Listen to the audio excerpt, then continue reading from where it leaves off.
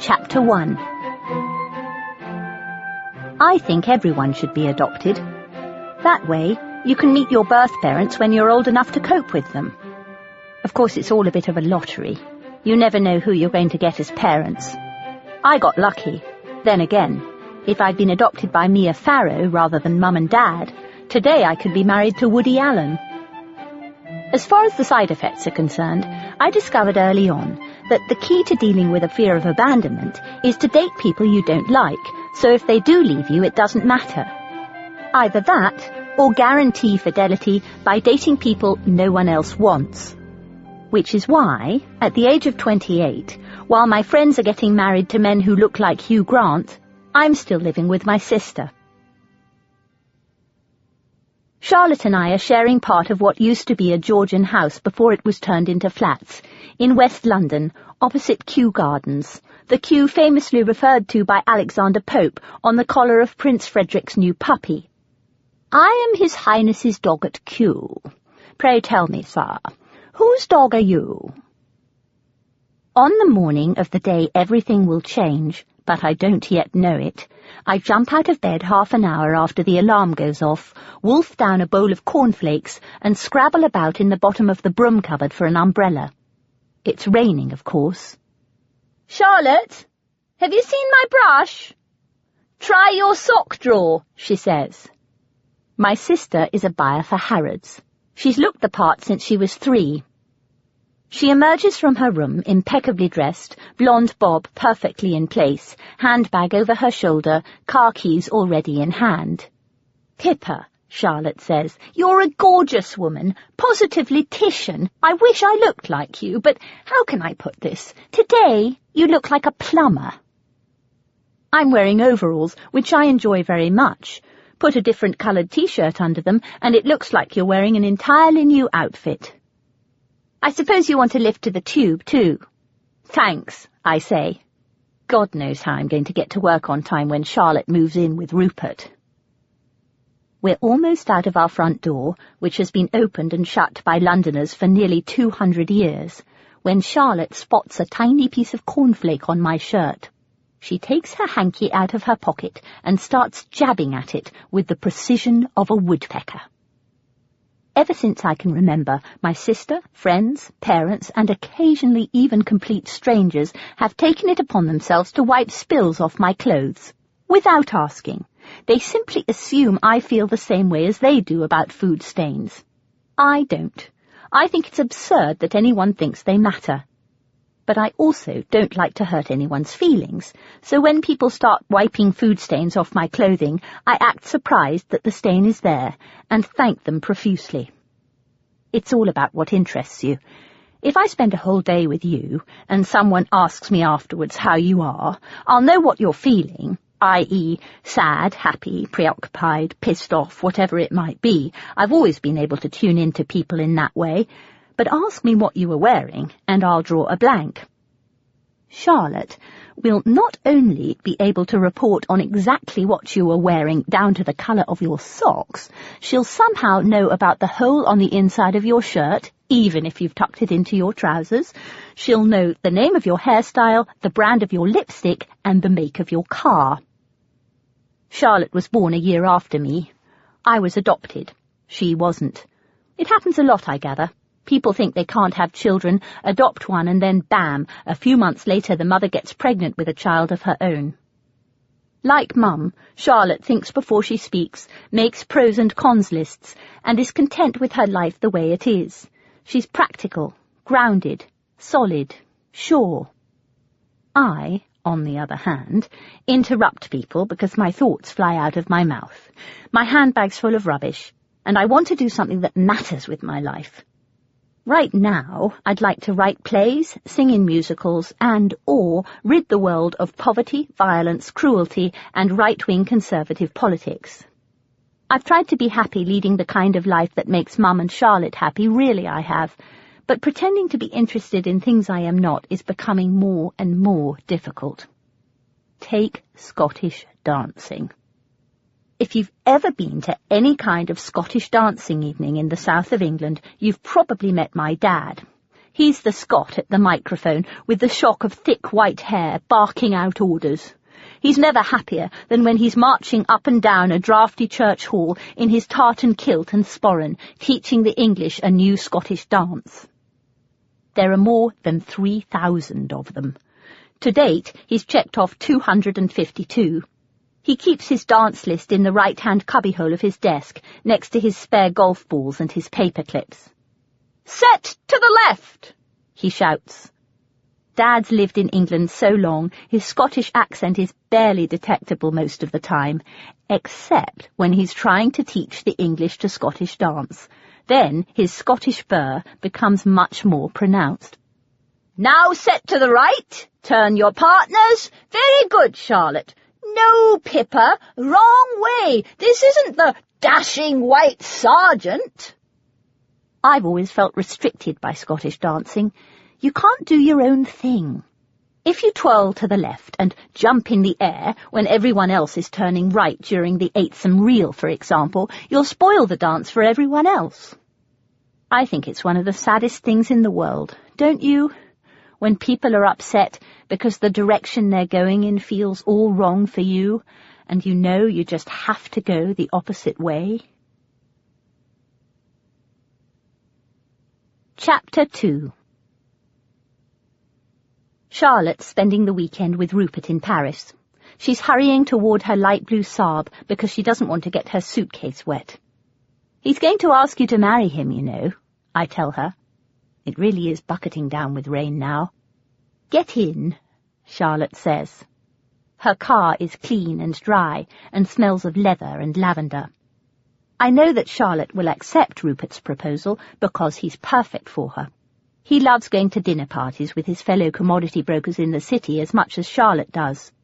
They'll get married after a long engagement, then she'll give up her job and they'll move to somewhere like Bath.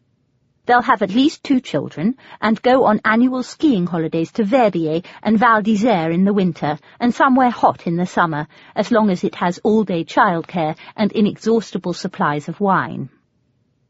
So here's to you, Mrs. Darrington. I lift up an imaginary glass of champagne. Charlotte laughs again. Her blue eyes light up just like Mum's when she's utterly happy. From what I've told you so far, you're probably thinking that Charlotte's the grown-up in our relationship, the one who looks after me. But it also works the other way around. I've protected Charlotte for years, without her knowing it, by not telling her what's really going on with me. Charlotte and I share the same parents, but we don't share secrets. I actually don't think Charlotte has any, and I hate to burden people, which is why Charlotte doesn't know the truth about Miles. She thinks I broke up with him because I'm being fickle, wanting to play the field, because that's what I want her to think. She doesn't know that for me, falling in love is terrifying. And I haven't told her about the dream that started haunting me at night, the one about the mother who gave me birth. If I let anyone in my family know how much I've been wondering about my other mother, they might feel displaced, as if I don't love them anymore, as if I don't need them anymore, and I do. Charlotte drops me off at the tube and kisses me on the cheek. "Don't get into too much trouble when I'm gone, Pip." I always feel a tug when I say goodbye to people I care about, even if it's just for the weekend, especially this time. Perhaps a part of me already knows that everything is about to change. Half an hour later, I get off the tube at Embankment, stop at the newsstand to buy a packet of Maltesers, a box of Ribena and some prawn cocktail crisps, and walk down the Strand to work. I work for Drury Lane Publications, selling advertising space on the telephone in International CEO magazine. The setting isn't exactly salubrious. 30 salespeople sit in cubicles in a large room in a white building opposite the back wall of the Theatre Royal. But I don't mind. It gives me flexibility and I can dress however I want. It's probably a combination of what Charlotte calls my absurdly un-English enthusiasm and the fact that I have a posh accent that makes me the top salesperson in the company. The rest are men. I call Europe in the morning and America in the afternoon. "Hello, my name's Pippa Dunn. I'm working with Tony Blair." This isn't strictly true. Someone from Tony Blair's office told our editor that of course we could reprint one of his speeches in the magazine because it was already in the public domain, but it gets me through to the right person. Our current goal is to help American companies break into the European market. This isn't true either. Our current goal is to make as much money in commissions as possible, but I get caught up in my own pitch and ping, I've sold another double-page spread for £9,999. Ever since I started calling America, I've wondered if I'm speaking to someone who knows the parents who gave me birth. Maybe my real father is the governor of Virginia, or doing something to help the poor people in New Orleans, or doing what he can to bring the soldiers back from Iraq. He's a Democrat, of course. He must be. We share the same genes. And my real mother, what about her? Maybe she's a senator. Unlikely. There are more women in the Iranian parliament than there are in the US Senate, but you never know. In London, in 2007, people in their 20s are supposed to hate everything, especially America, and American foreign policy, and British foreign policy, and optimistic, successful people like Richard Branson, who I swear the British only tolerate because he consistently fails to get round the world in his hot air balloon. But I love America. I always have done. And not just because, despite my British accent and upbringing, I am myself really an American.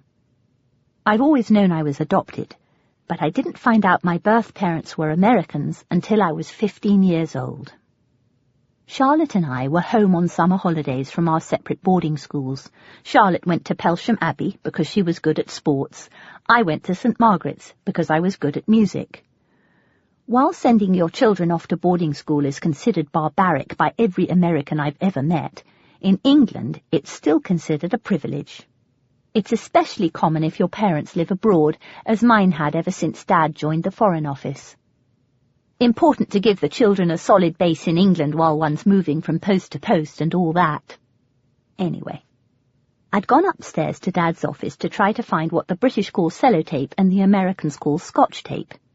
It wasn't where Mum said it would be, so I started rummaging about in the drawers of Dad's desk to look for it. In the lower right-hand corner, I noticed a file with my name on it. I took the file out, and inside it found my old school reports, the ones I used to take on the plane with me when I travelled from England to Kenya or Hong Kong or wherever Mum and Dad were stationed at the end of term. Art 2. Instead of drawing the fruit bowl still life everyone else drew in art class this year, Philippa drew a rainforest. This rainforest, which comprised little more than an untidy mess of orange and green flowers, has now appeared in exercise books, on notepads, and I am sorry to say, on the inside cover of Art History Explained. Philippa will not be permitted to borrow any more books until she has replaced the one she defaced. Valerie Eason, art teacher. Music. Pippa rose to the position of head of junior choir because she has an unusually beautiful voice and clearly has a gift for performance. When she asked if she could teach the choir a song from a musical as a surprise addition to the end-of-term concert, I agreed, assuming we would be treated to a song from one of the musicals Pippa is so fond of singing, Oh, What a Beautiful Morning, perhaps, or How Are Things in Glockamora, which she sings quite beautifully. Fortunately, I attended the dress rehearsal and was able to stop the theme tune from the television programme Shaft from being performed on Parents' Day. These are not suitable lyrics for 12-year-old girls, even if the song is performed in 6-part harmony and with perfect pitch. Miss Dunk, music teacher. Latin. Philippa's essay on My Family Tree, How I Came to Be Me, was not supposed to be a work of fiction. Even if it were true that Pippa is adopted, a popular fantasy amongst girls in the lower fourth, her real father could not possibly be King Lear. Even if King Lear were not a fictional character, he only had 3 daughters, and Philippa was not one of them. On the eternal subject of Philippa's untidiness, I'm sorry to say her essay on the fall of the Roman Empire had more crossings than the Waterloo line. She is at times very immature. Miss Possum, Latin teacher. Well, of course I was immature. I was 10. House report. Philippa drives us to the point of despair in her dormitory, and by leaving her belongings scattered abroad. Alas, she will never make a needlewoman, and her work suffers because of her appalling untidiness. The universal distribution of her belongings entails much work for other people. Please note, when I say she is appallingly untidy, I am not exaggerating. Miss Steele, housemistress. The reports of my untidiness alarmed my neat-as-a-pin parents far more than anything else. Ashamed of myself for disappointing them so terribly, I'd returned to school at the end of the holidays, determined to be tidy. No matter how hard I tried, I never managed it. Within days, I'd be hauled up before the headmistress with ink on my hands, or my uniform, or both, and told once again that I was a grave disappointment to the school. I blocked out memories of the aptly named Miss Steele and kept flipping through. There were papers from the British school I went to in Hong Kong before boarding school, and from my prep school and nursery school in Zimbabwe. Then my baby weight, height, that sort of thing. Then I came across a thin file with a label on it. It read, "As supplied by the adoption agency, non-identifying information about Philippa's biological parents." I'd always known I was adopted, but we'd never talked about who from. I held on to the file tightly. There, in my hands, 15 years since I was born, I was holding a file that held the facts about my long-lost mother. I was holding the key to my true identity. Feeling like a criminal, but unable to stop myself, I got up and shut the door. Then, guiltily, heart beating extra fast, I opened the file and I started to read. For Philippa when she is ready. Non-identifying information about Pippa's biological parents. Mother. 5'8", 110 pounds, very pretty, writes excellent poetry. High achiever. Well-spoken, lively, highly intelligent, born in... blacked out. Educated at... blacked out. American. Father, 6 foot, 180 pounds, born in... blacked out. Varsity football team, excellent speaker, politically ambitious, married, American. Mother relinquished baby so as not to ruin father's political career. I held my hands to my heart, which was still beating at double speed. I shut my eyes. I knew it. I just knew it. My real parents were brilliant people. They were remarkable people. They were famous people. And they were American. I took a deep breath. Relinquished baby so as not to ruin father's political career. Of course! This explained everything. No wonder I had been given up for adoption. Why, if the press found out about me, it could cause a nationwide scandal, maybe even bring down an entire American administration.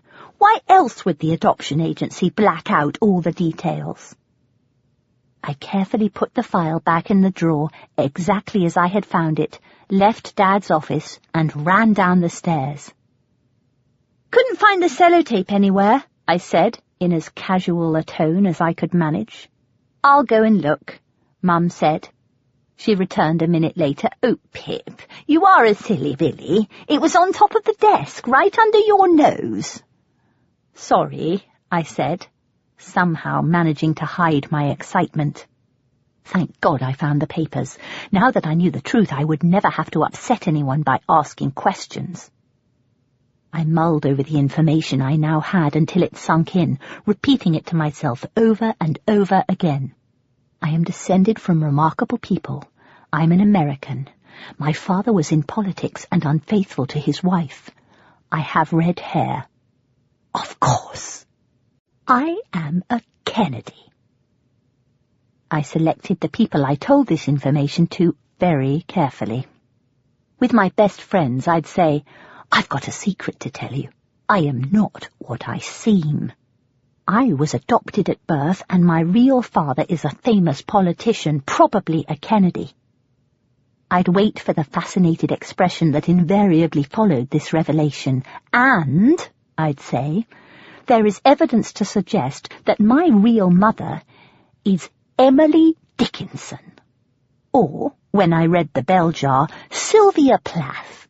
Or, when I decided my true vocation was to become a playwright, Wendy Wasserstein. Chapter 3. It's still raining as I leave work, and London smells of damp coats and bus fumes and cigarettes. 1,000 feet are walking along the Strand and down the hill toward Embankment Tube. I'm high as a kite after winning top salesperson of the week again, and for the first time in the 3 months since I ended things with Miles, I feel my usual optimism return. I hold soft, sweet-smelling daffodils, my prize for selling the most, which dance against my face, kissing me as I walk. I'm full of joy, and I feel light again. If I were hip, I wouldn't tell you that I can whistle the tune to just about every musical ever written. The great ones uplift me as no other music can. But I'm not hip. I care even less about my hip factor than I do about the stain status of my clothing. So I leave work, whistling Singing in the Rain, and walk at a healthy pace toward Trafalgar Square. Dad spent hours teaching me how to whistle when I was about 8. I've been a world-class whistler ever since. As I whistle, people on the street around me start to smile. Today, I look at each face as I pass by. Who are these people sharing the street with me? What is going on in their worlds inside their heads? Are they in love? If so, is it the kind that Mum and Dad have, based on having things in common, like raspberry picking and a love of dogs and Shakespeare and long country walks? Or is it the knock you out, eat you up, set you on fire kind of love that I have longed for and avoided all my life? Are they looking at me and wondering the same thing? Or are they just going home, not thinking about much in particular? Is it quiet inside their heads, still, peaceful? 1,000 thoughts compete with one another in my head every day. They always have done. I sometimes wonder what it would be like to have just one thought at a time, like Mum and Dad and Charlotte. When I get to Villiers Street, where you turn left off the Strand to get to Embankment Tube, I stop at the light. There's a woman next to me. I can tell, from the way she is standing and the look in her eyes, that she is terribly unhappy. She's about 30, I think, tall and thin like me. In her shiny black boots with big silver buckles, she looks like an elegant buccaneer. It's impossible to smile and whistle at the same time, so I turn my face to her and whistle the rest of the song in an attempt to cheer her up. The tune is almost lost in the traffic, but not quite. Her response to my whistling is quite different from everybody else's. The woman turns her pale, tightly drawn face toward me. Then she says, in a voice that's both shaking and sharp, "People like you, Christ, you just have to draw attention to yourself, don't you?" Then she turns her head away and gets ready to move as soon as the traffic light turns green. She seems so miserable, and I know what that's like, because I've been feeling unhappy recently too. Bursting with the desire to make everything all right for her, I turn to her and say, "I'm sorry you're having a horrible day. I'm sorry for annoying you. I hope these will cheer you up." Then I hand her my bunch of daffodils.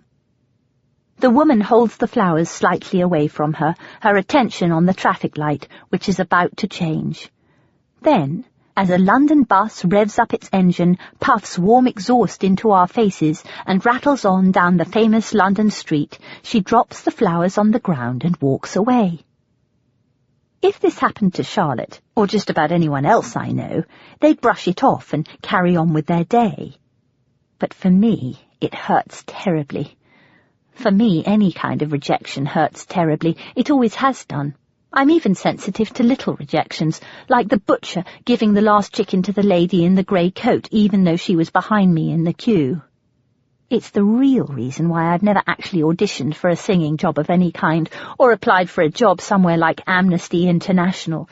I'd rather be accepted for a job I don't care about than risk being rejected by one I do. It's the same with men. When I'm on my own with a boyfriend, everything's wonderful, but when we go into the outside world, I find myself on red alert, terrified the object of my affections will be making a date with the waitress if I so much as go to the loo. I never let on, of course, because everybody knows the bloke stays with you if the chase is still on. I thought I'd found the solution by dating the men least likely to leave me. Dull blokes only. That's why, when Charlotte introduced me to Miles, I thought he'd be ideal. He absolutely wasn't my type. He loved to spend hours looking at old buildings, and he thought Benny Hill was funnier than Ricky Gervais, for God's sake. He was big and spotty and laughed too much at his own jokes. Miles, I knew immediately, would never leave me. I would be the one to leave him. Thus, I accepted his invitation to dinner with absolute confidence in my ability to stay in emotional control. But Miles was kind and even sexy in his own way. Before I knew it, to my surprise and dismay, I was in love again. We settled down. In the morning, Miles rode his yellow moped to work and spent the day designing corporate websites. We made love in the evenings, sometimes on the floor of his office, sometimes at my flat, once in the ladies' room at the Tate. The more time we spent together, the more afraid I became that he would go off with somebody else, and as usual, everything became about trying to make sure that didn't happen. Once, we bumped into an attractive friend of mine on the street, and she invited us to a dinner party. I couldn't make it because it fell on the same night as Hanif Qureshi's playwriting workshop at the Royal Court. I'd been looking forward to it for months. "Why don't you come anyway, Miles?" she offered. "Not without me," I said, instantly on the alert. "Why on earth not?" they said together, turning to me in unison. My heart was beating twice as fast as it had been seconds before, but I smiled quickly, pretending to consult my diary. "What an idiot," I said. "Got the date wrong. The playwriting workshop is next week. I am free on Friday after all." And so Miles and I went to the dinner party together, and I spent the evening checking to see if he showed any interest in other women, but pretending not to. And even though I knew we weren't really right for each other, I flirted conspicuously with the bloke sitting next to me to make Miles jealous, so he'd love me more and never leave me. When we got back to his flat, Miles held me tightly all night, his bear-like body wrapped around mine. I felt utterly at peace, but in the morning, when his body left mine, all I can say is that it's all-consuming, the panic that sets in, and I know it's all in my head, because no bloke has ever gone off with someone else. "Oh, Pip," Miles said one morning, "I don't want to do anything else. I just want to be with you. Always." For a second my heart eased, but as soon as it did, I started worrying about the next time, so I said, "I think we need a break." I told Miles and myself we were completely wrong for each other, returned the matching yellow moped he'd given me for my birthday, and took up smoking again. It's awful. I'm awful. And it's been going on for years. Recently, I've begun to wonder if it might have something to do with the fact that I was adopted. Maybe if I found out that my mother gave me up for adoption because she had to, and not because she took one look at me and went, "Yuck," I'd no longer have a fear of rejection, and then I might finally be able to fall in love totally, absolutely, maybe even honestly, without the panic that sets in, like normal people. When the woman rejects my flowers, the feeling of joy disappears. By the time I get to the ticket counter at Embankment, the sense of despair that's been haunting me recently returns. London isn't beautiful anymore. It's dirty. The smell of stale piss that I didn't notice the first time I came through the tunnel hits me now as strongly as the stench of rubbish on the street and the vomit on the wall. I can see now that the other people are just tired and want to go home. I no longer care who they are or what's going on in any of their lives. I just want to go home too. I don't know where my long-lost mother is, or who she is, or how she is, or whether or not she'd want to have anything to do with me, but in my mind's eye she's with me on the tube, which is thundering through the underground tunnel toward Kew. She has a lovely, serene face. She's singing to me now, soothing me. She understands the joy. She understands the terror. She understands everything. Chapter 4. I get off the tube and walk up the ivy-covered stone steps to my flat and into my room. I wade through piles of clothes, some dirty, some not, and climb up onto the window seat in my bedroom. The Abbey looks almost ethereal at night, bathed as it is in murky yellow light from the street lamp on the corner. A group of Benedictine monks lives on one side of the Abbey, and a group of Benedictine nuns lives on the other side. I used to tell people that if you looked very closely in the middle of the night, you'd be able to see the monks and the nuns sneaking up onto the roof of the Abbey and dancing together in the shadows. I lie down on the comfy maroon and cream window seat cushion that Mum made me for Christmas and fall asleep. I dream that the nuns and the monks are dancing their nightly dance. The wind is up, and the branches of the huge oak tree at the end of the road are swaying furiously. The dancers have a wildness about them I've not seen before. Then one of the nuns and one of the monks lift their habits and become the parents who gave me birth. I'm watching them from inside my room. All the lights have gone off, and it's pitch black. They can't see me, but I know they're there. They come to the bay window in my bedroom. In unison, they reach out their hands and open the heavy curtains. Then I wake up, and, in that state between wake and sleep, make the phone call that changes everything. The call itself doesn't last more than 5 minutes, but it has the power to catapult me out of the world I know into an in-between world from which the me I thought I was can never return. It's 9:30. I dial International Directory Inquiries and ask the operator for the telephone number for the adoption agency in New York City where my parents collected me when I was 6 weeks old. I'm not expecting anyone to pick up. I'm expecting an answering machine. Post-adoption services, can I help you? Oh, hello, I say. My name is Pippa Dunn. I'm calling from London, in England. Shut up, Pip. Of course they know that London's in England.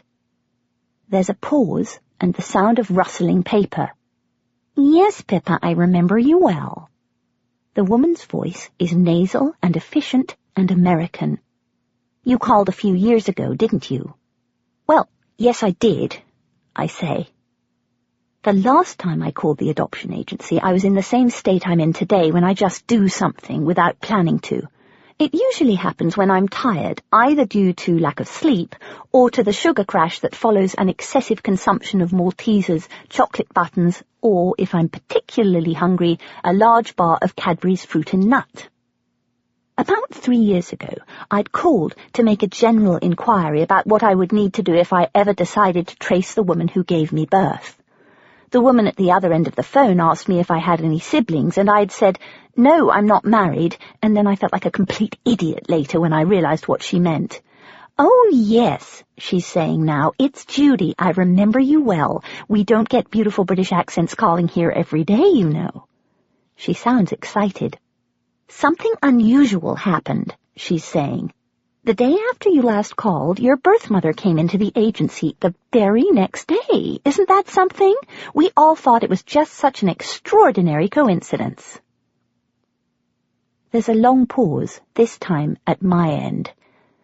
Mum's maroon and cream curtains are moving slightly in the breeze. I was expecting a bland recorded message on which I would probably have hung up. I wasn't expecting this. Sparks of adrenaline are shooting off like tiny fireworks inside my chest. So she's all right, I ask. My mother, she's all right. I mean, she's alive and real. I sound like an idiot again. Oh, yes, Judy says. She's certainly real, and it says here, yes, she's open to contact. I take a deep breath in a futile attempt to calm myself down. Why, I say, why did she come into the agency, and what should I do if I wanted to maybe meet her, or find out more about her, or reassure her she did the right thing and thank her for giving me up to the most wonderful life? I'm sorry, I can't disclose any information over the phone, Judy says. You need to write us a letter. What sort of letter? Judy has gone back into practiced mode now. Oh, you know, a letter saying who you are and why you want more information. It may take some time for us to respond. There are only 2 of us here at Post-Adoption Services, and we're getting requests like yours every day. Poor Judy. She sounds tired. I feel guilty taking up her time. I'll write to you, I say. Thank you so much. Thank you, thank you. Thank you. I put down the telephone. I'm shaking, and my heart feels tight. The mother I have dreamed of and wondered about all my life is alive and real and, oh, best of all, open to contact. The excitement is accompanied by a thud of guilt. How can I do this to Mum and Dad? The maroon and cream bedspread that Mum made to go with the curtains reproaches me from the floor. I look around my room. My orangutan washing bag is still stuffed full of dirty laundry. The oriental carpet I brought back from Kashmir is still desperately in need of a clean. The abbey is still standing in the shadows under the moon, which is still full. Everything looks the same, and yet it is not the same. Minutes ago, my mother was a ghostly figure asleep in the back of my mind. Now she has become real. I sit down and write the letter Judy asked for. Miraculously, I find an envelope, stick far too many stamps on it, better safe than sorry, and run down the end of the road to post it before I can change my mind. The next morning, I clamber into Typhoo, my beaten-up old Renault 5, named after my favourite tea, and drive along the familiar road to Mum and Dad's house. My mind is still racing. I was afraid she wouldn't want to see me, but she does want to see me. As I drive, badly and fast, past the house Mum lived in as a child, which is now a tea shop, I try to think of moments in my life that might have caused the feeling that has overtaken me. I can't describe it as anything other than longing.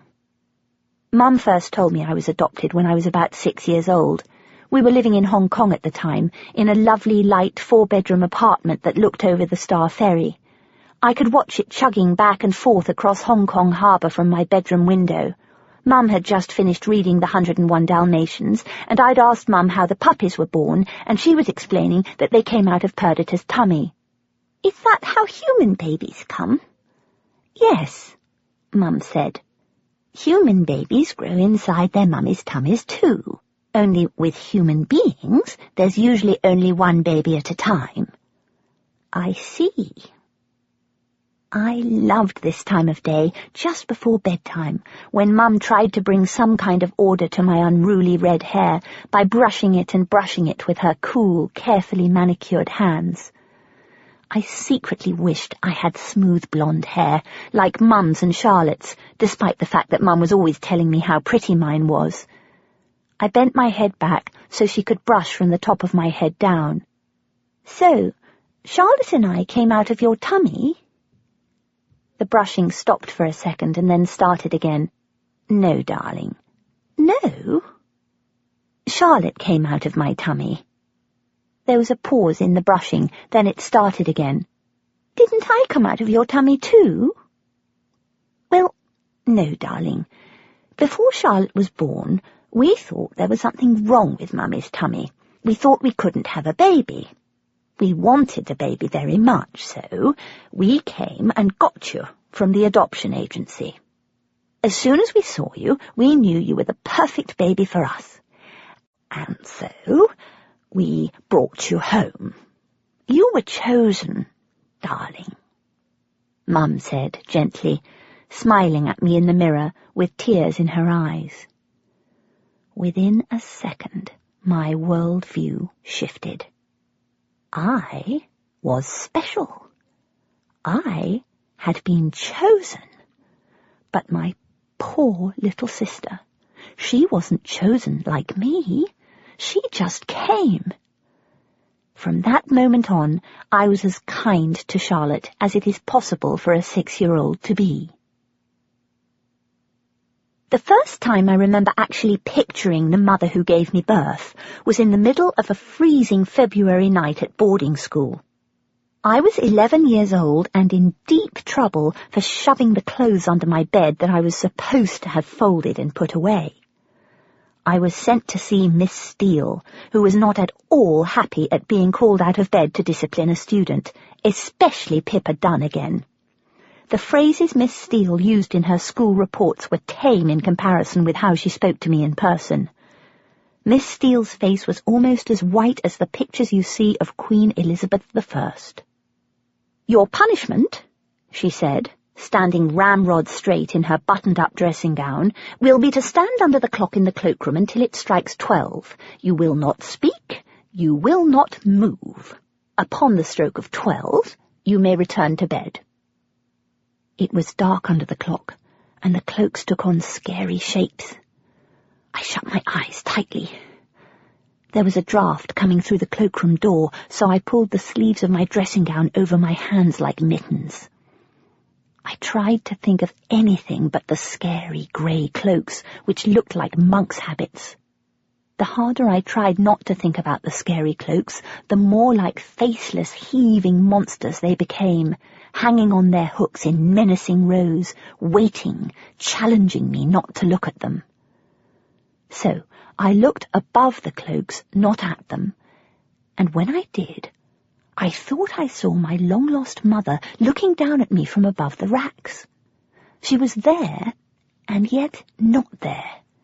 She was sort of transparent, and she was smiling right at me. She was beautiful and delicate, with red hair like mine, only hers wasn't springy. It was long and smooth and cascaded down her back like a mane, and her eyes were gentle and kind. The sight of her filled me with warmth and made all the fear go away. And that's how she's come to me over the years, until now. I'm driving through Fenhurst now. The Spread Eagle Hotel, yes, that's its real name, stands in all its glory, bridging the road in the middle of town, as ugly today as it was when it was first built over 600 years ago. I spent a night there with Miles once. Wooden beams, white walls, a bed covered in a pink floral bedspread that sloped too far to the left, karaoke in the bar the night before, and no air conditioning.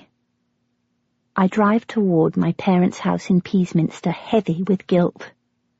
The adoption thing was something that happened a long time ago that Mum and Dad put right. But now, here I am, about to bring up the one thing that can only cause pain to the people I love most in the world. Chapter 5. Mum and Dad's house was built in 1470 and used to be a farmhouse. It still has parts of its original thatched roof and all its dark wooden beams, a long oak staircase, and large, lovely windows that look out onto a massive maple tree, a glorious green lawn, and a large greenhouse, inside which are rows of tomato plants and a small swimming pool. The house, called Little Tew, sits alone, surrounded by wheat fields, about 3 miles from Peasminster. If you climb up the stone path to the hill at the back of the house, you can see Gately Castle nestled amidst miles and miles of Sussex countryside, flat farmland with bales of hay neatly dotted around in squares, green trees and hedges on yellow ground in the summer. There's a chalk pit on the South Downs behind the house, where I used to go and smoke cigarettes when I was 16. Men in checked caps and green Wellington boots breed pheasants up there in the spring, so they can shoot them dead in the winter. The house itself is surrounded by a 400-year-old grey stone wall with moss growing between its bricks. The wall is high enough to block out the occasional car that drives past on the country road outside, but it's not high enough to block out the horseback riders who can be seen from the neck up, trotting up and down, backs straight, hard hats perfectly in place. I drive down the last 2 miles of narrow country lane and through the wooden gates into my parents' driveway. It's a warm day and I'm not wearing any shoes. When I get out of Tai Fu, the sharp gravel stones hurt my bare feet as they always do. Mum and Dad are on the porch talking to my cousin Neville, who is staying for the weekend. It's Neville who will think nothing of making an 8-hour drive up to Scotland because I have a sudden longing to stand on the ramparts of Edinburgh Castle and take a walk up Arthur's Seat. It's Neville who bought me a keyboard with volume control when I was at university, so I could get out of bed and play without disturbing anybody in the middle of the night. Neville's parents are currently living in Pakistan, and we're the only family he has in England, so Mum and Dad have practically adopted him too. "Hello, Pippardee," Neville says, hacking away at a fat, stubborn carrot. He's been helping Mum with the vegetables for tonight's beef stew. "I heard you had a spot of engine trouble on the M25, he says, referring to my latest car fiasco. I'd called the tow chap, insisting the engine had fallen out because I heard a clunk. It turned out I'd run out of petrol. "I need to talk to Mum," I say. "Ooh, boyfriend troubles." "Maybe," I say. "Whatever it is, it's private." Mum laughs. Her eyes light up when she laughs. "Go on, off you go," she says, pushing her 6-foot nephew off the porch. "Miles, Miles, it's always about Miles," he says. "He loves you, you siren. He hasn't eaten in weeks. Go away." Neville makes a kissy-kissy face and retreats into the sitting room. Mum brings 2 cups of tea and a plate of Swiss rolls on a tray from the kitchen. My heart is beating wildly. I have no idea how to begin. "I can't believe how warm it is," I say. "Daddy and I nearly went swimming last week," she says. "Unbelievable." The teacup clicks back in the saucer. I can hear the low hum of the swimming pool heater in the corner of the porch. I can smell sweetly scented wallflowers through the screen window. I devour a Swiss roll, crumple the wrapper into a little gold ball and flick it into the plant pot. "Oh, darling, I do wish you wouldn't do that. Boris knows exactly where to find your wrappers, and you know silver foil isn't good for dogs." "Sorry," I say. "Well, take it out, honestly." "Sorry," I say. I reach to take the wrapper out of the plant pot and send my teacup flying. "I'm sorry," I say. "Oh, God, I'm so sorry." The tea has spilled all over the carpet. Mum rushes into the kitchen to get a cloth, as she has so many times before. "I'll do it," she says. "Just sit down, Pippa, so you can't do any more damage." I sit in the red armchair that belonged to Granny H before she died. I watch Mum clean up the mess, feeling guilty and incompetent. "I'm sorry," I say again. "It's all right, darling," she says. "Really." It's not. I still drive Mum crazy with my clumsiness. I hear Charlotte's favourite quip in my head. "Pippa can't walk across a room without spilling at least something." It's said with affection and without exaggeration. The tea cleared up. Mum and I sit for a moment, looking out over her lovely pink and yellow rose garden. Every 3rd evening or so, Mum deadheads the roses. Then she puts them in a red plastic bowl and throws them on the compost heap. in the northeast corner of the garden, where the stone walls meet. I've never been so nervous. Mum looks so content, sitting on the porch in her sunglasses, taking the tea cosy off her Brown Betty teapot and pouring in more hot water from the stainless steel jug she's used for this purpose ever since I can remember. "Gemma! Gemma!" Dad's voice calls in from the sitting room, where he can often be found, earphones on, conducting an imaginary orchestra with a pencil when he thinks no one is looking. Today he's watching the rugby. "It's Scotland 5, Wales 0. "Wonderful, darling," Mum says. Then, turning toward me, she asks, "What is it, Pippity? What's wrong?" "Well, nothing's wrong exactly," I say. "Is it Miles?" "Oh, no," I say, "I'm over that, really." And I am, sort of.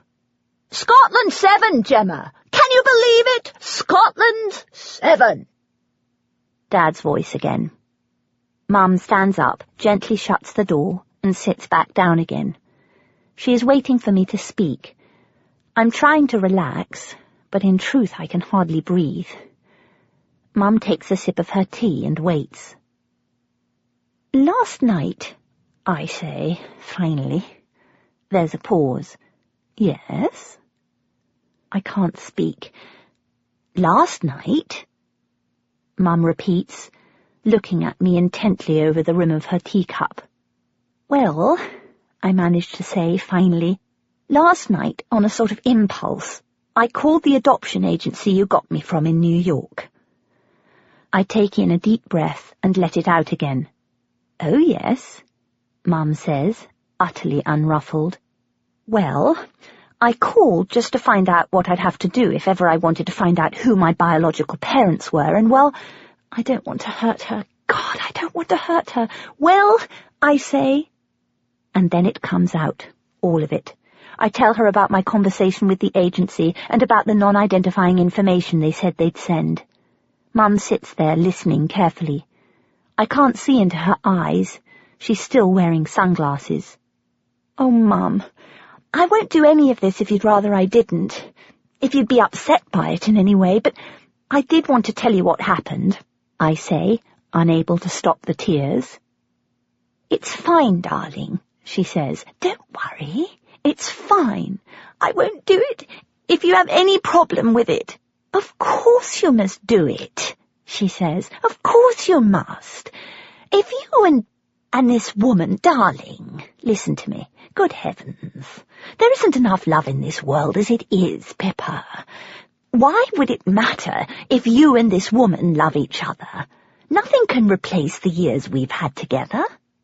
"Of course not," I gush. "Of course not. And anyway, I might hate her if she's still alive, which it appears she might be. Oh, Mum." I look at my mother across the porch. "Is it really okay with you?" "Of course it is, darling. Don't be silly. Anyway," she says, pouring another cup of tea, "it shouldn't really matter what Daddy and I think." "But it does," I say. "Well, that's nice, darling, but you're a grown-up now. You can do what you want, and it's fine. Of course it is." The next day, we go on a walk around Sydenton, a small fishing village by the sea. I walk on ahead, along the path by the sea, looking out over the mirrors and lasers and toppers sailing about in the harbour. I've never liked sailing, or had much in common with the people who love it, including my father, who is now walking beside me. He's wearing the light green Pringle sweater I gave him at Christmas, his favourite shorts, and dark green socks pulled up to just under his knees. Despite the fact that he's 2 inches shorter than I am, he walks fast in long strides like I do. But there the similarities end. "Mummy told me about your decision last night, Pippa." My heart feels tight. "Have you really thought this through? I mean, think about it, Pip. What kind of a woman would give up her child?" I look at my father's worried face. I want to cry and tell him it has all been a dreadful mistake and I don't want to pursue it at all. But I can't. "You're opening Pandora's box," Dad says. "I know, Dad," I say, "but unless I do this, I'm never going to know why I am who I am." He looks at me in the slightly baffled way he usually looks at me. "But you're Pippa!" "Oh, Dad, you know I'm different from you, Mum and Charlotte. I always have been." Before he can answer, something wet and smelly dashes past us. "No, Boris," Dad says, chasing after the dog. "Not in the mud! No, Boris! No!" As Boris and Dad charge along the path above the sea, I walk behind them, breathing in the sea air as deeply as I can. A gull swoops past us and out over the ocean. Dad returns, holding Boris by the collar. "I had a dream last night," he says, straining to keep Boris at his side. "I dreamed that Mummy had her head chopped off." "Oh, Dad," I say, "Dad, I'm not looking for a replacement mother. Nothing could replace Mum, ever. I just need to know." Dad pulls Boris toward the car. I know he's right. I will be opening Pandora's box, but I'm utterly relieved he hasn't asked me not to do it, despite his obvious misgivings, because I know that, for me, not doing this would mean a kind of death. Chapter 6. Full of guilt, I return to London and wait with intense anticipation for news from the adoption agency in New York. Days, then weeks pass. I can't make any sort of order out of the chaos in my head, my heart, or my room. Each night I have to slog through piles of clothes and chocolate wrappers to get to my bed. As each day passes, the waiting gets more and more difficult, and the stacks of debris get higher and higher. Always trying to drag me into his and Charlotte's never-ending social life, Rupert invites me to a drinks party. I go because, as I predicted, he's asked my only sister to marry him, and she's said yes. When she calls me with the news, I tell her I'm thrilled for her, because that's the appropriate response, and she seems so happy about it. Actually, to me, the whole concept of marriage is even more alarming than falling in love. I don't want to have to spend my precious life doing everything I can to make sure the man I've married doesn't leave me. Looking at Rupert and Charlotte holding hands under the chandelier, I try to imagine what it might be like to be able to trust someone completely, but I can't. I try to picture myself having children, but I can't. It does occur to me that it might be nice one day to produce children with someone, children that come from you and him. But first you have to find the him, and in my case, if you want to know anything about the people whose DNA your children would share, you have to find the her as well. The party is excruciating, but I've promised Charlotte I'll behave myself and stay as long as I can stand it. The girls are all called Fiona and spend the evening drinking Pimm's and eating warm prunes wrapped in bacon, talking about Bex, Kate Moss and Princess Diana, who one of the Fiona's mothers shared a dormitory with at Westheath School. Mum says she wasn't shy at all. She was really bossy. She used to refuse to dole out pudding to people who didn't kowtow to her. "Prince Charles will make a fabulous king," Fiona says. "He's so funny. I heard him give a speech once at school.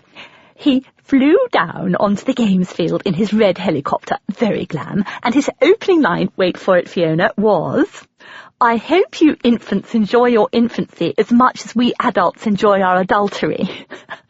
We all thought it was very daring, considering Camilla and everything." Aching with boredom, I leave as soon as I can and run home to eat chocolate, have a bath, and read my book. Everyone knows that law, don't they? It applies to the job you've been waiting to hear about, the phone call you've been waiting for from the boy you're obsessed by. Apparently, it applies to the letter from the adoption agency you came from, too. The moment you stop thinking about it, plop, there it comes. It's been 5 long weeks since I made the phone call, and I've just finished savouring the chocolate sludge at the bottom of a glass of Nesquik when I pick up the pile of mail and see the airmail envelope from America. Inside is a letter, yellow with age, dated April 25th, 1978, the day before I was born. My heart leaps when I see the handwriting, which slopes energetically to the right, with the F's and the P's curling down past the next line and back up again. Some people might have trouble deciphering it, but I won't. The handwriting that covers the paper looks very like mine. All identifying information has been deleted, but in my trembling hands I hold my first ever communication from the woman who gave me life. April 25th, 1978. Dear, blacked out. You're not due for another 3 weeks, but they put me in the hospital anyway, and they're making me lie down. Generally, I hate to stay still, but I don't really mind today because my feet have been aching so. I've swollen everywhere, and I look like a ball. Oh, I hope you get my skin, because I'm famous for having soft, smooth, white skin. That's because I've never been in the sun without a hat. Not ever. Today my skin feels like leather, but that's just water retention. As far as my feet are concerned, well, Mother says her feet grew a size with each child. Mine feel like they've grown to a size 10. They keep talking in hushed voices, and I don't know why. They just brought me a tray and a pen and a paper and said they wanted some information about me to give to you after you're born. Mother insisted on getting me a private room. She said she thought it would be easier than sharing a room with a woman who's keeping her child. I need to try and stick to the facts because they say it's important for you to know the facts. They say they're going to black out any information that will enable you to identify me. It's hard to concentrate because the nurse keeps coming in and taking my blood pressure, but I'll do my best. Let me try to tell you a bit about myself. My name is Blacked Out. I was born in Blacked Out. You're a direct descendant of Blacked Out, honey, so you're descended from Blacked Out, who, as you may know, played an important part in forming Blacked Out. Daddy's a very successful businessman, and Mother came from a highly cultured musical family. She's very creative and beautiful, but not an organized person. Daddy always used to say, honey, you can't walk across a room without leaving a trail of litter behind you. I have lots of interests. Most of all, I love music, writing, and art. Mother is a painter, and her mother was a wonderful piano player and the daughter of a composer. My dream is to work with artists in some way. I'd like to maybe own my own art gallery one day. I'm interested in a lot of things and don't see why I should do just one. I always thought that I'd marry when I was about 30 and then have children and write or paint from home. Then I met your father. Ours has been the kind of love you read about in books. The kind of love that is far too powerful to resist. He's asked me to marry him, and there's nothing I'd like more.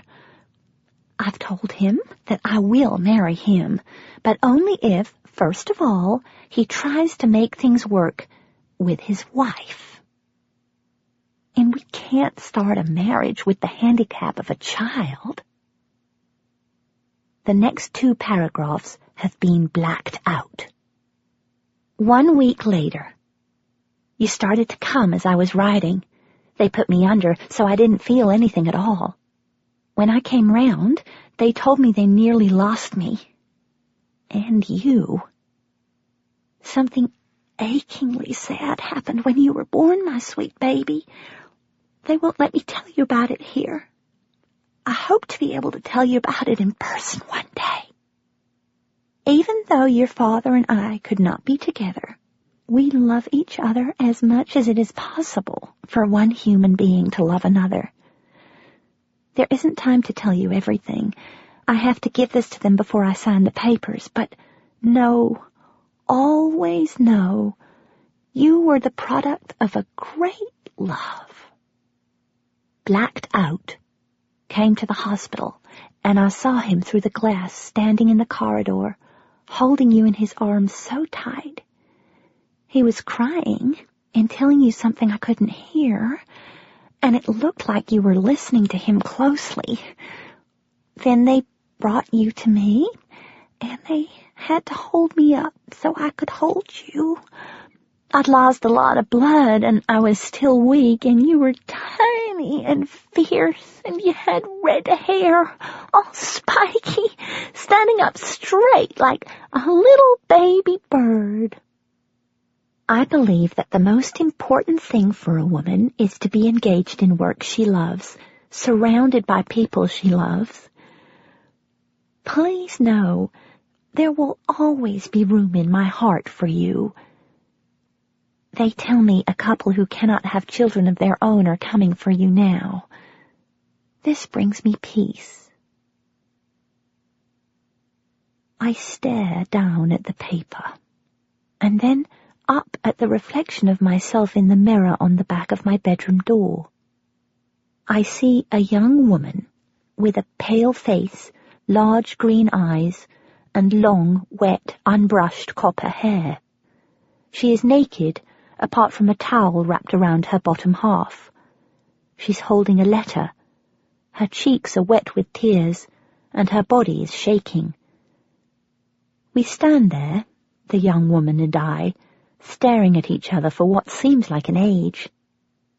Then the young woman and I smile ever so slightly, still shaking, still rooted to the spot, and speak together in perfect unison. Blimey, we say, at exactly the same time. Chapter 7. I read the letter over and over again. Even though she wrote most of it before I was born and she doesn't even know me, I feel understood, connected to my own kind. I believe that the most important thing for a woman is to be engaged in work she loves. I believe that the most important thing... I haven't done work I love in 7 years. Since I was 21, just out of university, when I tried to write a play. The moment I had written a rough first draft, I rushed home to Little Tew and, over a Sunday lunch of roast lamb, roast potatoes, Brussels sprouts, rhubarb crumble and custard, I told Mum and Dad that I had found my true vocation. I just knew it. I was going to be a writer. "What have you actually written?" Dad said, eyebrows raised, cutting into a piece of brie with military precision. "Loads of things, Dad. Poems, plays, music. I'm writing a play at the moment," I said. "What's it about?" "Well, it's a 2-handed comedy drama set in a womb," I said, thrilled that he'd asked. "I've got all sorts of ideas for the next draft. It's going to include a lot of satire about politics." Despite, or perhaps because of, his top-notch education, Dad has never been a supporter of the Conservative Party in England. He's not really a Labour Party supporter either. He thinks all politicians are crooks and says so whenever a politician appears on the telly, regardless of whether or not there's anyone else in the room. "Lots of people want to be artists," Dad said. "They end up disillusioned and broke, even the talented ones. Look at Paul Van Gogh." Sometimes I really wonder. "I haven't shown it to anybody yet," I say, taking my play out of a plastic blue and white Tesco's bag and handing it to Dad. "You will be the first." I knew that when Mum and Dad read the play later that night, they would understand that playwriting was something I was meant to do. The next morning, I went downstairs to the kitchen at 10:05. Time for Mum and Dad to take their milky coffees out of the microwave. Ping went the microwave. Up Mum got. I waited for her to put a spoon of Nescafe into each mug, one with sugar, one without. Then I came to the point. "I've decided to go on the dole, so I can devote myself to my writing." "Don't be ridiculous," Dad said, not looking up from his crossword.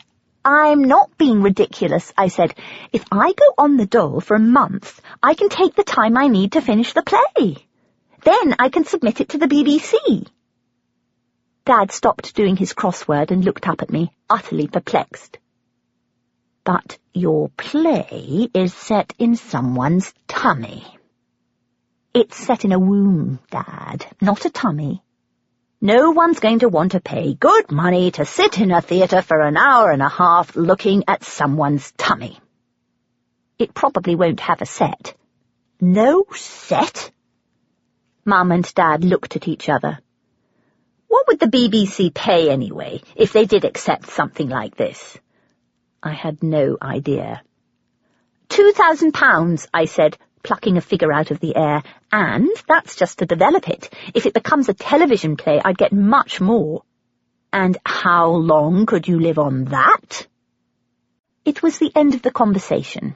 Or it was supposed to be. Dad picked up the Peasminster Post and started reading. Mum started putting the dishes away. I got up to help. Oh, Pip, Mum said, how many times do I have to tell you? Scrape the remains of the Weetabix into the bin before putting the bowl in the dishwasher. Mum sounded tired. Of me. Dad's favourite hobby, after Scottish dancing, crosswords and Sudoku, is writing letters to the newspaper complaining about various things.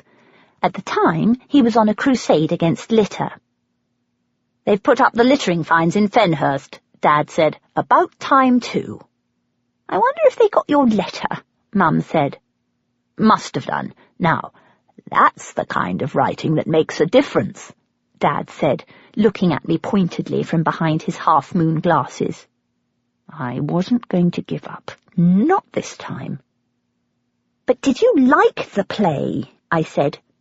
Did you? Mum stifled a sigh.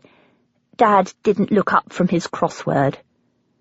Mum turned to me with candour in her pale blue eyes. No, Mum said. Not really our sort of thing, Dad said. Then he looked up at me impatiently and said, I like playing golf, but I don't delude myself that I can make a living at it. I spent years doing a job I hated in order to earn the money to do what I wanted to do. It's called work. I wanted to shout, You don't understand! I'd rather be broke for the rest of my life and spend my life doing something I love than spend my life trapped in a job I hate. It's part of who I am. But I couldn't. We don't shout in our family. It's just not done. So I picked the blue and white striped milk jug off the breakfast table and, filled with a sudden irrepressible fury, poured the milk onto the kitchen table. It splashed off Mum's blue and white checked tablecloth and onto the floor. All was quiet, apart from the sound of the dripping milk. I'm sorry, I said finally, utterly ashamed. But we're so different. Who we are, what we're like in every way, everything's different. I'm different. We just don't like doing the same things. Mum and Dad were completely still. What do you mean? Dad said finally. What don't you like doing? He looked like he really wanted to know. Scottish dancing, Dad, I said, unable to stop the words from tumbling out. I don't like the dancing or the music. I especially hate the bagpipes. You hate the bagpipes? Dad said, astonished. To the Scots, the bagpipes are sacred, but the truth was on its way out. Yes, I said, I'd rather listen to fingernails scraped against a blackboard. Shocked, Dad and I stared at each other from either side of the kitchen. Charlotte had come down the stairs and was standing stock still, watching Dad and me. She looked utterly stricken. She followed me to the car. You okay, Pip? No, I said, my face crumbling. Just go, she said. I'll talk to them. And nobody said anything more about it. But Dad's words about not deluding myself kept ringing louder and louder in my head until I could no longer hear the voice inside me that had been urging me to write. So finally, I put my play back in the Tesco's bag and put it in a box under my bed, and the next day I got a job selling advertising space over the telephone. The night I get the letter from my mother, I take the Tesco's bag out from under the bed again and take the coffee-stained script out for the first time in 7 years. After I have read the letter from my mother 10 more times, I read my play all the way through. My mother loved writing too. With the first flicker of confidence I've felt in years, I start the rewrite I'd planned to make 7 years earlier. When I'm concentrating on something I'm interested in, a bomb could go off in my bedroom and I wouldn't notice. I stop work at 6 o'clock in the morning when I fall asleep at my desk, cradling the script in my arms, not because it's particularly good, but because it's a part of me. Chapter 8. It's been a month since I got the letter from my mother and told Judy I'd love to meet her, and I have heard nothing. All sorts of unwelcome thoughts have been crashing violently through my brain. Perhaps my mother called the agency and told them she changed her mind and doesn't want to have anything to do with me. Perhaps she died in a sudden, tragic accident. What if all the papers and files in the agency burned in a fire before they had a chance to contact her, meaning that I will never, ever find out who she is, ever? In my mind, she goes from being the most successful businesswoman in New York to being a brilliant playwright to being a drunk, obese, one-eared artist, disillusioned and broke, lank hair plastered to the side of her face, rolling around in a pile of empty beer bottles, muttering incoherently about how much promise she had in her youth. If only she'd known she would never make it as a writer, she'd have pursued a sensible career, selling advertising over the telephone. I've been going through the motions at work, but my sales figures are at an all-time low, and my boss is less charmed than usual by the origami elephants I make out of yellow post-it stickers and place in rows along the top of my cubicle. I make just enough sales to justify my presence there.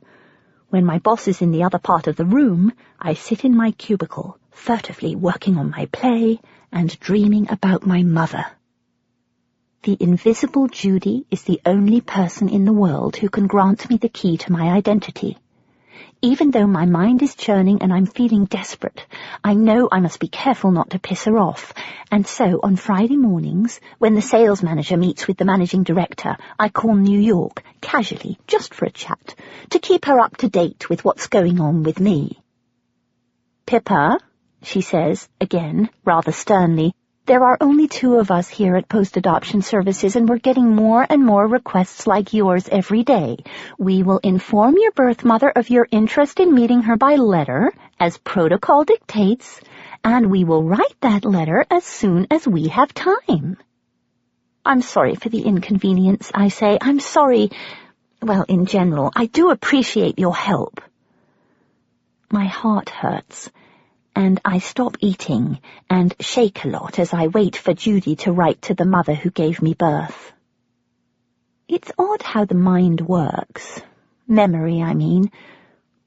When you're feeling utterly desperate and you can't think of what to do, sometimes you remember someone you haven't thought about in ages. And if you're desperate enough, or religious in some way, you'll half believe that person has come into your head for a reason.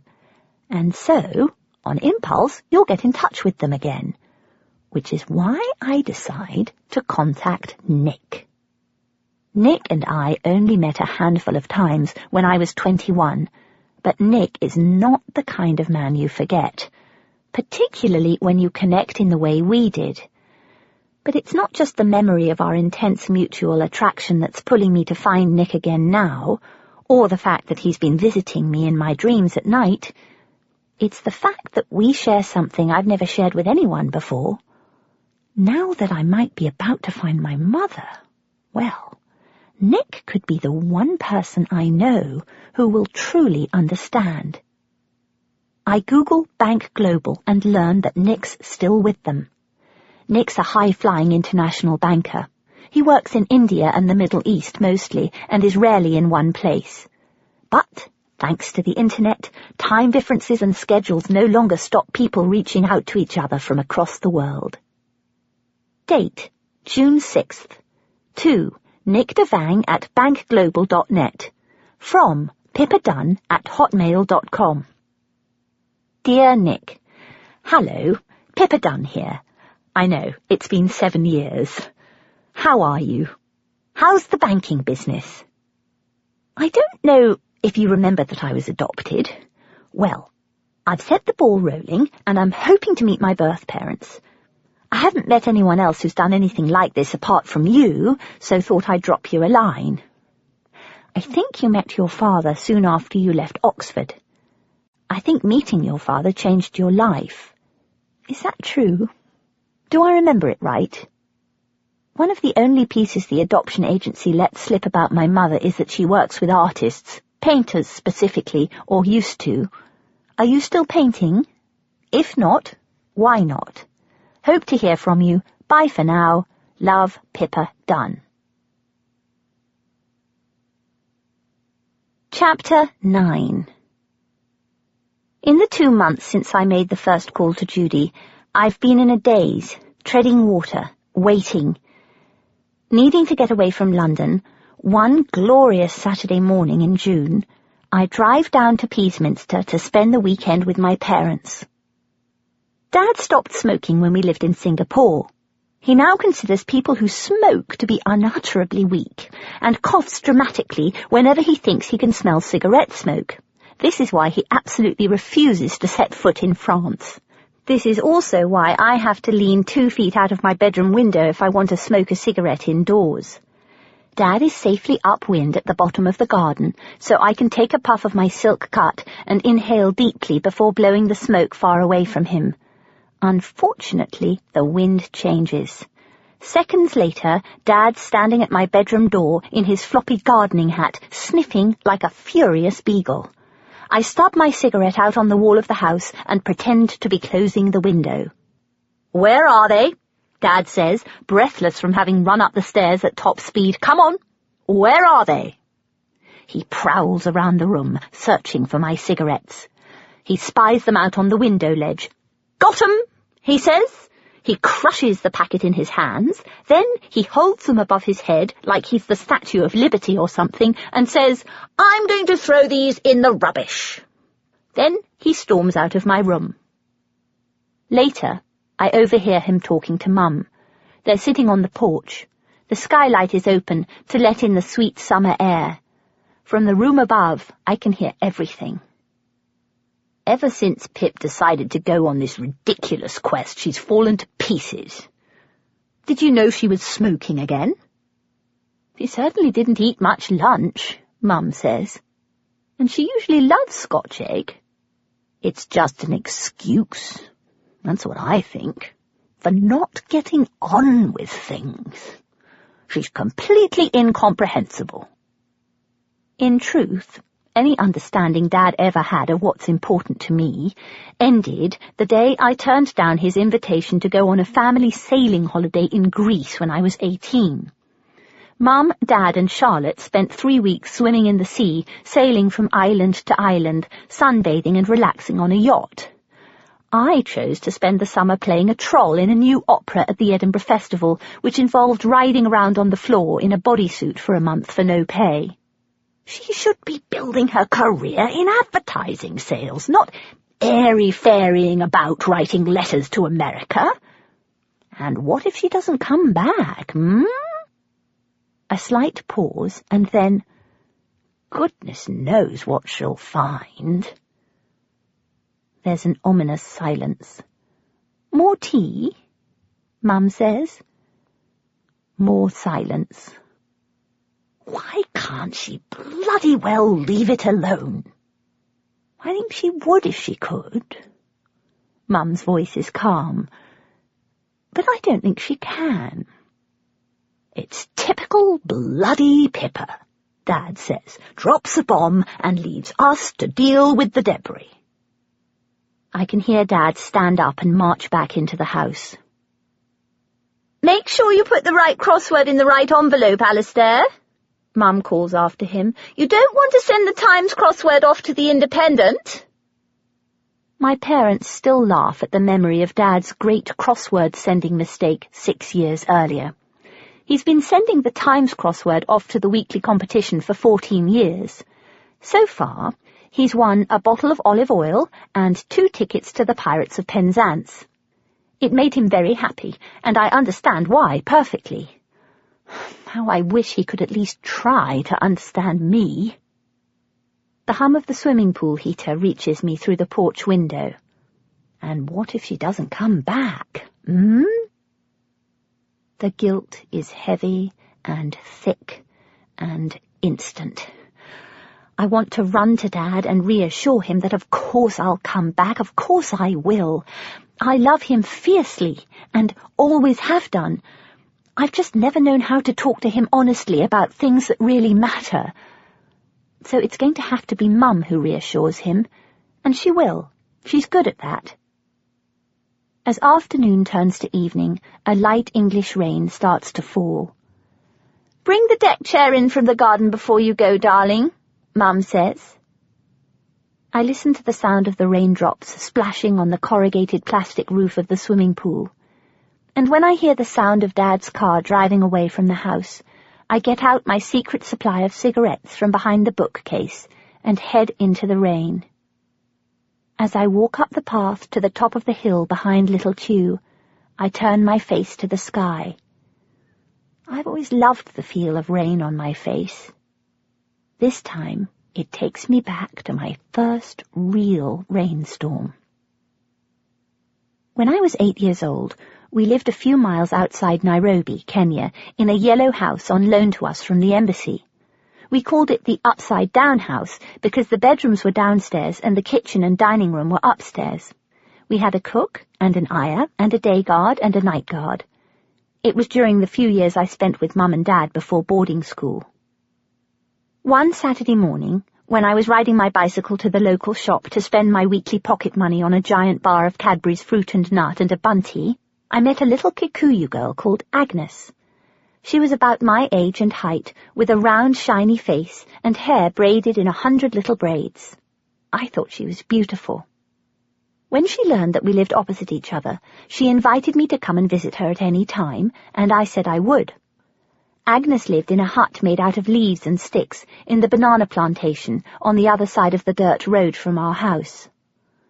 The drought was unusually long that year, and there wasn't a green blade of grass or leaf in sight.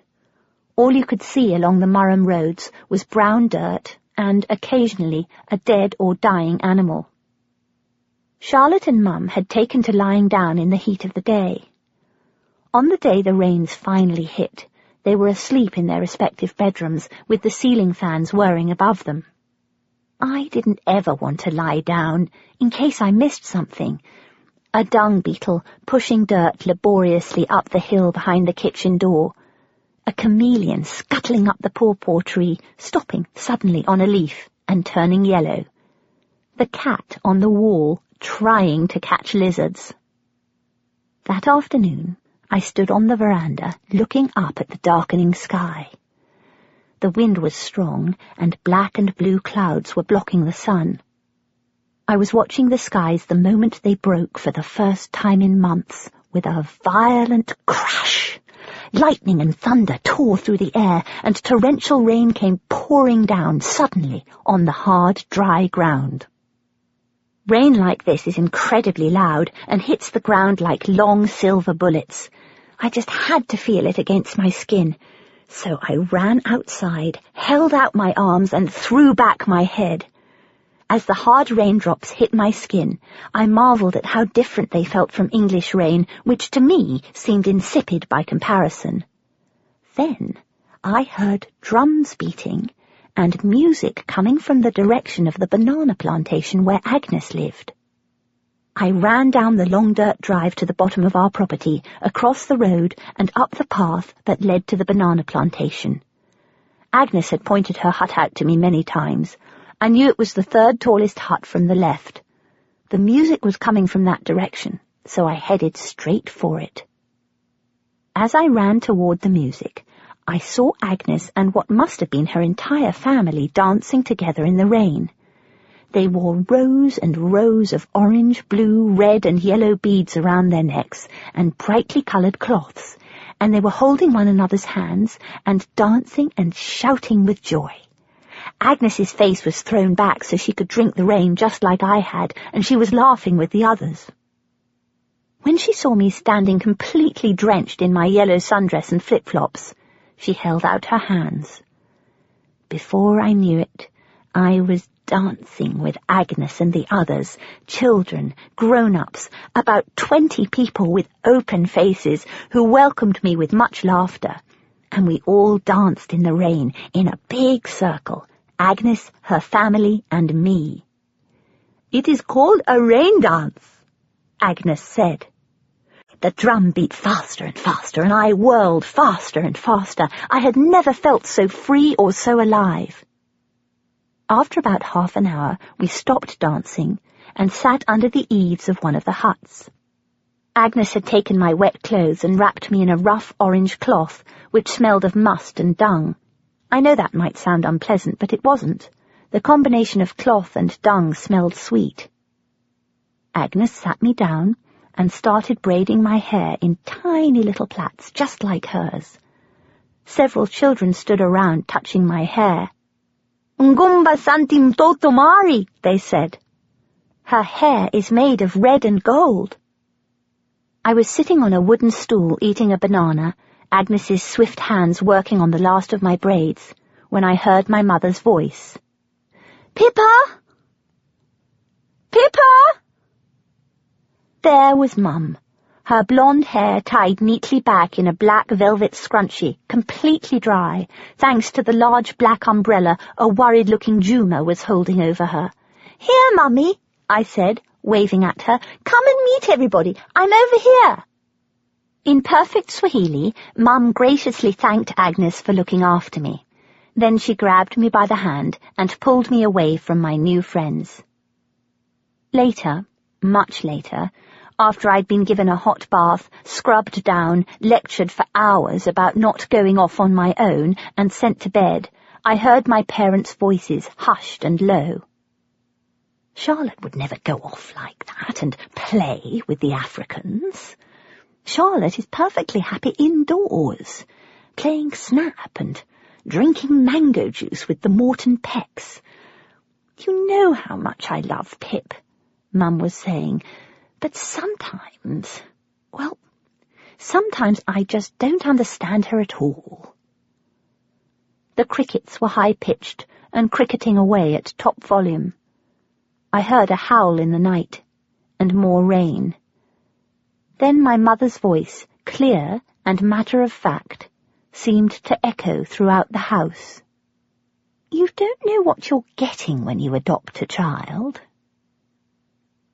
20 years later, the English rain is still cold and light, and it still spits. As I walk to the top of the hill behind Little Tew and look out over Peasminster, with its dark grey cathedral and tidy little houses nestled in the valley below, my tears mingle with the rain. That night, I get an email from Nick. Date, June 14th. To pippadunn@hotmail.com. From Nick DeVang at bankglobal.net. Dear Pippa, so there you are. I've been wondering when you would resurface. I knew you would. Odd that it should happen now, at a time when I am clawing my way out of the very dark place I've been stuck in for the past year, cut off from the part of me that makes me feel alive, my ability to paint in shreds. I was lying on the floor, literally and metaphorically, when your email arrived, written in the dead of your night, which I have just reread again in the dead of mine, and I find I am able to pull myself up from the floor and think for the first time in weeks of something other than the agony within me, namely you. At last, there is movement in the air. You remember correctly. I did indeed meet my father for the first time when I was an adult. It did indeed change everything. I hope your meeting with your parents casts you out of all safe places and into the great adventure that should be your life. I'm here whenever you need me. Love, Nick. Summer. Chapter 10. I've become two people. When I go to work or to the shops to buy food and cigarettes, I chat cheerfully to people as usual. I talk to my friends and family as if there's nothing going on. The rest of the time, I sit in my room with curtains drawn, waiting for the agency to call. When I sleep, I dream fitfully of a woman whose face I can only half see. And then, finally, 3 months after it all began, the phone rings. I have spoken to your mother, Judy says. She is delighted. Really? I say, my heart filling instantly with pure joy. Yes, she is delighted. The joy is coupled with an enormous sense of relief that the tortuous waiting period is finally over. She said the news couldn't have come at a better time. She is in Georgia to be with her father, who is dying of cancer, and it's her greatest hope you will be able to come and meet him before he passes away. Georgia? And her father is dying. My poor mother. Should I call her, or should she call me? My hand is shaking. There's a pause on the other end of the line. Then, oh, I can't give you her number. Can you give her mine? Oh, no. What cruelty is this? Why not? I mean, you've just told me she wants to meet me before my grandfather dies, so it's the law. What law? Adoption law in the United States. It is against the law for me to give you identifying information. It is against the law for me to give you her name. If you want the information, you'll have to petition the courts. Well, how long will that take? It could take years. Years? I can't wait years. Well, if I write to her, will you send on a letter, please? Yes, but we will need to remove any identifying information. I want to shout in frustration, but I dare not. Judy holds all the power. What can I call her? Judy's voice softens. You can call her by her nickname. You can call her Billy. I can't move. I lie on my bed, shaking. I can call her by her nickname. I can call her Billy. Billy, Billy, Billy. My hand is shaking. I start to write. July 5th. Dear Billy, thank you so much for your letter you wrote just before I was born. Unfortunately, it took longer than you would expect to be delivered. 28 years, actually. But you can't rely on the postal service these days. I can't say that. July 5th. Dear Billy, this is letter number 28. I know it will be read for identifying information. Because of this, I shall try to keep it as brief and as factual as possible. I'm longing to speak with you on the telephone, to let you know where I am, and to meet with you as soon as possible, either in London or Georgia. I'm sorry to hear your father has cancer. I can't say that. July 5th. Dear Billy, Judy promised to send on a letter from me to you. I have started 31 letters so far and am failing miserably. There's so very much I want to say to you, so very much I need to say to you. Most of all, that I feel an enormous love for you and wish to tell you that I am safe and well and happy. Above all, I want to thank you for having had the strength to give me to Mum and Dad 28 years ago. I send you so much love. To my grandfather, too. This need I have to speak to you is such that I can't think of anything else. Billy, this is impossible. The feelings are running so deep. I'm so embarrassed that this letter has to be read for identifying information by people neither of us know. Is wanting to meet you so terribly wrong? I feel like a criminal. I have to get to my mother. If Judy won't help me, I shall find her another way. I Google Adoption Search US and find a number for a man named Pete Franklin, who runs a volunteer organization out of Nevada. 5 minutes later, a friendly American voice is telling me that if I can persuade the adoption agency to ask my mother to fax him the date I was born and the name of the hospital, and if I can send him a fax with my time and place of birth and the details match, then he is one of the few people in America who is legally able to give us each other's phone numbers. I can tell he understands what the last 3 months have been like for me. I'm so relieved not to have to pretend with someone that for a moment I can't speak. The Abbey looks majestic on the other side of our garden in the early evening light. People say it's a holy place. Perhaps it is. But it's the voice at the end of the telephone, belonging to a man I've never met in the middle of the American desert, that brings me peace for the first time in months. "You okay?" he says. "I am now," I say. There's a crackle on the line. "I'm sorry you've had to go through this," Pete says. "It's a messed up system." I still don't understand why Judy won't give us each other's phone numbers. We're grown women who want to be in touch with each other. The adoption agencies say they're helping the kids. Really, they're helping the parents. And until adoption law is changed in the United States, the people the law is supposed to protect are going to be hurt this way again and again and again, Pete says. As we talk, I feel like a kid. I've had to be at my most compliant, charming, and persuasive in order to get the invisible Judy to bend the rules and send the non-identifying information about me to Billy. Thank God for my English accent and years of learning how to conceal my anger about unreasonable rules. Pete's voice sounds warm and familiar across the telephone lines. "Some of the adoptive parents are waking up," he's saying.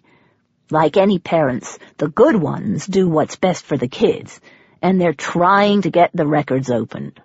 The ones who are fighting to keep the records closed are scared." "Of what?" "Losing their kids to the birth parents." "But they're not looking for a replacement mother. They just need to know who they came from. I mean, in my case, well, nothing can take away the fact that Mum and Dad are my parents." "It's not just some of the adoptive parents," Pete says. "It's also the Catholic Church.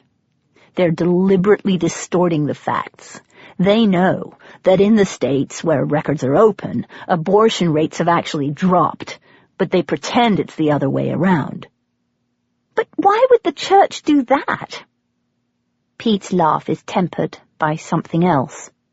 "Some say the bishops are nervous that priests who have been birth fathers will be in a whole lot of trouble if the birth mothers are found. Not just the bishops either. There's a lot of more moral-than-thou political types who'd look pretty bad if the adoption records were opened. Find the birth mothers, and that leads to the name of the fathers." Of course. America is full of adopted kids who will die earlier than necessary because they're being stopped from finding out the truth about their own medical histories. Heck, it makes me mad. "Yes," I say, "I can see that."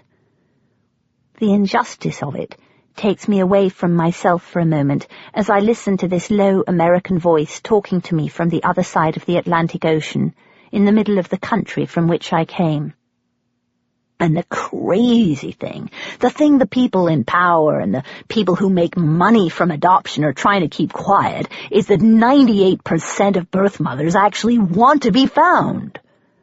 There's a relief. I say. I'm sipping a cup of Darjeeling tea. My head is spinning as I try to take all of this in. The 2% of birth mothers who don't want to be found, well, they have the same right as any other American citizen to take out an injunction if they don't want contact. My heart tightens at the thought of it. My God. Treating an adopted person who just wants to meet her mother like a stalker would be the greatest cruelty of all. I am a Christian, Pete says. I read the Bible. And it says in the Bible right there, clear, pure, and simple, the truth shall set you free. After I hang up the phone, his last words ring in my head as I drift into the first full night's sleep I've had in weeks. They think they're doing God's work in keeping you and your mother apart, but really, they're doing the work of the devil. Chapter 11. I'm not going to write what happened next, bit by bit.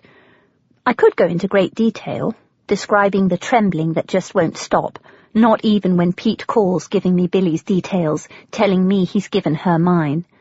The standing in the middle of the room, unable to move, the whirlwind in my head, all that. People don't want to know about the darkest bits, do they? They don't want to know about the banshees dancing like furry black demons through your dreams in the night. I will say this. It nearly kills me, the waiting, the uncertainty, the fear that she will change her mind. But I'd rather write about the elation when she sends me an email. Finally, at last, for the first time in 28 years, I know who and where and how she is. Date, July 25th. To pippadunn@hotmail.com. From billyp@earthlink.net.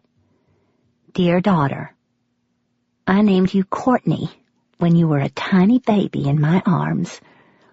Pete says they renamed you Pepper. It's hard for me to think of you as anything other than Courtney after so many years picturing you as Courtney, but I'll do my best. I am trying hard to hold myself down long enough to write to you, but it's hard, honey. I have a daughter. How blessed I feel. How full, how healed. I am so excited I can hardly breathe. This kind of excitement used to take me over when I was your age. It gets easier, I promise. People of our nature have difficulty in concentrating for a long time when we're going through something intense, and this certainly qualifies as intense. I have longed for this moment my whole life, and now it's finally here. I feel so happy. I'm going to have to be careful not to expire of ecstasy. It sounds as if your creativity knows no bounds. Writing plays, playing the piano, singing. I used to be an art agent, but I was spending all my time dealing with contracts. I wanted to work with the artists themselves, nurturing their talent, helping them be everything they could. And so I left the mainstream art world and set up a company called Art Buddies to do just that. We're growing steadily and have already helped launch the careers of some very successful people. As you can imagine, when I learned that you had written a play, I was all the way to thrilled. I have one son, Ralph, by my husband. He's 19 years old and will be thrilled to meet you. I am 50 years old, which you must know, and I have never in my life received a message as welcome as the one that you have arrived in a state of readiness to meet me. I am here to be near my father. Here is a very beautiful spot in the Blue Ridge Mountains of North Georgia. Other than the fact that the cancer's only giving him 2 months or so to live, your grandfather is in fine fettle. Into the midst of all this sadness I feel at losing my beloved father comes you. Courtney, if you could come before he passes, It would mean so much to him and to me. Would you come here? Before Daddy dies? Please put me out of my misery and just come. With all my love, Mother. There is only one person with whom I feel I can share what I feel when I read this letter. Date, July 25th. To Nick Devang at bankglobal.net. From pippadunn@hotmail.com. Dear Nick, she's alive and well and wants me to come and see her. I can't eat, I can't sleep. There's a whirlwind in my head, circling round and round at top speed. I wish it would stop. I feel numb, then joyful, then afraid. I can't move. Help me. And because, on this night, everything is falling into place, he writes back immediately. Date, July 25th. To pippadunn@hotmail.com. From Nick Devang at bankglobal.net.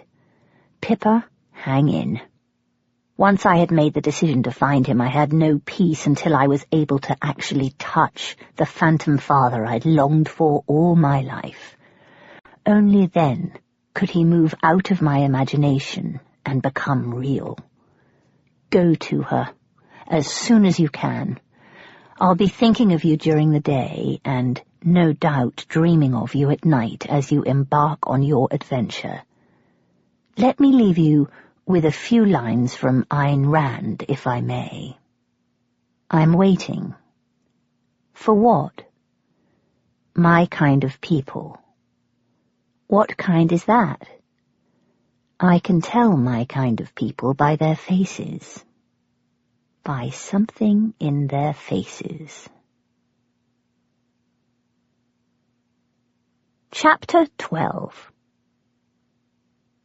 One of the problems for a girl meeting her mother for the first time as a fully grown adult is what to wear. Billy's the owner of a company. I don't want to put her off.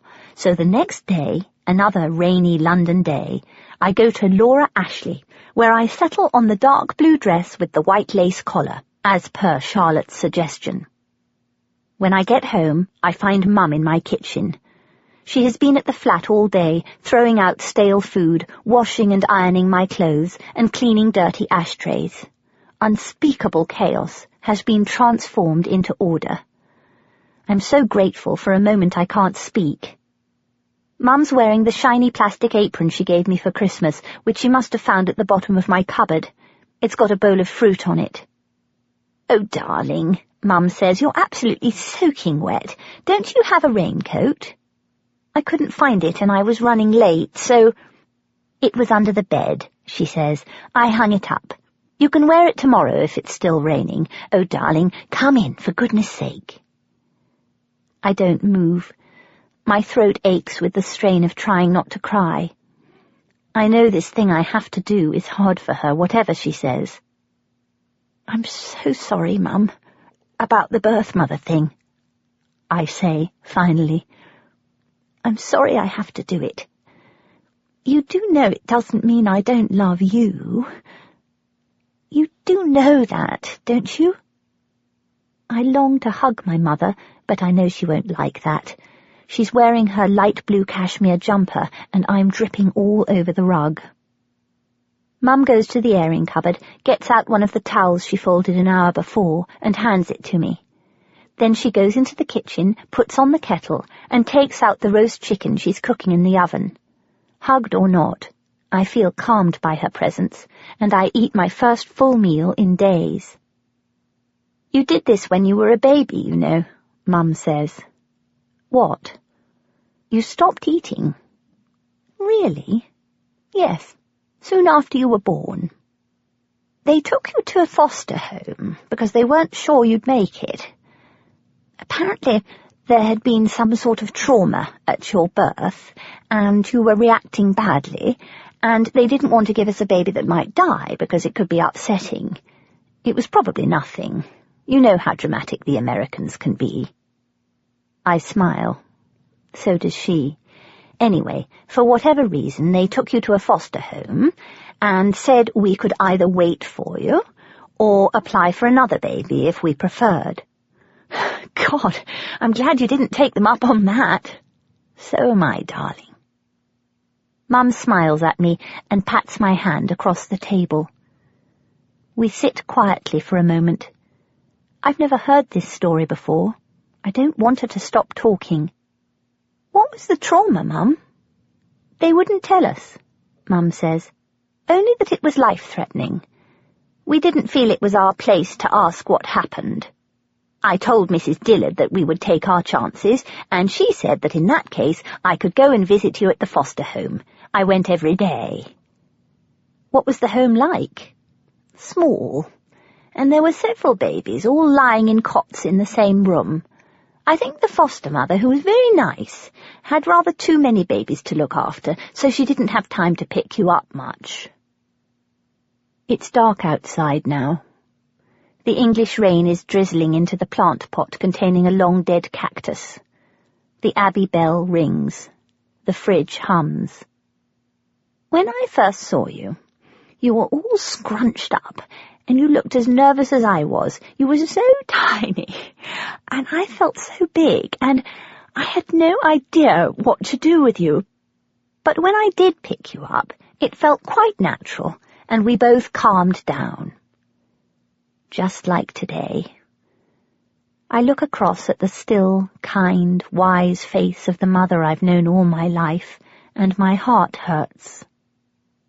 I went to the foster home every day after that and fed you your bottle, and you'd stare at me while you were drinking your milk. I told you that everything was going to be all right, and you hung on to my finger for dear life. Each day, when it was time for me to leave, I gave you a little kiss, and you clung to me, and I held your tiny heart against mine and felt it calming down until you fell asleep. Then I'd lay you down in your cot, creep quietly away, and come back at the same time the next day. The foster care people said your condition started to improve after I started coming to visit you. Within 6 weeks, you were home, and our new family had begun. As Mum talks, she's a young woman again. She's not with me in the kitchen. She's with the baby that was. Once a week, Deirdre Martin, Sally Thorne, and the other expat wives would get together at somebody's house and have tea. You wouldn't let anyone pick you up except me, you know. Once I left you with Deirdre while I popped out for 5 minutes. You were so cross, you turned blue and were sick all over the Dutch ambassador's wife. Her laugh is clear and young. I laugh too. But then, she says, on your first birthday, something happened, for no reason I could ascertain. It was as if, after weighing everything up, you decided that the world was a safe place after all, and you stopped fussing and clinging whenever I went out and simply decided to be happy. You were a very easy child after that, and not just with me, with everybody. I ache with love for this woman I can't quite reach. Mum and Charlotte have always managed to click quite naturally, but not Mum and me. Perhaps it's because Charlotte grew in her tummy and I didn't. I don't know. Darling, she says, nothing can affect our feelings for each other, whatever happens. We don't say, I love you in England, not like the Americans do. I think the British find it embarrassing, generally speaking. Right now, I wish Mum and I were American so I could tell her I love her, straight, just like that, but we're not, and Mum would hate it, so I don't. The woman at the agency said I should take it slowly, not jump in. Nonsense, Mum says, you're a jumper. Just like at the swimming pool, you've always preferred to plunge right in. In some ways she knows me better than anyone. I don't say anything. We both know that she and Charlotte pussyfoot around the sides of swimming pools that are 85 degrees, dipping their toes in and out, taking half an hour to get in up to their waists. I grin at her. She smiles back. She looks sad for a moment, I rise and scrape the chicken bone off my plate. Mum puts on a pair of plastic yellow washing-up gloves, picks up the fairy liquid and starts on the dishes. I dry and put them away in the cupboard. When we're finished, there's no clutter to be seen. The kitchen looks cleaner than it has in months, and I am greatly comforted by it. Chapter 13. 5 days later, Dad is driving at top speed down the narrow country roads that after an hour or so will lead to the M25 and Heathrow Airport. He doesn't speak. Mum is reminding me to keep my passport zipped inside my purse so it doesn't get stolen like it did when I came back from Rajasthan. Dad switches on Radio 4. Libby Purvis is interviewing a man who crossed the North Pole on his own. "Must have been bloody cold," Dad says. "Yes," Mum says. We whiz past the post office in Pease Pottage, where I used to buy large round sherbet lollipops that lasted for hours. "I might hate her," I say. "Libby Purvis?" Mum says. "No, Mum," I say. "Billy." "Nonsense," Mum says. "Of course you won't hate her." Libby Purvis's end-of-programme theme tune fills the car. "I hope Marjorie stops patting you on the back," I say, trying to make a joke of it. Ever since Mum told her friends at the sewing club that I was about to meet my birth mother, people have been cornering her in odd places and asking in low tones if Mum's all right. Mum's voice has an unusual edge to it. "I think it's best if we don't tell anybody else. Do you know, Jilly actually came up to me in Waitrose and said, 'You've been a terrific mother to Pippa. She'll be back.' I wanted to clock her." I need some fresh air. I open the window a crack. "Don't open the window," Dad says. "You'll let the cool air out." Dad's finally bought a car with air conditioning. Sorry. I close the window again. Hedges, trees, green fields with cows and sheep in them seem to zoom past the window like a film in fast forward. "Everybody seems to think I'm feeling hurt and rejected," Mum says, "including you, Pippa, but I'm not. Honestly, darling, I'm not. You need to go and do this. You're in a terrible muddle, and if going to find this woman helps you sort this muddle out, I'm all for it. Besides, you're only going for 2 weeks. You travelled around India for 6 months. Shh, Dad says. I want to hear the cricket. If you think cricket is dull on television, try listening to it on the radio. Mum and I shut up anyway. The plane is delayed, so Mum, Dad and I sit at the airport drinking lukewarm tea from Burger King cardboard cups.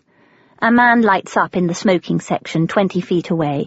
Dad wrinkles his nose and coughs loudly. "Alistair," Mum warns. It's too late. Dad's up and moving. He marches over to the smoking section, heads straight for the young man with a crew-cut, cigarette and face that looks like a bulldog and says, "Can't you point that thing in the other direction? We're choking in here." The man is capable of knocking Dad into the next room.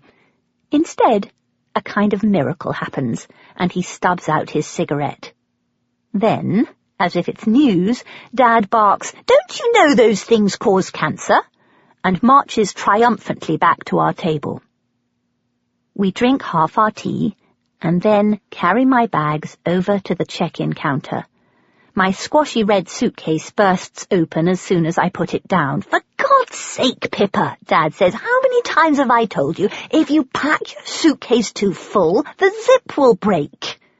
"Never mind, Dad," I say, in a merry voice. Rummaging about in the bag, I bring out a pair of striped tights. These'll do the trick. I tie the tights around the bag and lift it back onto the scale.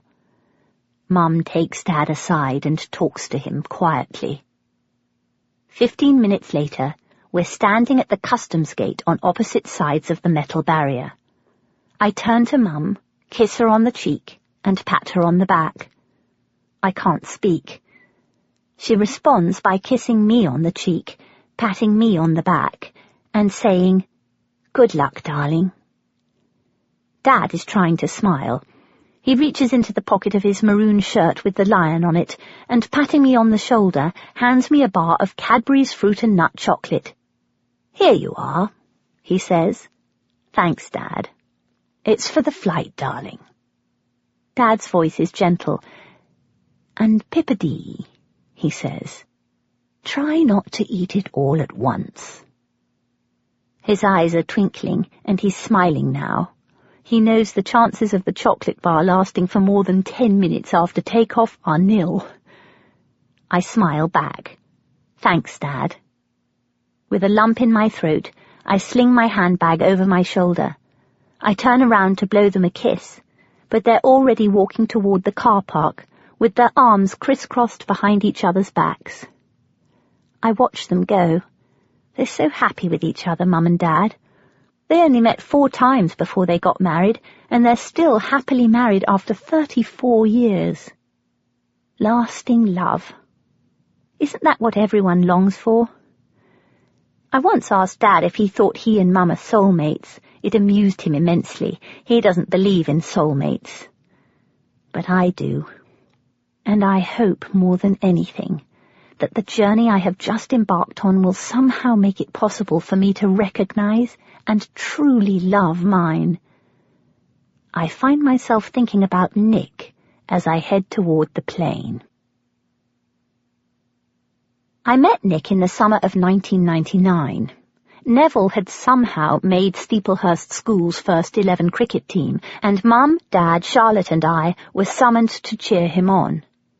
Women in lovely dresses and large English hats sat on blankets next to wicker picnic hampers, and teenaged boys in scarlet uniforms devouring Marmite and cress sandwiches with the crusts cut off, and sponge finger biscuits with strawberries and cream. I get restless if I have to sit still for too long, so, after a respectable amount of time, I took off my shoes and my hat and headed off on my own down the path to the left of the ivy-covered school building that has housed the sons of Britain's most privileged families for generations. I walked past a lush green field and into a wood. I passed a stream with a waterfall on one side and green bracken and endless bluebells on the other. Through a gap in the trees, I noticed a man leaning against a fence on the other side of the wood. I watched him put out a cigarette as he stared out at an empty paddock. He was wearing an expensive-looking brown leather jacket and a pair of blue jeans, and he was about 30 or so. I was wearing what Charlotte called my wood nymph dress, a light sleeveless green cotton number with a swirly skirt, which I liked because it was soft and comfy. I walked up to the fence he was leaning over, and leaned over it with him. "Hello," I said. The man was shockingly handsome, with dark skin that made me wonder if he might be half Indian. He was taller than me, and when he stood up straight, he held himself with absolute confidence like a prince. He had an extra energy coming out of him that made it hard to look away. There was something about him that I recognized. I wasn't sure what. I bent down, picked a buttercup from the thick green grass at our feet, and handed it to him. He took the buttercup in one hand and smiled. Then, without saying a word, he lifted my chin, cupping my face with the palm of his other hand, and stared at me. I couldn't look away. "You do like butter," he said, finally. I was surprised to hear that his accent was as English as mine. He was holding the buttercup under my chin. I couldn't move. If he had been anyone else, I would have said something witty and pulled away, but I couldn't. It's hard to explain, but it felt as if the man could see me, all of me, and I wanted to lay my face in his palm and rest it there, breathing in the smell of him. "Who are you?" he said, finally. "I'm Pippa," I said. I couldn't think of anything else to say. I couldn't stop looking at him. Slowly, he bent down and kissed me on the mouth. His lips were soft at first, and he tasted of polos. And then the kiss, which began gently, became something else. Within seconds, my body was pressed hard against this complete stranger who I somehow knew. I wanted to make love with him for hours. The rest of the world had already gone away. His arm was pressing hard against the small of my back. He was leading me toward the trees, and I was going with him. And then I wasn't. If I let myself love a man like this, surrounded by bluebells in the wood, I knew I would experience the greatest passion I had ever known. But that kind of connection could only bring heartbreak when he left me, as a man like this inevitably would, and that would destroy me. I needed to protect myself, and so I did. I managed to pull away from him. I managed to hide everything I was feeling. I managed to step aside, tap my watch, smile, and, giving the impression that I was amused but indifferent, walk back through the woods to the safety of what I knew. A shot of adrenaline hits me as I walk onto the plain. I wonder again if this journey to meet Billy will finally free me to love someone at a level that's soul deep, without any kind of fear. An hour later, I curl up under my blanket on seat 23B and pretend to be asleep. These are the last 8 hours of my life as I know it, and I must savor them. Chapter 14. I am hit by a wave of intense heat and humidity as I step across the gap between the air-conditioned plane and the air-conditioned terminal building at JFK. These are my first footsteps in America, and I am taking them toward my mother. After 28 years, it isn't the agonizing red tape, or the guilt, or comments like, "But why would you want to do something like this? Did you have a bad adoption?" that brings me closest to breaking point. It's something as mundane as a delayed suitcase at the airport. My mother is less than 40 feet away, and my luggage doesn't come through and doesn't come through. I watch every other passenger pick up their bags and head toward the exit. Mine still doesn't come through. I try taking deep breaths to calm myself down, but it doesn't work. I'm terrified my bag will take so long she'll think I changed my mind about coming.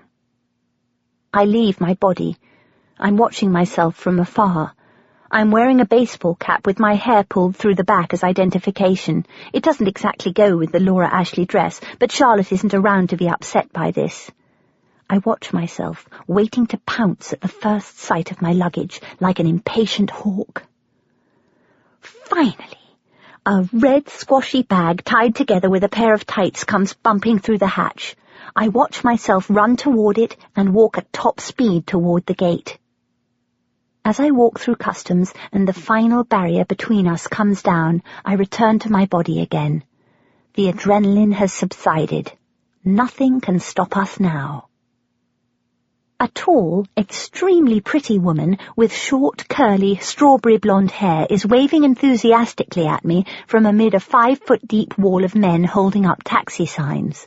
From a distance, she looks about 35. She's wearing a t-shirt and overalls. Now she's coming toward me at top speed. Now she's standing in front of me. Her perfume is strong and sweet. She's got a gorgeous smile and the whitest teeth I've ever seen. First she says, "You didn't need the hat." Then she says, "My God, I didn't expect this. You look exactly like your father." "Thanks," I say, grinning. "I travel all this way across the years, and the first thing you say to me is that I look like a 50-year-old man. Billy laughs loud and long. "That, dear daughter, is exactly the kind of thing your father would say." Her accent is soft and pretty, and sounds even more southern than it did during our one brief phone call. I like it. Billy picks up one of the handles of my bag and, with me holding the other handle, starts walking quickly toward the gate. "We've got to hurry," she says. "I overshot temporary parking and parked the car in the tow-away zone." She catches sight of the tights holding my bag together. "Pantyhose tied around your bag," she says. "What a brilliant use of your resources." She gets it. We grin at each other.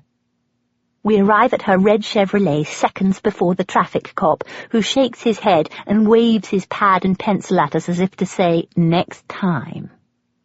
Billy ignores him and looks at me. "Same eyes as your father," she's saying, shaking her head. "I didn't expect this." We climb into her car, and I do mean climb. Not having been in America since I was a baby, I don't yet know that in America a car you don't have to climb into is probably French. When the engine turns on, so does the music at top volume. I know it well. "The Bach fugues," I say, surprised. "Yes," she says. "They help me think. They've done research. People of our nature are real right-brained.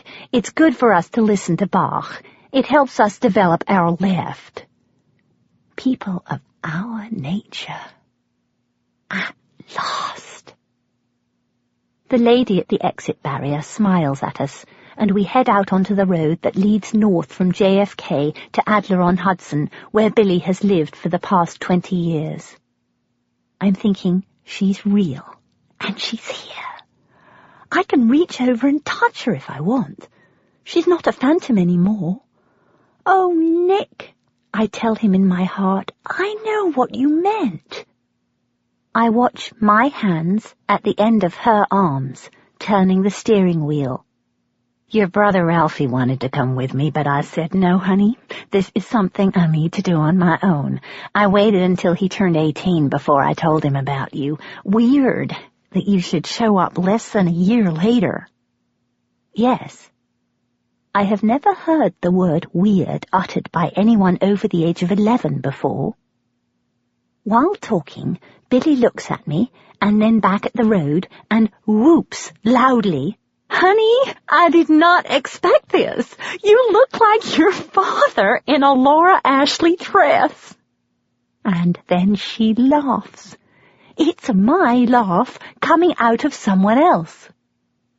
Billy turns to the right at top speed down a big American freeway.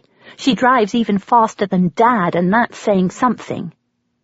"Ralphie spent the whole day vacuuming in your honor. He's never picked up a vacuum before in his life."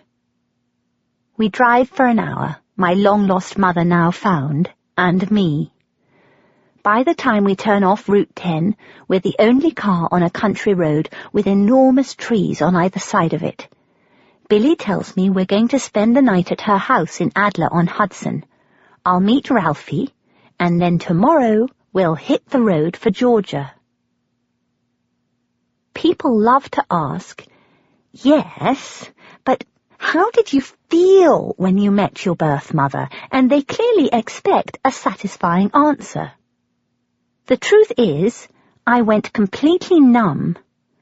People do go numb, I've been told, when they're in shock, in order to protect themselves from the intensity of what they're feeling. So, what feelings was the numbness protecting me from? Part of me is hoping that as I finally tell the truth about all of this, the truth that has been trapped inside me for years, somehow I'll be able to figure it out. There are people who don't want me to tell the truth about any of this. There's a lot at stake. But you can't stop the truth from coming out any more than you can stop kin from finding kin. There's a natural law with secrets. It's the same law that applies to kettles. If you block the ventilation hole, there will, eventually, be an explosion.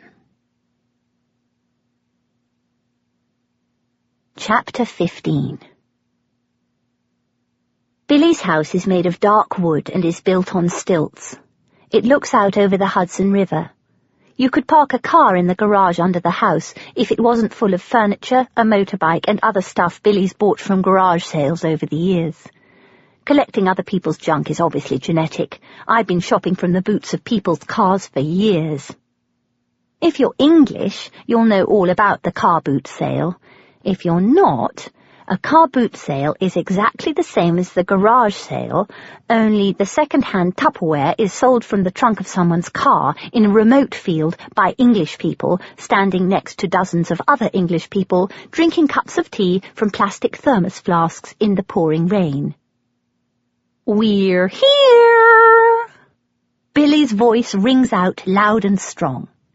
At the top of the steep staircase leading to the sitting room is a young man in torn jeans and a black t-shirt with long blonde hair tied back in a ponytail.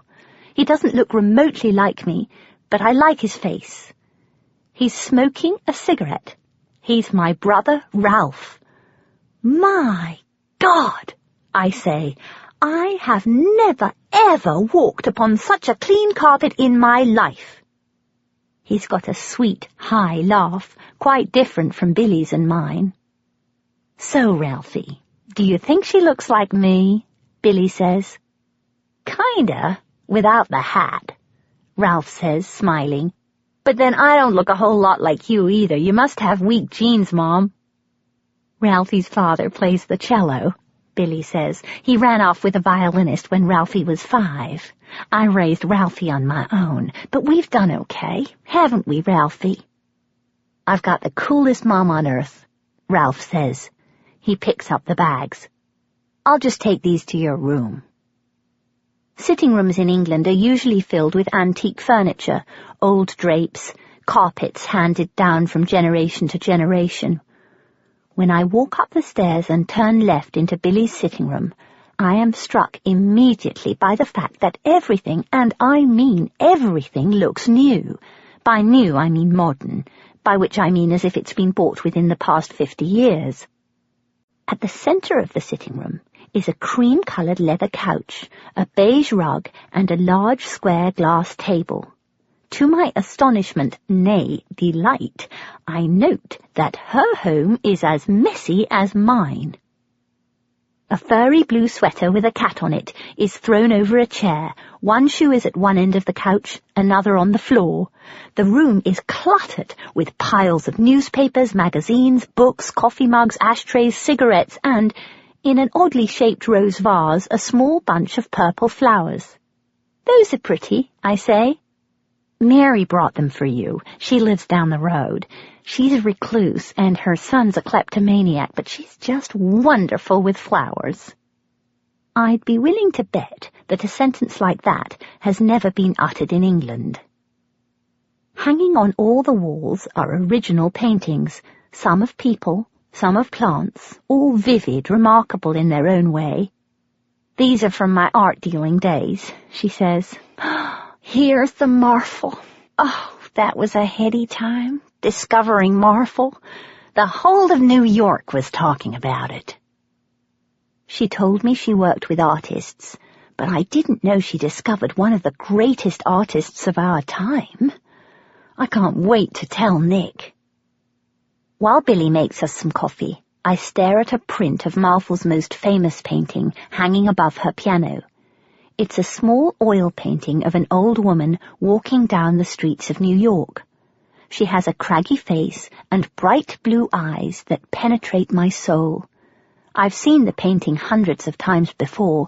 I'd found it so compelling, I hung it on my bedroom wall at university. How amazing to find out that my own mother was partially responsible for getting it there. Nick was right. There's magic in the air.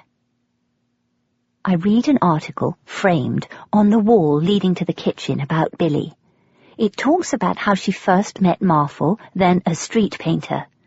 The article says Billy had a gut feeling about him, knew he was a great artist, and felt she just had to do something about it. And so she beat down doors until people took notice.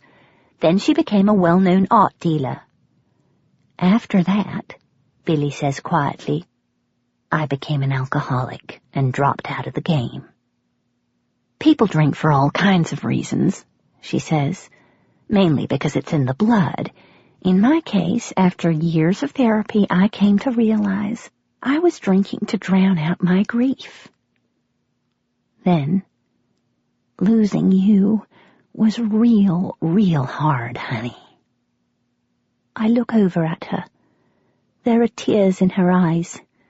I find myself responding instantly and instinctively by crossing the room and hugging her. "I'm so sorry," I say. She hugs me back. She doesn't smell of alcohol. She smells of sweet perfume. "What sort of drink do you, drink?" I say, finally. "I haven't touched a drop of alcohol in 11 years, she says. "Oh, good," I say. "I take it one day at a time," she says. "How sensible," I say. We laugh as we pull away. Soon the adrenaline is back. I'm looking at another painting I know, only this time it's mine. It's the forest painting I was thrown out of art class for drawing again and again. I've been doodling it on telephone pads ever since. The leaves are orange and green, and in the rainforest scene in front of me they look like teardrops. They're my leaves, bursting across a canvas in a sitting room on the other side of the world. Almost legible, in the bottom right corner, are the initials N.D. "Who's N.D.?" I ask. "Your grandmother," Billy says. "That was one of hers." "Was she a painter?" "She didn't start painting till she was 40. She always got so into her work she was scared that if she started before we were old enough to be left on our own, she wouldn't notice if one of us kids fell off a ladder or something. It's called hyperfocus. It's in my nature, too, and probably in yours. It's common in artistic types." I come from artistic types. My heart soars. "Is your mother still alive?" "Yes," and no. Billy's movements are quick, like my own. In under 3 seconds, she's left the room and come back into it, lighting an unusually thin cigarette with a sparkly pink lighter. "Mother has Alzheimer's now." "Oh, I'm so sorry." "Turns out it's got its advantages," she says. "Each time I tell her you found me, she's all the way to thrilled." I smile with her. "What was she like before? Well, you know. Real creative and beautiful, and she just adored your father. But as I told you in my letter, she was not an organized person. Most highly creative people are that way. Einstein used to leave his house wearing odd socks. God, who'd want to be neat?" I start to grin again. She's everything I dreamed she would be. And she thinks I'm wonderful, too. I tell her about the rainforest I drew again and again at school and for years afterward. Billy listens intently. "Honey," Billy's voice is low and quivering with intensity. "You're highly intuitive. It's not something to be scared of. It's a gift. Mother has the gift. I always swear your father does, too. Just make sure you trust your instincts and let them lead."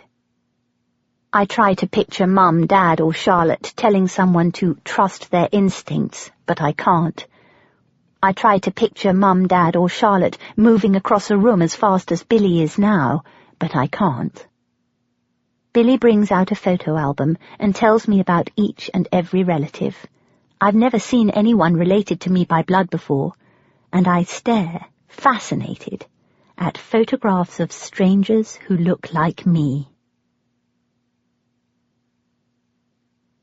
Chapter 16. By 9 in the evening, we're sitting on the sofa in Billy's bedroom eating chocolate chips out of a bowl.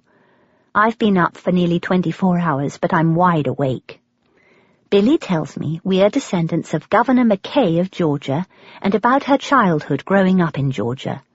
Her happiest childhood memories are of long summers spent on her grandfather's estate, where she and her brother and sisters would run wild through cotton fields and drink sodas from their grandfather's soda fountain. For half a second, I remember my own happiest childhood memories, camping in the Serengeti, getting up at 6 o'clock in the morning to see the hippopotami in the river, making mud pies with Charlotte in the African bush. Then Billy's voice brings me back. The unhappiest moments of Billy's childhood took place at dinner time when her parents were fighting. Billy's mother was the daughter of a composer who loved musicals, and her father was a successful businessman and an alcoholic. When he'd had nothing to drink, Daddy was one of the most intelligent, enjoyable men I have ever known. After even one really stiff drink, he became belligerent and cruel. It runs in the family, she says again. Alcoholism. Oh. Billy is looking at me in a significant sort of way. I don't drink, I say. I'd rather have a glass of chocolate milk than anything else. I've never liked the taste of alcohol much. That doesn't mean you're not an alcoholic, Billy says. The phone rings. Billy picks it up, slipping seamlessly from her role as long-lost mother to businesswoman. As she talks, I pick up the bowl of chocolate morsels, put it on my lap, and drink in every detail of Billy's room. On the wall behind the headboard of her bed are 4 bookshelves with hundreds of books I'm not at all familiar with. My bookshelf in London is filled with the complete works of Jane Austen, Ibsen, Strindberg, and A. Milne. The titles on Billy's bookshelf range from Do What You Love, The Money Will Follow to You Mean I'm Not Lazy, Stupid or Crazy, a self-help book for adults with ADD. As soon as Billy is off the phone, she continues talking as if there has been no interruption. She tells me she was 22 when her father left her mother for his secretary, to whom he is still married. Later the same year, Billy met Walt. Something in the way she says the name Walt, with a slight lilt to her already musical voice, tells me this is important. I was interviewing for a job in New York City, and Daddy called saying he was going to be in town, and did I want to go with him to hear this incredible new speaker, Walt Markham, who was speaking for the Young Conservatives. I was a rabid Young Conservative myself at that time. Oh, don't look so horrified. A Young Conservative? It's okay, honey, she laughs. I became a libertarian later, but at that time, well, I wanted to change the world. And so, when I heard your father speaking, well, he was so charismatic and I was just blown away by him, and I said, Daddy, I have to meet this man. And when I did... She takes another handful of chocolate morsels and turns her back to me, looking out over the river. With the light from the Adler Bridge behind her, in profile, she looks breathtakingly beautiful. He was tall and handsome as all get out, with thick copper-red hair just like yours and so full of life. Oh, honey. She turns toward me now. There are tears in her eyes. Your father was, without a doubt, the most exciting man I had ever met. I can see the memory is causing her pain. I wish I could soothe her, but I can tell she doesn't want me to interrupt.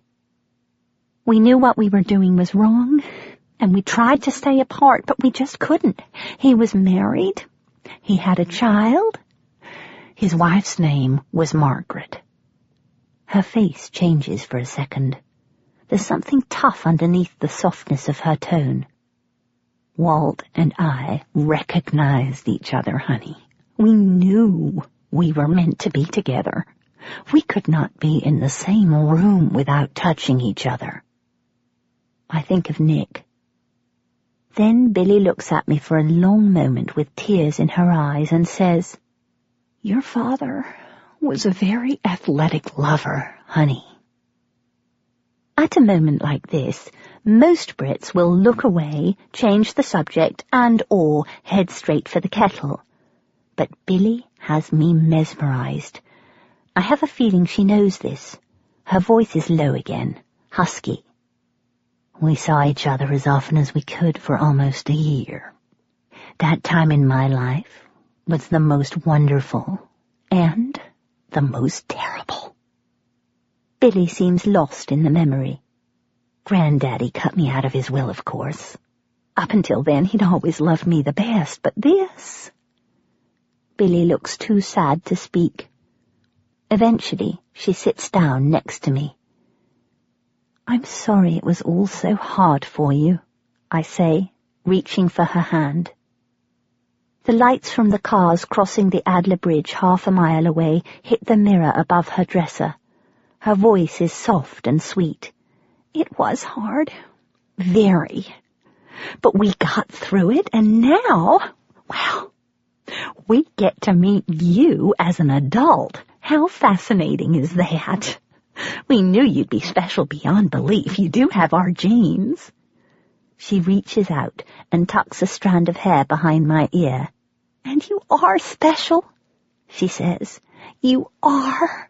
You are. I like being called special beyond belief. That, too, could never happen in England. For a moment, Billy looks exactly like the young Billy, the one in the painting on the wall behind her. 28 years have gone by, but she doesn't seem to have changed. A few lines around her mouth and at the corner of her eyes, perhaps. An extra 10 pounds or so, nothing more. Billy's black cat, whose name is Heathcliff, has come into the room. He slinks over to Billy. Billy laughs. Heathcliff's an under-the-cover cat. He lays his silky body against my chest and kneads me all night long. Isn't that right, Heathcliff? The cat sits on her lap, purring loudly, as if to say, she's mine. Are you still in touch with Walt? I say, not ready to change the subject. Billy's hand is moving across Heathcliff's body with long, steady strokes. Oh, yes, she says. I hear from him every year, on your birthday. A warmth spreads instantly across my chest. I picture my father picking up his phone faithfully every April 26th, calling the love of his life, and wondering about me. We talk every year, hoping you'll come and find us. How could she not, we say to each other, with our genes? Billy takes my hand this time, and now, here you are. Have you told him yet? She looks at me. Her voice is soft. Not yet, honey. Up until this point, I hadn't given my father much thought. Everything was about finding my mother. Up until this point. Do you know how to find him? Silence in the room. Do you know how to find him? I say again. Billy smiles at me. Honey, we've both had a long day and I'm real tired. I've got to go to bed. Why don't you have a hot bath in my bathtub? Now there's a treat. And she leads me to her bathroom, which smells of perfume and other sweet things. The towels are purple and red. There are rose-pink light bulbs all the way around her bathroom mirror. Look, she says, holding up a bottle, I got you some foam. She pours several capfuls into the bath, and then she's gone. After saying good-night to Billy, I put on my pyjamas and knock on Ralph's door. He's playing the guitar and smoking a joint. Want some? He says. No thanks, I say. I don't. Ralphie looks at me blankly. Someone gave me some bad stuff at university once. It turned out to be opium. Everything went blurry and I got totally paranoid. Worst of all, I couldn't feel my nose. Haven't touched it since. Your nose? He says. No, I say, laughing. Pot. There's a pause. You know, you said your mom was the coolest mom in the world. I'm careful to pronounce it mom rather than mum, and I'm careful to refer to Billy as his mom. I don't want him thinking I've come to take her away from him. What kind of cool things did she do? Ralph takes another drag from his joint. He's thin and looks as if he hasn't been out in the sun for a long time. Well, she never got on my case about things like other moms, you know? Like she never forced me to go to bed at 8 o'clock and stuff. She's never, interfered or cramped my style in any way, you know what I mean? I think so, I say, sitting on his black comforter and accepting one of his Marlboro lights. Would you play me a song? I say. Ralph looks pleased, as is my intention, and plays me a song by Steely Dan. I try to look as though I enjoy it, but I don't really. I prefer musicals to just about any other kind of music, except Rachmaninoff, of course. But it's not the time to break this news to my newfound kin, so after clapping enthusiastically, I go to my room, just down the corridor from Ralphie's, lie down on the daybed that's been made up for me, and fall into a restless sleep. Chapter 17. I wake up early and pad upstairs. No one seems to be around, so I open the wall-to-wall sliding glass doors that lead out of Billy's sitting room and onto her wooden deck. The Hudson River is black and wide, the air above it humid and thick. Trees far taller than any I've seen in England line the banks. I can hear Billy talking on the phone. "It's like falling in love," she's saying to whoever's on the other end of the line, "and I feel so healed." As I look out over the river, tears crawl down my cheeks. I don't have anything to wipe them away with, apart from my sleeve. Later on, I go into Billy's office and dial Mum and Dad's number. It's 1:30 in England. Mum and Dad will be sitting at the kitchen table, having a mini Kit Kat and a post-lunch cup of coffee before taking their afternoon nap. "Hello, Mum," I say. "Darling! Alistair, quick! It's Pip!" I hear Dad run into the sitting room and pick up the other phone. "This has got to be quick because it's Billy's bill. Lots of B's there." I try to make my laugh sound natural. "I just wanted you to know I got here safely." "Good. Good." There's a pause. "Our voices are overlapping, I think." "Sorry. Yes." There's a pause. "Good flight?" Dad says. "Yes." "Good film?" I don't want to tell them that I couldn't possibly concentrate on a film, so I say, "Mrs. Henderson Presents." "That is a good one." Dad says. "Judi Dench?" Mum says. "Yes." There's a crackle on the line. Mum's voice now, faint and far away. "I'd better go," I say, feeling tears welling up again. "Can't hear you very well. Bye, Mum. Bye, Dad." "So glad everything's all right." "Yes, Mum," I say. "Everything's fine." I put down the phone. Billy is standing at the door in a pair of shorts and a green T-shirt with little gold sequins on it. "I hope you don't mind," I say. "I just wanted to let Mum and Dad know I'm here safely." "That's fine, honey." She's distracted, looking for her purse. "Here," I say, taking $10 out of my pocket. "This is to cover the cost of the call." "Put it on the dashboard of the car, honey. We can use it to pay the tolls. Now, you go get the cat box, and I'll call the cat." "Heathcliff!" she calls from her front steps. "Heathcliff!"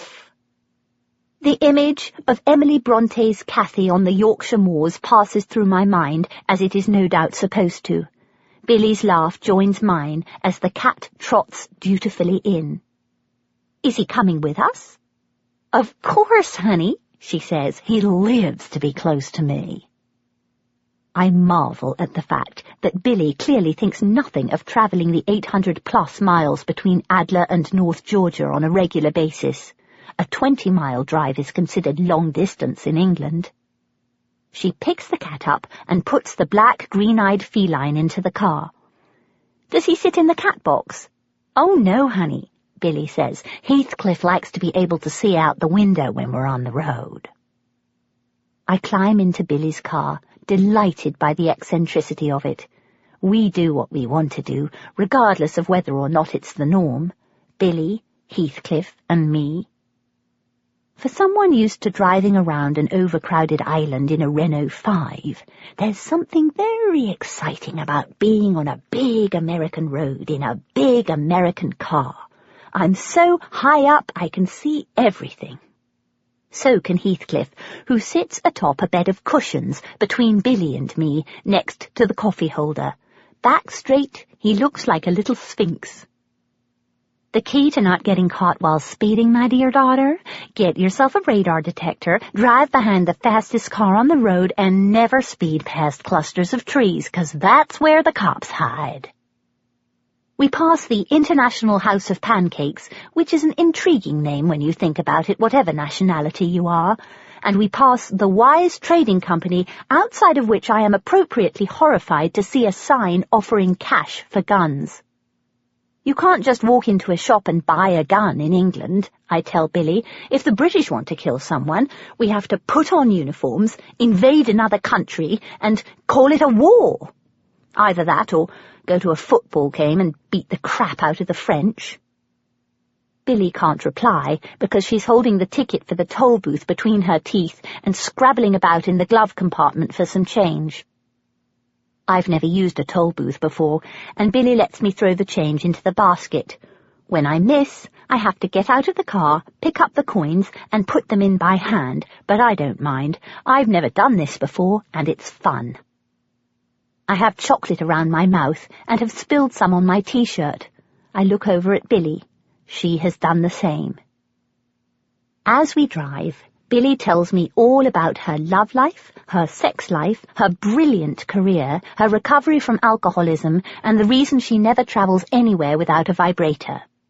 Regular orgasms are essential for people of our nature, she says. It helps us relax. I sit next to her, feeling conventional and dull in comparison, but hopeful too. Billy is my mother, after all. She leads such an interesting life. Perhaps mine will turn out to be interesting, too. Once over the Virginia border, 4 hours into our journey, we stop at a roadside cafe. The diner has almost no one in it. A woman with ink-black hair piled high on her head and long blue fingernails comes over to our table. "My name's Connie, and I'll be your waitress today," she says. "Pleased to meet you, Connie," I say, holding out my hand. "Well, listen to that accent," she says. "I just love it. Where are you from?" She's so excited when I tell her I'm from England, she knocks over the milk. "It's okay," Billy and I say in unison. "We're spillers, too." We all roar with laughter. Connie brings us our all-day breakfast within 5 minutes. "Can you cook the eggs a little longer?" Billy says. "Sure," Connie says. The British would rather risk salmonella poisoning than do something as embarrassing as sending a plate of food back to the kitchen. I'm astonished to note that Connie doesn't mind at all. "I just love England," Connie says, putting the new plate in front of Billy. "The movies, the books, Mrs. Slocum, all those buildings being so old." "Indeed," I say. "How come your accents are so different if she's your mother?" "Well," I say, unable to resist. I take a bite out of what the Americans call a biscuit and the British call a scone, look Connie directly in the eye, and pause for dramatic effect. Then I say, "She gave me up for adoption when I was a baby, but we were reunited yesterday." Connie clasps her hands to her mouth and gasps. "Praise the Lord," Connie says. "Bernie! Carly! Come hear this!" I glance at Billy, who is as pleased as I am to be creating such a commotion. A huge man in a stained white shirt comes out, holding a plate of grits and eggs, sunny side up, swimming in grease, followed by a tiny woman in a faded floral dress and apron. They stand by our table, staring at us, riveted by our tale. "Was your adoptive mother jealous?" Connie asks, when we're done. I hesitate for a second. I've never thought of Mum as my adoptive mother before. "Was she?" Connie is saying. "Your adoptive mother, was she jealous?" "I don't know," I say, drawing my hands into my lap. "Bet she was." "Course she was," Bernie chimes in. "Had to be. Why, look at you two. You look so alike. Apart from the hair, of course. Did she get her hair from the father?" he says, turning to Billy. And then to me, "You got your dad's hair?" Billy is enjoying herself immensely. I love that you think she looks like me, too. The more I look at her, the more I see it. Oh, yes, she has her dad's hair. It was just like hers, only shorter, of course. Dad doesn't have red hair. He has white hair. Hey, Betty Sue! Connie calls to the other waitress, who is setting a table across the room. Ain't that what happened to Mary Lynn? Got knocked up by a married guy, had a kid, didn't her sister raise it?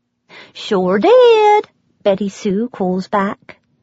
No one in your family could take her, huh? Billy is busy mopping the gravy up with what's left of her biscuit.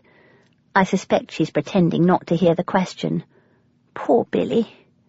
Why should she be judged by these strangers in a highway diner? Oh, Billy did the right thing. I step in quickly. I've had a wonderful upbringing, a wonderful life. And now you're back home. Connie has tears in her eyes. Well, come here. I'm made to stand up. Connie's mighty arms pull me to her ample bosom and hold me there. We eat for free on the road to Georgia. Chapter 18.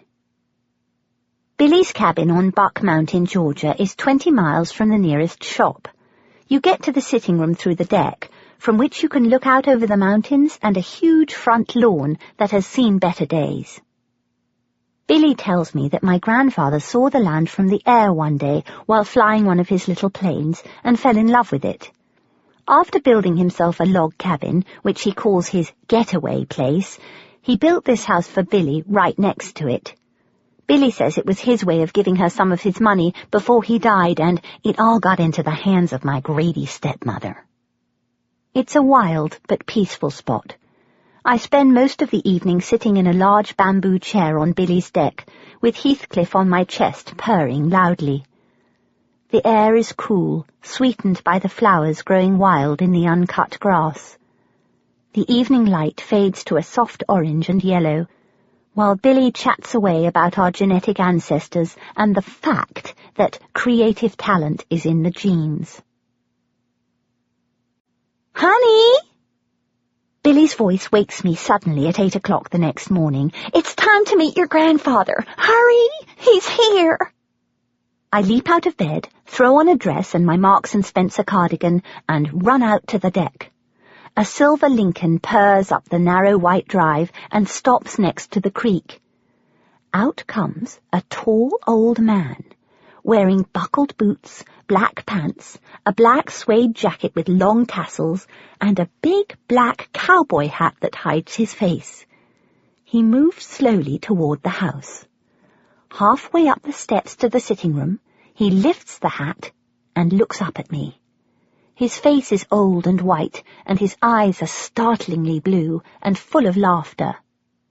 "Hello, granddaughter," he says.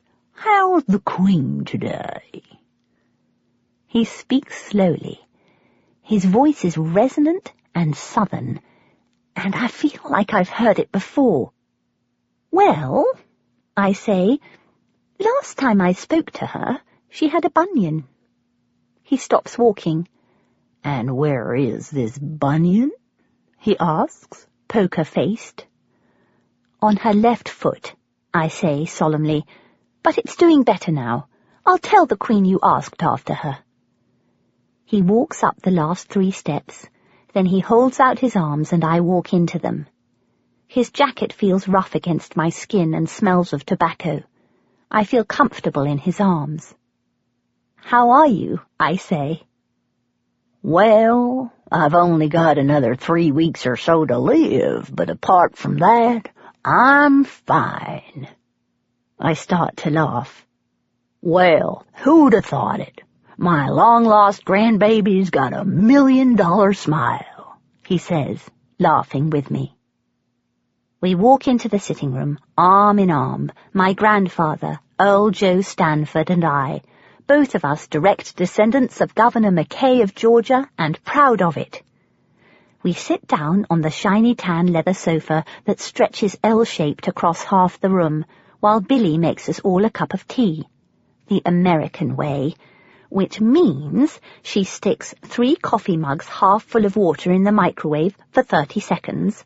Then she dunks the same Lipton tea bag in all 3 mugs until a nasty brown swirl appears.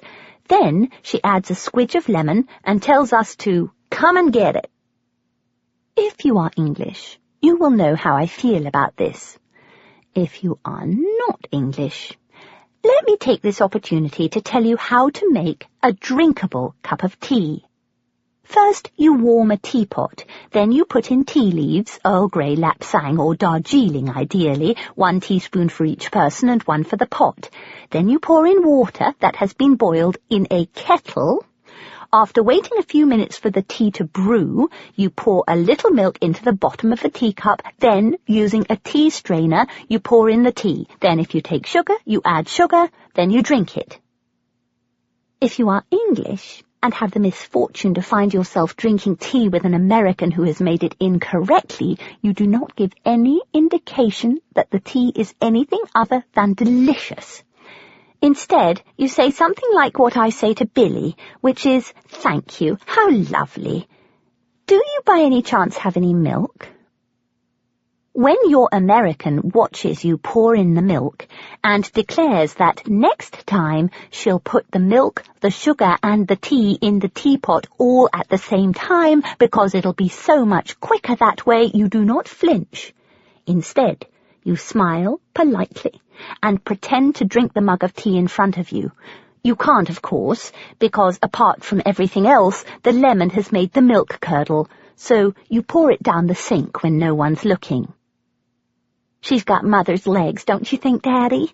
And she's got my arms," Billy says. "And my father's breasts," I quip.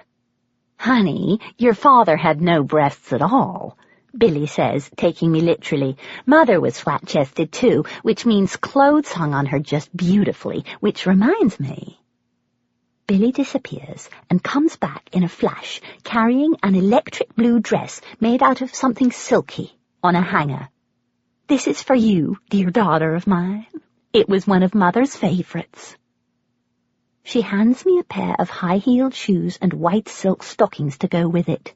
"Try it on," she commands. I hate trying on clothes as much as I always do whenever Charlotte begs me to try on something of hers, but I go into the bathroom, and, alas, it fits. I come out. "Ta-da!" Billy says to her father. "Don't you look just as pretty as a picture if I were 30 years younger?" "Oh, Daddy," Billy says with tears in her eyes, "she looks just like Mother, don't you think?" Earl's voice is soft. "I do," he says. "Oh, Daddy," Billy says, suddenly laughing with delight. "What is Molly Alice going to say when she sees this?" Chapter 19. During the early afternoons, while Billy is napping, I walk through the trees to Earl's cabin to sing to my long-lost grandfather, now found at his request. Unlike Billy's house, Earl's cabin is ordered and clean. Actually, it feels a bit like being inside a boat, because it's tiny and the walls and floors are made of dark polished wood. Earl has one of those chairs that recline backward at the touch of a button and are so comfortable you never want to leave. As I sing, he lies in his recliner with his eyes closed, dressed in a pair of white cotton pajamas. Everything about him is white, apart from his toenails, which are yellow with age. After I've finished singing, I tickle his feet with the long white feather he keeps for that purpose on the shelf by the door. "Thank you for granting the wishes of a dying man," he says. I smile. Billy has already told me he's been cajoling people into tickling the soles of his feet with a feather for the past 30 years. "Now, listen up, granddaughter," he says. "I want you to remember something." His voice is frail and old, but his eyes are clear. "You sing like an angel, which confirms my suspicions. You, dear granddaughter, have got the family gift. It's an artistic gift. and it comes out in different ways. Your grandmother had it too. I wanted her home, loving me and my family, so I stopped her using that gift. Hell, I treated her gift like it was her lover, and that was wrong. A little higher now." The skin on the instep of the feet that have carried my grandfather for 80 years is as smooth as a child's. "Make sure you use your gift. And don't go and do something stupid like getting married. But if you gotta marry, whatever you do, marry the kind of man who will let you do everything you gotta do." Someone who understands the artistic spirit. Someone like Nick. Mum and Dad's parents died in their early 70s. I haven't had grandparents past the age of 10. How I would have loved this man had I known him growing up. When Billy joins us, our conversation turns to the subject of Earl's wife, Molly Alice, the wife he left Billy's mother for. Billy calls her Malice for short. "Biggest mistake I ever made," Earl says. "Lost a great secretary and gained a lousy wife." Daddy couldn't understand why she was so mean about me until I sent him an article I read entitled "When Paranoia Comes Home," Billy says. It makes it much easier to have compassion for her knowing she's mentally ill. Malice is not going to like Pippa's arrival one bit, Billy says happily. "Oh dear," I say. "I didn't want my arrival to upset anybody. Maybe I could talk to her and try and help." Billy looks at me with a gleam in her eye. "Now, Daddy, what do you think? Of course, she'll say no if you ask her, so why don't you just—" "I know, Daddy. Why don't you take Pippa with you when you go down the mountain and surprise Molly Alice with her?" Earl shakes his head slowly. Molly Alice's hatred of Billy goes back many years. Seems to me there's a fierce competition going on for Earl's affections, which Billy is winning hands down. "Well," Earl says slowly, "the situation can't get much worse than it is already." An hour later, I am driving Earl down from the mountain. "It's the right side of the road in America," Earl says. He's gripping the door handle tightly. "Sorry," I say, hunched up at the wheel, concentrating like mad. "I do know that. It's just that the road is so thin." I hit a rock. "Sorry," I say. We drive past the trees and the mountains, down through Main Street, which looks clean and pretty, with old-fashioned dark yellow traffic lights hanging from a wire above the center of the road. We drive on to Pine Drive and pull up outside a pretty old colonial house painted white and light blue with a swing on the porch. "You stay back," Earl says, "and when I signal to you, step forward and give her a hug." I get out of the car and stand by as a tiny, reed-thin, immaculately dressed woman with jet-black hair scraped off her face in a tight bun hurries out of the house. "Earl, you're late," she says. "Well, yes, I am, Molly Alice," he says, "but look what kind of a reason I got." She squints at me. "Who's this?" she says. "This," my grandfather says, pausing theatrically, "is Pippa Dunn, my granddaughter." She looks blank for a second, and then it dawns upon her. "No, not Billy's. Not the one she—" Her voice is sharp and thin.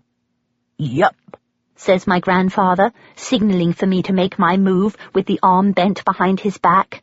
"Which makes me your step-granddaughter," I say, coming toward her and holding out my arms with a smile, waiting for the usual reaction. I'm getting quite fond of being hugged by everyone I meet. Molly Alice stares at me open-mouthed, and just as I reach her, she jumps back. "Keep away from me," she says. "You just keep away from me." And then, "What do you want? The money? That what you come for?" "Of course not," I say, horrified. "Of course not." Apart from anything else, money is never, ever discussed in England. Earl is a wealthy man, and part of the battle between Billy and her stepmother is over who will inherit that wealth when he dies. I am mortified by the thought that anyone would think I wanted anyone's money. "I'll be back in a while," Earl says, getting into the driver's seat of his Lincoln. "You two girls have a nice talk now." And suddenly he's gone. Molly Alice and I watch the dust from the Lincoln settle back on the road and look at each other. "What you come for?" she says. She's standing on the porch steps, so we're almost the same height. "If it ain't the money, what you come for?" Molly Alice's face is white with fury. "She thinks she's really got me this time, pulling you out at a time like this, her little English trump card." And then, bringing her face an inch away from mine, she says, "Don't you ever forget what they did to you. They abandoned you." Along with most English people, I have spent a lifetime perfecting the craft of hiding what I am really feeling, particularly when it's something strong and difficult. But at this moment, my years of training fail me. "Your mother back home, she's your real mother, not her." I feel as if I'd been punched in the stomach. Suddenly, I'm crying. "I know that," I say. "Of course Mum's my real mother. I just wanted to find out where I'd come from. I didn't want to hurt anybody." "Why'd you surprise me like that? Was that her idea, was it?" "No," I lie. "It was my idea. It was very immature of me. I'm sorry." "Well, it was immature," she says. "Don't use your sleeve. I got tissues somewhere here." She reaches into her handbag and takes out a small packet of Kleenex. "Thank you," I say, blowing my nose loudly. "I'm sorry," I tell her. "I'm so sorry. This must all be so hard for you, Earl being so ill." "It's more than hard," she says. "It's more than hard. It's been terrible, living with an alcoholic. Then when he finally stops drinking, he gets cancer. Then she comes to the mountain and starts doing her usual, making everybody crazy, interfering in people's lives, ruining people's lives." Her eyes are black with fury. "Ruining people's lives," she says again. "Make no mistake, she's not a good woman. She'll sweet-talk you all right, till you think you're safe. Then she'll hurt you real bad. That's what she does. That's what she's always done." She believes what she is saying. Poor Molly Alice. "He's only got 3 weeks, they say. Time's special. He should be with his wife, not up on that mountain with that no-good daughter of his." During the hour we spend together, which I shall never forget, I watch this strange little woman struggle with her innate good manners and her hatred of my birth mother. I've never seen hatred face to face before. Its hardness disturbs me. When we're not talking about Billy, Molly Alice seems almost normal. When we are, her eyes narrow and she tenses, and a completely different expression crosses her face. Then she relaxes again. "Earl Grey?" she says, almost smiling, making the tea the English way, perfectly. "Thank you," I say. Silence, apart from the sound of the antique grandfather clock ticking in the corner of her beautifully decorated early American sitting room. "You had a good life," she says. "Oh, yes," I say. "I've had a wonderful life. I have wonderful parents who I love dearly." "Well, I'm glad about that," she says. "Oh, yes," I say, finally on familiar ground and holding a decent cup of tea to boot. "And we lived in Africa and Hong Kong, and they live in the country, and I have a sister, and we're very happy. I just came to find out where I'd come from, that's all." "Well," she says, "I can understand that." We sip our tea in unison. "I'm pro-choice," she says, suddenly. "I marched in the pro-choice rally they had in Mapleville last month. You pro-choice?" Oh, yes, I say. She still needs reassurance. If they had pro-choice rallies in England, I'd march too, but there it's really not an issue. You're prettier than she is, she says, as I am leaving. To me, Billy is beautiful, but I feel warmed by the compliment. And then, you poor child, you don't know who you found, do you? She's... Her face has tightened again, and I am astonished to see what look like tears of pity in her eyes. She's... You poor, poor child. Chapter 20. Billy and I go out biking and stop to have a sandwich by a small farm owned by a man who really does make moonshine, just like in the Dukes of Hazzard. He's old and grey and gives me a sip from a tin bucket in a small shack with a dirt floor attached to the side of his house. It tastes like turpentine. When we leave his house, Billy starts telling me about her sisters. Octavia's 3 years older than me. She's a poet, I think, or she might run a store, I'm not sure. We haven't seen her in a couple of years, but I talk to my sister Marcy all the time. She's the one you most resemble, only she's obese and a manic-depressive, and she's married to Otis, who's obsessive-compulsive, but he plays the banjo beautifully, and you can't have everything. Oh, I say. I saw a film about a manic-depressive once. I can't remember much about it, except the man stood on a rooftop and tried to fly. What about your brother, I say? Your Uncle Irv? Well, that's another story. It's not so much that he's mentally ill. He just has an impulsive personality and a serious drinking problem. I wish to hell he'd get some help. Is he unhappy? Very. We're riding 2 feet away from each other. I can hear every word, despite the noise of the tires hitting the rocks on the long mountain path. The thing that frustrates Daddy so much about it is that Irv had so much. In addition to gifts of intelligence and good looks, Irv has good business sense. He was making more money than he knew what to do with as a financial consultant. I think the real reason he turned to illegal pursuits was because the edge wasn't there. Illegal pursuits? What? Sort of. The last time he got into trouble was for masterminding an illegal animal liberation operation. I don't know whether he's been freeing animals recently or not. He probably hasn't. He really hated it in jail. He went to jail? Oh, yes. The year the circus came to Dawsonville. He'd have been fine if the lion hadn't torn through town and snacked on that poor little boy.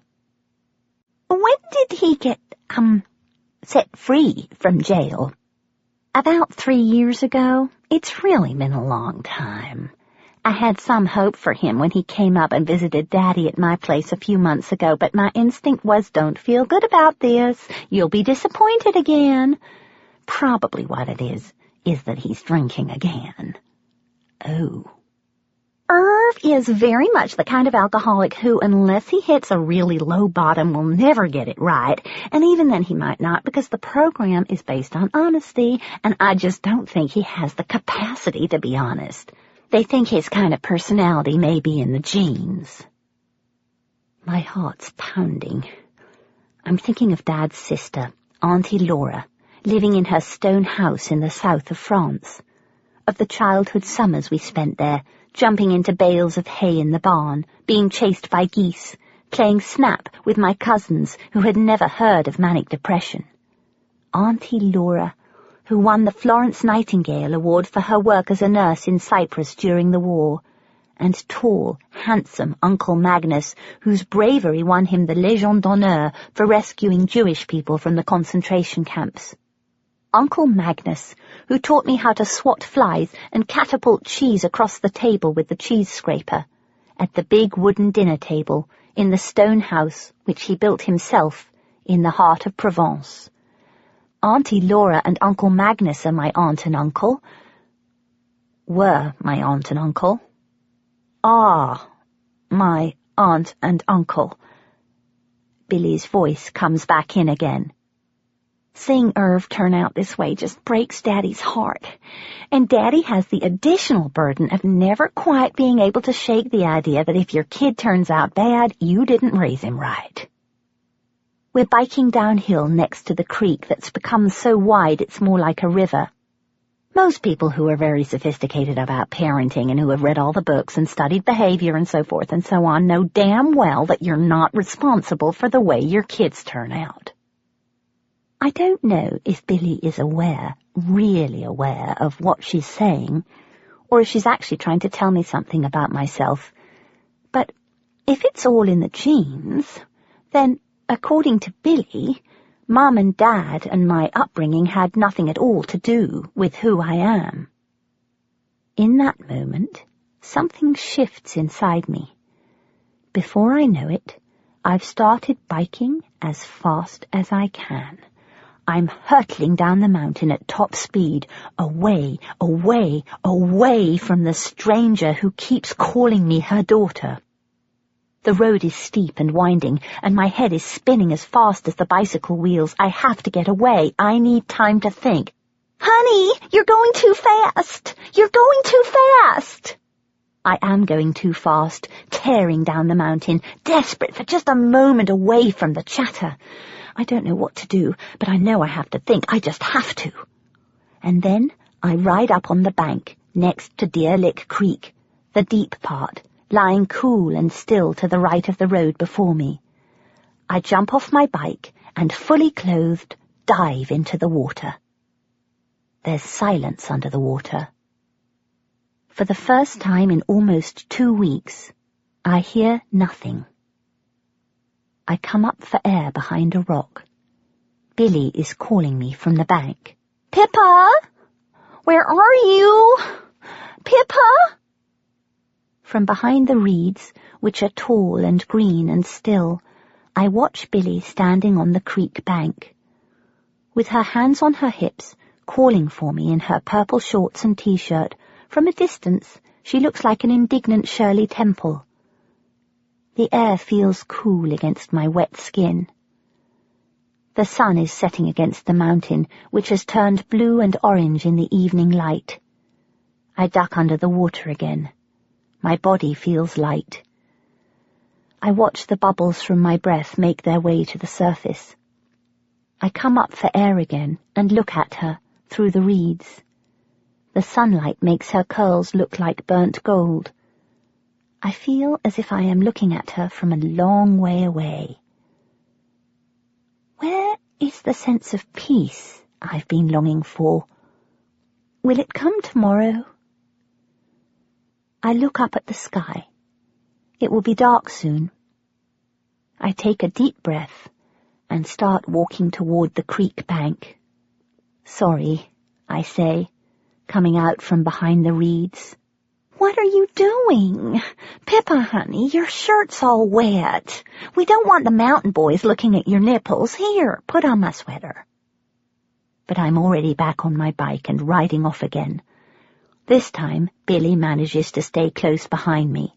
Let me tell you about the time I wore a shirt that was almost see-through to a Christmas party at the Whitcombs. Daddy nearly had an angina attack.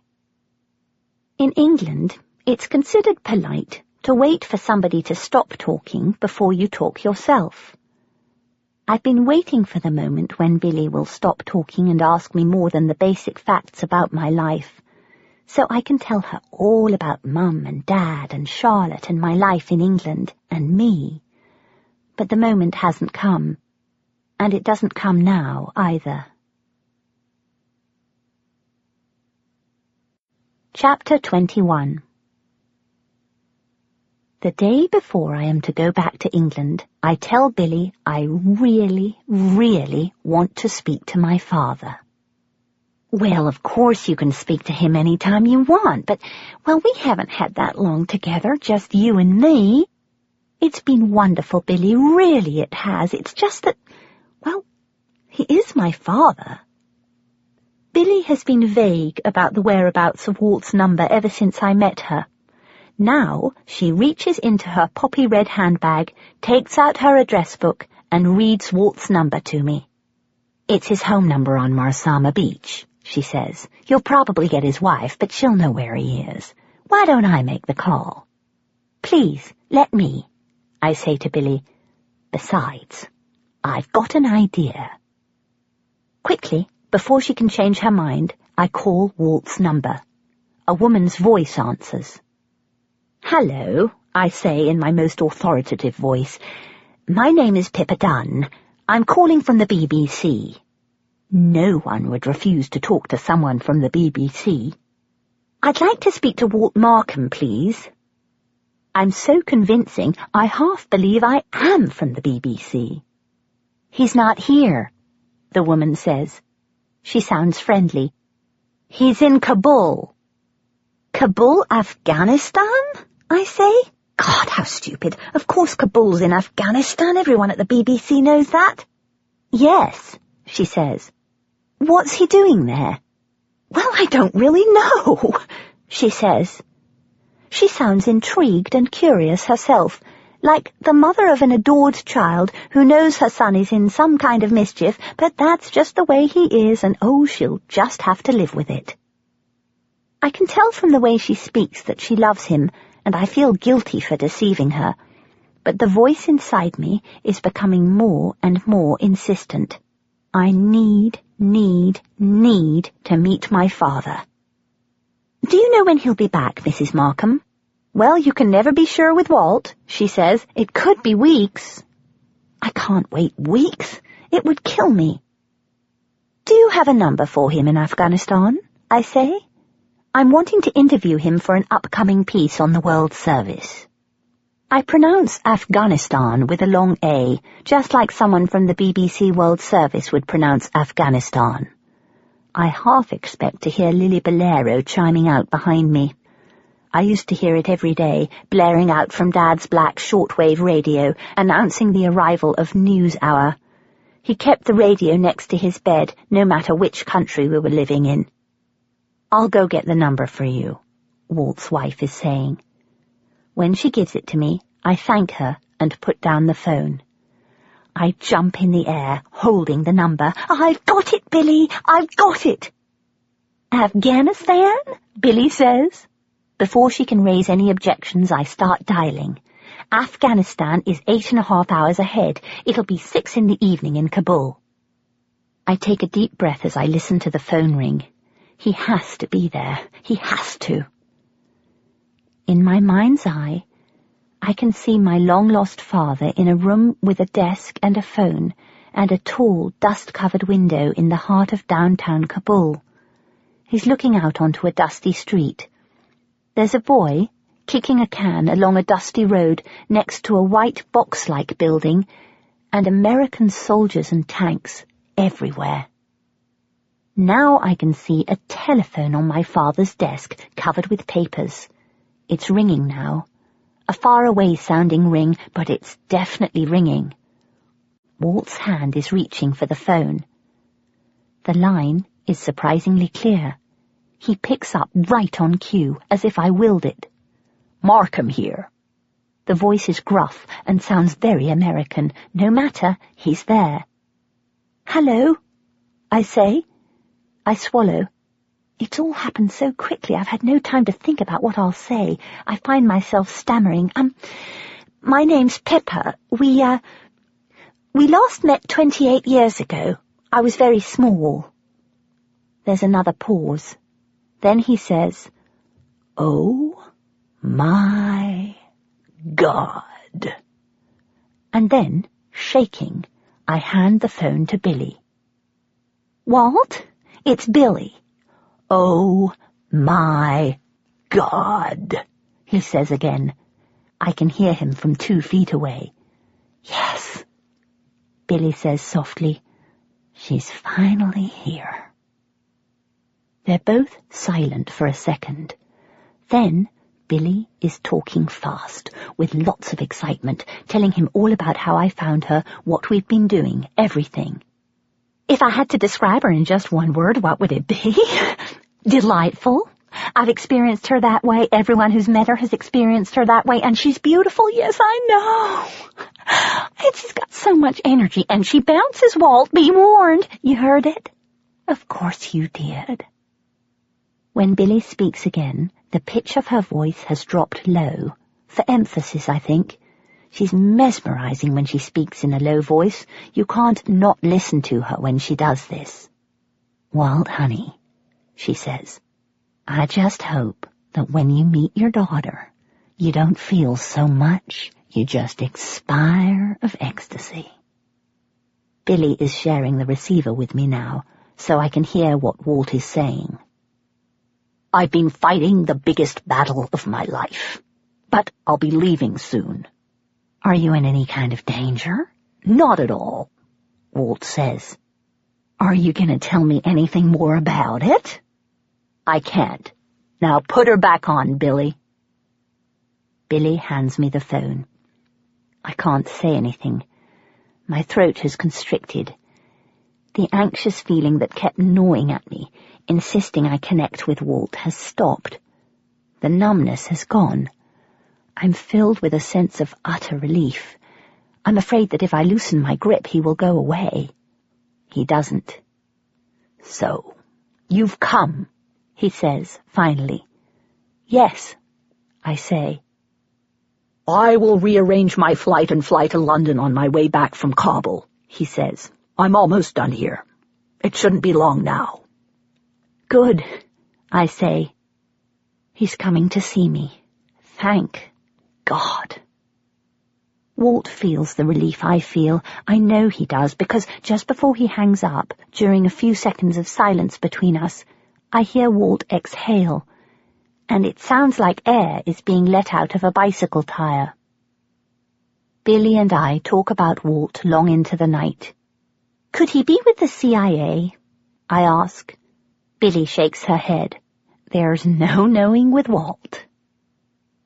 The Pippa who left England 2 weeks earlier would have been shocked and appalled that there's even a possibility that Walt is working for the US government in Afghanistan. But at that moment, I don't care what Walt does for a living.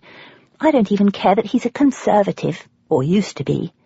I'm just grateful he's safe and alive and coming to see me in London.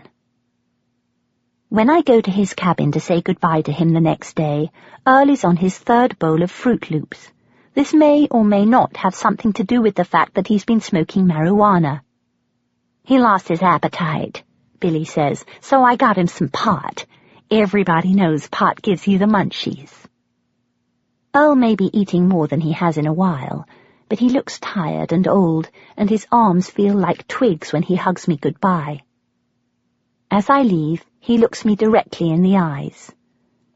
Even when you're hurting so bad you can't move, and you will, he says quietly, welcome the pain, granddaughter, because when it really hurts, when the difficulties are truly difficult, what I'm saying is, welcome the difficulties, 'cause it's them you learn from.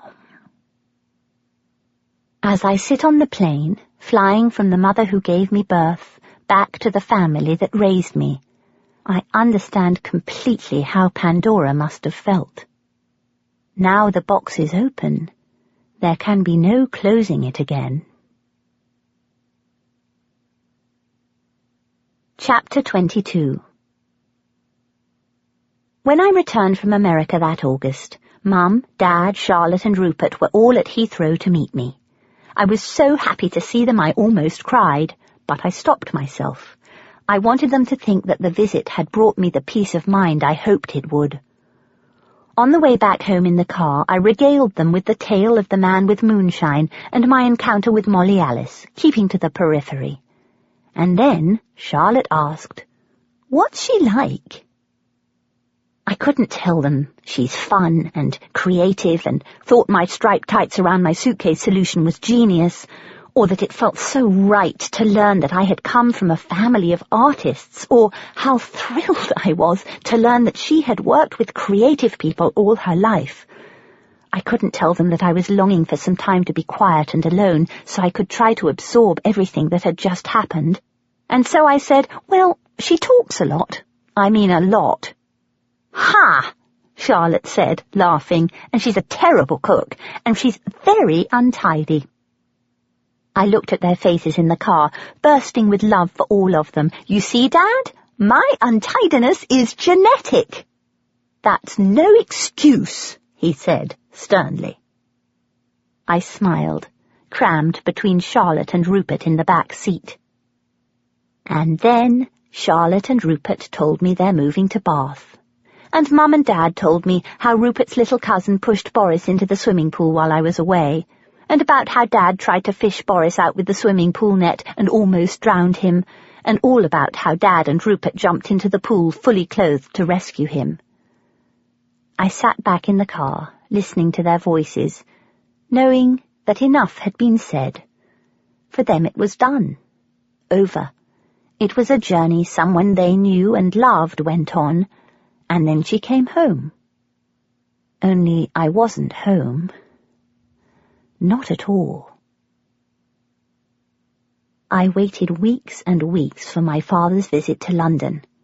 Until his arrival, nightly emails to and from Nick kept me sane.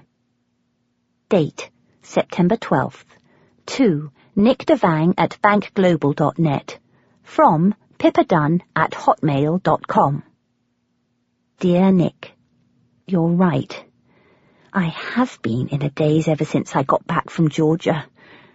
Pictures of my long-lost relatives balancing spoons at the end of their noses, pouring lemonade in my grandfather's cabin, his prayer before Billy fed us, "Of what we are about to receive, may the Lord make us truly tolerant. Amen."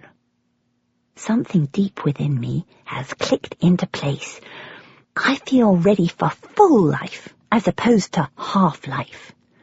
I've doubted myself for so long, probably because the essence of who I am is so completely different from the family that raised me. But now, well, I'm finally starting to trust the instincts that told me to find Billy and Walt. And then there's you, and the fact that Billy works with artists, and the fact that you long to leave the banking business and become a full-time artist yourself. Tell me more about your paintings. The end of an English summer. The air is crisp. I have an old gas fire in my room. It's on low. Orange light. Lovely. Love, Pip. P.S. My mother has told me to ask my father what he remembers about their time together. I asked him. He says he remembers everything, and he's going to tell me when we meet. I hope it will be soon. We speak on the phone every third day or so. He's going to come as soon as he can. I thought it was supposed to be the other way round, women remembering everything, men being fuzzy on the details, which led me to wondering what, if anything, you remember about me. My heart beat a little faster as I pressed send. His answer told me everything. Date, September 13th. To pippadunn@hotmail.com. From Nick Devang at bankglobal.net. Pippa, you intrigue me. You open your soul for a second so it touches mine, and then you end your letter in a way that reminds me you are also a flesh-and-blood woman wanting to know what I remember of you. What will you think of men now, or of me, when I tell you? I was half drunk and mildly depressed, leaning against a rail, watching an excessively dull game of cricket at Steeplehurst. I was home on leave from Singapore and wondering, as I always did, why I bothered coming back to England when absolutely nothing about it ever changes. And then I noticed you. You were sitting on a blanket next to a picnic basket and a woman in an absurdly large hat trying valiantly not to look as bored as I was. Your hair was long and tied back in a ponytail. It caught the light in a magical way, and your face, which, as you must know, is quite beautiful, took my breath away. Then I saw you get up and walk toward the woods. I went to school at Steeplehurst for 10 years, so I knew you'd come out eventually by the paddock. I ran around the school and positioned myself by the fence. So, it wasn't a chance meeting. Clever Nick. To my delight, you saw me as I'd hoped you would. The moment you handed me the buttercup, I knew you would be an important player in my life. I didn't know how or when, just that you would be. I could tell you were quick-witted, full of life, and utterly charming, but there was something else there, too, something I recognized. Your eyes gave you away. Even at 21, there was a depth there, a sorrow that I knew you weren't aware of yet, an understanding, an empathy. I knew the moment I met you that you were one of the few, and I knew from the moment I saw you that I wanted you. And when you walked away from me, the first time you walked away from me, I felt ripped apart, my love. Me too, my love. A month or so later, we met by accident outside my building in the city.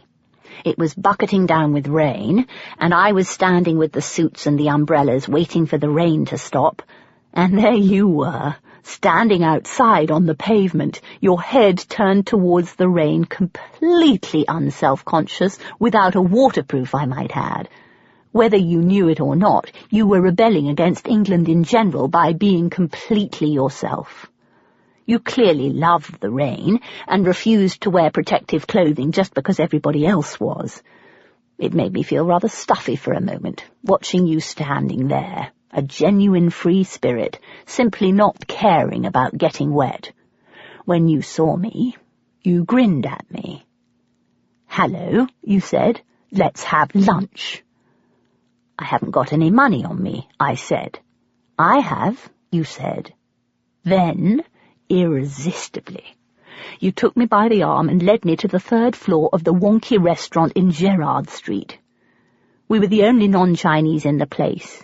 You were a child, but you lit up the room, and even the usually unspeakably rude wonky waiters smiled as you came in. You took your jacket off, and your shirt was damp with the rain. You were very wet. Your nipples were erect, my love, and so was I. We shared a bowl of roast duck noodle soup and a plate of shrimp lo mein. You paid the bill with great panache, producing a crumpled 10-pound note from your very wet pocket. 2 weeks later, I invited you out to reciprocate. I treated you to lunch at Bouloustin. You made it clear you'd have much preferred to dine at the African restaurant next door, but you tolerated the £50 a dish menu in sumptuous settings as best you could. That's when we exchanged histories. "Avoid safe places," I said to you. "They're so very hard to escape from." You seem to be following my advice to the letter. The next time I saw you, you asked me to bring you some of my paintings, and I did. You were wonderfully encouraging about them, and you told me to paint all night if I didn't have time in the day, but paint. I adored you for it. And then you said that in the unlikely event that you ever came across an art agent, you would make sure to put them in touch with me. It's true. I had. And I'd meant it. I've always been good at putting people together. I hooked Sally Pierce up with the photographer's rep I met on a plane. She's just had her first exhibition in Paris. And I hooked the president of the Charlton Shipping Company up with an actor friend of Neville's who was fed up with being broke. He made his first $1 million 2 years ago. With Billy's help, I will try to do the same for Nick. I can't wait to introduce him to Billy. Once you've seen a Nick Devine painting, you don't ever forget it. The next time I met you was in a lovely outdoor pub restaurant near Arundel. I can't remember its name. It was a perfect summer's afternoon. Everybody else had gone, and we were the only people left in the garden. Our table was discreetly placed behind a willow tree. You were wearing a short white skirt which showed off your irresistible legs beautifully. Your hair was down this time, and catching the light, and God, I wanted you. You were holding an ice cream in one hand and a cigarette in the other. There was a small piece of ice cream trickling down your neck that I wanted to lick off before burying my face in your gorgeous bosom. I am not above suggesting such an operation to just about any other woman, but not you. I didn't want to flirt with you. I wanted to kiss you on the mouth again, and so, when you'd finished the ice cream, I did. Gently, carefully. A brush, no more, so you wouldn't pull away. Our table settings were close together. There was a large white linen tablecloth over a tiny table with pink roses in the center of it. I wanted to touch you. I needed to touch you. Unable to bear the tension any longer, sensing you couldn't either, I reached under the tablecloth and put my hand on your leg. Below the table you were absolutely still. Above the table, your hands were tearing the tops off packet after packet of artificial sugar and pouring the contents into the ashtray. Then you stopped, tearing off the tops of those silly packets of sugar, and turned your hauntingly lovely face toward me. I moved my hand farther up your thigh, which was cool and soft, and I kissed you again. Then you opened your eyes, and for half a second you let down your guard, and in that half second I saw what you'd been hiding ever since I first kissed you in the woods, a longing, a passion, the like of which I've not sensed in a woman before or since. I had you in that moment, you, naked, without camouflage. I knew I did. "What are we going to do, my love?" I said. "What do you mean?" you said. You knew precisely what I meant. You knew, but you were terrified, and I knew why.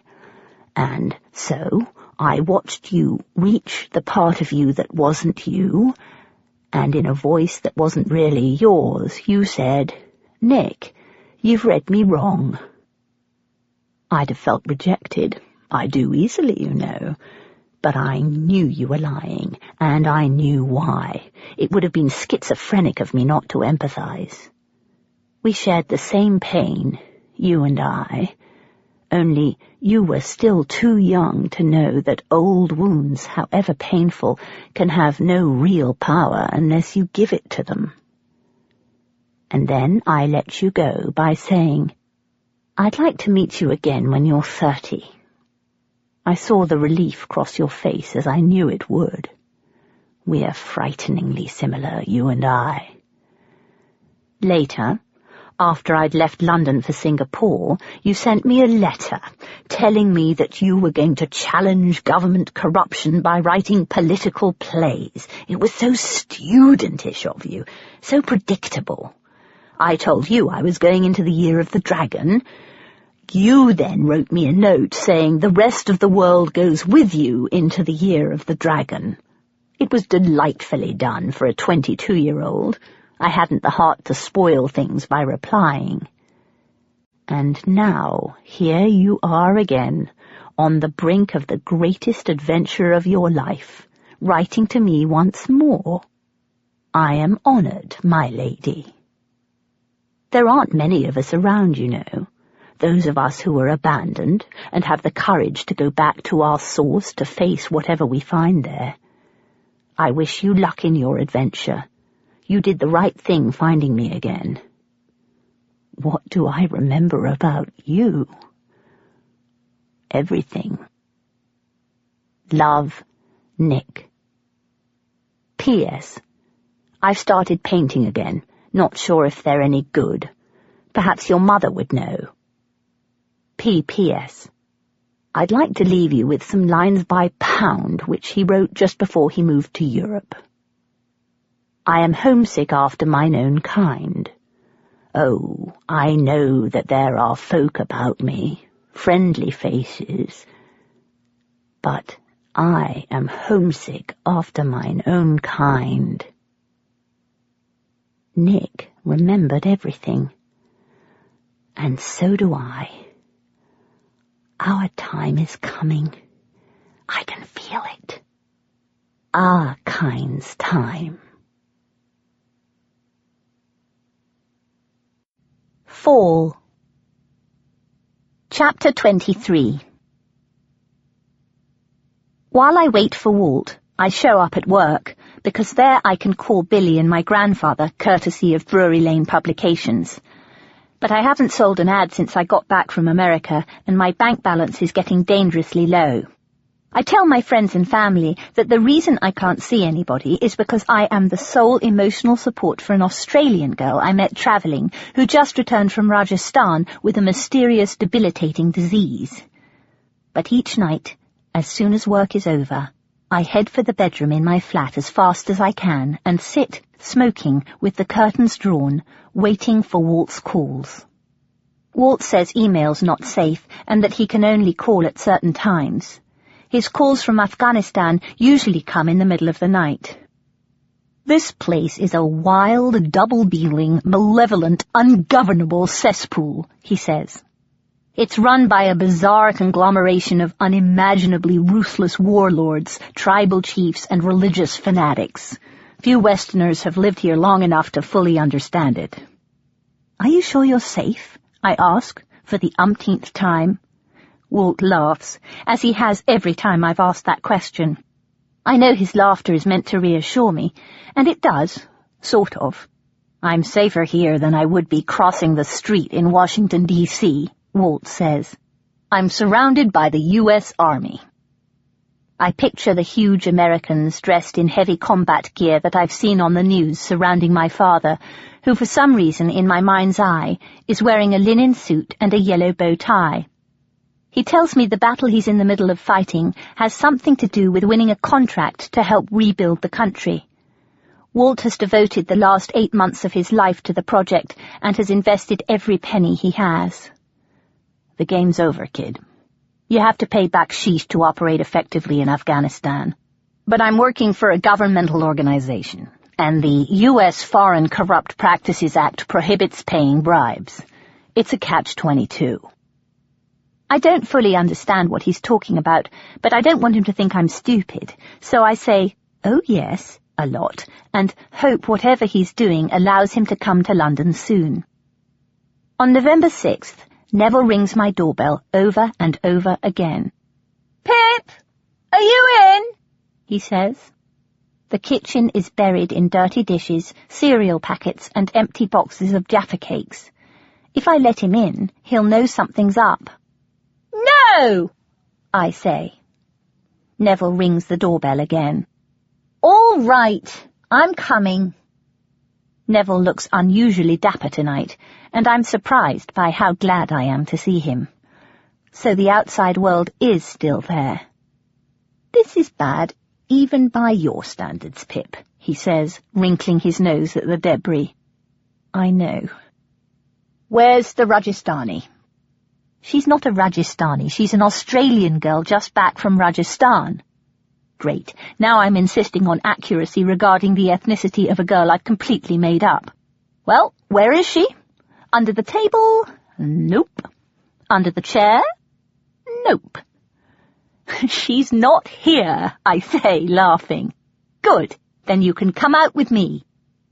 Neville can be bossier than Charlotte on a bossy day, and there's no point in arguing with him, so I jump into the first shower I've had in days, throw on my velvet trousers and the only clean blouse I can find, and head out the door.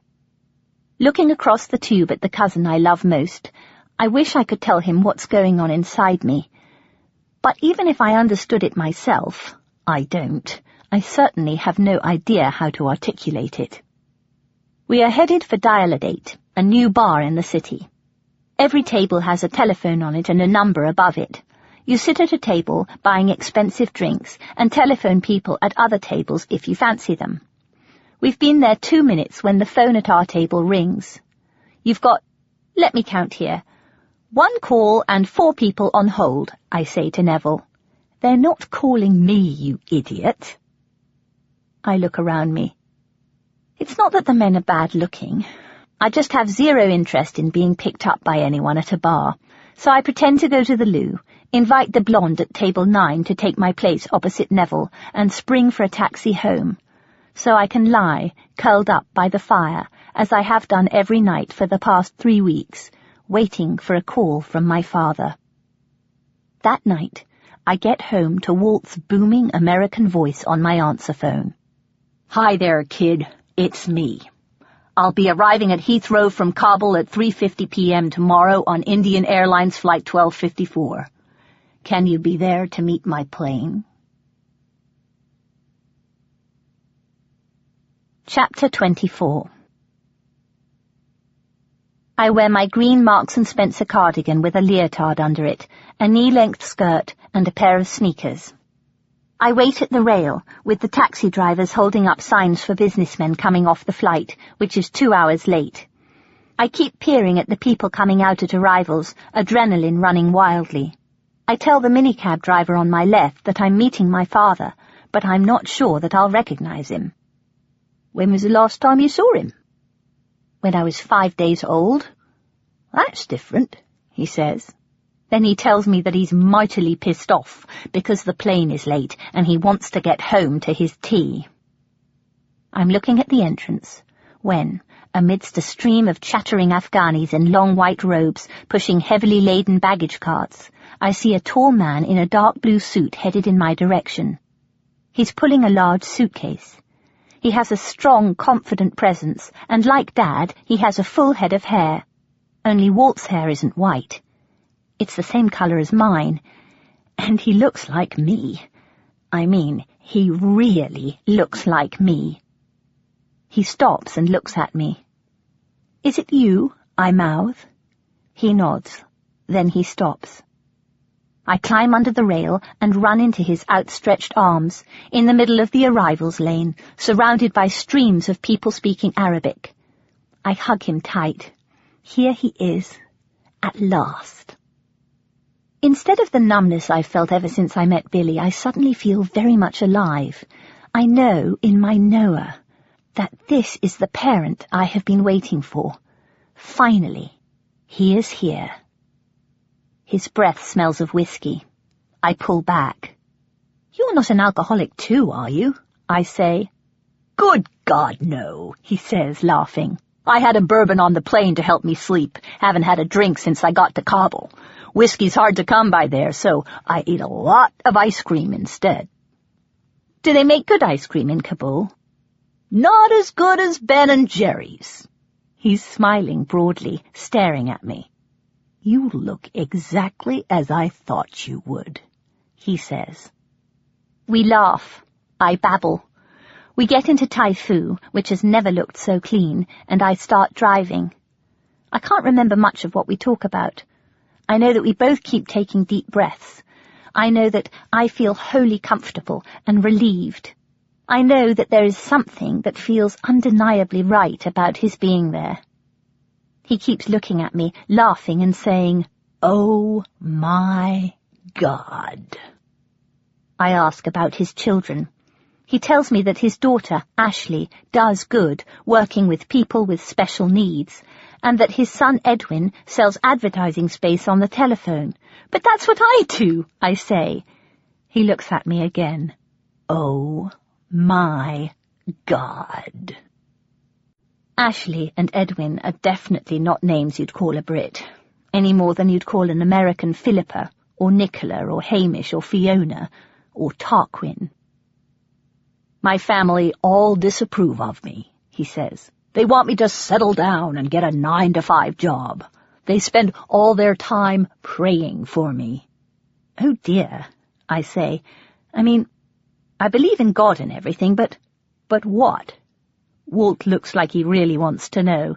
"Well, whenever I meet a religious person, it makes me want to say fuck."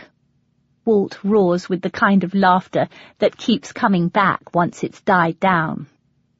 Somehow I drive him safely to the hotel I booked for him to stay in, the Cone Court in Holland Park, very pink, cosy, and full of eccentric antiques and prints on the walls.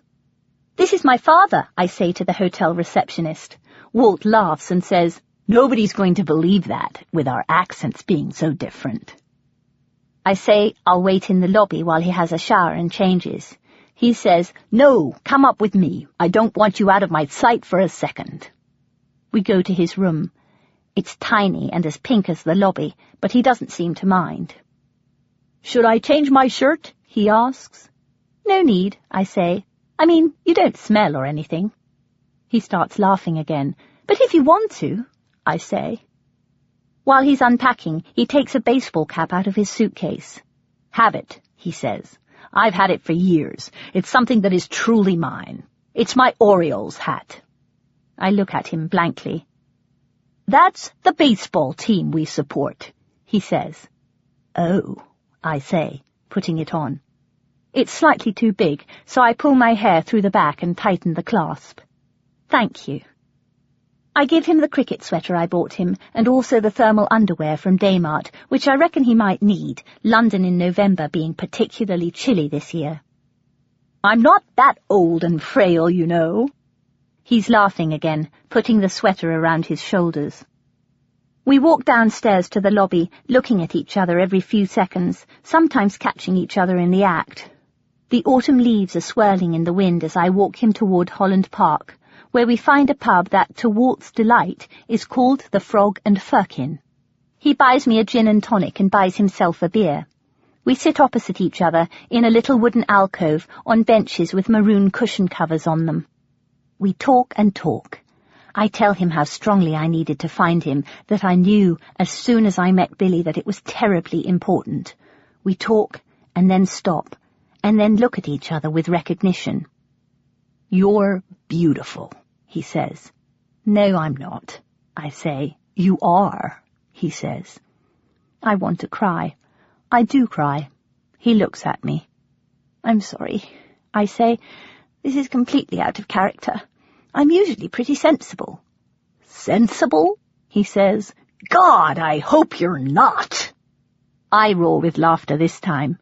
"Well, I try to be, sometimes," I say, "but it's not all that much fun." We're both holding our glasses at the same angle, smiling like children. "What were you thinking we'd do tonight?" he says. "I could take you to My Fair Lady." I remember going to see My Fair Lady with Dad when I was about 8. I loved it so much I learned all the parts on holiday in Scotland one year and performed a 2-person version of it with Sally Gibbs to our parents. Actually, we performed it in the bathroom of the farmhouse we were staying in because it was the warmest room in the house. The grown-ups all sat around the heated towel rack, and Sally and I performed the entire musical for them on the ledge in front of the bath. It's my favourite musical, and it's Dad's favourite musical. Thinking of Dad, for a second I feel guilty and disloyal. "Aren't you tired?" I ask, bringing my attention quickly back to Walt. It was a long flight, and with the time change and everything. "Good God, no! The night is young." "How long are you staying for?" "I'm here on a 20-hour stopover," Walt says. We fall silent. "Can I put in a request to just go out to dinner and talk?" In the taxi on our way into the West End, Walt tells me that my grandmother ran a marathon at 72, and that my great-grandmother, who's 92, drives a red sports car with the top down and was recently photographed in a leather pantsuit on the back of a Harley-Davidson. He tells me that her mother was half Cherokee Indian. Thank God, I think. Longevity and sanity. Eccentric old ladies on Harleys I can deal with.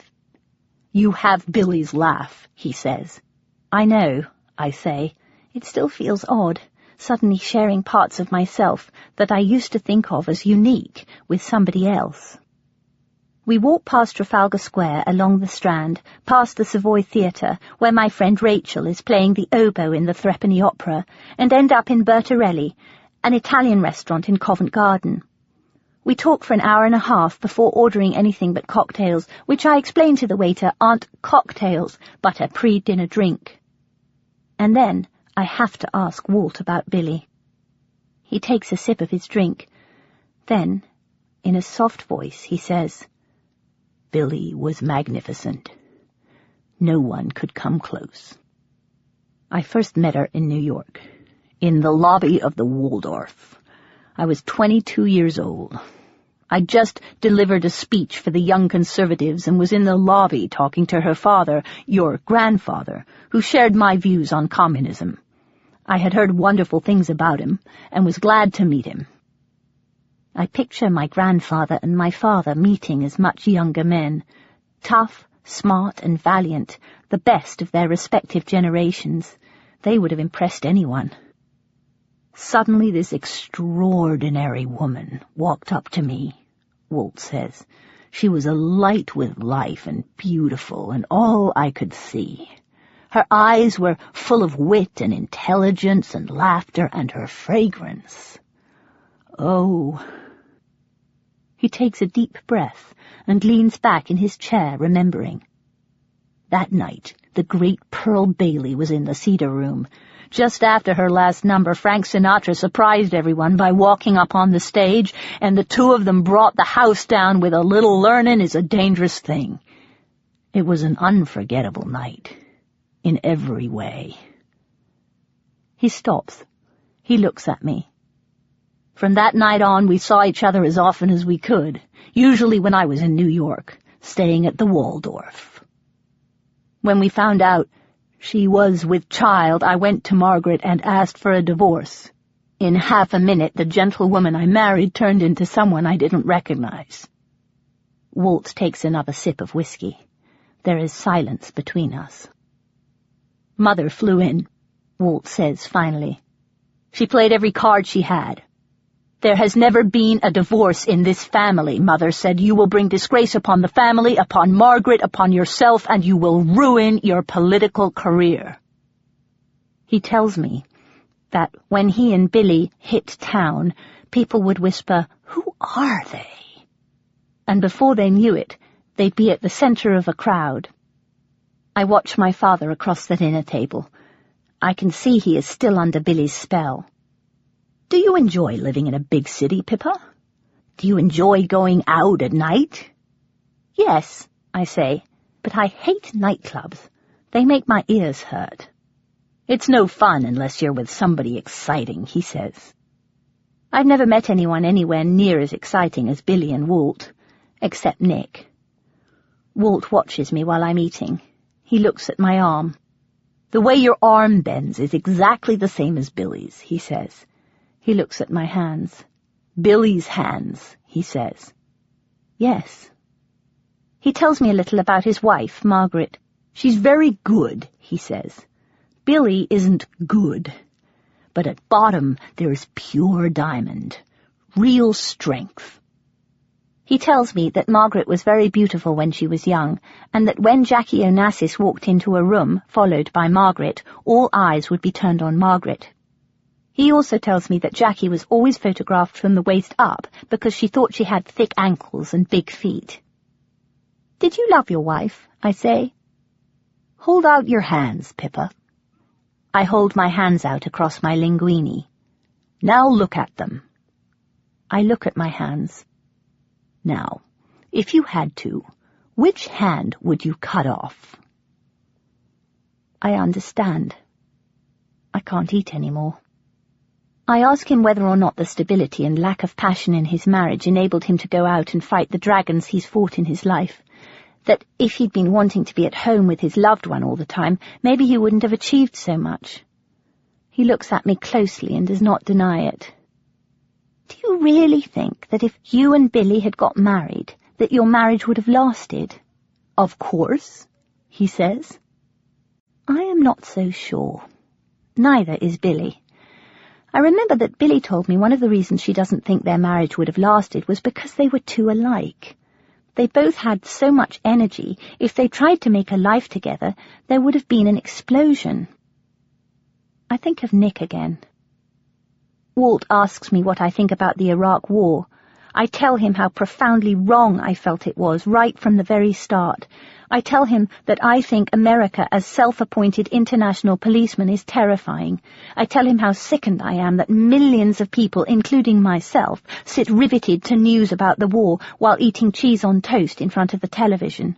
And as for George Bush, I can't bear thinking about him. To paraphrase Samuel Johnson, the fellow seems to possess one idea, and that idea is wrong.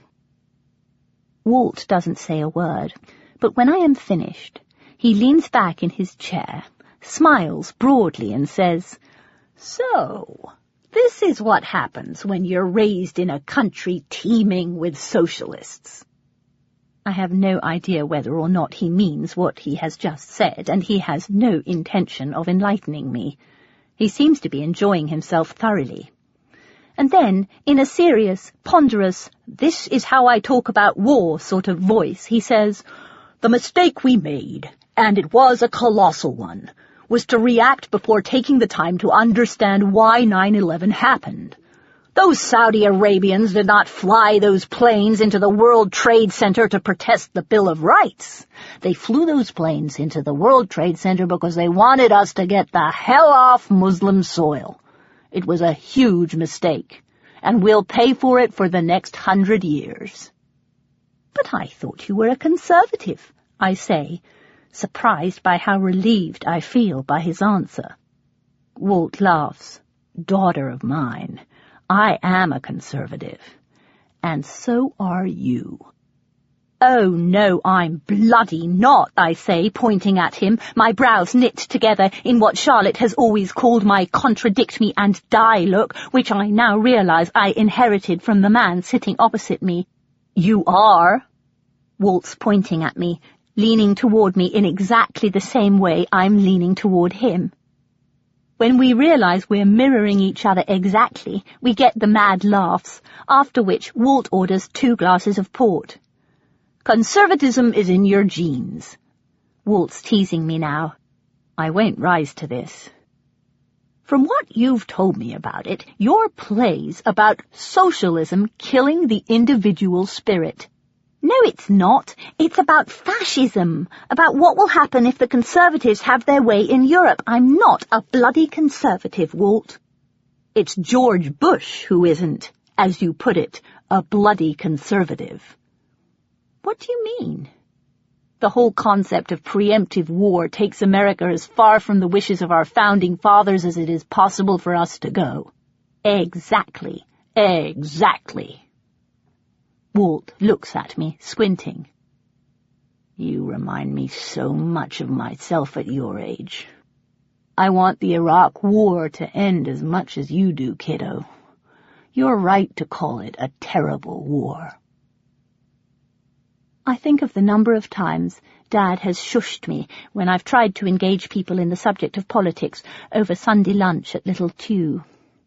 Then I try to picture Walt sitting at the lunch table at Little Tew. I can't. At about 1 o'clock in the morning, we leave and take a taxi to my car, which is parked outside his hotel. He holds my hand in the taxi. I feel his strength running through his hand into mine, running through my hand into me. I hand him the letter I first wrote to the adoption agency, explaining how important it was to me to meet my birth parents, and drive home, feeling terribly sad that he's going away again the next day. Chapter 25. I wake up at the crack of dawn, give Walt a little time to sleep, and arrive at his hotel at 8:40, ready to drive him to the airport. He is already in the lobby. Before saying good morning, he hands me his plane ticket and says, "Go upstairs to my room and do whatever you have to do to have the airline defer my return trip to Washington until tomorrow." The weight of sadness lifts. I fly up the stairs, happier than I have ever been, and call Virgin Atlantic. The woman says they'll have to charge him to change the ticket. "But you can't," I say. "He's only staying the extra day because he's my father, and we need some more time together. We haven't seen each other since I was born, when he held me in the hospital before I was given up for adoption, which I was a few days later, only I didn't go straight to my parents. I went to a foster home first, though he didn't know that." I explain the situation to the lady at Virgin Atlantic, who waives the fee and bumps Walt up to first class. We walk off arm in arm to Tootsie's for breakfast. I show him a few pictures of Billy from my visit. He looks at each one once, filled with emotion. He doesn't say much. He hands them back to me and says, "Thank you." When I tell Walt about Miles, he says, "Good. You weren't really in love with him, were you, Pippa?" "He started growing on me," I say. Walt is peering at me from behind his glasses. "Growing on you?" he says, slowly. You don't understand, I say. I do, he says. No, you don't, I say. You don't understand what it's like to be too frightened to let yourself really fall in love, because then you might be left, he says. And it would hurt way too much to be abandoned by someone who really mattered. Yes, goddammit. Walt's very still. I'm not sure, but I think he might be trying not to cry. There are heroes in the world, he says. Believe me, don't settle for anything less. Are there? I say. Courage, kid. You have courage. You will know. Yes, I say. I will, one day. Hopefully you're right. I want to believe him. I am right, he says. And then, there can be no courage without fear. After breakfast, we go to Sloane Square. I ask him what his favourite songs are. The Lady is a Tramp is one of them, he says. I start. I've wined and dined on mulligans too, and never wished for turkey. He starts singing too. We carry on as we start walking down the King's Road. There's a strong wind blowing. We sing into it. Oh boy, he says, the energy level is on its way up. I thought it was just me who got surges of irrepressible energy, but no. Battling against the wind, we sing while walking for a quarter of a mile. Then I start singing my favourite things just as we're getting to the Man in the Moon pub. Stop, he says. He looks at me, stunned. What is it? I say. He speaks slowly, emphasizing his words. That is the song Billy sang the night we met. We were walking around New York City in the snow. I kept leading her into doorways and kissing the snowflakes off her face. He's obviously feeling something painful, so I stop. Come on, I say. You're in London. Let's go to the top of a double-decker bus. We climb up the stairs to the bus and sit like children, leaning against the rails at the front. Unlike Billy, Walt wants to know everything about me, and he really listens. It's so difficult, I say, because Dad is my father, Mum and Dad are my parents. That's what it has been, and yet they tell me to be sensible, beg me to get a proper job, which I can't do, not without dying inside, and I love them, but I feel in here that you are my father. My God, you are my father. I feel something lift. You're a good listener, I say. No, I'm not, he says. I'm a talker, but if I don't listen to you, well, I want to know all about you. It's the only way I can find out. Later, he says, I didn't expect this. I expected to feel a quiet affection. It's not a quiet affection, is it? I say. No, he says, it's not. We drive to Kew so I can show him my flat. Have you ever thought of spending time in the States? Walt says. Not really, I say. I mean, apart from fridges with ice makers, what have you got that we haven't?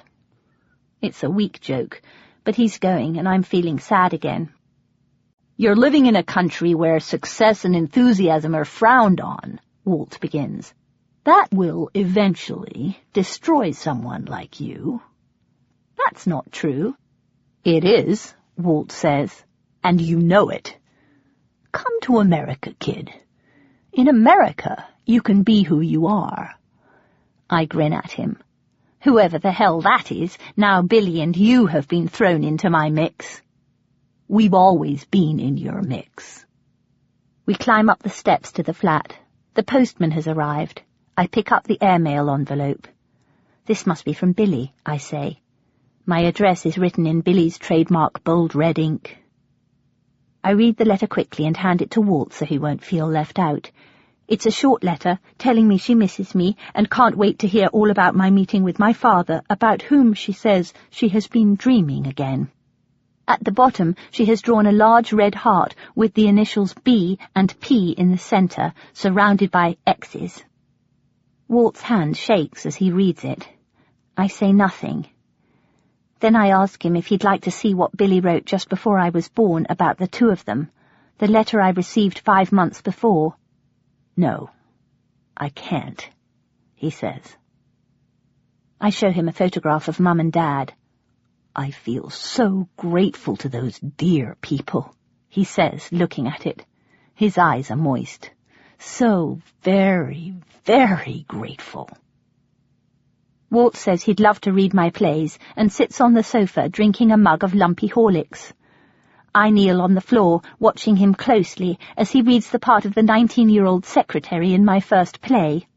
He speaks in a high-pitched voice with an appalling British accent. The play is called Odd Behaviour.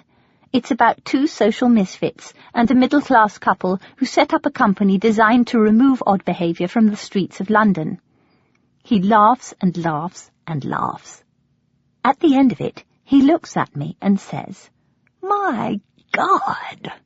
You've only picked the most important theme of our time. You're the real stuff, kid. He says again that now he's read it, the play definitely proves I'm a conservative. It doesn't at all. It's a play about individuality under threat. We banter back and forth about it, but I know he thinks it's really good. I know he's not just being kind. I know he's excited by it, and the specific tightness in my chest that comes from a fear that Mum and Dad are right, that I'm deluding myself about wanting to be a playwright, loosens a bit more. I love him for reading it with me, and for laughing. Are you writing anything at the moment? Well, yes. I'm trying to finish a play I started a few years ago. What's it about? He asks. Well, there are these two characters talking to each other in a womb. They're twins, obviously. Twins? Yes, twins. He's looking at me intensely. It's called Womb Mate. I wait for him to laugh. I thought that was a clever title. I'm fossicking around in the box, trying to find page 5, when, in a quiet, insistent tone of voice, Walt says, Did they tell you? Who? The adoption people? Anyone? What? The pages collated into some kind of order. I look up. Walt looks old suddenly. Did they tell you about your twin? The air in the room has changed. I can't hear anything. Then I can. I sit down. My body is tense. I have a twin? No, he says slowly. You had a twin. I had a twin. I repeat his words because I want to be sure I heard him correctly. Walt's voice, when he finds it, is gentle. He died, Pippa. In childbirth. I had a twin. And he died. In childbirth. The sorrow is instant. It flows into my heart like thick black ink. Walt's voice seems far away. Billy's never talked about him since. I think she's blocked it out. I'm back in the room with Walt, numb now. Walt's eyes are full of tears. The last time I saw you was a few moments after you were born. Billy was under. She'd become hysterical, so they gave her drugs to calm her down. I held you first. You were fiercely beautiful, and so tiny and so brave. You just lost your twin, and you were about to lose your parents. You were wrapped up in a hospital blanket. When I held you in my arms, I knew that giving you away meant giving away part of my soul. Walt's voice comes in and out. My mind is focused on my twin. I had a twin. I had a twin. So I wasn't alone in there. Walt is somewhere else, too. I come back to him as he talks. I'm with Walt now in the hospital. He's a young man. I am a newborn staring up at him. I held you tight, then I looked you in the eyes, then I brought your little ear to my mouth, and I made you a promise. When you need me, I whispered, if you need me, however many years from now, whatever I am doing, no matter what battle I am fighting, I will come to you. Then I kissed you on the head and handed you back to the nurse and on to God only knew where. Then I walked past the room where Billy was lying in her drugged sleep, and down the brightly lit corridor into the nearest empty room, a small room at the end where they draw blood, and I closed the door and sat on a gray plastic chair opposite a clock with a crack in it until the morning. We sit, saying nothing for 2, maybe 3 minutes. Nobody told me I had a twin who died, but I knew. I must have done. That must be why I've been writing about it. Here, I say. Trembling, I hand Walt the script of my play. Read this, I say, turning to the final page. Please. As it ends, only one of the 2 characters is left on stage. Walt reads the narrator's final words aloud. His voice sounds far away again. I hear a voice crying in the wind. It is the voice of my brother, drowning in a pool. We sit for half an hour on the edge of my bed, on the multicolored blanket Dad bought me when he visited Lesotho, saying nothing. Walt's packing his luggage in his tiny pink hotel room. His flight leaves in 3 hours. Don't ever do anything that doesn't feel right because other people tell you you should. Trust yourself, he says.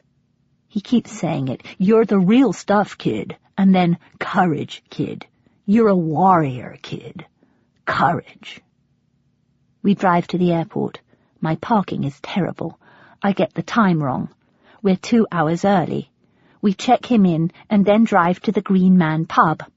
I buy him some pork scratchings, a packet of prawn cocktail crisps, which he absolutely loves, and a ploughman's lunch. He eats everything but the pickled onion. On our way back to the car, I sneak 6 packets of prawn cocktail crisps into the side of his bag and manage to zip it up without him noticing. I thought about you so much over the years, Walt's saying, wondering. Wondering what? I say. When I held you in the hospital just after you were born, I thought I saw something in your eyes that I'd not seen before. What? My spirit, Pippa. For the past 28 years, I've wondered if the child I gave away was the one child of mine who had inherited my spirit. And am I? I say. God, yes. Everything I hoped to find in my reunion with Billy, I have found in my reunion with this man. For the first time in my life, I feel recognized, validated, by someone who reminds me of me. Why are you crying? He says. I've just found you. Now you're going away on an airplane. I say. I will never go away again, he says. I will always be here for you. Home, he says, laughing, is somewhere where they have to take you in. I withdraw instantly. But you mustn't ever, out of some sense of obligation, just to be kind or anything, I begin. But as I say it, I realize this is an old insecurity speaking that has no place here, that will, in time, go away. I know that this man is filled with the happiness I am full of. No unauthorized crying, Walt says, as we wander toward customs. You see, there are other people like you in the world, he says. I love you, he says. I love the way you light up a room when you walk into it. You're a warrior. I love you, kid. Remember, there can be no courage without fear. Chapter 26. I tell Nick everything. He replies immediately. Date, November 9th, to pippadunn@hotmail.com. From Nick Devang at bankglobal.net. You remember that I met my father the year my mother died, and that meeting him changed everything, just as meeting your father has changed everything for you. But there is a difference. What I have told no one, until now, is that when I found my father, he was living on a park bench in East London. His face was unshaven and his clothes smelled of stale beer. He told me he earned his living painting on the streets, literally. That day's painting had brought him £7.50. He'd show me his work, only the rain had already washed the chalk away. He had been raised in foster homes in England and told me that not knowing how he came to be was the great agony of his life. He knew nothing about his parents except that, owing to the colour of his skin, one of them must have been of Indian or Middle Eastern descent. He told me he had never left me, and insisted my mother had stolen me from him. He told me he had spent time in jail. He told me he had once killed a man.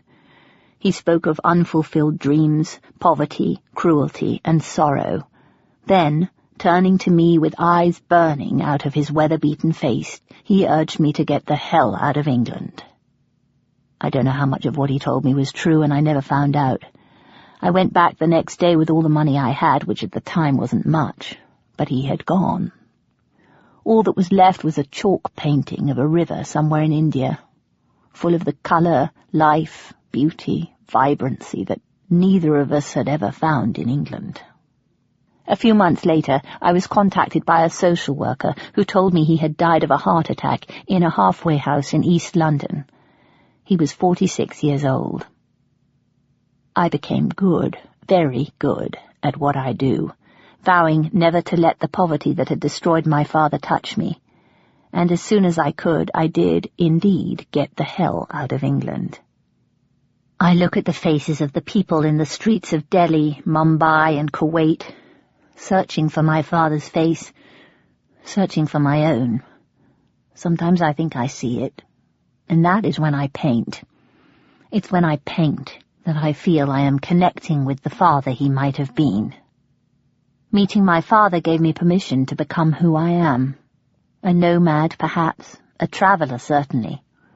The main difference between my father and myself, of course, is that he had to steal to survive, and, unlike his son, never knew what it was like to travel on a 5-star budget. Love, Nick. And then, later, Billy calls and offers me a job, starting in the new year. She tells me she wants to spend a lot more time in Georgia to write and be near her father. If I will come to Art Buddies and help with the promotional side of things, it will free up her time to do just that. We don't have a lot of money, but you can work for me in return for room and board, and we'll pay you when we can. I think of my dwindling bank balance. Billy, I'm not sure I can afford to do this. Oh, but you can. Billy's excited now. Daddy told me that if you come to America, he'll give you the second house. Oh. I think of the little light grey wooden house on the creek, a few miles from Billy's, that used to have tenants in it and now stands empty. You get to it by walking through trees and overgrown grass, about 200 yards from the dirt track that, after a bumpy half-hour drive, leads to the nearest store. I picture myself working at the farm next door, stripping tobacco in the barn, with only dim memories of the days when I dated men who had all their front teeth. Billy, that's very nice of him, but I really don't think he should give me the house. If your grandfather wants to give you the house, he'll give you the house. It should bring in at least $30,000 if you sell it. That way you're covered until we can afford to pay you. Her enthusiasm is contagious. I do still have some money left on my credit card, and if I was sure I'd eventually be able to pay it off, perhaps I could afford another plane ticket. Honey, I'm offering you a job and a free place to stay just outside New York City. I really don't think you can turn this down. You'll be perfectly placed to pursue any creative endeavor you want, and you'll only be 4 hours away from your father. When Charlotte calls and tells me she wants to sell the flat, I take it as a sign. But what about your career in advertising? Dad says when I tell him. Wanting to put his mind at rest, I tell him Billy's job comes with a proper salary and that she's not going to be there much anyway. Most of the time she'll be in Georgia, so I'll hardly see her. And Dad, if it doesn't work out, and of course it might not, at least I'll have a proper title on my CV, I say, running as far as I can with it. It does sound like a good opportunity, Mum says. Yes, Dad says eventually. I suppose it does. My instinct is screaming at me so strongly to go, it drowns out the guilt I feel. Almost. Christmas and New Year will come as they always do, with the usual round of drinks parties, present giving and Scottish dancing, and no one will say anything more about it. The night before I leave, I will get a 2-line email from Nick. Date, January 2nd, to pippadunn@hotmail.com. From Nick Devang at bankglobal.net. I consulted the I Ching. It said, "The Queen is returning to her castle." Winter. Chapter 27. I thought we'd share my room, Billy says, pulling my suitcase along the corridor towards her bedroom in Adler. This way we can lie in bed at night and talk like girlfriends. After sharing dormitories for 7 years, I hate lying in bed and talking like girlfriends. I'd rather sleep in an airing cupboard. But the simple fact of my sharing a room with her seems to make Billy so happy, and I'm relieved to be back in Billy's home after the torturously long security check at Heathrow and the cramped flight back to America. So I climb into my side of her enormous bed and fall asleep to the sound of Billy's voice telling me she's thinking of writing a book. "There you were, longing to be a writer all your life," she says, "and now you've inspired me to become a writer too." The next morning, after a breakfast of Slim Fast, a kind of chocolate milk that Billy shows me how to make with ice in a blender, I go into the sitting room to be officially introduced to Billy's creativity counselors, or, as she prefers to call them, art buddies.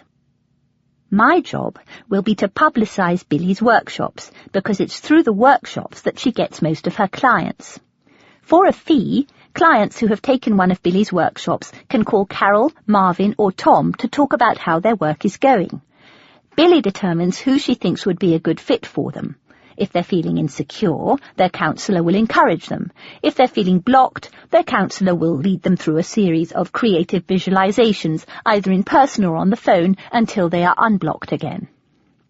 Marvin is 30, bald, skinny, and shakes my hand with the enthusiasm of a born-again Christian, because he is a born-again Christian. When Marvin's not counselling clients, he acts as my secretary, Billy says. Without him, I'd be lost. She smiles at Marvin, who clearly has a crush on her. Tom is about 50 and looks like the kind of well-worn New Yorker you read about in books. I like the way he dresses. His corduroy pants are scuffed at the knees, and his lumberjack shirt is too big for his frail body. His eyes are young. It's only his body that looks old. I was introduced to Tom by his psychiatrist, Billy tells me.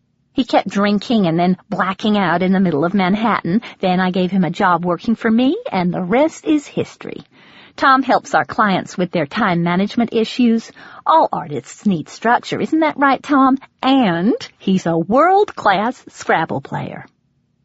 Tom and Billy play Scrabble every lunchtime on Billy's bed. While they play, Billy makes phone calls to clients.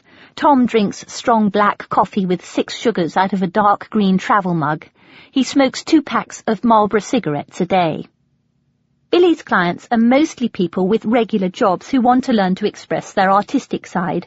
She's very inspiring when she speaks. Tom says she could make Karl Rove believe he could jack it all in and become a sculptor if he just put his mind to it. His voice is deep and raspy. I notice his hand shaking as he puts his coffee down.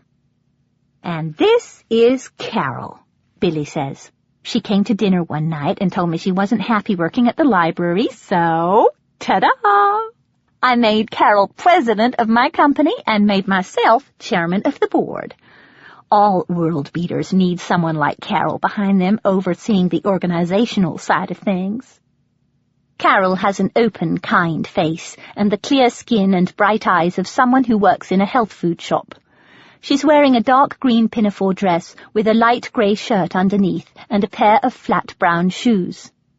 "My daughter's just like me, Carol. We're going to be one hell of a team." "Good to meet you, Pippa," Carol says. Billy is at the front door now, ringing a bell. "Heathcliff! Pandora! Mandelbeam!" At the sound of the bell, Heathcliff and two large cats I've not met before come running up the stairs, cross the sitting room, and dash into the kitchen. One of the cats is orange and white, thin and silky. The other is a fat tortoiseshell with a weak hind leg and a gummy eye. They run into the kitchen, jump onto the kitchen table, and start guzzling cat food from a cereal bowl next to someone's half-eaten bowl of Cheerios. Billy lets the cats eat off the kitchen table rather than the floor because she says it's easier to clean up that way. Billy comes back into the sitting room holding a fork with a glob of cat food on the handle. "My daughter's smart as a whip and as talented as I am, so she'll pick up most of it through osmosis." Surrounded by Billy, Ralph, and my new colleagues, I think of the last time I heard the word osmosis and vaguely remember Miss Arbuthnot teaching it in biology. We used to call her Mrs. Tiggywinkle because she was round and motherly and used to scuttle from the biology lab up to the main school. Billy's voice brings me right back. Pippa's background is in sales, so she'll be in charge of drumming up new business. I know she'll have some wonderful ideas. Billy is so sure I'll be a great asset to the company, I'm starting to believe her. Carol and Tom shake my hand. That just leaves Cole. He's out getting supplies. We met at a conference a couple of months ago. He's going to oversee the financial side of things. He's a wonderful painter and very spiritual. As if on cue, the doorbell rings. In walks a tall man of about 45, with dark black curly hair and cobalt blue eyes, wearing a light blue vest and blue jeans. He's good-looking in a worn way, sexy even. "Cole," Billy says, "meet my daughter." The phone rings. Billy goes to pick it up. I can hear her talking in the background. "So you're Pippa," he says. "Your mother has told me all about you." He's looking at me intensely. I feel naked. There's something about him that I instantly mistrust. "Stop talking, everybody, and listen up," Billy says, rushing back into the center of the room. She's put on a black sweater with a blue cat on it and is speaking as if she's performing for an audience. We all stop talking. Then she drops her voice. As I've told you before, you absolutely have to listen to Billy when she drops her voice like this. "We have a crisis," she says. "Oh no, I have to go back to Georgia right away." She pauses to make sure everyone is ready to hear what she has to say. We are. Then, Malice is holding Daddy prisoner. She's hidden Daddy's car keys, insisting he's too sick to drive up the mountain. "What are you going to do?" Tom says. "I'm going to have Daddy back up that mountain by tomorrow afternoon." Within minutes, Cole is helping Billy put her suitcase and Heathcliff into the car. I watch Cole kiss Billy goodbye. I can't tell what kind of a kiss it is, because his long back is blocking my view. Maybe that's something Americans do to be friendly, like the French. I'm not referring to a French kiss, the kind that involves tongues, etc. I'm referring to the cheek-to-cheek thing the French do when they say hello. Cole's kiss is sort of in the middle. The other councillors clean up the coffee cups. Marvin hovers around me. He's obviously moved by my arrival. Finally, he says, "God has brought you here. I'm convinced of it. I cringe inwardly, as embarrassed by easy talk of God as I am by people I've only known a short while telling me they love me, and make an excuse to go into the kitchen. "So, Pippa," Carol says, after Billy has left. Her voice is kind. "Welcome to the Billy Parnell Show." Chapter 28. The next day, Marvin sells me his brother's '86 Buick for $500. I call it Earl Grey because the name Typhoo's already taken. Following Marvin's turn-by-turn instructions on how to get there, I make the 40-minute drive into the heart of Manhattan, excited to be exploring New York City for the first time. I know I'll probably be all right once I get into the city because it's supposedly built on a grid and therefore quite straightforward, unlike, say, Canberra in Australia, which is built in a circle and impossible to find your way around even if you've lived there for decades. I travelled around Australia when I was 17, in my year off between school and university. It's where I fell in love for the first time, with my cousin. We didn't have sex or anything, but I did learn about kissing lying down. That's one advantage of being adopted. It's absolutely fine to fall for your cousin because you're not blood relations. I've often thought it would have been nice if our love had lasted, because then if we'd got married and had babies, the babies would be blood relatives of mine and Mum's, which would make me really related to Mum, if you see what I mean. But the romance between Drew and me didn't last. I went back to university in England, and he became a park ranger in the Australian bush. Poor Drew. He really loved me, I think, and I loved him, and then I didn't. As I drive, I wonder if other people remember every detail about the people who stopped loving them first, and very little about the people they left broken-hearted. The sound of horns hooting brings my mind back to the present. I read somewhere that it's illegal to hoot your horn in Manhattan. If that's true, then there are a lot of people breaking the law when I hit Midtown. I'm not a particularly good driver at the best of times, but when something makes me nervous, well, forget it. I try to do a 3-point turn, just as my driving instructor taught me back in Kew, but this is not a peaceful tree-lined street in West London. I stall in front of a huge metal dumpster next to a barbed wire fence. I get out and apologize. The horns hoot louder. Finally, a parking lot attendant takes pity on me and guides my car backward into his lot. I am surprised to note that he is wearing a bow tie, particularly considering the fact that his parking lot is nothing more than a 40-foot square piece of concrete surrounded by graffiti-covered walls under an open sky. He tells me he wants $44 to park my car there. I check his face to see if he is joking. He isn't. But I'm grateful to him for rescuing me and impatient to see the city. So, rather than spending hours trying to find a meter, I pay him.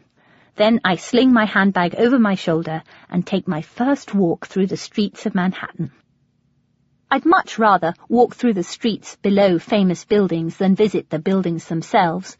So, on my first trip into New York City, despite the fact that it's January and bitterly cold, I start walking.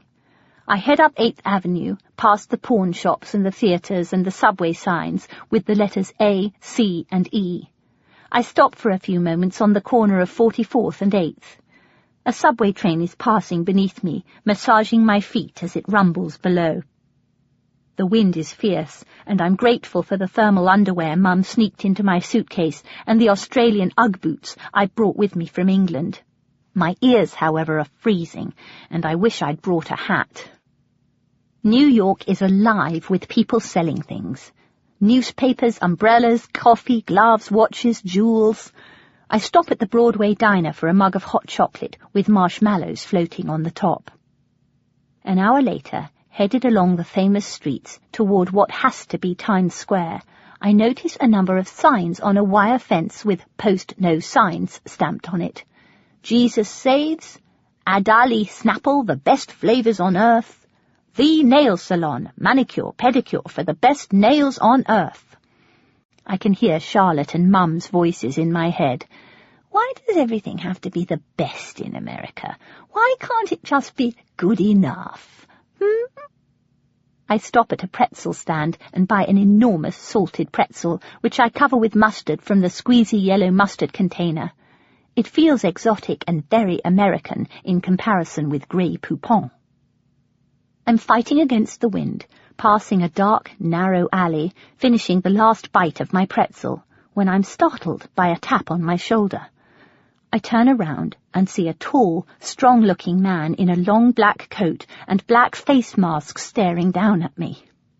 I won't mind giving him what little money I have, but I'd rather not be bundled into the back of a car and dumped dead somewhere north of 160th Street without my coat or my shoes, like the woman in 24. The man is holding my arm. I tell myself to stay calm. "Hello," I say. The wind is blowing fierce and sharp, and I can't hear what the man is saying above the traffic. My scarf is flapping in the wind, and I'm trying not to panic. His other hand comes toward me. He's holding something. A drug dealer. "Stay calm, Pip." "No, thank you," I say.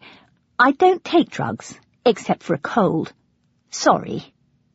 I smile politely at him, pull my arm away, and start to walk in the opposite direction. Maybe he'll like my accent and let me go. He catches up with me, puts his arm around my shoulders, and pulls me into the alley. I mean it when I say I won't mind giving him my money. When I was about 15, I had my bicycle stolen. I knew the boys that took it. I saw them at the playground with it the following week. The white seat had been painted red, but it was definitely my bike.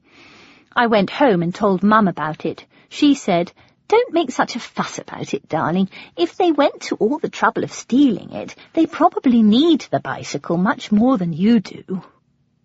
Ever since then, well, I've seen her point. The only thing I'd really mind being stolen would be something I was in the middle of writing, or my really comfy slippers. Everything else can be replaced.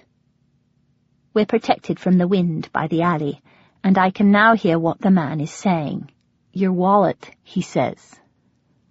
My first thought is to wonder why Americans insist on calling a purse a wallet and a handbag a purse. In England, a purse has a little metal clip and is used mostly for change. A wallet is flat.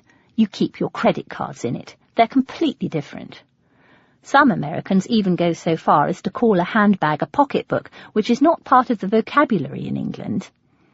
An educated guess might lead your average Brit to assume it refers to an A to Z, perhaps, or one of those mini books full of inspirational phrases that you can read on the loo.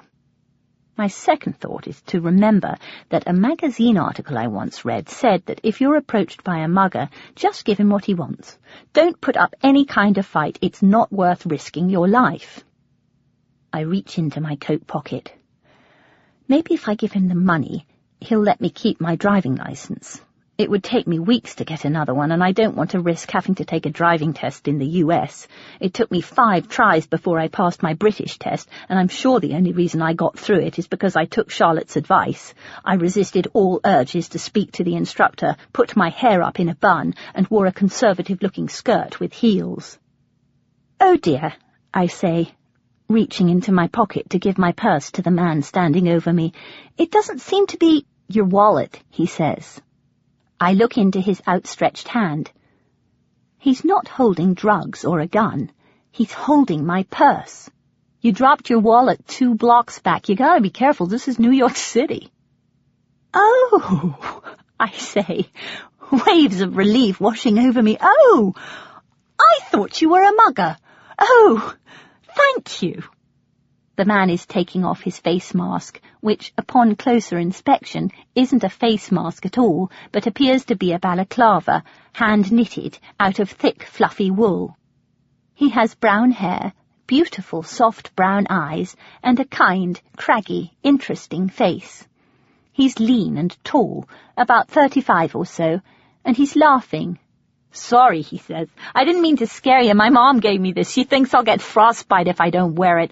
I forgot I had it on." He smiles at me awkwardly. "Here," he says, handing me his balaclava. "Take it, it's the least I can do after scaring you like that. Anyway, you shouldn't be walking around New York City in January without a hat." His accent is gloriously, unmistakably from New Jersey. "But I can't take your hat." "It's okay," he says. "I got 3 more of these at home." His grin is impish and infectious. I'm not sure which hole to put my head through. He takes off his gloves and helps me get it on. His hands are warm and big and steady. He stands back and looks at me. In my bright yellow coat and black balaclava, I look like an M&M. "You look mean," he says, smiling. "No one's gonna mess with you now."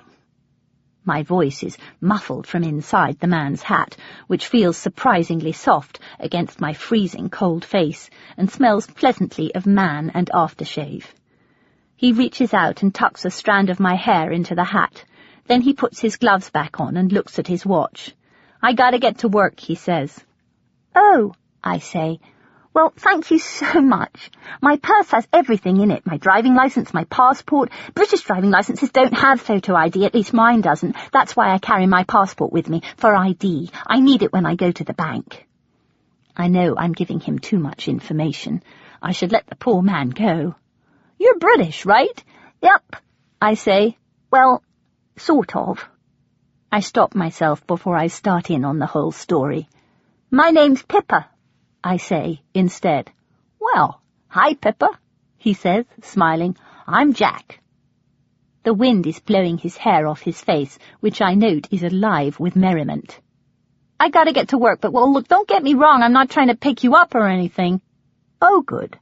But Friday night's a British night this month, down at the Gold Room. I work there, it's between 3rd and Bleecker. Why don't you come on down sometime?" "I'd like that," I say. "The Gold Room. Right, got it. And, well, thanks for the, gear." "You're lucky," he says. "I could have been wearing the hat with the little yellow duckies on it."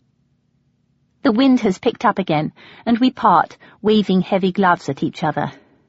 When I get back to Adler, Carol is waiting for me at the door.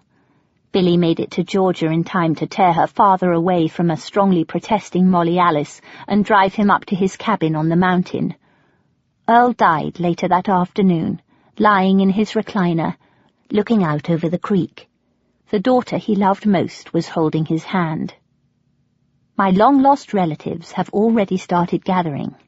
I am to get on an aeroplane and join them on Buck Mountain in the morning. Chapter 29. I'm sitting in the back of Billy's car, sandwiched between Ralphie and my obese manic-depressive Aunt Marcy, while Billy careers down Buck Mountain at top speed toward the church. My Aunt Octavia is sitting in the front next to Billy, telling me all about her daughter. "Your cousin Augusta could be your double. She's got the red hair and the dimples when she smiles, only she's got no arms and legs." Rocks and dirt are spraying out from the side of the car. "She lost her limbs the day she tried to kill herself. She threw herself off a bridge, but failed." "It's the family mood disorder." Marcy's voice is as deep as a man's, and she speaks very slowly. "It affects different family members in different ways." Ralphie is staring blankly out of the window. Octavia pulls out a gold-plated compact mirror and puts on some bright red lipstick, which is a challenge because the road is bumpy and Billy's pushing 70. "I am just shocked at the way Molly Alice forced Daddy to have a traditional funeral and is just refusing to allow me to read my poem," she says. Octavia has written a poem in memory of Earl entitled My Father, Myself. "She knows Daddy wants us to celebrate his life, not mourn it. Now she's finally got him where she wants him, she can control him," Billy says, taking a furious swig of coffee from her no-spill coffee cup. It misses her mouth and splashes unnoticed onto her coat. It smells of hazelnut. "Well, she can't control what we wear." I am wearing a dark green chiffon dress of Billy's mother's, itchy and tight at the waist, and a pair of Billy's high-heeled velvet shoes. Billy and Marcy are both dressed in cherry red. Octavia is wearing a winter white cashmere suit. Poor Ralphie has been forced into a gold jacket and a red tie. We look like figurines on the top of a Christmas cake. Unused to high heels, I hobble into Mapleville Episcopal Church behind Billy and Octavia, who stride in front of the rest of us, with their heads held high, wearing the only coloured clothes in the church. The right-hand side of the church is filled with about 70 of Molly Alice's family members. In the dim church light, it's difficult to tell whether they're hunching their shoulders or a family with very short necks. Their black eyes dart suspiciously around the room. They look like a gang of moles. There isn't a blonde or a redhead among them. In the front pew, Molly Alice is seated quietly next to her daughter Lee, who is as tiny as her mother. On the left-hand side of the church is Earl's family from his first marriage, Billy, Octavia, Ralph, Marcy, me, and at the back of the church, a short, furry, red-haired man in his 50s who has to be my Uncle Irv, the convicted felon. Octavia is sitting ramrod straight, with her poem folded on top of her white velvet purse. She is trying to catch the attention of the Reverend, who is trying to ignore her. "Reverend!" Billy says. "Reverend!" Her words echo loudly through the church. The Reverend Carpenter turns his attention to Billy and scuttles toward us. Billy smiles at him. "You remember my big sister Octavia?" "Tommy, I have known you since you were in shorts," Octavia says, "and you will listen to me with something resembling respect. I would like to read a poem I have written about my daddy." Reverend Thomas Carpenter's voice is strained but calm. "Octavia, we have been over this already. Earl's wife requested a traditional service with no additional readings." "Daddy would have hated that."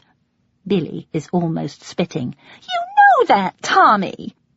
"There will be no poem," the Reverend says, all serenity gone. "Do you hear me? There will be no poem." "But—" The Reverend Carpenter's green eyes bulge. He is trying to keep his voice low while his blood pressure visibly rises. "Mrs. Parnell." He is enunciating his words so carefully he sounds almost British. "Molly Alice was married to your father for 30 years. She doesn't want to hear Octavia Stanford at her husband's funeral. She wants to hear St. Luke." Octavia draws herself up to her full height. "That's no way to speak to Earl's oldest living blood relative." But the Reverend has already left for the other side of the church. Octavia is shaking. Billy's gone red. The service has begun. "Amazing grace, how sweet the sound." The accent doesn't matter. Anglican or Episcopal, the church service is the same on both sides of the Atlantic. Long, slow, dull, but comforting because, and perhaps only because, it is familiar. But dull is not an adjective that can legitimately describe this particular service. "We're not going to Molly Alice's reception after the service," Billy whispers loudly in my ear during the first reading. "Pass it on." Next to me is Johnny Taft. Earl started him in business when he was 18 and helped him buy a house on the mountain. He's a gentle, still, bear-like man who loved Earl. He is crying quietly. I pretend I haven't heard Billy and stare at my hands, which are clasped tightly in acute embarrassment around the funeral program on my lap. When the third hymn has been sung, Billy stands up. "Reverend Carpenter, Molly Alice, friends, relatives, a word, please." Oh, no. There is a murmur in response to Billy. The Reverend stands, then sits, then stands, then sits again. "I was the person holding Daddy's hand when he passed, and I would like to say a few words, if I may." Billy bows graciously in Molly Alice's direction. Molly Alice stares back at her, frozen. Billy's voice fills the room. Her tone is soft, respectful, sincere. I know you're all going to Molly Alice's gathering on Pine Drive after this funeral, and I can understand you would want to do that out of respect and all. She nods in Molly Alice's direction, again smiling graciously. But if, after that, you'd like to celebrate Daddy's life in the way he wanted, with music, dancing, and poetry written by a family member, I'd love you all to come on up to my place on the mountain after the formalities are over. She claps her hands like a child. I even have Daddy's favorite bluegrass band coming. And then, as if it's an afterthought, Billy turns toward Lee. She is staring at Billy, blank-faced and still as stone. And, well, as we're all in God's house, I would like to take this opportunity to say something to my half-sister, Lee. Her voice drops low, but every word echoes through the church. Lee, I love you. We may have very different mothers, but you will always be my sister, and I want you to know that Daddy forgave you. Yes, he felt a little sad that you waited until the winter of his final year, when his body was riddled with cancer, before telling him. But both Daddy and I were so proud of the fact that you finally found the courage to tell him the truth about your sexuality. Despite themselves, the congregation turns to stare at Lee, whose expression is still blank. Lee, Molly Alice, everyone, I'll hope to see you all later. And Lee, I want you to know that in my house you will always be welcome to bring your lesbian lovers. The organist plays Bach's funeral fugue as the rest of the congregation scrambles to its feet. Chapter 30. Date, January 10th. To Nick Devang at bankglobal.net. From pippadunn@hotmail.com. Dear Nick, thank you so much for your good wishes, which I have passed on to Billy. Billy insisted we come straight back to New York after the funeral to start work. I think keeping busy is her way of coping. I wish there was something I could do to help her, but there isn't. Even working at this pace won't stop the sorrow coming. It's waiting for her, as sorrow always waits, patiently, in the shadows. Sorry, don't mean to be gloomy. Both Billy and I are excited about the pending arrival of your paintings. Love, Pip. Friday afternoon, I'm in New York City putting up flyers for Billy's next workshop. The traffic going back to Adler will be horrible until much later, so I decide to take the man in the balaclava up on his invitation and go to British night at the Gold Room. It sounds like a fancy place, and I'm in my overalls, but so be it. At least they're the velvet overalls with the pretty buckles. With visions of all the British friends I will have by the end of the evening, I enter the small, brightly lit bar with gold tables, bar stools, and a piano in the corner of the room. A fat, friendly waiter in lederhosen with a bell around his neck takes my coat, tells me he loves my accent, and points me toward the only available seat. I perch on the gold bar stool, which is unusually high up, and look around. I note that half the people in the room are wearing lederhosen. The rest are dressed in long dresses with sequins and boas and wide-brimmed hats. All of them are men. A man in a large white wig stands up at the microphone next to the piano and introduces the fabulous Sal, at which point the man who took my coat leaps toward the microphone. When he gets there, he sings the song about the lonely goatherd from The Sound of Music. He yodels beautifully and in perfect falsetto. Everyone in the room knows the lyrics and sings the chorus with him in tune and in time. I'm applauding and yodeling with the rest of them when I see Jack, who is also dressed in lederhosen. "You came," he says, hurrying toward me with a broad smile on his face. "Yes," I say, laughing. Then, "Sorry, bit underdressed." "No, you look beautiful," he says. I like being called beautiful, even if the chap saying it is a flaming homosexual wearing shorts in the middle of January. Are all of these chaps British, then? I say.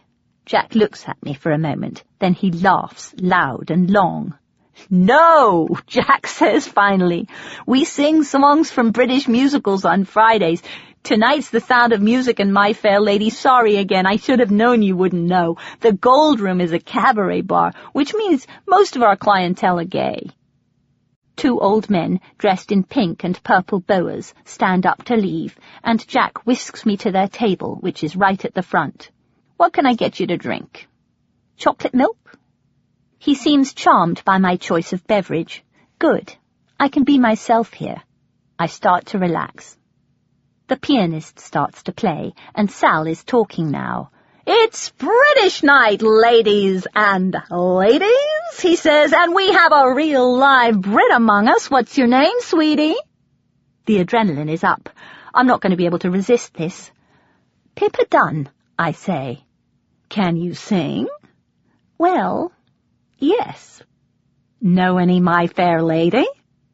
I grin at him. Oh, yes. Come on up here. I leave my seat for the piano. Gorgeous outfit, darling. Where did you get it? Harrods, I say. Everybody laughs. I've never used a microphone before and tell him so. He shows me how. My hand is trembling slightly, but when the pianist starts playing Wouldn't It Be Lovely and I start to sing, the music takes me over as it always has done. I've known and loved this song all my life. All I want is a room somewhere far away from the cold night air. The crowd stops talking and listens. Half of me is in the room, singing to Sal, Jack, and the cluster of handsome, gloriously clad gay men who are smiling up at me. The other half of me is back at boarding school. It is my first day of term, and I'm the new girl. I was 1.5 years younger than the other girls in the dorm. Mum and Dad were moving again, and I somehow managed to pass the 11+ when I was 10. She's got a gorgeous voice. Come, Flora, listen to this. 6 girls are standing around my bed in their long flannel nighties. I'm standing on the bed, high as a kite on the excitement of being at boarding school, just like the girls in the Mallory Towers books. I'm singing the same song I'm singing now. Singing makes me feel connected somehow, at peace. Now I'm back in the cabaret club again. At the end of my song, the boys applaud wildly and ask for more. Who are you? Sal is talking to me from the front row. Good question. My name is Pippa Dunn, I say. Where are you from? They're all looking at me, waiting for an answer. Buck Mountain, Georgia, I say, in my poshest English accent. They all laugh and clap. No, seriously, I say, I came to America 2 months ago to meet the mother who gave me birth for the very first time. You see, I was adopted and brought up in England. 2 months ago, I thought I was English. But I'm not. I'm a redneck. They laugh louder and clap longer. The guy at the piano starts playing Redneck Woman. Unable to resist, I sing the lyrics in the most upper-crust English accent I can muster, and to my surprise and delight, the crowd goes wild. At 1 a.m, I say goodbye to Jack, who gives me his address and phone number and tells me to call him any time. I promise to come back to the Gold Room and sing again. I drive back to Adler, yodeling at the top of my voice. And as I yodel, in my mind, the New York skyline transforms into the Swiss Alps, and the toll collector at the George Washington Bridge becomes a lonely goatherd shepherding his flock along their way. Chapter 31. Billy and I put moisturizer on our faces in front of her mirror. She won't allow me to use soap and water on my face in her house and insists that I adopt her nighttime skincare routine stage by stage. I've just told Billy I want to spend the weekend with Walt in Washington. But you only just got here, Billy says, dabbing toner on her face in short, fast movements. And it's a 3-day weekend. I thought we could do something fun together. We could start by getting our hair sun-glitzed. We'll have lots of time to do things together, Billy, and I'll work hard for you, I promise. But first, I really want to spend some time with Walt. Well, we'd all like to spend time with Walt, honey, but your father is a very busy man. My heart thuds. He did say he'd love to see me, I say, sitting on the love seat next to her dressing table and watching her finish her routine. In fact, he said that if I didn't come and visit him, he'd come up here and put me in the car himself. Billy tips the yellow Clinique bottle upside down and puts more moisturizer on her face. Well, honey, Walt is the kind of man who says the things he thinks other people want to hear. Why don't you spend this weekend in New York with me and go and see Walt in a month or so when you're more settled? My need to touch base with Walt wins out over my guilt at disappointing her. I really do want to go to Washington, Billy, just for a few days. I think she's forgiven me, but just as I'm falling asleep, she turns over and says, "You're very manipulative, honey. But that's okay. I was exactly the same at your age. I love you. Good night." The next morning, as I'm getting in the car, Billy says, "I may stop by and say hi to you and Walt on Monday. I'm not promising, but if I can get everything done." "That'd be lovely," I say, guiltily hoping she doesn't. As I drive along the interstate between my mother and my father, the weather takes a turn for the worse. I call Walt on my cell phone. "The chap who filled my tank up with petrol says I'm probably about an hour away." "Hope you've got some warm clothes, kid. It's colder than a witch's tit down here." I've never had a good sense of direction. One summer, Dad found me 10 miles up the A23 looking for the sweet shop that was 2 minutes round the corner from our house. Dad knows that I'm likely to get lost under the best of circumstances. My other father simply assumes I am competent in this area. He believes I can find my way to him by telling me to find the Washington Monument, turn left on Elk Street, and right at the light to the front of the Farama Hotel. 4 hours later, after an unfortunate detour in the direction of Lynchburg, I pull into the well-lit parking area of the Farama Hotel in Washington, D.C. Walt is downstairs in the lobby in a heavy coat. He almost drags me out of my car, tipping the valet to take out my luggage. "Don't ever do that again." We're standing on the smooth concrete outside the hotel entrance, which oozes safety and comfort. Walt has his hands on my shoulders, so I have to listen to him. "For years, I didn't know whether you were safe or in danger. I don't ever want to be in that position again. For God's sake, kid, where were you?" I tell him. "Pippa, if anything happened to you, I wouldn't even know who to call." "You'd call Billy, I suppose, and Mum and Dad, of course." "I don't know how to reach them. I don't have their number." "I'll give it to you." I say, "You do that, kiddo." Walt's apartment is a penthouse suite with cherry red oak furniture, a thick, light carpet, and huge glass windows looking out over Washington, D.C. On the walls are pictures of Walt with Presidents Reagan and Bush. There are also prints of men in red coats and hard hats on horses.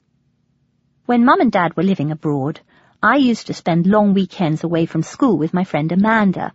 Her father was the master of foxhounds, and they went hunting every Saturday.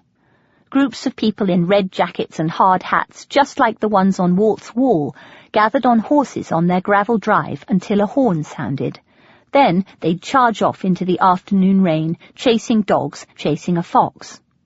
Amanda would ride with everybody else, and I would follow on foot in a sopping wet parka and gumboots, counting the minutes until we could go inside the big old manor house and have tea and chocolate digestives by the fire. Now I stand next to Walt Markham, looking out over the Washington Monument. He feels like my father. He smells like my father. I am no longer chasing foxes in a wet world where I do not belong. Here I feel at home. Later, we eat dim sum in a noisy Chinese restaurant by the capital. "I've told my wife," Walt says. "I'll tell the kids soon." My heart leaps. I can't wait to meet Walt's kids. Perhaps it's because Ralphie's so much younger than me that I don't really click with him. I'm not sure, but I'm hoping I'll connect with Walt's children on a level that's soul-deep, or at least recognize them as my own kind. "What did you say to Margaret?" I ask, trying to sound casual. "I said, 'Margaret, you remember the baby that was given up for adoption 28 years ago? Well, she's a little bigger now, and she's come to find me.'" "Did she mind?" "Oh, I don't think she minded the idea of you. It's Billy she's worried about." The dim sum sticks to the roof of my mouth. I unstick it with a sip of hot tea. "Why is she worried about Billy?" I say. "It's been decades." Walt drinks the rest of his beer in one swallow. Later, Walt takes me to a fancy hotel restaurant with a lobby to hear some jazz. We're sitting at the bar, eating peanuts and drinking margaritas, when a man walks into the bar. He's about 70 years old, tall and thin, with a long face and a long coat. He waves at Walt. Slowly, carefully, Walt turns his back to block the man's view of me. "Go to the ladies' room," Walt says firmly. "Now." "But I don't need to." "I don't want this guy to see you. He's a spook." I roll my eyes. Mum and Dad always used to accuse me of being dramatic. Now I know where I got it from. "There's no need to be so dramatic," I say, in a voice that sounds exactly like Mum's. "Go." "Okay." The bathroom has a comfy velvet sofa in it, a huge gold-plated mirror, and all sorts of makeup-related items girly girls like to use. A hairbrush and comb, hairspray, hair gel, hair ties, Kleenex, Tampax, perfume, Q-tips, the works. I spray a little perfume on my neck. I clean my ears with a Q-tip. I brush my hair. I sit on the couch. I brush my hair again. I sit down on the couch again. They have toothbrushes in individual packets with toothpaste already on them, so I brush my teeth. I look at my watch. 10 minutes. That's more than enough. I leave the bathroom. The man is still talking to Walt. Walt is moving his hand behind his back in a subtle gesture clearly intended to send me back into the bathroom. But I don't feel like going. "Hello," I say, walking over to them, smiling at the man and holding out my hand. "Hi," he says. He looks at Walt and back again at me. "I'm Pippa." "Pippa's a friend of mine," Walt says quickly. "She's here on a trip from England." I don't know why I expected Walt to acknowledge me as his daughter, but I did, and for a second I feel dirty. Then years of British training take over. "Very nice to meet you," I say.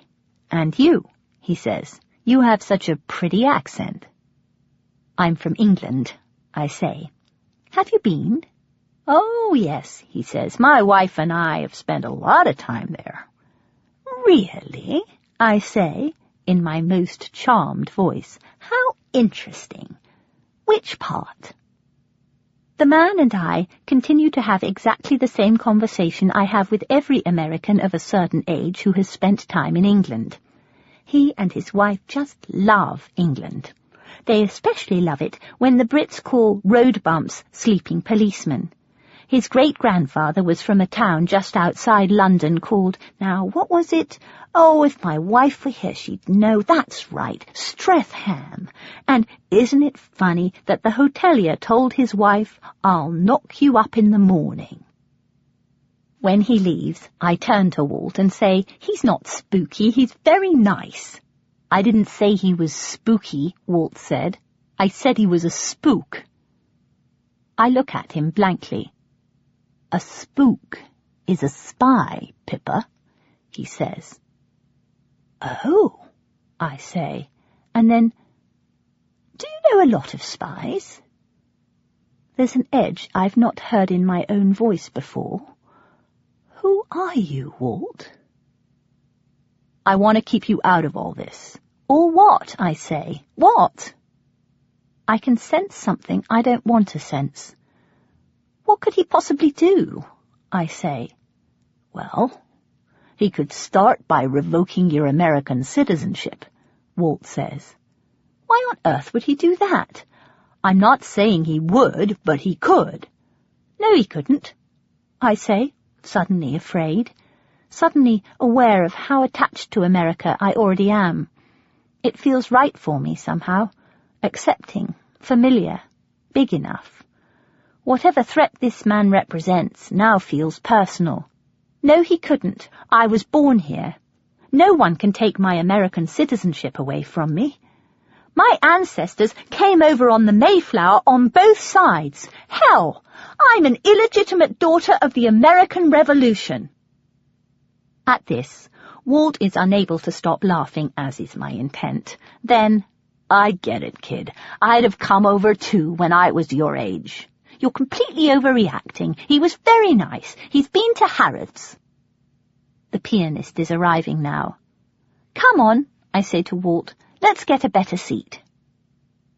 Everything is forgotten as the man at the piano starts to play. Music has always had the power to wash away whatever's going on for me, even confusing, upsetting things. When he is done, the piano man asks if anyone in the audience would like to sing. He starts to play again. I know the song. It's If I Were a Bell from Guys and Dolls. My adrenaline is up and I can't resist. Grinning at Walt, I stand up and start to sing. The people in the bar stop talking and listen. The pride in Walt's face has replaced whatever was going on earlier. When I've finished, Walt and the people who are left stand up. She's good, the people say, applauding. She's really good. You're more than good, Walt says. I knew you were the real stuff. My God, kid, you've got a Broadway voice. I'm basking in his praise, and then Walt starts to laugh. The music and the margaritas and the euphoria that comes whenever I perform start me laughing too. You do know Billy wouldn't let you do that if she were here, Walt says as I sit down again. She has to be the corpse at every funeral. Then, how is she anyway?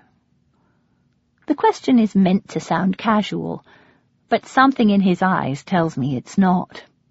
I respond in the way English people have responded to the "how is she" question since the dawn of the English. She's fine, I say, and then, she said she might stop by tomorrow, actually. Walt orders another drink and asks no more.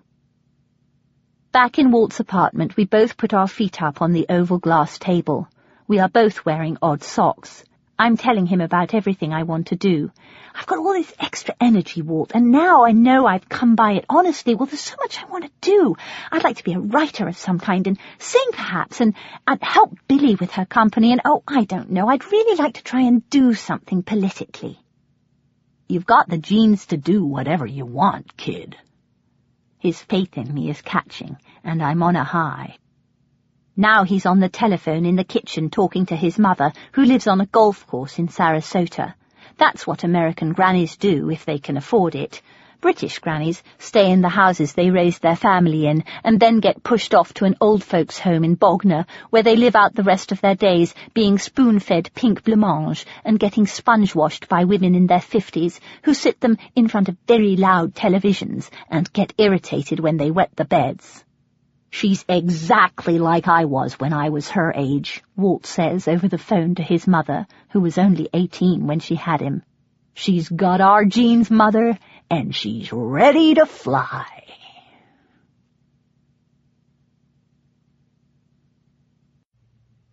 This audiobook has been broken into multiple parts to make the download faster. You have reached the end of a part, but not the end of the complete audiobook, so please check your library for the next part of this audiobook. Audible hopes you have enjoyed this program. This is Audible.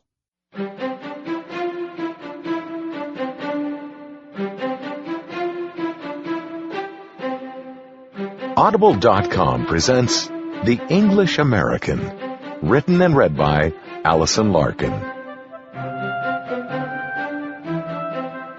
Chapter 32. After dinner, Walt sits in his grey velvet armchair, and I perch on the couch. He begins speaking with his face half in shadows. "I wanted your mother as much as it is possible to want anyone," he says. "Hell, I was 25 and stuck in the wrong marriage. I was a sitting duck. Billy will destroy you, Mother said when she met her. And she did. But not in the way Mother meant." Walt looks angry for a moment. "They kept us apart." "Oh, yes, they did that." He takes another sip of whiskey and squints his eyes. "You see, kid, Billy didn't destroy me. She destroyed the rest of the world for me. No one was ever as vibrant, laughter was never again as helpless as it had been with her, and sex with any other woman never came close. I had to stay away from her in the end because you couldn't get too close to Billy without being burned." As Walt is talking, the brown and blue pattern on the curtains seems to swirl a little. The whiskey is making my head fuzzy. "You're the best of both of us, Pippa," Walt says, back in the room with me now. "You're as smart and alive as Billy was, as I was. I knew you'd be talented. With our ancestors, you had to be. Hell, you've got generals, concert pianists, artists going back 200 years, even the governor of a state." We sit in silence for a minute. Then, "The old man used to say, everything comes full circle. That's for sure." I keep thinking of the night, long after it all blew up, after you were gone, and Margaret had given birth to our second child. I'd pulled the chip and done the right thing, killing a part of myself in the process. I hadn't seen Billy in 5 years. I'd been driving myself as hard as a man can, trying to forget, and, I might add, helping change the world in the process. A lot of Wall Street guys were running the world, and I went out to fight 'em by helping the conservative movement. Really, we were Enlightenment guys who believed in God. We were not Jeffersonian. Some people called us extremists, but we weren't. You took what soldiers you could get. I'd been working like a dog and was home for the first time in days. At 1 a.m., the doorbell rang. "I'll get it," I said to Margaret. I put on my slippers and went down the stairs to the door. It was raining outside, and someone was standing on our doorstep. My God. It was Billy. I let her in. I told my wife there was an emergency at work. I told her to go back to sleep. Your mother was wearing a yellow slicker, and her hair was wet and her deep green eyes alight with mischief. "Hi, Walt," she said, smiling. "I was passing through." "You were passing through?" "I was passing through." I pushed her into the library and shut the door. And while my wife and children slept upstairs, I made love to Billy on the couch, on the table. "I had to see you," she said. "You were forgetting. I don't want you to forget. I want you to long for me, so I came by. I don't want you to be happy without me." "I'll call," I said. "Every year," she said, "on her birthday." She looked at me, and I knew I would call. And then she was gone. We promised each other it would be the last time. I went back to Washington, started working, then I'd smell her scent on a woman in an elevator, and my hand was reaching for the phone. I am rooted to my chair, watching my father take this journey back to the most painful time in his life. He is not looking at me.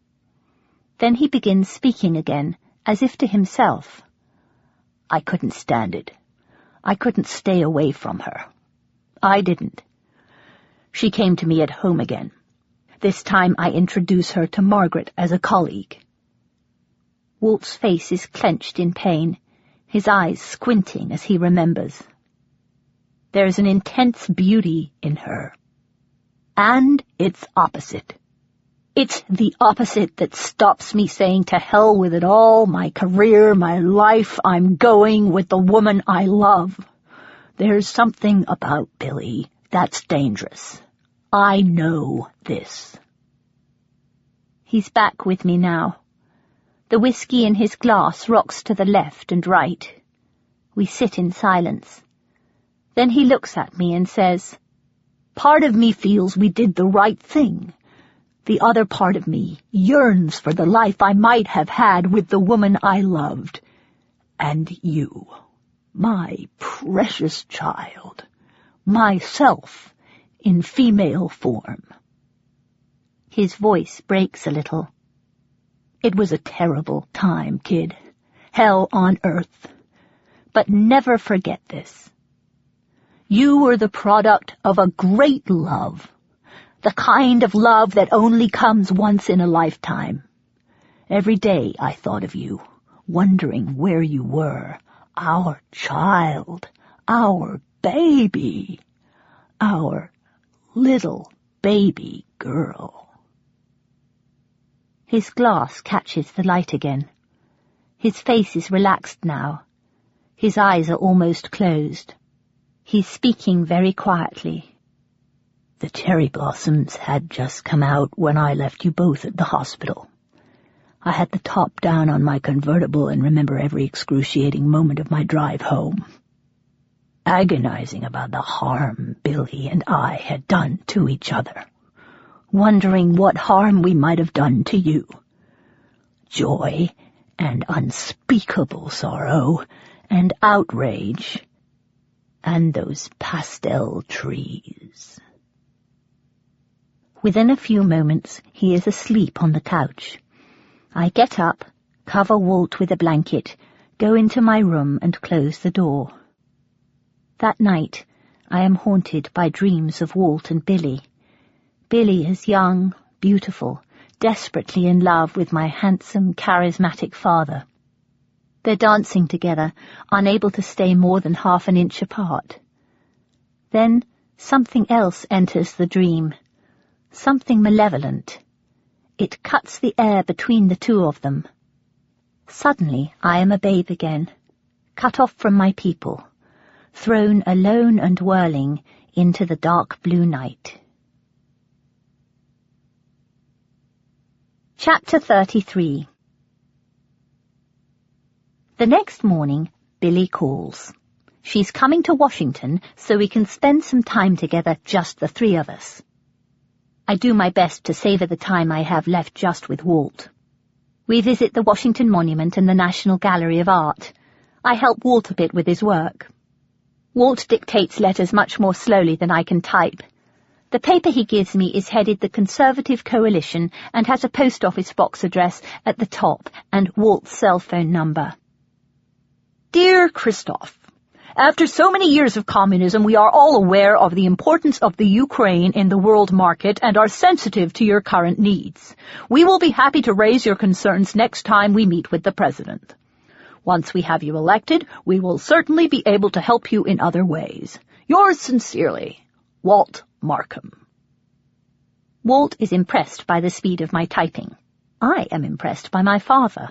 Instead of taking a break after recent losses in Afghanistan, he's already preparing to help the Ukraine. Billy is running late. She's had her hair permed. Then she decided she didn't like it, so she had it straightened. Then she changed her mind again and had it re-permed. Then she had it sun-glitzed. "She's the love of your life," I say to Walt. "This is a historic meeting. You must dress for the occasion." Walt puts on the red bow tie I bought him and a tux. We're sitting upstairs in Walt's apartment. Below us, Washington is drowning in rain. The intercom buzzes. "I'll go and get her," I say. I go down in the elevator. There, in the lobby, is Billy. She is wearing a cherry red coat. She's damp from the rain. She's not looking at me. "I told Daddy I probably wouldn't marry again, but if I did, it would be Walt." She takes off her red plastic rain hat and shakes out her newly styled hair. The curls are even tighter than usual. She hands me the long, light, tan camel hair coat she's carrying. "This is for you," she says. "You can borrow it until you go back to England." When she says this, what I hear is that she wants me to go back to England. She doesn't really want me around. I feel pain instantly in my chest, as if my heart's been hit with a hammer. Sometimes the hammer hits softly, sometimes it hits hard. This time it hits hard, and I react as I always do when I think someone's going to reject me, by resolving to leave them first. Walt opens the door to his apartment and we walk in. We stand awkwardly in the middle of the room. Billy and Walt look at each other and say nothing. Then Billy walks toward Walt. Her voice is soft. "You look as handsome as ever, Walt," she says. "Hello, Billy," he says. His voice has a crack in it. She holds his hands in hers. So finally, here we are, all three of us in the same room at the same time. My mother, my father, and me. I stare at Billy and Walt. They are no longer ghosts, but I still can't quite believe they're real. I've started to shake. I pull my sleeves over my hands so they can't see. I turn my back, pretending to look out over Washington. Actually, I'm looking at their reflection in the huge window. Despite her hair, Billy looks beautiful, ephemeral, almost. And Walt is mesmerized. What would it do to a family, I wonder, if the father fell hopelessly in love with someone else, but stayed with you and your mother anyway? I'm sure you'd feel it. It would be there, under the surface. You'd see sadness in your father and hurt in your mother. You'd catch it from time to time, and you wouldn't know why it was there. Even if they lied and said everything was fine, you'd know it wasn't. Billy says it again. "You look as handsome as ever, Walt." I can't tell what Walt is thinking. "Hello, Billy," he says again. "Just going to the loo," I manage to mumble and walk quickly into the bathroom. The hammer hits my heart like a metronome, in time with the raindrops on the window, over and over again. Bang, I am not wanted. Bang, I am not wanted. Bang, I am not wanted. I turn on the tap so they won't hear my sobs. 20 minutes later, I somehow manage to walk back into the sitting room, tear-free and smiling, ready to spend time with the parents who gave me birth.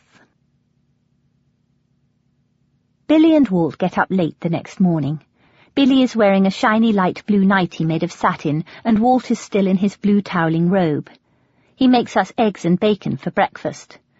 Billy has her hair in aluminum foil.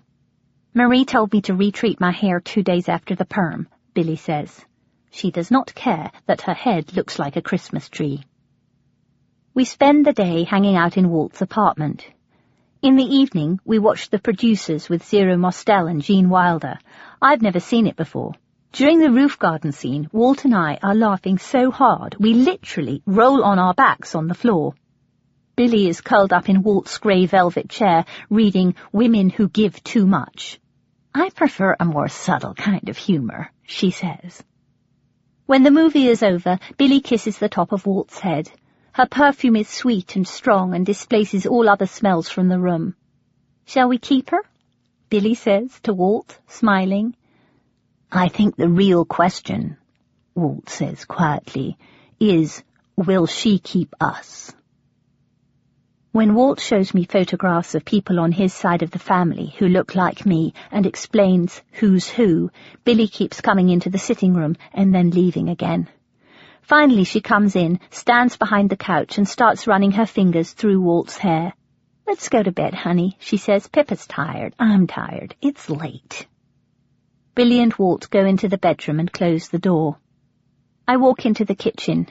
My heart hurts terribly, and then the numbness comes back, stopping my tears, which is a good thing, because the sign on the wall next to the fridge says, "Crybabies will be shot." The next day, Walt says he has to go out for some kind of meeting on which he does not elaborate, and Billy and I find ourselves alone together. I am feeling everything, and therefore nothing. "What is it, honey?" The words are almost impossible to say, because I am so afraid of the answer. "Are you sure you really want me here?" I ask her, finally. Wouldn't you prefer me to go back to England, so you and Walt can be together, without me?" Billy looks genuinely astonished. "Is that what you really think, honey?" "Well, yes. And it's hard because, well, you've had years to get together with Walt, but I've only just shown up." "Oh, honey," Billy says. Her face is full of love. She pushes my hair out of her face and tucks it behind my ears. "It's not Walt I want to be with," she says. "It's you." The place where the hammer hit almost stops hurting, but not quite. I want to believe her. I look at her face. Her eyes are certainly full of love for me. For a second, she is the mother who used to float above me when I was sent to stand under the clock at boarding school, caring about me first, loving me first. I drink in her next words because I so want to believe them. "I can't get enough of you," she says. "Don't you ever think for 1 second, now look at me, honey, don't you ever think for 1 second that just because Walt and I, well, don't think for a second it means I don't want you. Because I want you more than anything in the world. You coming to live with me and work with me so we can really spend some time together, well, it means the world to me." I'm staring at my long-lost mother. I see nothing but love in her eyes. "You are very much wanted." As she says the words, the tightness in my chest loosens. "Really?" I say, laughing through my tears. "Oh, yes, honey. Yes, yes, yes, yes, yes." She takes me in her arms, and I stay there, wishing, not for the first time, that Billy wouldn't wear quite so much perfume. Billy has to get back to New York for a meeting. I am to follow the next day. The moment she drives off, Walt and I run upstairs, turn on the video of The Producers, and watch it again, laughing even harder the second time. We don't talk about Billy's visit. Walt gives me the glass ball with snow in it that he keeps on top of his television. "Here," he says, "take this. My father gave this to me when I was a child. It is something that is truly mine." When you turn the ball upside down, snow falls over skaters with scarves and hats on, and there's a wizard in it too. When I turn it upside down, I'm taken back to the night Billy and Walt met. They are skating around the ice rink at Rockefeller Center, holding hands and laughing. When I hold the glass ball, I am skating with them, invisible, waiting for their love to grow too strong to resist, so I can be born. At 5 o'clock the next morning, I'm leaving early to beat the traffic back to New York. I accidentally drop my bag and the glass ball smashes to the ground. I can't stop myself from crying. The noise wakes Walt, who comes running out of his room. "I broke it! I'm so sorry!" Walt crouches down on the floor, picking up the pieces of glass. "Don't cry, Pippa," he says. "Don't cry." His voice has a rough kindness about it that makes me cry more. I'm inconsolable. We are both crouching, picking up the pieces, my tears splashing against the broken glass. Then Walt points to the wizard and smiles. "See, kid? You've released Merlin. The magic is out in the world now, Pippa. You've set him free." "Have I?" I say. "You have," he says, firmly. A warmth creeps back into my soul. I stop crying and leave with a sense that, in spite of my usual clumsiness, I have just done something magical and good. Chapter 34. Back in New York, Billy starts training me in earnest. In addition to writing press releases and promoting art buddies, my job is to help out wherever else I'm needed. I spend a morning helping Tom explain to his oldest client why a tuba solo inspired by Stravinsky's Rite of Spring might be a hard sell to colleges. I spend an afternoon listening to Marvin encouraging a Christian poet to consider paragraphing when he takes dictation from God. And Billy calls all her friends and tells them how wonderful I am when I answer the phone by mistake and manage to talk a failed sculptor out of suicide by promising to exhibit his clay ears at Billy's next workshop. Billy fills every spare minute giving me advice. The way you stay organized? Get a headset. That way, when you're on the phone talking to the boring people like the taxman or whoever, you can get the chores done at the same time, see?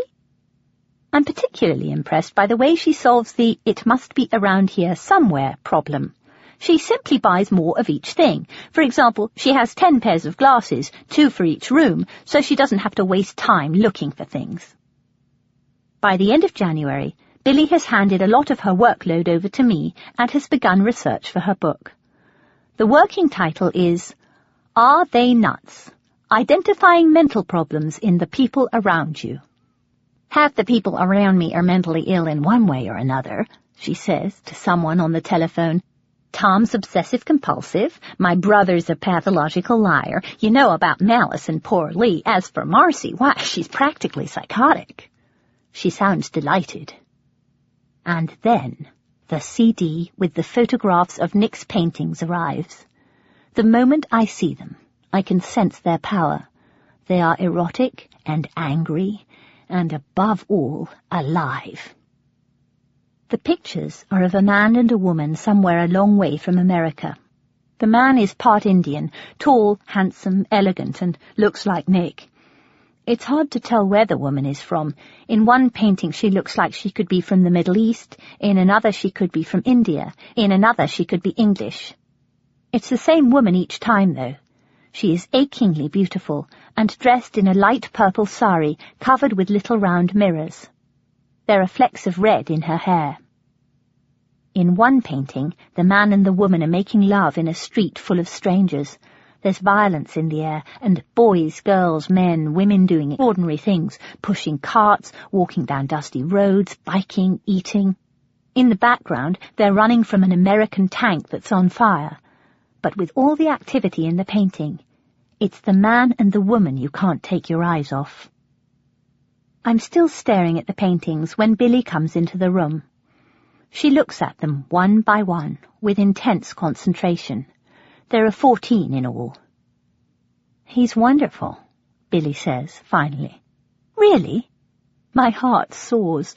Yes, honey. And the paintings are sexy and shocking and topical, so they'll sell. Most of the time, Billy has so much on her mind when she's talking to you, you know she's thinking about something else at the same time. On this occasion, though, her focus is entirely on me. Are you in love with this man? She says.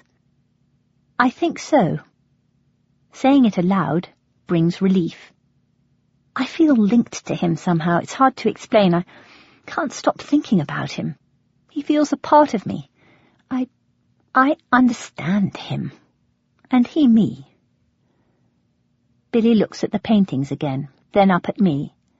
Honey, she says, I've yet to meet an artist with this kind of talent who isn't entirely wrapped up in themselves, she says. I'm sure all the encouragement you've given him has meant a lot to him, but what does he give you? I look at her astonished. Everything. The phone rings, the moment is over, and Billy goes to pick it up. When she comes back in, Billy's focus has transferred to her poppy red lipstick, which she puts on at her makeup table. Once her lipstick is on, she swivels her stool around to face me. You're beautiful, she says gently, like my mother, only you don't think you are. This is true. Walking next to Mum and Charlotte all my life, I've felt like a human Tigger. Tall, ungainly, bouncy, and a bit of a pain. Certainly not beautiful. You could have any man you want, Billy says, if you used your power, but you don't believe you have any. So you don't. And that makes you so vulnerable, honey. Then she takes off her glasses and, on her way out of the room, says that he's a wonderful painter, and I know someone who can help him. I'll call Edelman. "Who's Edelman?" I say, following Billy as she moves at top speed down the corridor toward the kitchen. "He owns 4 of the top galleries in New York," she says. "If Edelman likes him, Nick will be made." I rush to the computer to email Nick. He emails me back right away. Date: January 30th. To pippadunn@hotmail.com. From Nick Devang at bankglobal.net. Dear Pippa, I knew in the moment I met you that you were to be a player in my life. I had no idea how important a player you were to be. Ideas for new paintings are exploding inside me. I'm up all night watching them take shape on canvas, and it's all because of you. The universe has spoken. We can no longer put off our meeting. I will come to you soon. Love, Nick. Chapter 35. By the start of my second month at Billy's, I've settled into a kind of routine. My weekdays are spent working for Billy and emailing back and forth with Nick. On Saturday nights, I visit the Goal Room, where Jack invariably coaxes me on stage. It happens so frequently, before I know it, I'm putting together an act. Meanwhile, back in Peasminster, life goes on much as before.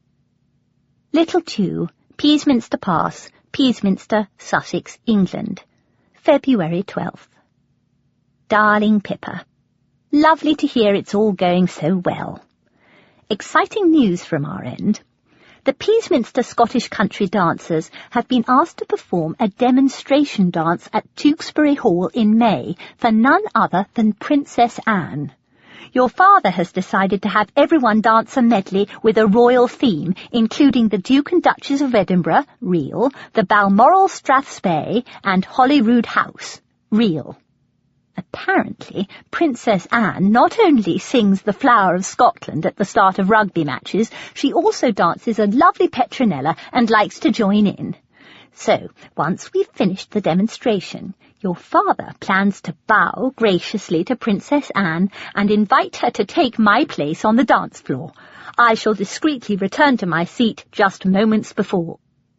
Charlotte and Rupert's skiing trip to Courchevel was mercifully unaffected by the lack of snow, owing to snow-making machines. Must go. Lots of love. Mum. Even though Early's gone, Billy spends every other week in Georgia writing her book and keeping watch on Malice. When she's there, she calls me in the early morning. It amuses her greatly to open with, "This is your mother speaking." Whenever she calls herself my mother, my heart hurts, because it feels like she's just shot Mum. "Why don't you call yourself Billy?" I say lightly, rather than Mother. I'll only get confused. "But I am your mother." "Yes, I know you are, of course you are, but, well, I'm used to calling Mum Mother, that's all. I guess, it just doesn't feel right. It's hard to explain, but, honey, did I ever tell you that your great-grandmother shot a man?" Bam! She's done it again. Gone off on a tangent the moment I try to tell her something she doesn't want to hear. As usual, the tangent's so interesting, I forget what it is I've been trying to tell her. "She did, you know. Your great-grandmother shot a man. In the leg. The sheriff let her off. As she said, if he'd been a friend, he'd have walked right in. But he rang the doorbell, so I shot him." After only 2 months of my working for her, Billy's business has doubled, thanks, in part, to the interview I managed to get her in Art Today. But it's been over a month since Billy sent the CD of Nick's paintings to Dwight Edelman, and we've heard nothing. When I ask her when we're likely to hear, she keeps saying, "Honey, these things take time." Date: March 1st. From Nick Devang at bankglobal.net. To pippadunn@hotmail.com. Dearest one, I've got a business meeting in New York City on the 4th. I have to be in Singapore on the 5th, so I can only manage an hour. Meet me by the ice rink at Rockefeller Center on Wednesday at 12:30. We'll have lunch at the Sea Grill. I let out a whoop. He's coming! Carol and I have just finished putting Billy's press release together, and we're down in the office. "Who's coming?" Carol says, laughing. "Nick's coming on Wednesday. He's coming! I just wish we had heard from Edelman."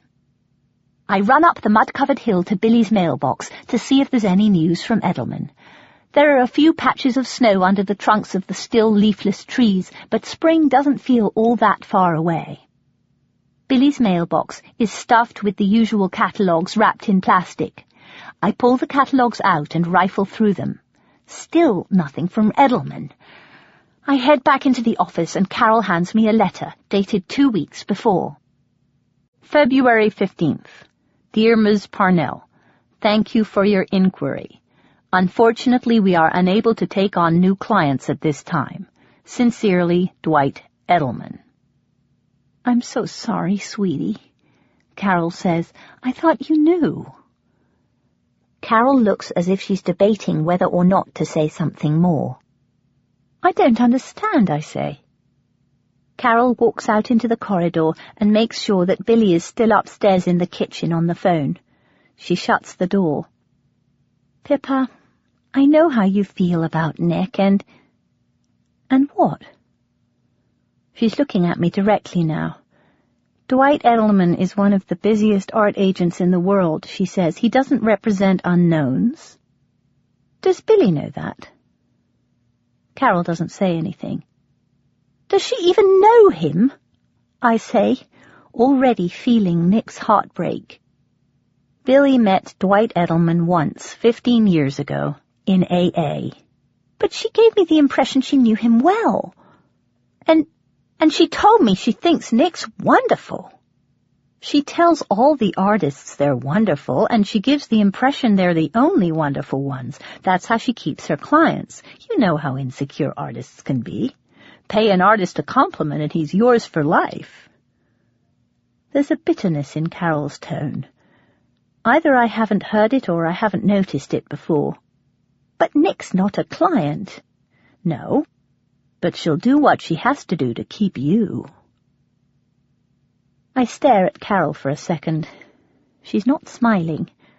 My mind is spinning, my mouth has gone dry, and I feel sick. Is none of it true? Any of it, I say. Carol doesn't speak. When I get angry, which doesn't happen very often, I'm filled with a sudden burst of extra energy that on this occasion propels me up the stairs to the kitchen, where Billy is now cooking scrambled eggs. Billy, why didn't you tell me about the letter from Edelman? She doesn't even look up. What letter from Edelman? This one, I say, holding out Nick's rejection letter.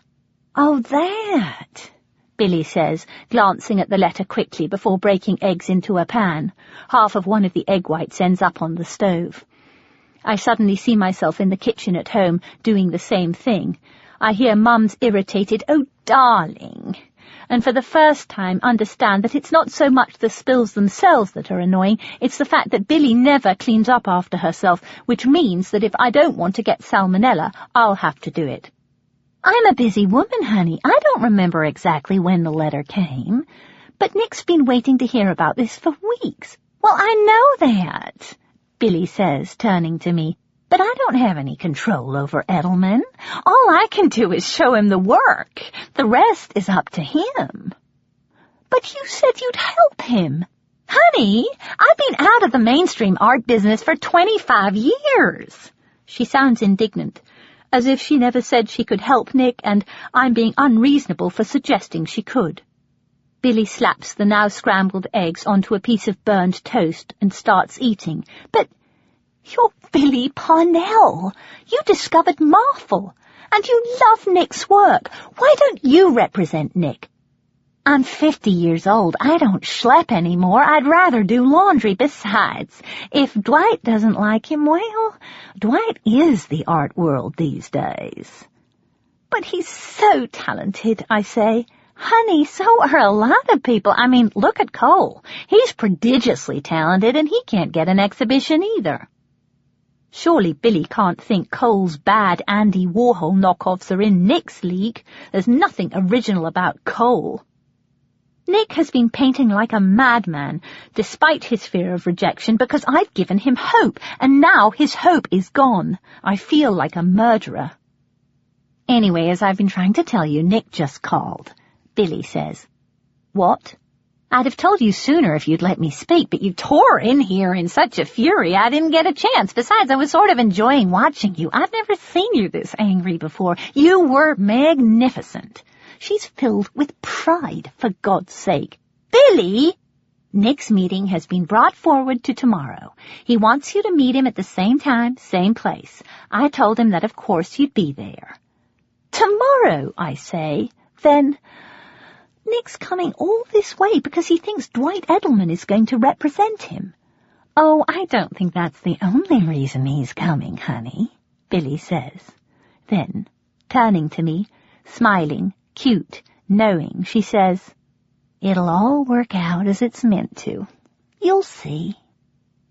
Then she puts the pan in the sink to soak and picks up the phone. That night I toss and turn with the kind of ghastly embarrassment that keeps you up all night, and just as you're falling off to sleep, makes you cringe and groan so loudly, you wake yourself up again. Chapter 36. After my sleepless night, the drive into Manhattan toward the man who has sustained me over the last few months feels like a dream. I wonder how much he's changed in the 7 years since I've actually seen him. I wonder, too, if our physical attraction will have grown too strong to resist. My heart's beating extra fast as I walk down the promenade off Fifth Avenue toward the ice rink where Walt and Billy skated together nearly 30 years before. I'm wearing the Chanel suit a hopeful Charlotte sneaked into my suitcase with a note attached saying, "Just in case." The silk lining feels soft against my legs. At Billy's insistence, I'm also wearing makeup, a gold necklace, and a pair of Billy's high-heeled shoes, which click on the marble ground past Botticelli, L'Occitane, and Le Chocolatière. Nick told me once that he loves expensive chocolates wrapped in gold foil. "They remind me of a beautifully dressed woman," he said. "They need to be undressed before they can be tasted." Personally, I'd prefer a Kit Kat, but they're not for me, so I go into the chocolate shop to buy him some. "La plus délicieuse femme à New York se trouve ici dans mon magasin de chocolat." The man behind the counter is smiling at me. "Merci," I say, "une Américaine qui parle français." Not quite American. I walk over the circle where they put New York's most famous Christmas tree and head toward the ice rink. Flags from different nations standing proudly around it make me think of the UN, which Dad calls our one true hope for world peace, and Walt calls a bunch of mewling foreigners. Billy's pointy shoes are slightly too small. I'm wishing we'd agreed to meet somewhere I could wear sneakers, and am feeling as disturbed as I always do at the thought of people spending hundreds of dollars on a pair of shoes just because they can, when I see Nick walking toward me. He's looking impossibly elegant in a dark green Versace suit. I'd forgotten how beautiful Nick is. He's Omar Sharif when he was young beautiful. That beautiful. When he reaches me, he doesn't say anything. Instead, he simply looks at me. Intense, serious. I return his gaze. We don't speak. He's wearing the sort of aftershave that makes me want to make love with him immediately. Certain aftershaves have this effect on me. If I knew how to seduce a man, which I don't, because that would require making the first move, which would involve the risk of rejection, I'd happily seduce any man wearing this particular aftershave, just about anywhere. I wish, suddenly, that I were the sort of woman who could smile enigmatically, take him by the hand, without saying a word, and lead him to the nearest hotel. But I'm not. So I break the silence, kiss him on both cheeks, and say, "Hello, Nick." And then, "Here, I bought you some chocolates." Nick takes the chocolates, places his hand in the small of my back, and leads me toward the elevator that takes us down to the Sea Grill. We order a deluxe plate of sushi for 2. Our table looks out onto the ice rink and the magnificent golden statue of Prometheus that seems to fly above the skaters whirling in the cold winter air. "You're staring at that statue as if you recognize it," Nick says, finally. I'm thinking about what it stands for, I say, turning back to him. It makes me think of you, breathing life into your wonderful paintings. My heart is beating extra fast. I'm going to have to tell him. We're looking into each other's eyes again. His are almost black. I'm about to begin when Nick says, I had a fascinating talk with your mother. She sees you, you know, he says. The real you. I know. And she's terribly proud of you. I adore her for that, he says. And also because she told me how much she loves my work, he says, smiling. Then, it's like a dream come true. All of this. You, and the fact that the woman who discovered Marfel sent my work to Dwight Edelman.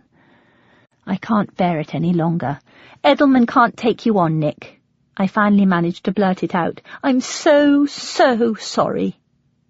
One of my chopsticks falls on the floor. I bend down to pick it up, aware that I am blushing, which never looks good on a redhead.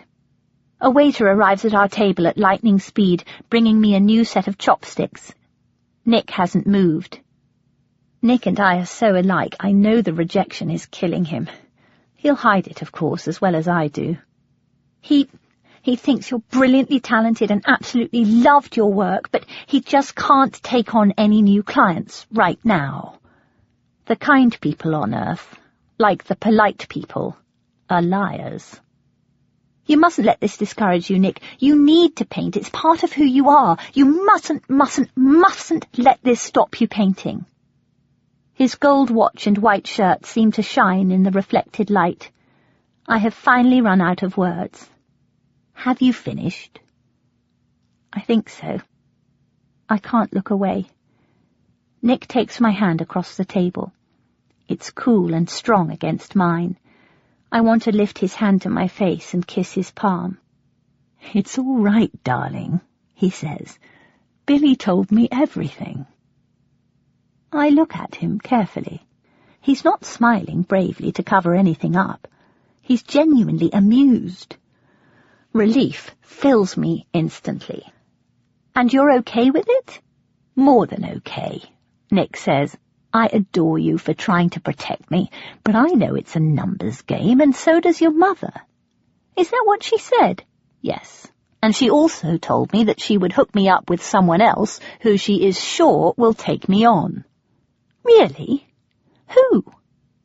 You, my love. Me?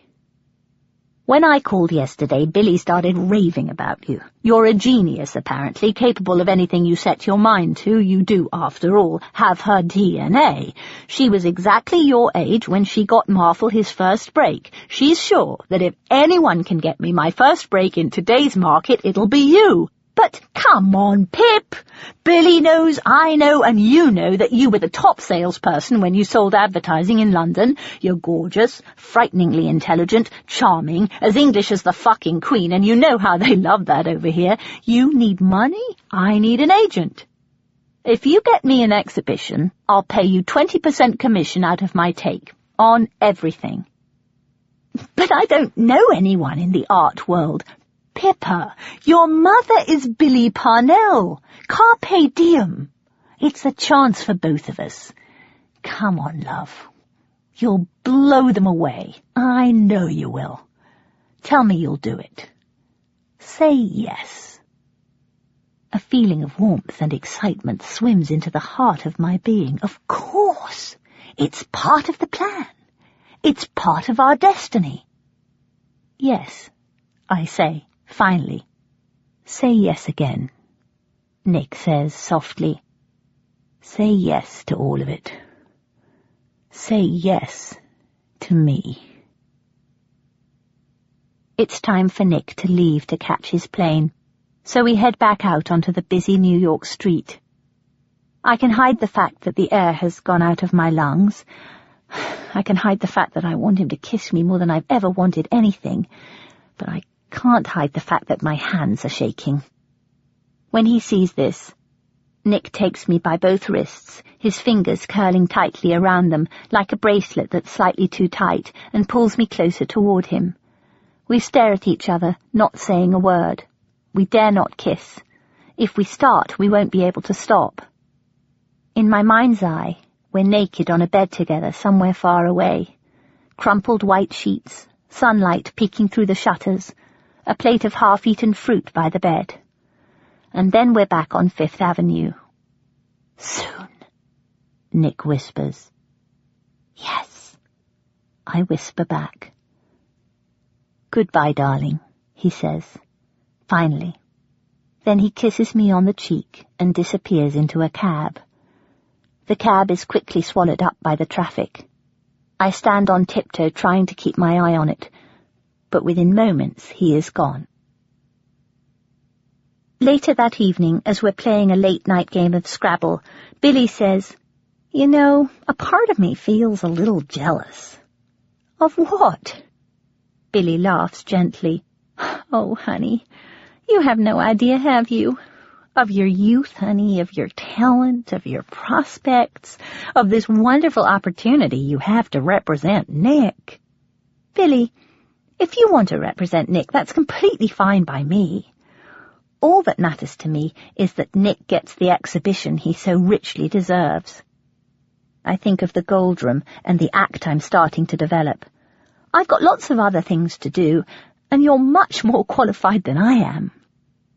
"Honey," Billy says, "I love you, and I'm happy that Nick wants you to do this. Really, I am. You'll get him an exhibition eventually, I just know it. And then both you and Nick Devang will be made." Spring. Chapter 37. Billy wants me to go and visit her sister Marcy, who is back in the mental hospital. The thought terrifies me. If I don't go and see Marcy, I can continue to tell myself that Billy is exaggerating and that really the aunt I met at Earl's funeral is absolutely fine. So I tell Billy I've got too much work to do and can't go. Billy is not pleased. "You can't escape the family mood disorder just because you were raised somewhere else," she says, putting fake tanning lotion on her face without looking in the mirror. "You can't escape the addictions either. You have got to stop this thing you have with denial. Your daddy's an alcoholic, I'm an alcoholic, and my daddy was an alcoholic, which makes you an alcoholic." "But I don't drink," I say. "It's the combination of the addictive personality and the mood swings that cause things like Marcy's psychotic breakdown," she says, ignoring me. "You can self-medicate the family mood swings by taking half an antidepressant just before bed. I'll give you some of mine." Coming from a pull-yourself-together, stiff-upper-lip, don't-make-a-fuss culture, I'm disturbed by the thought of taking any sort of prescription drug, let alone without a prescription, so I flush the pills down the loo. The tanning lotion has been absorbed by now, and Billy's face looks lightly tanned, apart from the inch nearest her hairline, which has turned orange. I've never thought of myself as suffering from mood swings or depression, except when there's something real to be depressed about. And then, well, isn't sometimes feeling low part of being human? I try not to think too much about the things Billy says these days. Instead, I try to think about Nick, work on my act, and find myself reading Mum's letters with a wistfulness that's brand new. Little Tew, Peasminster Pass, Peasminster, Sussex, England, March 23rd. Darling Pippa, rehearsals are going well for the big event. However, there has been a slight development. It appears Princess Anne asked the organisers if there would be any sword dancers present. As you know, Scottish country dancing is quite different from Highland dancing, but your father has nobly stepped forward to save the day. He's hard at work learning how to do a sword dance, which he will perform in Princess Anne's honour at the end of the event. Solo. Marjorie was here this afternoon and says you must go up the Statue of Liberty and take a boating trip around New York on the Circle Line. Must go. Lots of love. Mum. March 24th. Dear Mum and Dad, I haven't managed to get to the Statue of Liberty itself yet, but the pic on the back of this postcard shows exactly what it looks like when I drive past at night. Everything is going swimmingly. Lots of love, Pip. P.S. Freezing cold weather here. P.P.S. Please give Boris a hug from me. Some New York art galleries are ostentatiously modern and sparsely furnished. Some are 100 years old and sparsely furnished. All have beautifully dressed receptionists who look at me with absolute superiority and say, "I suppose if you really want to, you could leave your card." It's the end of March, and the day starts off relatively warm, so I leave Adler-on-Hudson for New York City in a short skirt and jacket with the photographs of Nick's paintings. I'm hoping that dressing like a real New York businesswoman will help me get past the perhaps if you leave your card stage. But March weather in New York can be as unpredictable as the weather in England, well, any time. The difference being the extent to which the weather changes. In England, the weather will go from sunny to cloudy to raining several times a day, but the temperature won't change at all, and the British rain, like British bathroom showers, rarely comes down much harder than a drizzle. But when the temperature drops in America, it really drops. By 2 o'clock, the New York City sky is spitting ice, and I feel like I'm being shot at. I've no money for a taxi, my car's half a mile away, and I'm so cold my legs feel like popsicles. Realizing I'm close to Jack's building, I walk down 7th Avenue to 22nd Street and ring Jack's bell. "Hello?" I say. "Who is it?" "Pippa. My favorite British redneck. Come on in." Jack buzzes me in, and I carry my sopping wet handbag through his lobby, which is warm and quiet and smells of polished wood. As I enter apartment 1B, I leave my handbag to drip dry next to his umbrella rack. The tiny studio apartment is tidy and peaceful and dark. In the center of the room is a big bed with a forest green quilt and forest green pillowcases to go with it. Opposite the bed are 3 tall oak bookcases, neatly stacked with hundreds of books and videos. There's a fireplace with a hand-carved mantelpiece above it. On the mantelpiece are a few photographs, of Jack and his parents, it seems, and a silver urn, which Jack later tells me contains the ashes of his dead dog. Against the other wall is a comfortable-looking couch, also forest green. In the far corner of the room, next to a window with dark green blinds, is a small kitchenette, and Jack. I am intrigued to note that Jack is ironing a sheet. "Sit down. Make yourself comfortable." "Oh, no, thank you. I've got to run," I say. "I just wanted to warm up for a bit." There are burglar bars on the windows behind the blinds. They don't go up and down. Instead, they curve elegantly outward to make room for an air conditioner. Jack puts down his iron and looks at me. I couldn't get into New York for last week's open mic because of the weather, and I haven't seen him in 2 weeks. "You've lost weight," he says, bluntly. "Too much, as a matter of fact. You look like a freezing wet ferret." "Thanks," I say. "Let me rephrase that. You look like a beautiful freezing wet ferret." "Thanks," I say, laughing. "I think." Jack unfolds a hand towel and gives it to me. "For your hair," he says. I dry my hair with the towel, which, not surprisingly, is forest green. "I was just wondering if I could borrow a pair of trousers," I say. In the manner of a man who gets this kind of request every day, Jack walks to his cupboard and takes out a pair of neatly folded jeans with a crease down the center of each leg. "Sure," he says. "I'll go into the bathroom while you change." "No, I can use the bathroom. It's no problem, Pippa," he says, and disappears behind a dark green door. Looking around the walls of his immaculate studio apartment, I see posters of some very familiar faces. Peter Cook and Dudley Moore, Monty Python, even Reginald Perrin. "No Benny Hill?" I call out, relieved. "Can't stand Benny Hill," he says, out of the bathroom now, "but I love John Cleese. My uncle introduced me to British comedy when I was a kid. I've been hooked ever since. Ricky Gervais really cracks me up." I'm standing in the middle of his sitting room, holding his jeans around my waist. They're far too big. Jack takes off his belt, threads it through the hooks, and does it up on the tightest hole. It's still not tight enough, so he folds the top of the jeans over. I can feel the tension that has been gnawing at me for the last few weeks leave my body. I like the way he smells, but he's definitely gay. He irons his sheets. I'm about to leave when I see an electric keyboard in the large cupboard in the corner of the room. "Try it out," Jack says. I sit down at the stool and play a few chords. I've always loved the way piano keys feel against my skin, smooth and hard and part of me. "So, Pippa, why are you wandering around Chelsea in an ice storm in a short skirt and high heels?" I play another chord and start to sing. "I went to 3 art galleries in Manhattan. It was blooming cold and I didn't have my hat on." Jack laughs. "You still got the hat I gave you?" "Yes, but it didn't really go with my outfit." "You look cute in that hat, like a very sexy bee." I smile. Gay men and fashion. I play a couple more chords.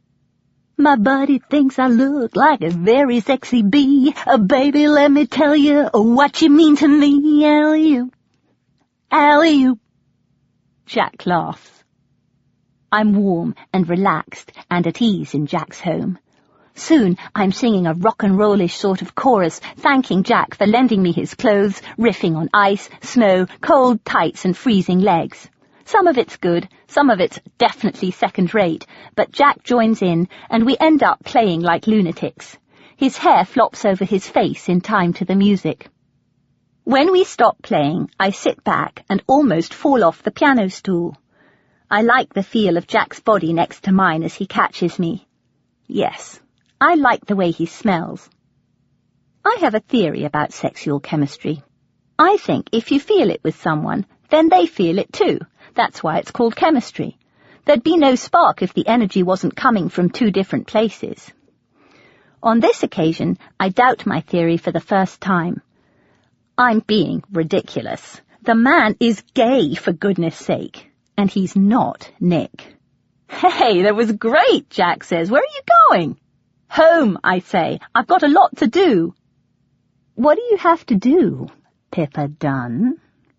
Jack's voice is soft and slow and sexy. There's an air of nobility about Jack, and something else, a nurturing quality perhaps that reminds me somehow of Mum. I can keep charming, witty, handsome, sexy, even dangerous men at a distance, but kindness floors me every time. And so I put down my bag and sit down on Jack's green sofa and accept the cup of tea he offers me. And then, because he asks me about what I've been doing at the art galleries, I tell him about Nick. Jack's eyes are soulful, there's no other word for it, and I am relaxed. And I've had a chocolate muffin and half a plate of fig Newtons. There's a fire burning in his fireplace. My cup of tea is made with milk and 2 sugars, just how I like it, and the green tartan throw on his green flowery couch reminds me of home. Jack is sitting cross-legged at one end of his couch, and I am sitting cross-legged at the other. As I talk to my new friend about Nick, I'm so relaxed. For the first time, I find myself telling another person what being in love has been like for me for the past 10 years. I tell him how every time I fell in love before I met Nick, I was terrified whoever it was would leave me. "And did they ever leave you?" Jack asks. "No, I left them first." "No man in their right mind would ever leave you, Pippa Dunn." Silence between us. "Can I have another fig Newton?" "Sure," says Jack, pushing his plate toward me. "Have mine." I start dipping them into my tea. Finally, I concluded that the key to dealing with a fear of abandonment is to date people I don't like, so if they do leave me, it doesn't matter. "That's funny," Jack says, writing it down. And just when I thought it was all completely hopeless, I say, happily, I re-found Nick. "More tea, dear?" Jack's fake British accent is surprisingly good. "Yes, please." My God, he's got a Brown Betty teapot. "All that's missing is the tea cosy," I say. "Nope." Out comes a tea cosy with a picture of a thatched cottage on it from the drawer under his sink. He refills the teapot, puts the tea cosy on the teapot, and pours fresh tea into the cup. So, let me get this straight. You figured you'd date Miles because you'd be in control, because you were the gorgeous one and he was a dog, Jack says. I nod in shame. And I was in control for months, until I slept with him. It took you months to sleep with him? Well, yes. That way I kept the upper hand. Poor bastard. And then we went to Venice, and I couldn't resist him anymore because it's impossible not to make love in Venice, and then the power shifted. Or so I felt. And the panic set in. I checked to see if Jack is laughing at me. He isn't. And it got really bad, just like it had with the others, only this time it was with someone I wasn't really in love with. I mean, I was, in a way, but in another way I wasn't. It's hard to explain. We didn't click, not really. But then I guess I'm used to loving people with whom I don't really click. Sounds complicated, Jack says. I look for impatience in his face. I don't see it. Then, softly, he says again, "No one in their right mind would ever leave you, Pippa Dunn." We continue sitting together, cross-legged on the sofa, Jack and I, in the silence of his dark green apartment, sipping our tea. Jack's feet are long and thin, just like him. He's wearing a pair of black socks, jeans, and a green T-shirt, and he doesn't seem to mind anything I've just told him. "But you and this Nick, you feel it's different, right?" "Right. You've waited long enough. I hope he's the one for you, Pippa, really I do." "He is, Jack." Silence in the room again. Peace. I feel as if I've just taken off a pair of too tight shoes that I've been wearing for a very long time. Half an hour later, I put on my yellow sweater. Jack reaches into his second drawer and hands me another balaclava. "I've got to go," I say. "Lots to do." "I hope your mother and this incredibly lucky Nick guy are paying you well to do all this work for them," Jack says. "Well, not yet, but I'm in training for Billy, and I'm working for Nick on commission. When I sell his paintings, I'll be rich, and then we can be together.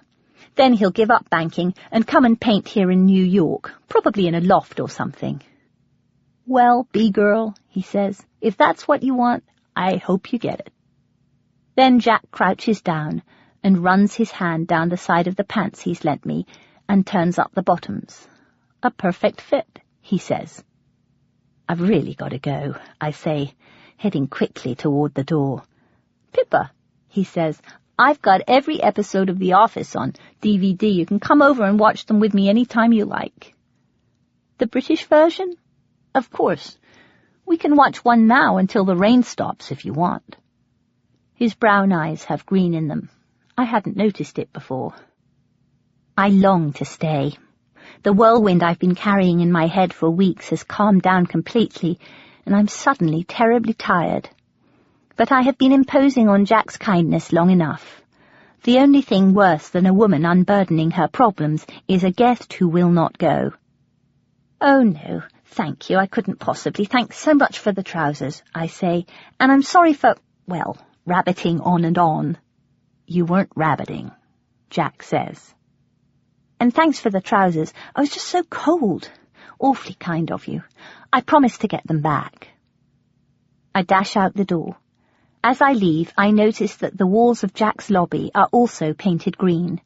The cornices are glossy white. It looks like the inside of Restoration Hardware. Behind me, I can hear Jack laughing quietly. "Pippa?" "Yes," I say. Jack's holding the door to his apartment open with his foot and dangling my handbag from his left hand. "Your purse?" "Oh," I say. He hands me the handbag. It's no longer wet, and he's done the zipper up. "Sorry." "Thank you," I say. But why, oh, why call it a purse? It makes no sense. Handbag makes sense. I turn round to put him straight, but he has gone. Chapter 38. It's 6 o'clock in the morning, and I'm woken by the sound of the phone. It's Billy calling from Georgia. "This is your mother speaking," she says, her voice loud in my ear. "You know what she's done now, don't you?" It takes me a second to tune in. Who? Malice, of course. Of course. She's stolen my passport. Oh, no. She came up the mountain in the middle of the night and stole it. Why would she do that? She hates me, Billy says. I want to believe her, but Billy loses things all the time, just like I do. It's genetic. A 75-year-old woman who has just lost her husband doesn't drive 20 miles up a mountain in the middle of the night to sneak into her stepdaughter's house and steal her passport.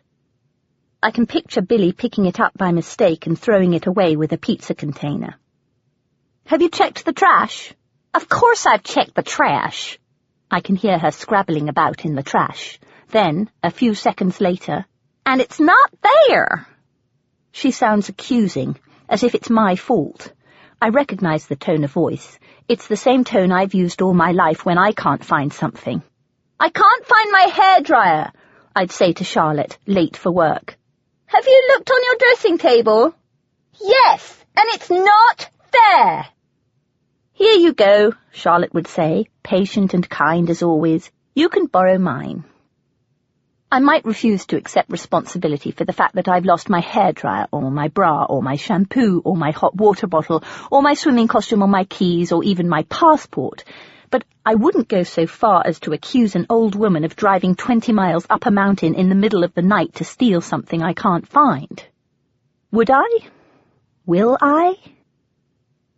I'm thrashing about in Billy's ocean, afraid of currents I can't see, searching desperately for the woman I want Billy to be. Sometimes I see glimpses of her when she insists we all stop work and play a game of tennis because life is short and it's a beautiful day, or says something wonderfully encouraging that gives me the confidence to keep working on my act. But then she says something like, "Your uncle's a sociopath. They think that might be genetic, by the way." And the mother I longed for disappears into the ocean again and becomes a devouring sea monster waiting to pull me under. My days are now accompanied by a growing pain in my chest that will not shift. It feels like a kind of sorrow, and it weighs me down. I know it's illogical, and I feel guilty for feeling it, so I carry it inside me, hidden from the world. I tell myself that the reason Billy never asks me anything about my life in England is because it's too painful for her to hear about the life I've had without her in it. But I have had a life without her in it. Only the people who could remind me of who I used to be are a world away. Little Tew, Peasminster Pass, Peasminster, Sussex, England, April 2nd. Darling Pippa, your father has been practising and practising his sword dance, and he's coming along quite well. He's been improving his turnout with an exercise called the froggy sit. This involves lying on his tummy, putting the soles of his feet together and pressing down on his knees. I stand next to him and press down when his feet or hips are tempted to pop up off the ground. He's in the kitchen practising with 2 ties, using the towel rail as a bar. I can hear him now as I write. Pa de bar, change, leap, change, leap. We've bought him a lovely new sporran for the big day, and his kilt is at the cleaner's. Must go. Lots of love. Mum. Art Buddies, 54 Route 8, Adler, New York, April 7th. Dear Mum and Dad, how lucky the Peasminster dancers are to have someone prepared to rise to the sword dancing challenge. I'm sure Dad will be spectacular. I told my friend Jack about your upcoming event. He's never been to a Scottish dance, but he did say he used to sing the Bluebells of Scotland around the piano when he was little. It reminded me of the time in Singapore when Mrs. Yanta, was that her name, the one who was married to the Swiss man with the long beard, when she played Scottish songs all afternoon and then dived into the swimming pool. I've got a meeting at another art gallery this afternoon. Fingers crossed. Lots of love. Pip. P.S. Is there any chance at all you could send me a jar of Dad's homemade marmalade? You can't get good marmalade over here, and I do miss it. Chapter 39. Pippa, I know how Billy feels about having you home, but how are you doing in all this? Carol's voice sounds casual. We're sitting on the couch after spending the afternoon stapling Billy's latest mailing together. I'm fine, I say. And then I look at Billy, and I know we have the same hands. I hear her, and I know we have the same laugh, but, well, Billy keeps saying I'm exactly like her. But I'm not, am I? Not that that would be such a bad thing, I say quickly. I mean, look at what she's achieved. It's cool in the room, but Carol is blushing. Her tone is reluctant when she does finally speak. Half of the things Billy tells you about herself aren't true, Carol says. Like what? Well, pretty much everything she's told you about Marfil. But she discovered Marfil. Yes, she did, but she didn't make Marfil. Tom Sniffen did that. And Billy worked for Tom as his number 2, not his partner, as she tells people. And she didn't leave because she wanted to. She left because she got fired. She was drinking to dull the pain. It hurt her a lot when her husband left her, and it hurt Sniffen a lot when she showed up tanked to work. Oh. Carol is about to say something else when Billy walks into the room. She's carrying some shopping. When she sees us sitting on the couch, she stops. Well, hi, she says sweetly. Don't you two look cozy? We were just having a little talk, Carol says. About what? Just some publicity ideas I have, I say quickly. I thought I'd run them by Carol. Let me help you with the shopping. Why don't you run your publicity ideas by me? Billy says. I'm your mother. I hope you don't think, Carol says. I'm her mother, Billy says, turning to Carol with a viciousness I've not seen before. How dare you try to take my daughter away from me? After everything I've done for you, how dare you? You've been trying to muscle in on my territory with her ever since she got here. Billy, she wasn't muscling in, I say. There was no muscling. You are my daughter, not hers, Billy says, turning to me, eyes blazing. I take Billy's shopping into the kitchen. When I come back into the sitting room, Billy is yelling at Carol. I am not a narcissist. My mother was a narcissist, so I know. Why, to say that I'm a narcissist, why, that's just nuts. How dare you try to turn my daughter against me? How dare you? Billy fires Carol immediately, and then storms back into the sitting room. What did she say, honey? Tell me. What did she say? Billy is clearly used to this kind of drama. Right now she looks like she's almost enjoying it. I am not. But I do feel terribly sorry for her. What did she say to you? Billy says, shouting now. She didn't say anything, I say, not wanting to hurt her. Honestly, nothing at all. Carol's jealous. She doesn't have a daughter of her own, so she's trying to take mine. Oh, honey, I don't think I could stand losing you again. I need a hug. I don't feel at all like hugging her, but I don't want to hurt her feelings either. And so I let her close her arms around me. They make me think of the jaws of one of those big yellow trucks with jagged metal teeth that picks up a car and crushes it so it can never run again. On my birthday, Mum, Dad, Charlotte, Rupert and Neville, who are all down at Little Two for the weekend, put the phone on speaker and call me to sing Happy Birthday. Your father's sword dance was a hit, Neville says. Was it? It really was, darling, Mum says. Princess Anne absolutely loved it, and your father danced like a real pro. Which means back straight and not looking down, pa-da-ba, change, leap, Dad chimes in. Everybody laughs. And Princess Anne talked to him afterward for at least 3 minutes, Charlotte says. Neville makes a neighing sound. Stop it, Nev. Are you doing anything nice tonight, darling? The only person who knows it's my birthday is Billy, of course. She's ordered an ice cream cake, which we're going to share with Ralph and Tom. Then, later, Billy is taking me to see a show. I'm going to see Pajama Game, I say, on Broadway. Oh, what fun! Who with? Mum says. It'll only be a half-lie. If he knew it was my birthday, he'd insist on doing something to celebrate it. Do you remember I told you about my friend Jack? Chapter 40. Walt calls and announces he's coming to New York. I am to meet him at the Waverly Bar on East 73rd Street at 2:30 sharp. I haven't seen Walt since Billy told him she didn't find cowardice very sexy. This was in reference to the fact that Walt kept saying he was going to tell his other kids about me and then not doing it. The bar is full of shiny dark wood and powerful-looking older men drinking whiskey and smoking cigars. As I enter, I can see Walt sitting at the end of a long drinks table next to 4 other men. I've never seen him so well dressed. He's wearing a beautifully cut suit, a pink and yellow tie, and appears to be holding court. He sees me, looks surprised, stands up, kisses me on both cheeks and says, "Pippa." Then, before I can say, "But you said 2:30 sharp," he turns to the men with an expression of regret and says, "Gentlemen." I see a look of anger cross the men's faces.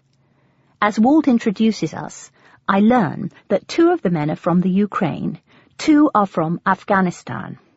The man sitting next to Walt has piercing black eyes that glitter in the artificial light. "Surely you don't have to leave just as things are getting clarified, Walt," he says. His Ukrainian accent is thick. "Marin, forgive me, but my daughter is not a patient woman, and so, if you'll excuse me—" "I'm so sorry," I say. "I can always go and come back later. I didn't mean to interrupt." "Not at all," the man says, looking at Walt. "Your entrance was so perfectly timed, it could have been orchestrated." Walt is signaling for the check. Marin smiles. "Please sit, Peppa, while we wait for the check at least." There's a large bowl of cashew nuts in front of me. I hand the nuts round just as Mum and Dad trained me to do. As young children, Charlotte and I were instructed to circulate with the eatables at embassy parties, and we would, of course, dressed in little embroidered dresses with black velvet hairbands from Harvey Nicks.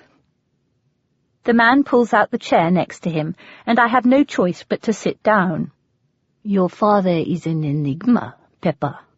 I find him so hard to read." Walt presses my hand under the table. "Be careful. You know him so much better than I do, of course," the man is saying.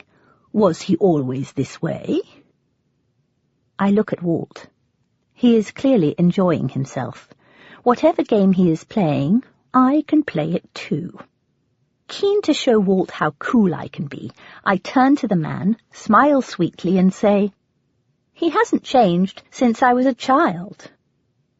Now the men are talking amongst themselves in another language. Now someone's saying something about how good a Ukraine-Afghani company will be for international relations. Now one of the other men is saying something about the fact that despite the tragedy of it, sometimes good things can come out of war. Finally, the check arrives, and we all shake hands. "Perfect timing, kid," Walt says quietly into my ear as we're leaving the bar. Then Marin turns toward Walt to say goodbye. There's a hardness in the man's eyes that chills me. "Peppa, it was a pleasure," he says, kissing my hand. "Walt, until next time." As we walk away, Walt keeps saying, "We pulled it off, kid." "I didn't have anything to do with it," I say, delighted that he is delighted. "Yes, you did," he says. "You arrived at just the right time. 10 minutes later and it might have been a different story." He doesn't expand on why, and I don't press him. Walt's brother Ben is due to meet us for a late brunch at the Gordon Grill. Walt has only just told him about my existence and some of the story behind it. Ben is older than Walt by about 10 years and does something important in the military. He is very tall and extremely handsome, with auburn hair, an air of authority about him, and eyes the same shape as Walt's and mine. As soon as he walks into the restaurant, I detect something in the way Ben looks at me that I do not like. Hell, he's looking at me like I'm some sort of loose woman or something, like I'm the illegitimate daughter of his brother's mistress. A rush of anger hits me in the chest. "I'm very pleased to meet you," I say, with my back ramrod straight, smiling at him with all the British cool I can muster, and holding out my hand to shake his. I will not bloody let him treat me with anything other than respect. "Walt has told me so much about you." Responding to rudeness with extreme politeness is an old trick employed by English people, reputable and otherwise, for hundreds of years, and it works again here. His expression changes instantly.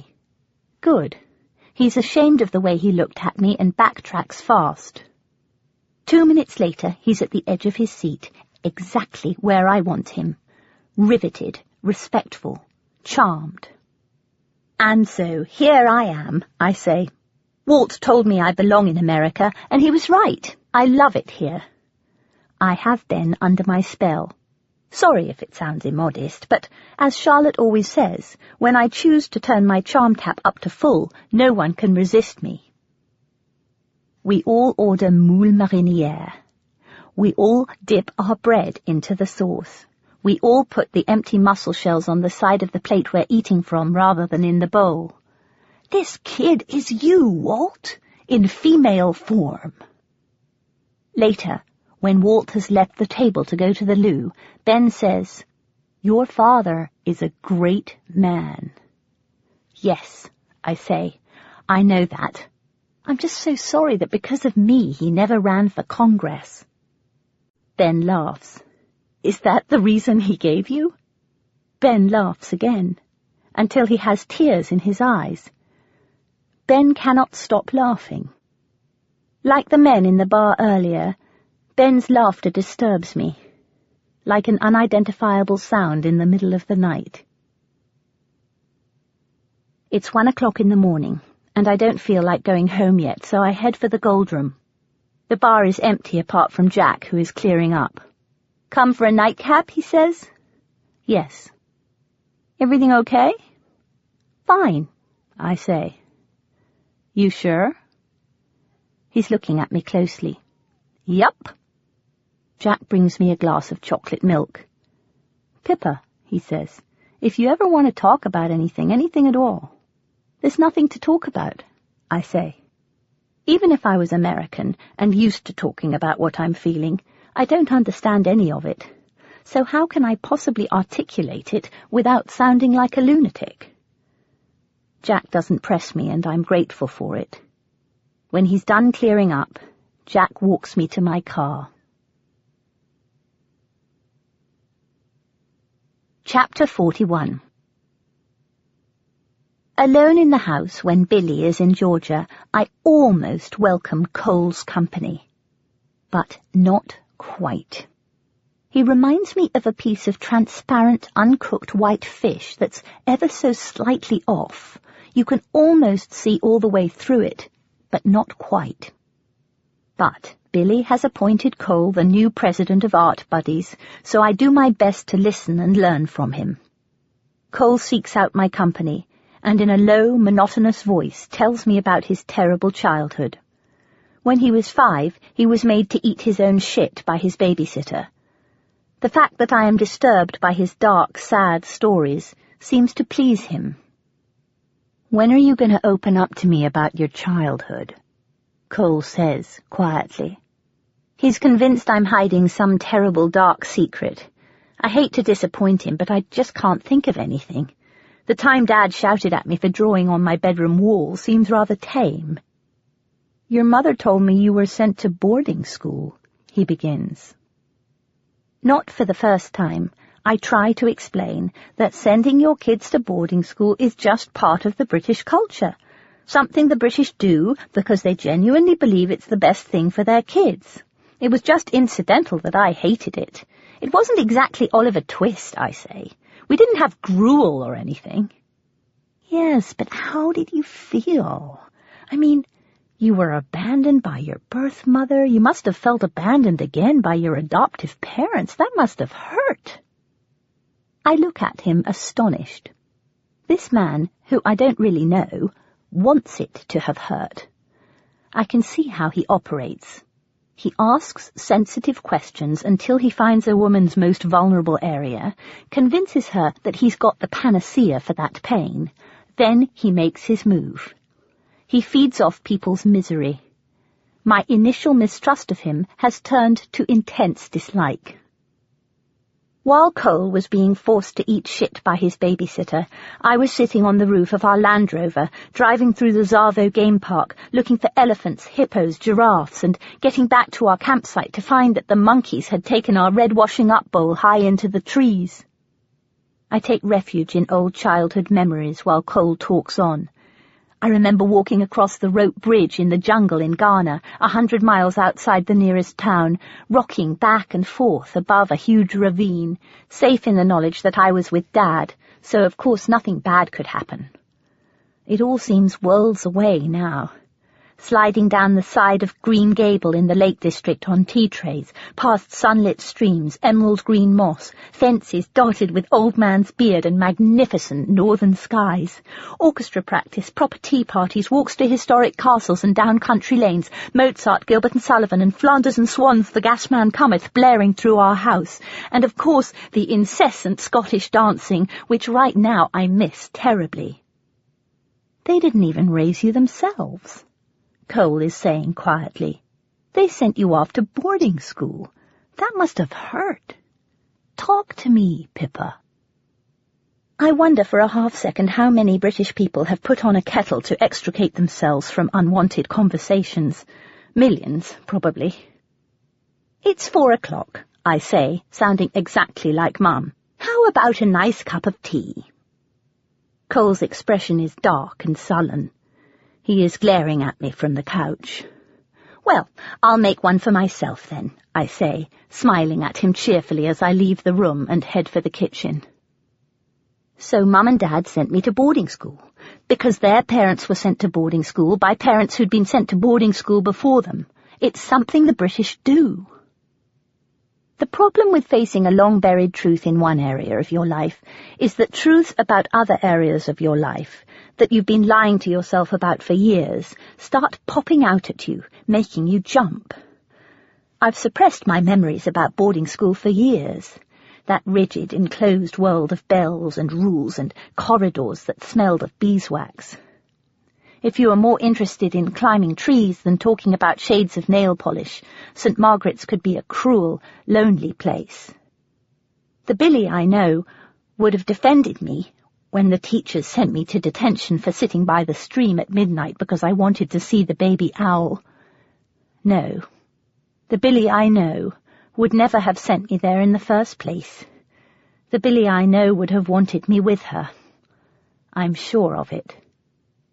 But, God damn it, I'd rather have 5 years fending for myself in a girls' boarding school than 18 years of neglect from an alcoholic mother who would have been so caught up in herself she wouldn't have even noticed I was there. I have to believe that, because to do otherwise would open the door to an unbearable sorrow. Standing in Billy's kitchen, looking out over the Adler Bridge, I think again of the Billy who used to live in my head. The sweet, understanding, empathetic, ethereal mother who loved me, focused only on me, 120% there. And then the tears start crawling down my cheeks, because I can no longer pretend that the mother I have found is anything other than who she is. I think about calling Mum and Dad, but they'll be asleep by now. Disturbed, I look around Billy's kitchen. My world, my England, has gone. I am alone, powerless, trapped in a dark house by a river, peopled by broken souls. It's the middle of the week, but with nowhere else to go, I head down to the Gold Room. The downstairs bar is quiet, so I head upstairs to open mic night. Instead of my prepared material, I perform an improvised song to a made-up rock and roll melody I can't seem to get out of my head. It's midnight. My audience consists of Jack and a prostitute and her John, who get up when I'm done, giving me my first standing ovation. As usual, Jack walks me to my car. Date, May 3rd. To pippadunn@hotmail.com. From Charlotte Dunn @harrods.co.uk. Dear Pip, don't forget Mum's birthday on the 6th. R and I went to hear Handel's water music at the Royal Festival Hall and bought her a pair of too-hot-to-handle oven gloves. What a hoot! Love, C. Sent wirelessly by BlackBerry Handheld. Chapter 42. I've been running around all day with no time to eat anything other than M&Ms. I'm at the YMCA putting up a poster for Billy's workshop. I slip on the newly washed staircase and fall on my head. I know I've just fainted because when I come to, the walls are moving. I hold on to the banister and pull myself up. I look around to see if there's anyone who can help. I'm so sorry, I say finally to the man with a mop, but could I trouble you for a towel or something? My head seems to be bleeding.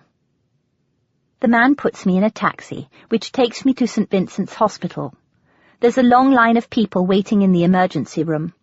I don't have health insurance and blood isn't gushing out of me, so the woman at the counter says it could be hours before I'm seen. The hospital is noisy and dirty.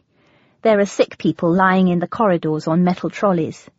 There's no peace, just rushing and noise and fear.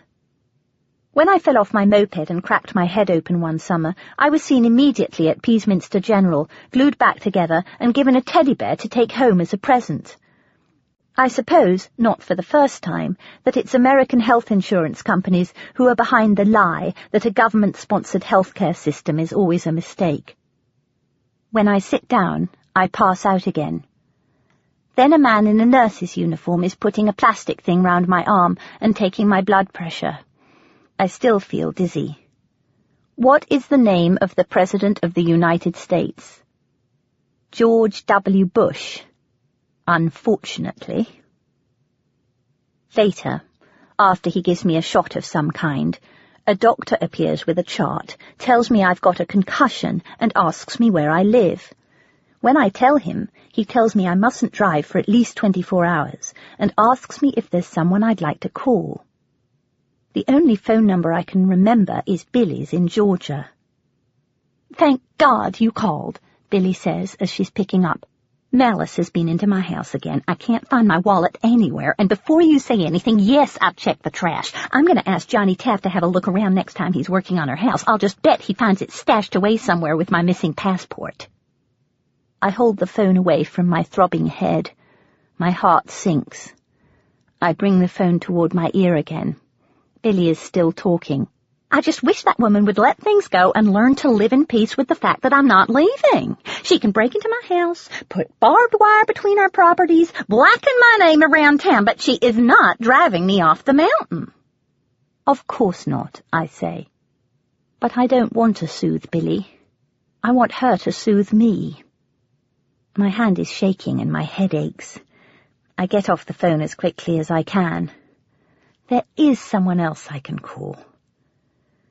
Jack arrives at the hospital within 15 minutes and takes me back to his apartment in a taxi. "I'll take the couch," he says. "You take the bed." I lie down under Jack's comfy sheets and fall asleep. When I wake, I can see Jack's face in stripes, lit as it is by the city light coming through the spaces in the dark green blinds. I can see fairy dust in the yellow light.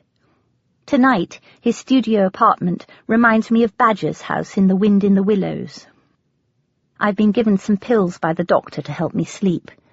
The doctor told Jack to wake me every 2 hours to make sure I don't slip into a coma. Now he's gently shaking me. "You okay, Pippa Dunn?"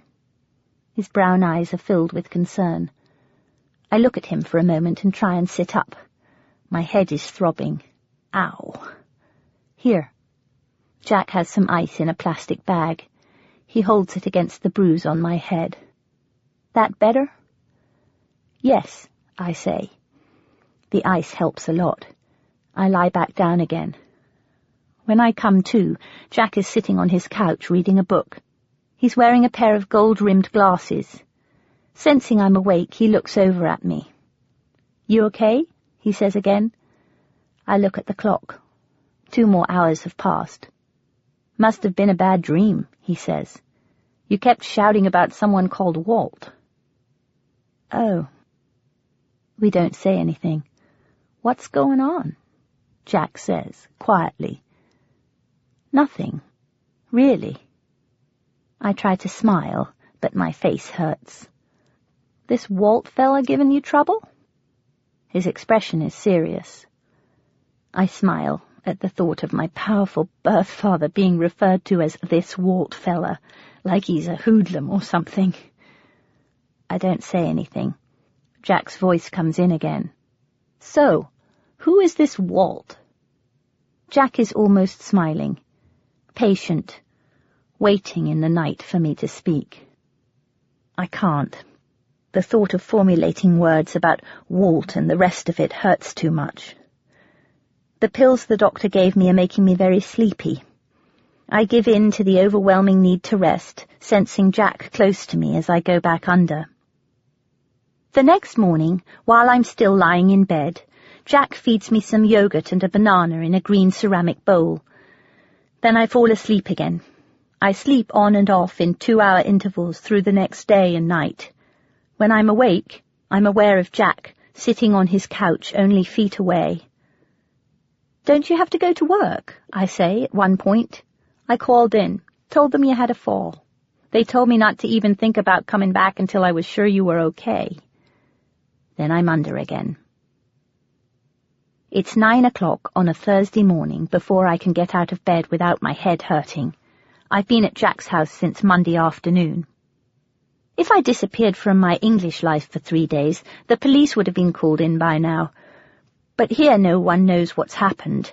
Billy is in Georgia, Carol has left the company, I'm avoiding Cole anyway, Marvin's on sabbatical, and Ralph's down in Georgia, training with his mother. I told Billy Ralph seemed very interested in cartoons. Really? She said. I had no idea. She promptly set up an animation department at Art Buddies for Ralph to run. He now spends his days giving advice to would-be cartoonists, and Billy is giving him more attention than she has in years. I'm sure Billy isn't exaggerating when she says he's doing brilliantly. Hungry, I sit on a wooden chair at a green wooden table in Jack's tiny green kitchen. Jack's wearing a sleeveless white vest, a light blue apron, and a torn pair of jeans. He's staring into his tiny refrigerator underneath his tiny kitchen sink. Now that you're awake, he says, we can have a full English breakfast. He takes some eggs, bacon, and a grapefruit out of his tiny refrigerator. Ah, I have got tomatoes, Jack says in an English accent. I'll fry them up for you the English way. Have you been to England?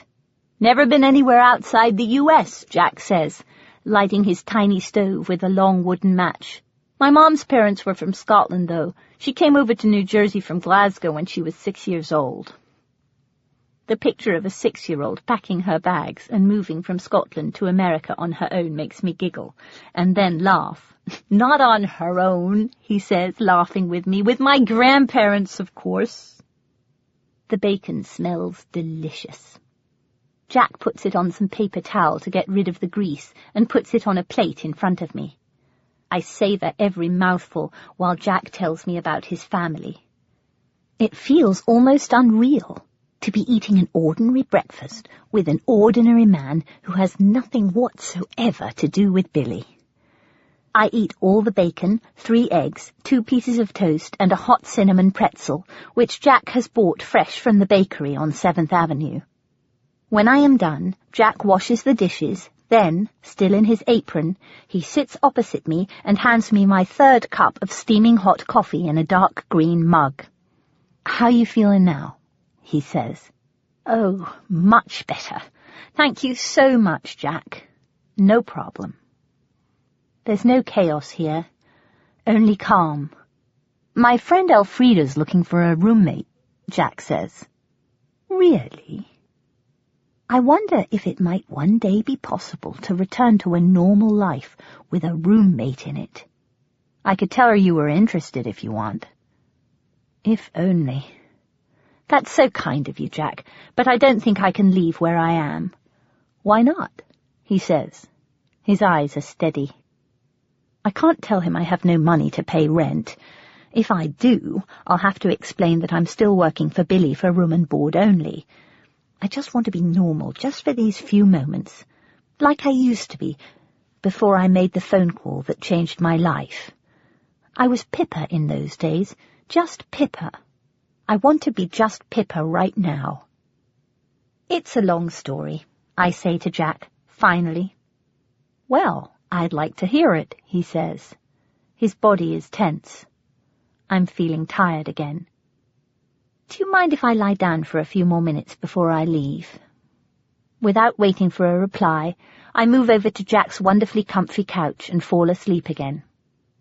When I wake up, I can hear Jack taking a shower. I put my clothes on. He comes out of the bathroom naked, apart from a dark green towel wrapped around his lower half. Then Jack tells me he'll drive me home. "No, really, I'm driving you home." We walk over to 32nd and 12th and get into my car. On the ride back to Billy's house, Jack and I don't speak. It's a comfortable silence, the kind you have with someone you've known for years. Saying goodbye to Jack as he heads off toward the train that will carry him back to New York, I feel a tug that takes me by surprise. And I realize that I love this man. Not in the romantic sense, of course, not in the way I love Nick, but I do love him. An American would probably tell him this. But in this matter, I am as English as Mum. Besides, it would only make him feel obligated to say it back, opening us up to ghastly embarrassment the next time we see each other. So instead, I just say, "Thank you again." Feeling woozy, I try to pretend that I am somewhere other than this dank, neglected house, with its dirty carpet and the smell of cat food. I lie down on Billy's bed and fall asleep. I'm woken by a phone call from Nick, calling me from somewhere at 3 o'clock in the morning, his time. My idea for a Middle Eastern series has had him painting all night, despite the fact that he has an early meeting tomorrow. I tell him I can't wait to see the new paintings. He hangs up before I've had a chance to tell him about my fall. Chapter 43.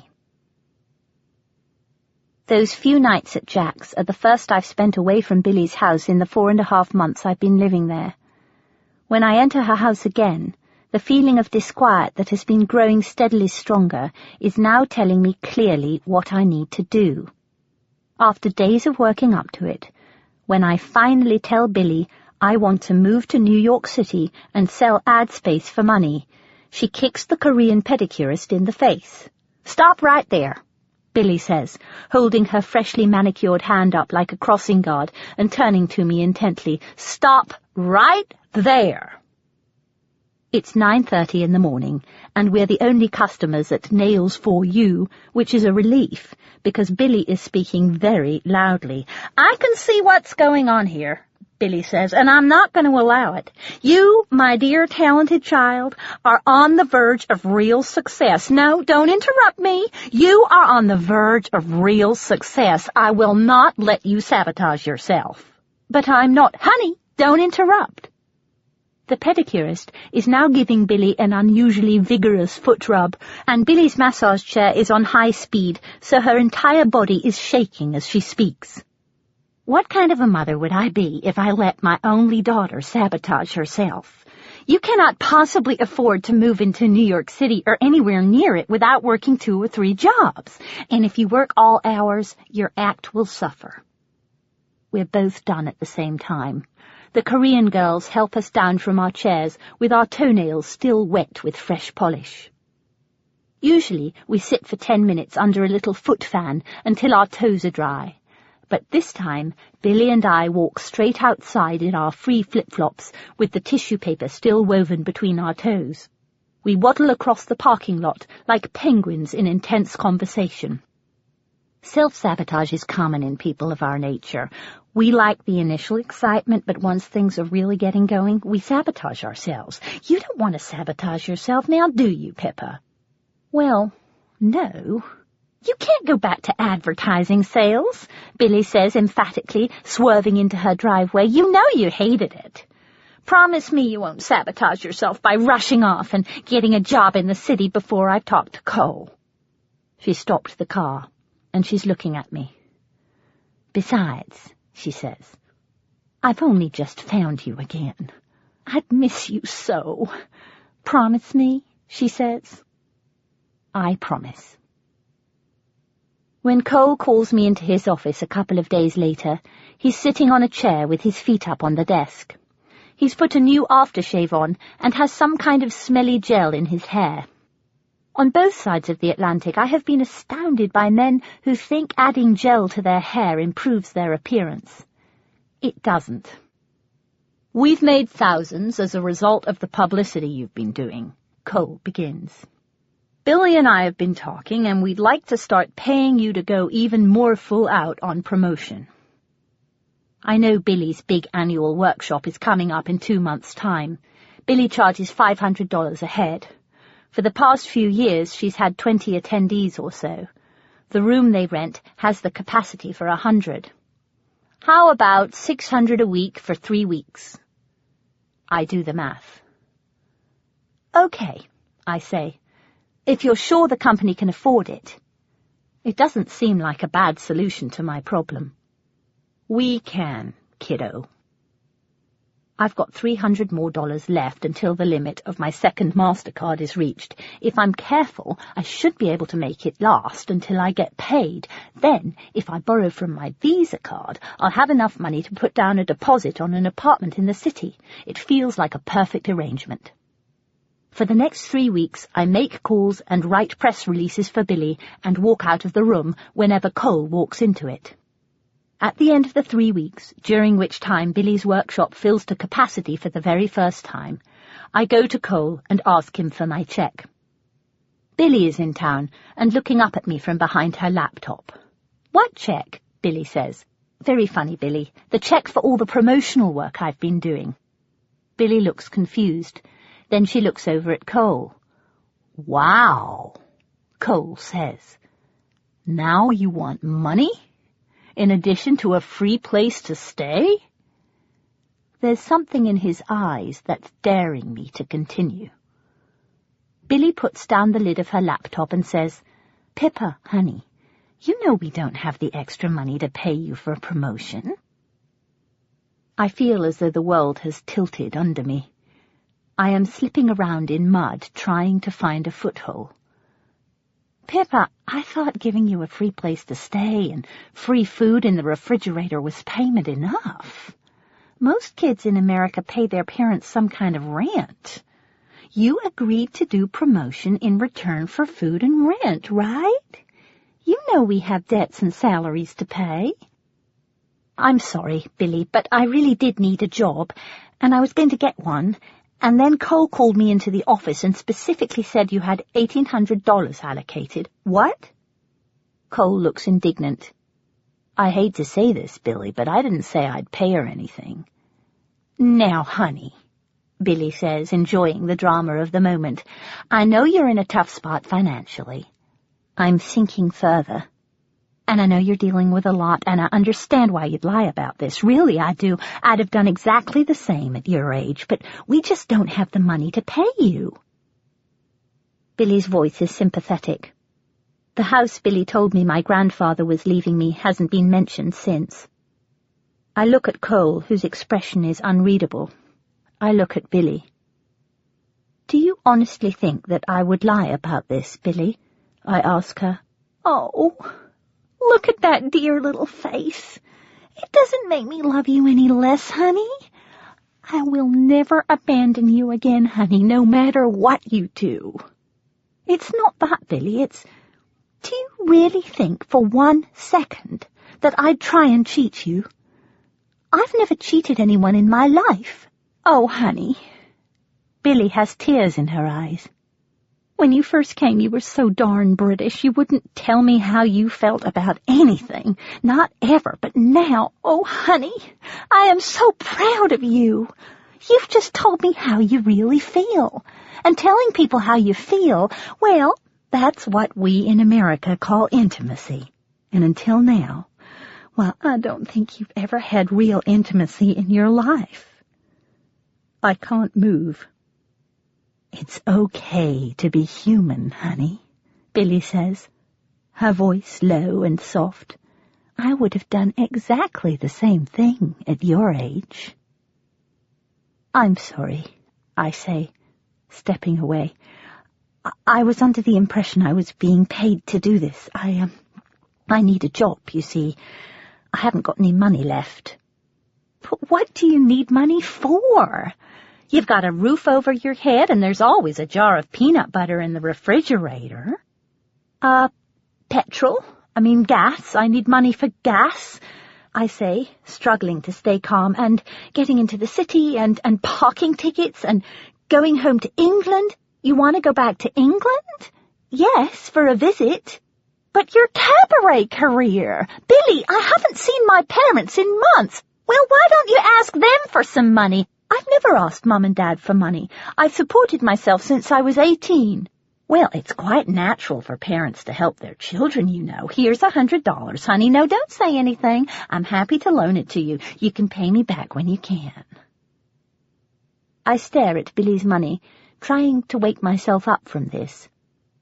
Then, leaving the $100 on the table, I turn my back and leave the room. Summer. Chapter 44. At 11:30 on a windy, rainy night in June, I've just come off stage at the Gold Room when Jack hands me the club phone. He's wearing a freshly ironed white shirt and smells of Tide. Your mother called. She says she's got something important to tell you, and would you please stop avoiding her calls? The brief respite from the constant ache afforded by the laughter has gone. So now she's calling the club phone? Uh-huh, Jack says. Bugger, bugger, bugger. Billy's been in Georgia for almost a month, but now she's back. I won't be able to avoid her now anyway, so I might as well get it over and done with. There's a hurricane coming, so I'd better not leave too late. Jack is looking at me closely. Pippa, Jack says. Yep. What's going on? Nothing, I say. I look up at him and smile my most charming smile. Can I finish the tin? Jack passes me the tin of Nesquik. I scrape the chocolate out of the bottom and mix it with the teaspoon of milk that's left. That stuff about you being adopted, that true? Says Sal. Yup. No shit. No shit. So you're really a redneck? No, I say. Well, my birth mother's from the South, but she's not a redneck. She's actually a creativity counselor, and very brilliant. I call her a redneck at the start of my act because it's funnier, more of a contrast, you know. So all this stuff about coming to America to find her is true? Sal says. Yup. The door to the club opens, bringing in a gust of wind. The rain is pelting down now. It's time for me to go. So in your act, why don't you talk about what that was really like, meeting her, I mean, Sal says. You could write songs about it. For a second, I'm silent. Yes. Why not?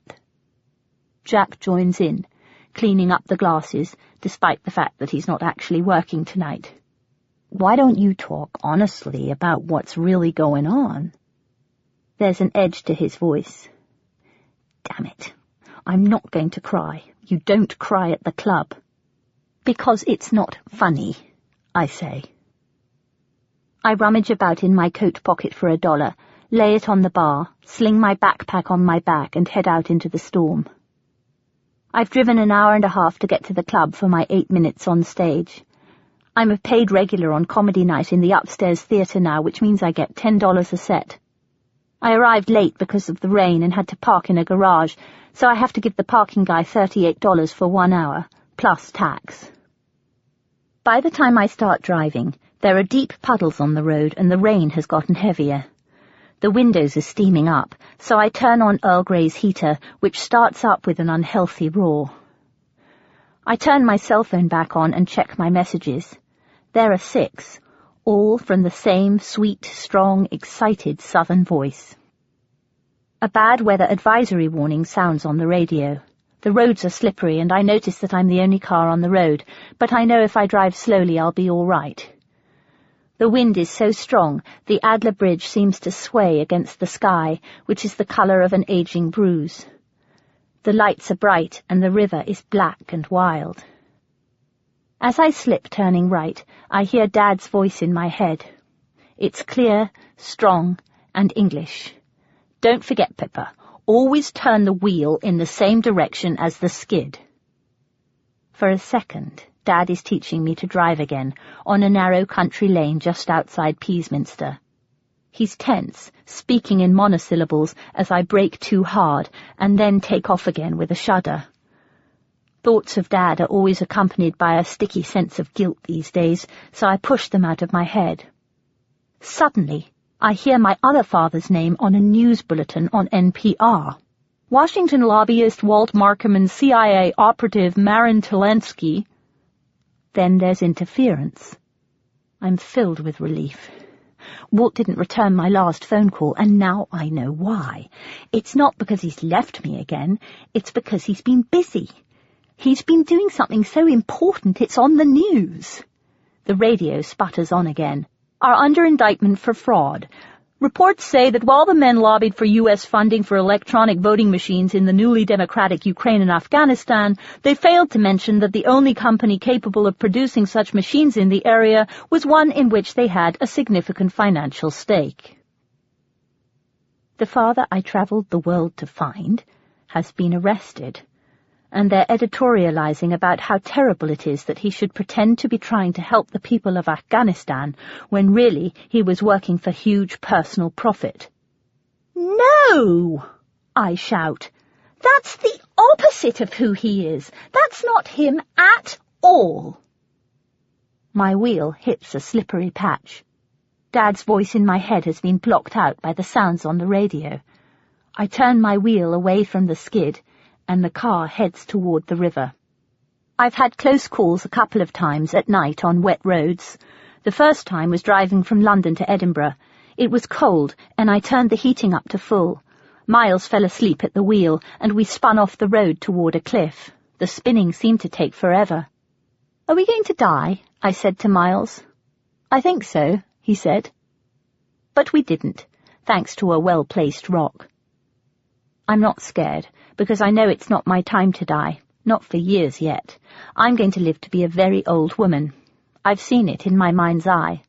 I shall eventually die of a bad cough when I'm well into my 90s, and during the last few months of my life I shall receive visitors lying down and insist they tickle the soles of my feet with a feather. Tonight, the spinning seems to take forever. The car grows strangely silent. I feel as if I'm floating above it, watching myself trying to turn the wheel. When the car stops spinning, I get out. A man in a truck is coming toward me. "You okay?" "Fine," I say. He pops the hood and looks in. He's a small, wiry man, with a weather-beaten face and a Spanish-sounding accent. "If your engine's gonna blow, that would be the time to do it. Looks like it saved your life." "Yes," I say. So, it seems that everything has some perks, even driving a car that desperately needs servicing. The man tows me to Billy's house. The closer we get to Adler-on-Hudson, the heavier my heart feels. When I get to the house, Billy is waiting for me just inside her front door. "Oh, honey, I've missed you so much. I need a hug." I walk into her arms, feeling the little energy I have left leave my body. "Walt managed to get a message to me," she says. "They've got him under house arrest. He doesn't want you to call to check on him because he doesn't want them to know about us, in case they use it against him in some way." "But is he okay?" "Honey, your father will always be okay." "Yes." Will you sleep in my room tonight? Please? Cole and Ralphie are away, and having you near me will make me feel so much better. My heart sinks further. Okay, I say. I used to have to handle family dramas alone, but now I have a daughter. Well, I feel so much better having someone else here with me now. You filled me up, honey. I put on the purple silk pajamas Billy brought me from Georgia and fall asleep to the sound of Billy's voice. When I wake up 2 hours later, Billy is lying on her side of the bed. Asleep, she looks sad and young. She has sweet-smelling cold cream on her face and foil in her hair, and her breathing is light. I creep out of bed so as not to wake her and walk down the corridor to the kitchen. The rain has stopped falling and the moon is full. The cats wake up and jump on the kitchen table. I give them some milk, make myself some chocolate milk, and pad into the office. I turn on the computer in search of a message from Nick. Nothing. Suddenly afraid of the silence, I go into the sitting room and turn on the television. During the last few months, I've watched late-night specials featuring serial killers who have found God, and I've watched American soaps featuring unrealistically beautiful people with lovely hair who have lots and lots of sex, unlike the people in EastEnders, my favourite British soap, which features people with no money and desperate lives. Tonight, I watch a rerun of something called The Robin Bird Show, which is hosted by a half-naked woman with gigantic plastic breasts. From another channel, I learn where to get a miracle mop and a tap light. I learn how to get a perfect bottom in just 2 minutes a day, and I watch Anthony Robbins, mesmerized by his teeth. I go back to the computer. Still no message. Date, June 10th. To Nick Devang at bankglobal.net. From pippadunn@hotmail.com. Dear Nick, how are you? Pippa. An hour later I check again. Nothing. The moon looks malevolent, and tonight I am afraid of the dark. Billy's deluded. She's going nuts. Carol's words ring in my head. She makes people crazy. The healthy ones stay away. Something ugly sits heavy on my chest, making it impossible for me to move. The office has blue-grey paint on the walls, which is peeling near the ceiling. The carpet is stained and smells damp. There are papers everywhere and dirty coffee mugs with an inch of stale milk into which I've stubbed out cigarettes. I lie down on the floor, my knees curled up to my chest, breathing heavily. My head is resting on one of Billy's sweaters, which smells too strongly of perfume. I don't want to smell her. I throw the sweater aside, lay my head on my hands and close my eyes. I dream of Billy again. She's breaking into my old apartment in London and smashing everything. Photo frames holding pictures of Mum and Dad, my piano, the Chinese warrior chess set that I bought from the Kowloon market in Hong Kong. Then she holds up a photo of my sister and my mother saying, "You don't look like these people. You look like me. You look like me. You look like me." Now she's dancing, whirling round and round. I try to wake myself up. I hear Jack's voice in my head. "Why don't you talk about what's really going on?" His face is still, strong, thoughtful, kind and quiet, in the midst of the chaos. The next morning I pick up the phone, and with the remaining balance on my credit card, I book a flight home. "You're coming this weekend?" Mum says. "Right. We'll meet you at the airport." No, don't, Mum. You'll be stuck in traffic for hours," I say. "My flight gets in just after rush hour, but if you don't mind calling a taxi for me." When I tell Billy I'm going, she's packing for Georgia, rolling her clothes and stuffing them into her suitcase at a furious pace. "But the workshop's only a month away," Billy says. "And what about Nick Devang?" Then, pouting, she says, "And what about me? I'll miss you, honey." "But you'll be in Georgia and won't see me anyway. Besides, I'm only going for a week, Billy." "Oh," she says, "I didn't realize."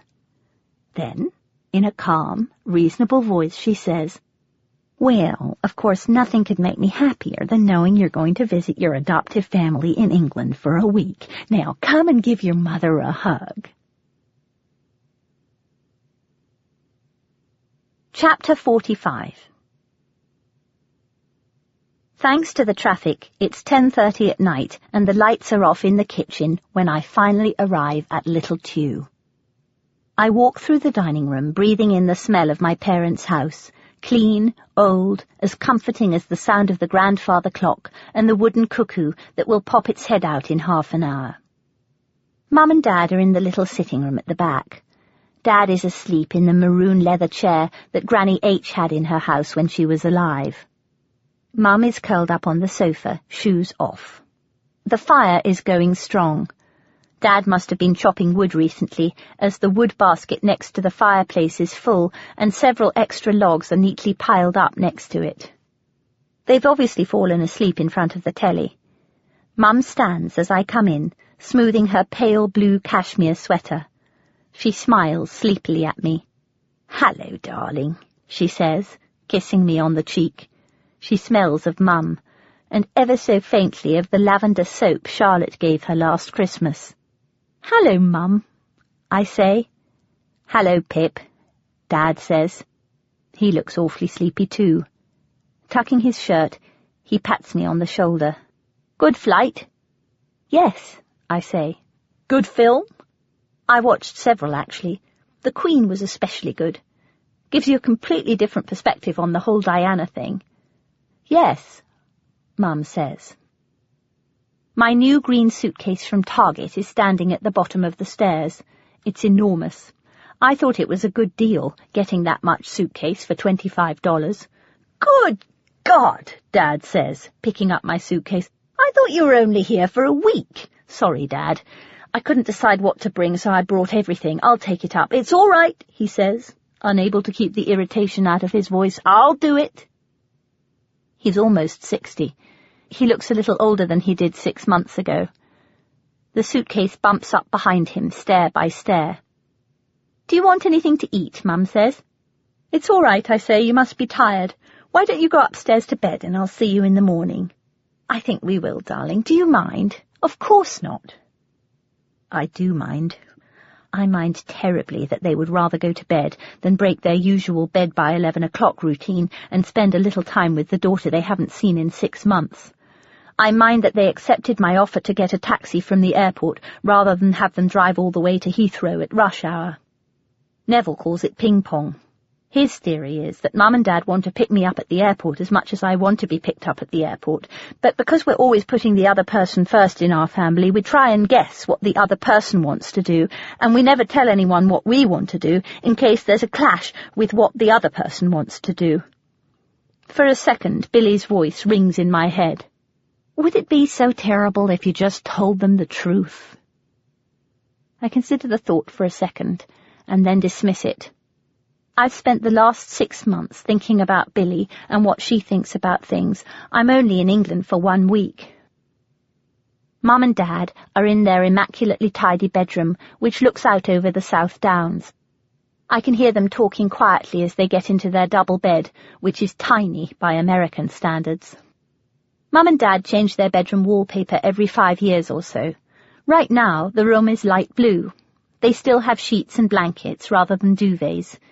In the middle of the blanket is a safety pin put there by Dad to make sure Mum doesn't take more than her share of the covers. Their clothes are all hanging up or carefully folded and placed in the correct drawers. Dad's shiny cedar dresser is on the right-hand side of the room. On top is a shoehorn, a comb, a wooden clothes brush with dark brown bristles, and green and silver nail clippers. Mum's shiny cedar dressing table is on the left-hand side of the room. On top is the same Mason Pearson hairbrush she's had for 30 years, a bottle of Christian Dior perfume, and a light blue makeup bag containing powder, pink lipstick, blue eyeshadow, and a little blush from Boots, which she only puts on for parties. After devouring 3 pieces of toast and marmalade and drinking a glass of milk, which, after months of skinny cow 2%, tastes rich, creamy, and delicious, I go upstairs to my bedroom. Mum and Dad have put new curtains up since I left. They're green, and they have ruffles and a peach lining. Mary Wesley, Anne Tyler, John Fowles, and Jane Austen are among the paperbacks on the chest of drawers. The books are neatly stacked, in order of height, between two metal bookends. Dad has put my suitcase on the wooden suitcase stand by the bed. I hear Mum's feet padding gently along the corridor, past the enlarged photograph Dad took of Charlotte and me skiing 10 years ago in the Pyrenees, and a more recent one of Mum sitting on a cairn with Boris somewhere in Scotland. She looks quintessentially, gloriously, utterly English in her green anorak, brown corduroy trousers and walking boots, with her dog by her side. Popping her head around the door of my room, Mum hands me a hot water bottle in the Panda Bear cover I gave her last Christmas. She's wearing her Marks & Spencer nightie, the light blue one, with the white ruffle round the collar, and a comfy pair of light green slippers. "It's lovely to see you, darling," she says, blowing me a kiss. "Sleep tight," she says. "Sleep tight, Mum." I listen to Mum pad back along the corridor to her room. I am much more tired than I realized. Perhaps because this is the first time I've ever truly relaxed since I went to America, except for that one time at Jack's. Actually, those 2 times at Jack's. Before I can work out how many times I've been to Jack's, I am asleep.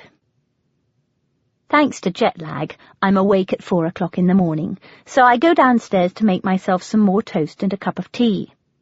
Boris is lying in his dog basket under the kitchen table, but gets up, tail beating against the kitchen floor as I feed him some of my toast and Dad's homemade marmalade. The pink and yellow pottery mugs from Greece are still hanging from the hooks under the kitchen cabinet next to the window. The tartan drying up cloth is still folded over the rail by the sink. The white electric kettle is still in the same place, next to the tin of Earl Grey tea. The yellow ceramic pot with sugar written on it is still next to the slightly larger pot with flour written on it in exactly the same lettering. Mum's new too-hot-to-handle oven gloves are hanging where her blue and white checked ones used to hang, on the hook next to the oven. The plastic rotary in the cupboard is still home to the salt and pepper holders, the Ryvita, the marmalade, the honey, and probably the same jar of Marmite I ate from before I went to America. Yes, everything is still here. Reassured, I kiss Boris goodnight and head back upstairs to my room. 5 hours later, I can hear Mum and Dad's voices coming up from the porch. I used to come home from university and sleep for days. Dad's always complained about it. "She's still asleep." Dad sounds put out. "Shh, darling. She's exhausted. She's lost so much weight. She's tiny and terribly pale. Can't you tell how tired she is?" "Yes, but she's only here for a week, and she's come to see us, not to sleep." I walk into the large draughty bathroom at the end of the corridor with its claw-footed white iron bath and 100-year-old copper taps. In a reluctant concession to modern life, Mum and Dad installed one of those plastic showers the English are so fond of that eventually dribble lukewarm water over you after you've let it run for at least 5 minutes. I choose instead to have a bath. Drying myself with Mum's soft cream towel, I turn on the electric heater above the mirror and, feeling cosy and warm, look out over the Sussex countryside, soothed by the quiet. When I come downstairs, Dad announces he's going on a sponsored bike ride to raise money for the Sussex Historic Churches Trust. "Why don't you come with me, Pip?" he asks. I really just want to spend the day at home. In fact, I'd rather do just about anything than spend a day biking around the English countryside in the rain. But Dad looks so hopeful, and I haven't seen him in months. "I'd love to," I say. I put my packed lunch in the dark brown wicker basket attached to the handlebars of Mum's light blue rally bicycle and follow my Scottish father on his black rally bicycle past hedges and tractors and trees, along the narrow road and down the hill into Peasminster. He's wearing waterproof trousers, a blue windbreaker, and the baseball cap I brought him from New York. I'm dressed in Mum's blue windbreaker, which has a hood. As we come into town, Dad shouts, "Coming through!" to anyone within 5 feet of him. I follow him through Peaseminster's tiny cobbled streets, past the little shops with Wall's ice cream signs outside. We bike past Muriel's cream teas, Pickwick's bookshop, Mary's coffee shop, and in and out of alleyways, through the ancient streets from church to church. The town is one of England's oldest and has no less than 20 churches. The average congregation numbers about 12, which is quite large for the Church of England. Old women with blue hair sell cups of tea and orange squash for 50 pence each every 5th church or so. They sit behind little tables under umbrellas, counting change and trying to keep the plastic cover that's supposed to keep the rain off the tea from blowing away in the wind. "You remember my daughter Pippa?" Dad says to the old women whenever we pass by one of the sodden tables. His face is wet and red, and his eyes are alight, alive from all the exercise. He's smiling, charming them all. "She's here for a week," he says, biking past. "From America." "Must be lovely to have her home," they call after us. "Yes, it is," he says. "It is." Dad doesn't stop for a rest, and I dare not ask for one. Somehow I manage to keep up with him as he bikes up hills, through woods, past streams and the duck pond, where small boys in green Wellington boots are feeding yesterday's toast to the ducks. Dad only stops when he sees an ill-placed Coke or beer can. Then he sighs loudly and gets off his bike. Then he puts the offending article in the plastic bag, which hangs from the handlebar of his bike specifically for that purpose, and takes it to the nearest bin. We've been biking for 6 hours when we reached the chapel at Gately Castle. It was built in the 12th century. The dark grey gravestones are covered with moss and weeds, and everything, the grass, the air, the inside of the church, which was built out of damp old stone, smells of England. Dad knows exactly when each church was built and who built it. "The only good thing about religion," he says, "is the architecture."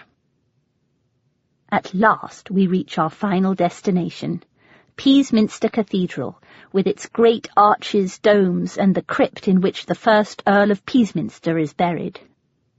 I was confirmed in this cathedral.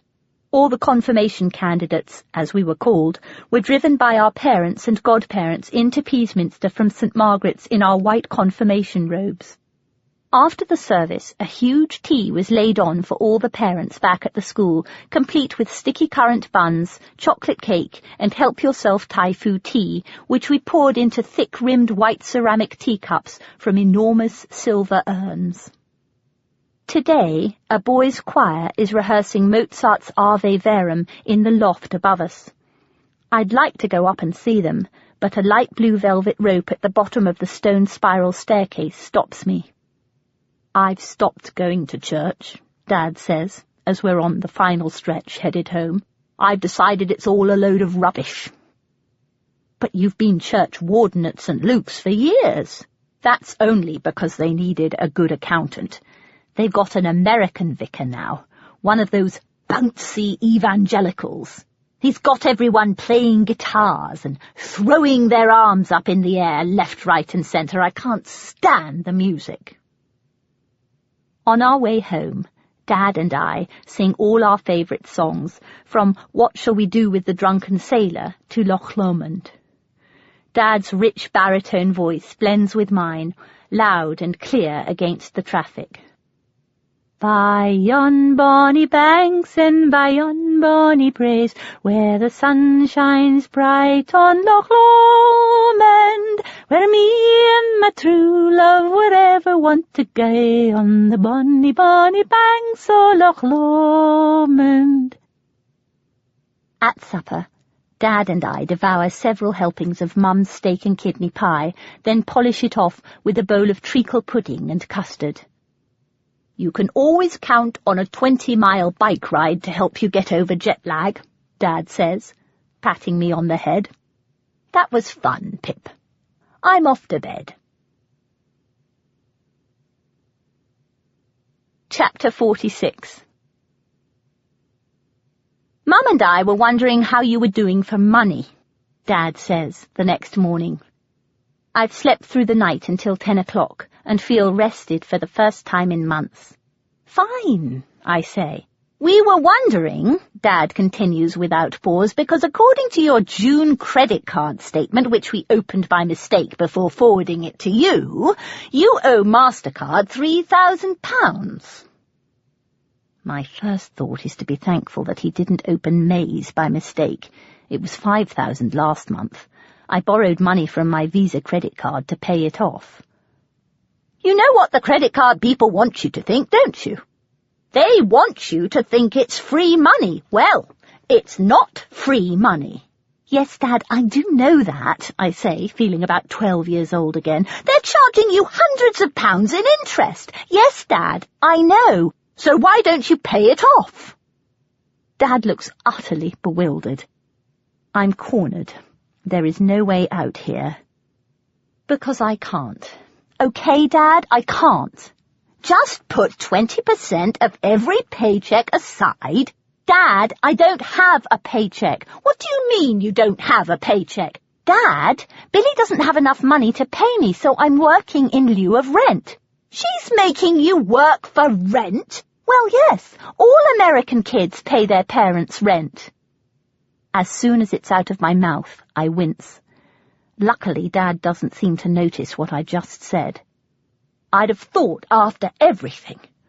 Well, she might bloody well spring for that. Dad gets up, storms into his study, and comes out with a checkbook. One of the new ones from the NatWest Bank, with furry little beavers on it. He hands me a cheque for £3,000. Here you are, Pip, he says. Dad, I can't take this. Take it, Dad says. I'm mortified, ashamed, embarrassed, relieved. Charlotte and Rupert throw me a Friends of Pip party on my last night at Rupert's flat in Kensington Gardens. It's filled with familiar faces from the world I knew before I found Billy. Charlotte's hair has grown longer now, but it's still cut in a trendy bob, shorter at the back.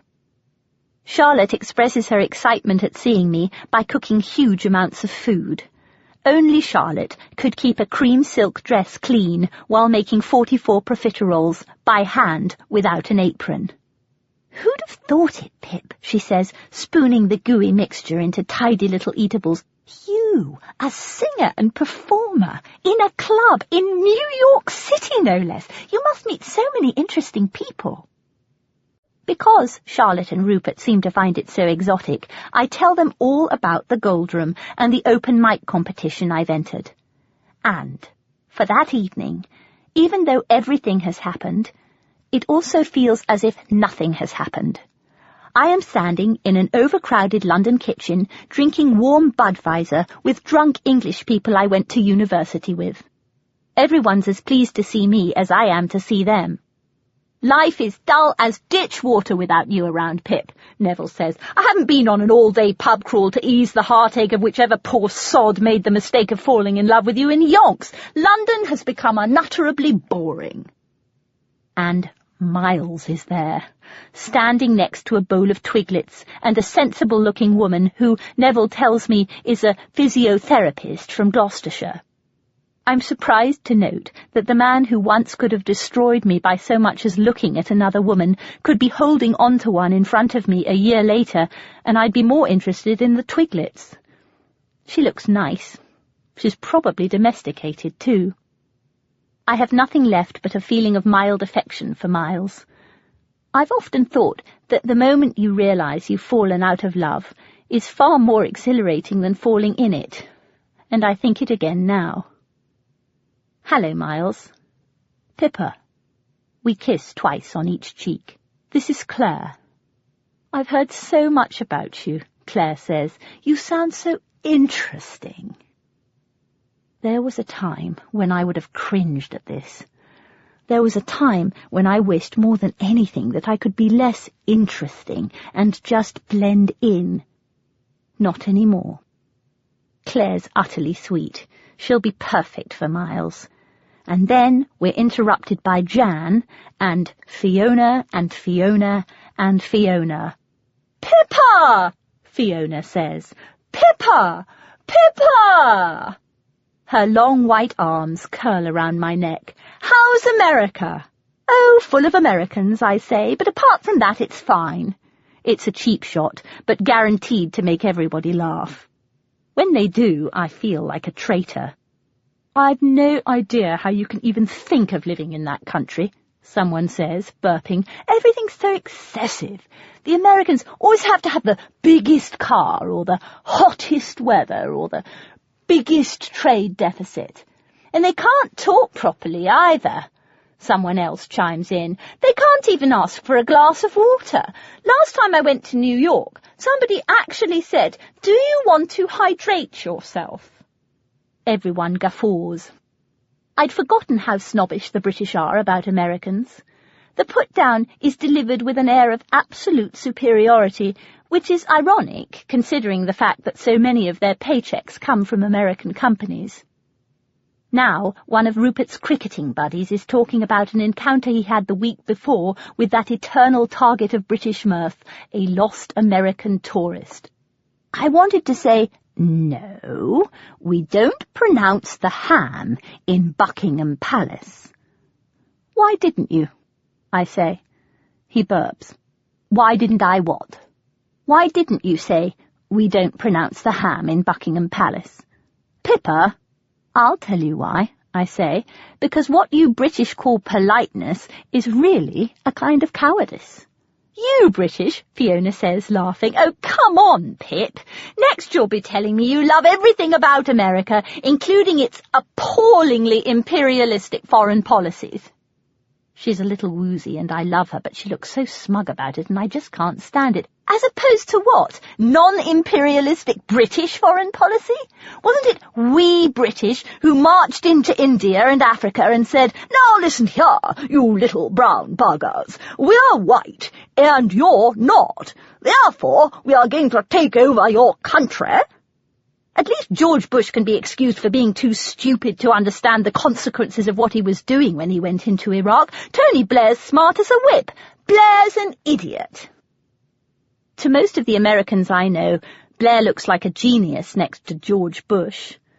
"At least we march against the war in this country, Pip, even if the bloody government doesn't take any bloody notice," Fiona says. She's right to point this out. Nobody marches in America much. We send emails. It satisfies the impulse to protest without requiring any actual effort. I wonder, not for the first time, what happened to the children of the Americans who took to the streets in protest against the war in Vietnam. Bloody Blair, Fiona says. She can't stand him. No one can stand him. But she's distracted from her tirade by Neville, who kisses her neck and pulls her off into the sitting room.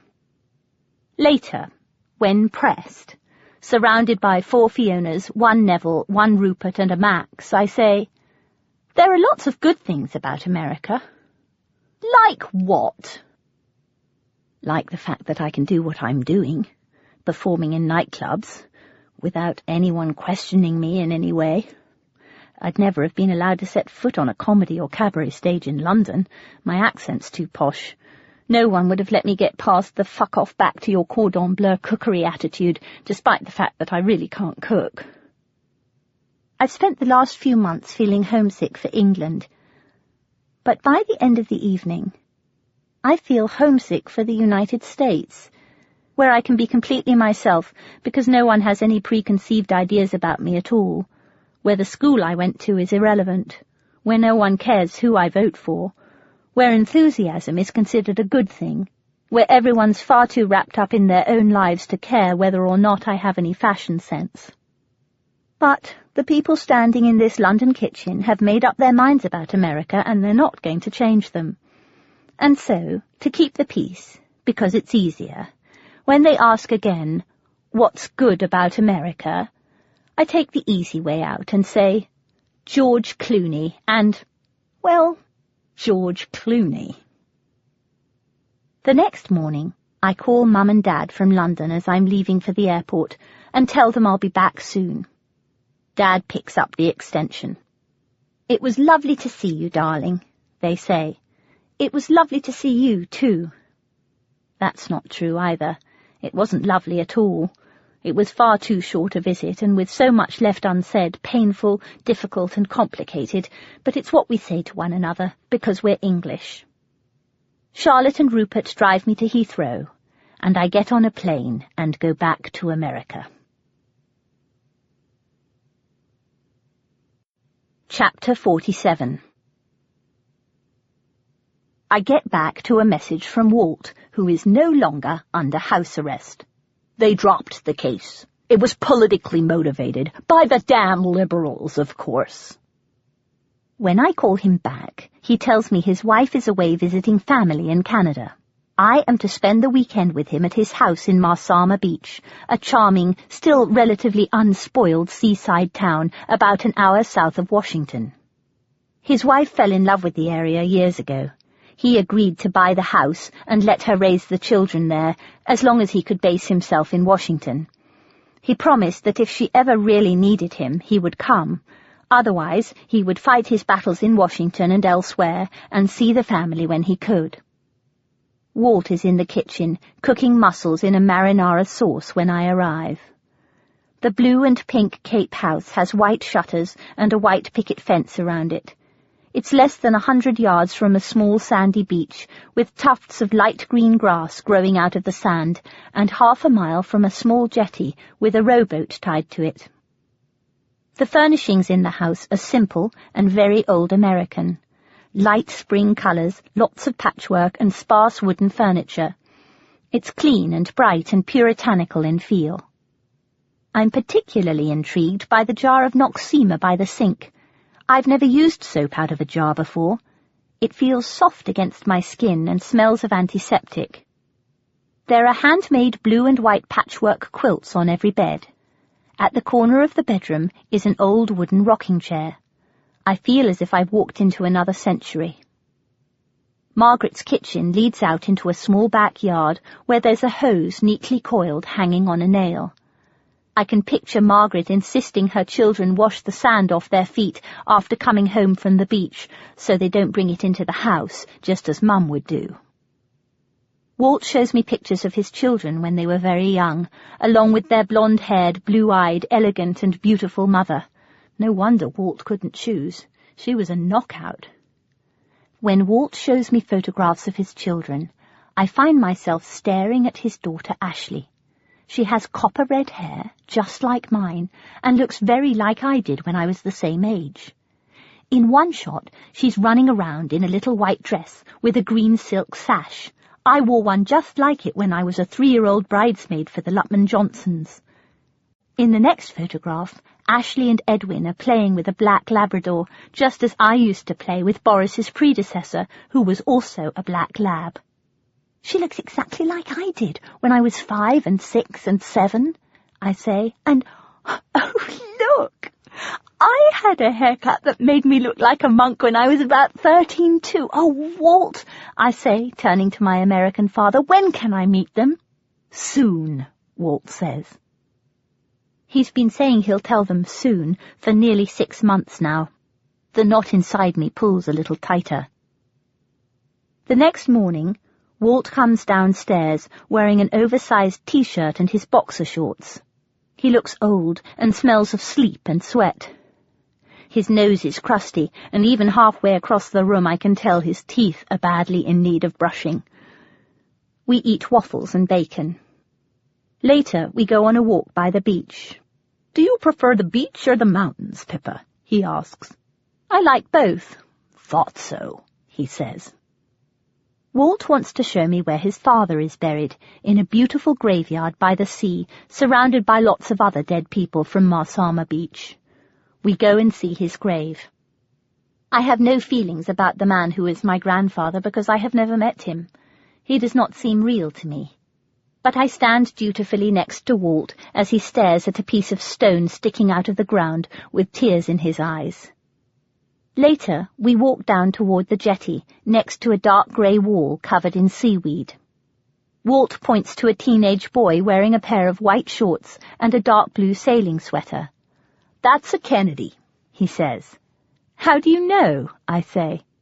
Look at the coloring, he says, as if he were describing a horse, and the shape of the chin. You usually find them up at the vineyard. That one's probably down here visiting Uncle Ted. When Walt pulls into his driveway, we notice another car parked outside.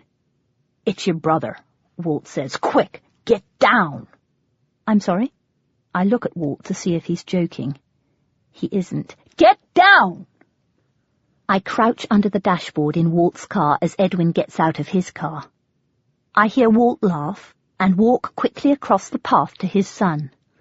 Their voices fade as he takes Edwin into the house. I'm kneeling on the floor of Walt's car, next to an old newspaper, Walt's orange Orioles jacket, and a styrofoam coffee cup from the 7-Eleven. I feel dirty, insignificant, unwanted, second class, a secret that needs to be shut away, a problem that needs to be managed. For the first time since I arrived in America, I feel like an old-fashioned, bona fide bastard. Finally, I hear Walt and Edwin come out of the house and what must be Edwin's car driving away. When Walt opens the door to his car, he's laughing. That was close, kid. You got your quick reflexes from my side of the family. Useful on the baseball field, useful at times like this. I can't speak, and I can't stop the tears. Walt stands at the door of the car. Come on out, he says. His voice is gruff. Get out of the car. My foot has gone to sleep. I'm sorry, I say, stamping my sleeping foot, which is being attacked by pins and needles now. But I thought you were going to tell him about me, them about me. I will handle this. I will tell them soon. I no longer believe him. My leg is now bearable to stand on. I look up at Walt, pull my shoulders back, and stop crying. You've been saying you'll tell them soon ever since I met you. My voice is polite and cool. My American father is entirely unused to being challenged, and he doesn't like it. But something shifted when he hid me in the car. I may be his bastard, but I'm sure as hell not going to let him treat me like one. It's a bit hypocritical, isn't it? I say, ignoring his non-verbal signals to shut the hell up. What? Walt says. You spend your life lambasting the liberals for their lack of morals and family values, and talk a lot about integrity, your own, mostly.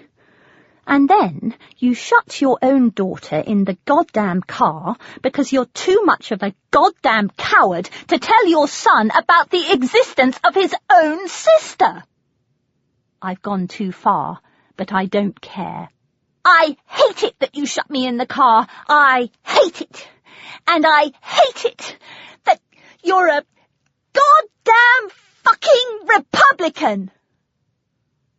Walt doesn't move. And neither do I. When he speaks, his voice sounds far away. It's not a voice I recognize. The words hang in the air. If we'd been liberals, we wouldn't have hesitated, Walt says. What are you talking about now? I say. Nothing you say ever makes sense. You owe your life to the fact that we were Republicans. What do you mean? If we were liberals, you'd have been aborted. Don't you dare question my integrity again, says the stranger in front of me. I walk into the house that Walt shares with his wife, get my handbag and my keys, and leaving my overnight bag and clothes behind, without saying a word or looking behind me, I get into Earl Grey and head back to New York. In the car, the anger that's been building slowly inside me comes out in the most curious of ways. Instead of screaming, hitting the steering wheel or the road at 110 miles per hour, I start writing a song. I can't get the tune out of my head, and I sing it to myself over and over again until I know I won't forget it. Now all I need are the right lyrics. And then I have them. I stop the car on the shoulder of the freeway to write them down. The only paper I have is a bag from Dunkin' Donuts, but paper is paper. It doesn't feel like I'm writing. It feels like I'm taking dictation. By the time I'm back in New York, I have a new act. Chapter 48. It's standing room only for the finals of the open mic competition at the Gold Room. I'm on stage and I've done well with my old material. Now it's time for the new. I tell them I was adopted. I talk about finding my birth mother. Then I talk about Walt. My birth father is a Republican who supports the Christian coalition, I say. In fact, I am the product of one of his Christian coalitions. The audience laughs. I've always thought of infidelity as wrong because it means betrayal of the most hurtful kind possible, but if my birth father hadn't cheated on his wife, I would not exist. So, if there are any couples here this evening having a secret extramarital affair, I encourage you to breed.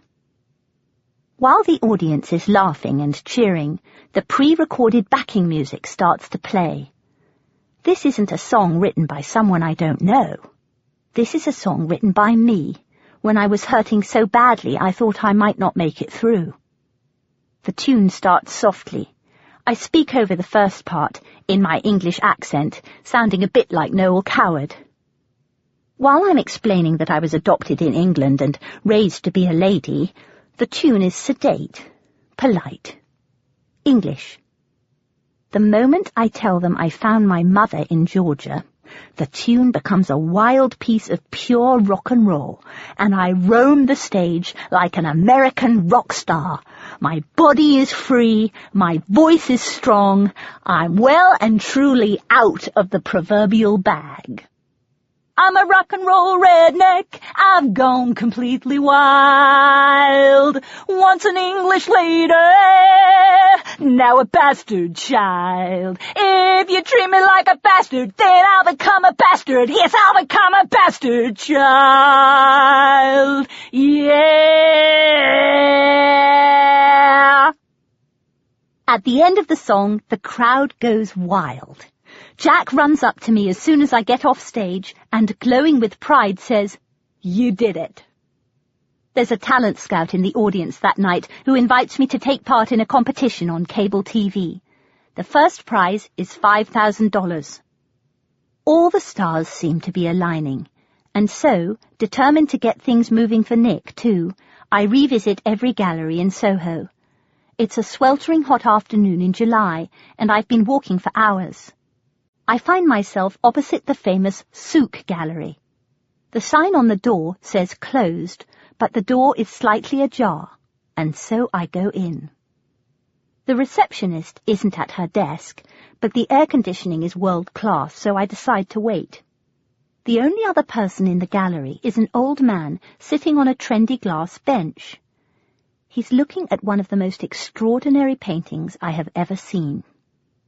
The painting has a subtle, raw sexuality about it. There's a juicy nectarine in the foreground, just within grasp, and some eggs pressed hard together within a knotted handkerchief that folds around their curves like a teasingly revealing shirt. The heat of the scene makes an oil can flood over. In the background is the most mesmerizing view of what looks like the French countryside, painted in vivid green against a light pink and violet sky. The sexuality in Nick's work is overt and shocking, but it doesn't hold anything like the power of the painting in front of me. I know I am looking at the work of not just a good painter, but a great painter. It's the kind of painting that makes you want to step into the world within it and close the door on this one. "It's a Simon Gales," the old man says. "It's extraordinary," I reply. continuing to stare at the painting. "Yes," he says, "it brings me profound peace, while making me question the world I live in at the same time. I love to sit here and just spend time with it." "I can see why," I say. We look at the painting in silence. "Are you an artist?" the man says, after a few minutes. "Oh, no," I say. "I couldn't whitewash a wall. I'm here because, well, I suppose I'm an art agent, of sorts. I've spent the last few months trying to get an artist friend of mine an exhibition, but so far no luck." Then, because he seems genuinely interested, I tell him about Nick. If I could just find a gallery that would take Nick's work, it would give him the encouragement he needs to jack in the bank and spend his life doing what he truly loves. "Are you doing what you truly love?" "Knocking on the doors of unbearably superior gallery owners who won't even glance at Nick's portfolio? No, I hate it. But I promised Nick I'd help him. Anyway, it's just a sideline, really." And then, because he really wants to know, I tell him about the writing and performing I've been doing. As the afternoon turns to dusk, he asks me why I came to America, and I tell him, and he listens with interest. When the old man asks to see Nick's paintings, I get out the transparencies and show them to him. "What do you think?" I say, finally. "I think he's a lucky man to have found you," he says, slowly.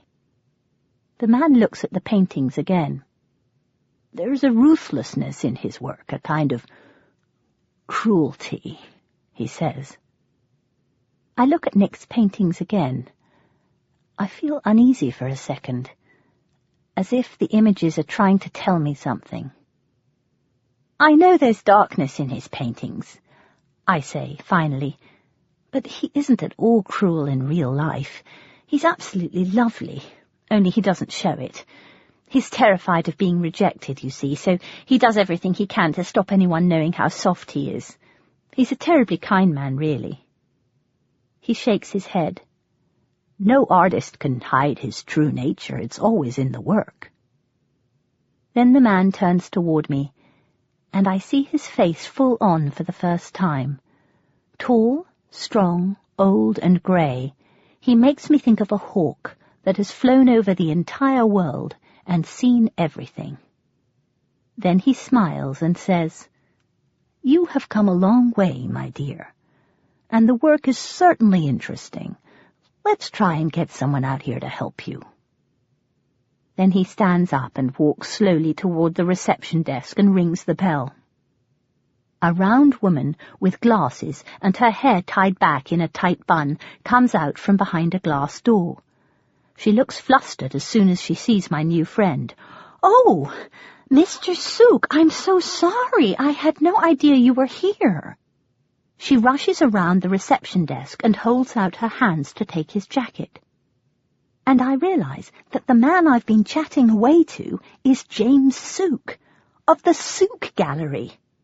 I feel like an idiot. "Pam," Mr. Sook says, "please take Miss Dunn and her transparencies to the back room.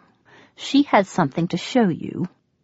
Then he turns to me and says, "Miss Dunn, if you'll agree to exhibit both series of Devang paintings at the Sook Gallery, we would be delighted to give Mr. Devang his first exhibition.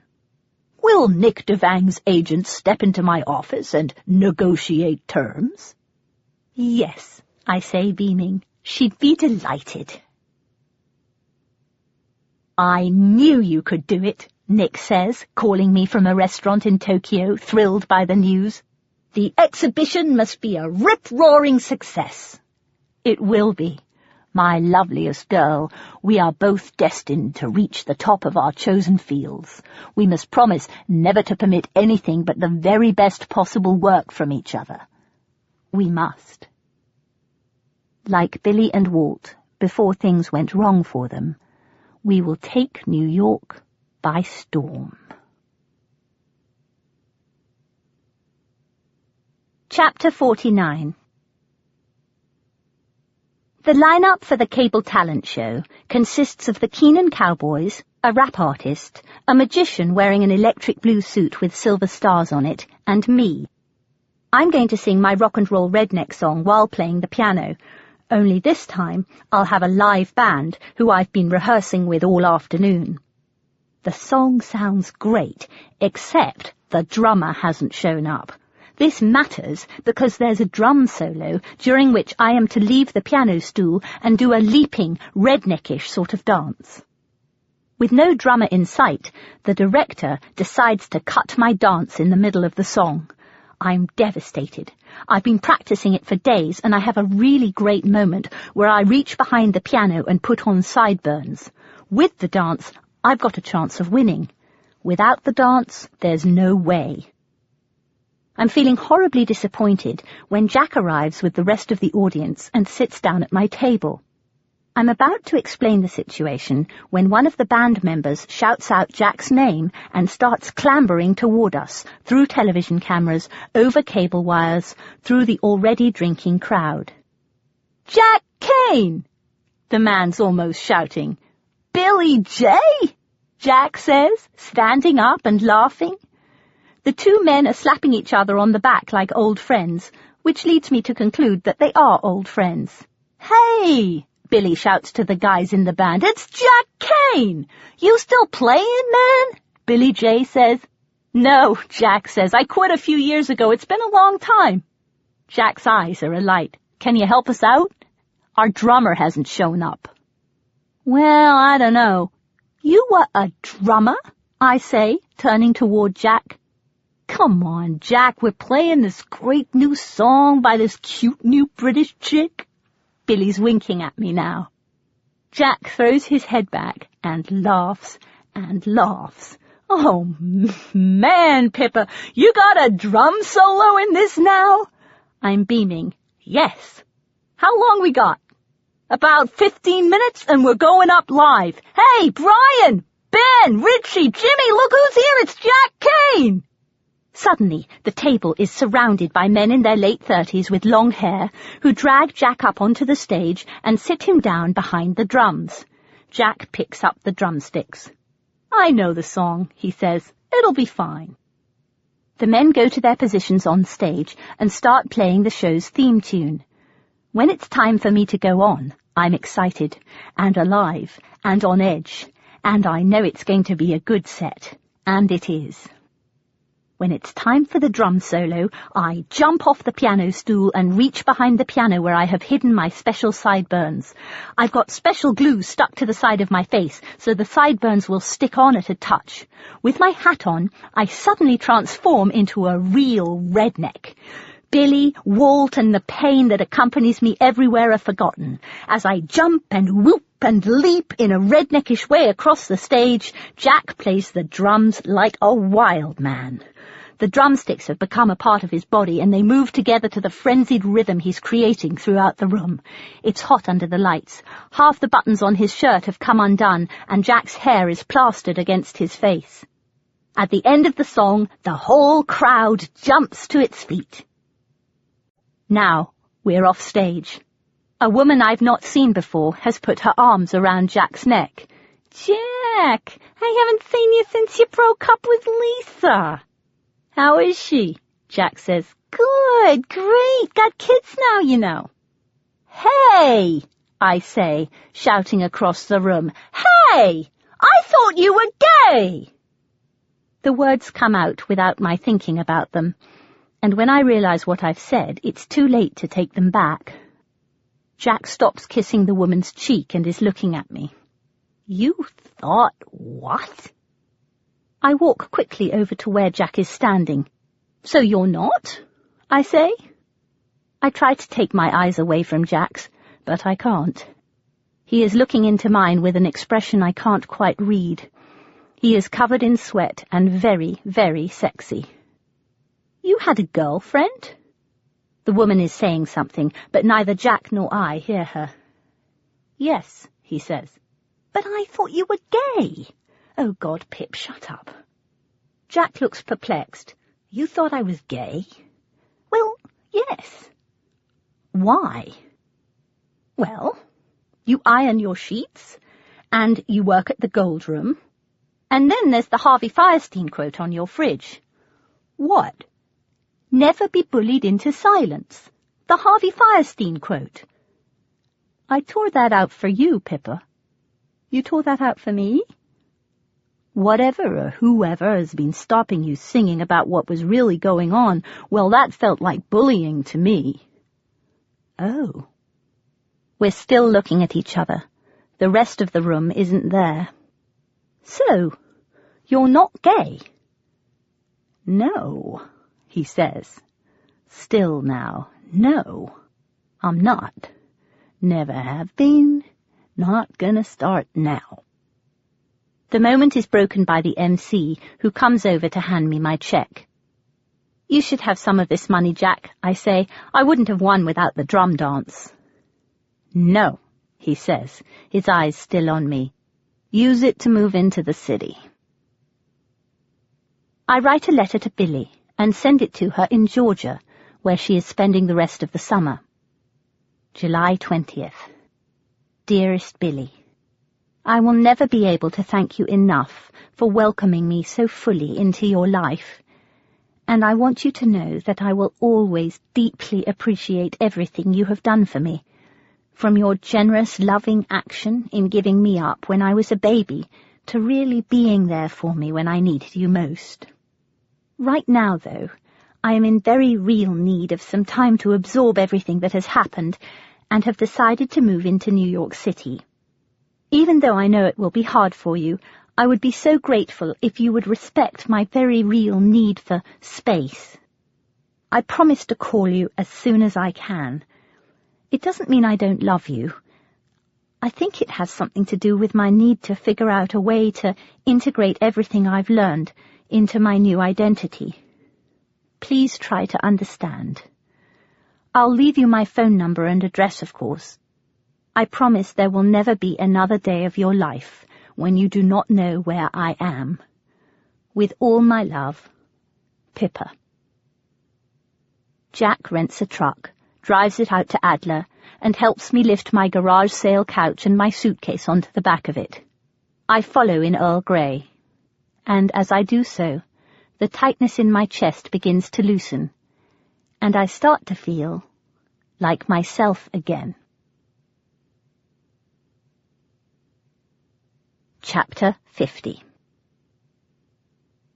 Elfrida's apartment is on the second floor above a restaurant on Union Square West, right next to the farmer's market, with a marble bathtub so tall you have to climb into it, like a Roman.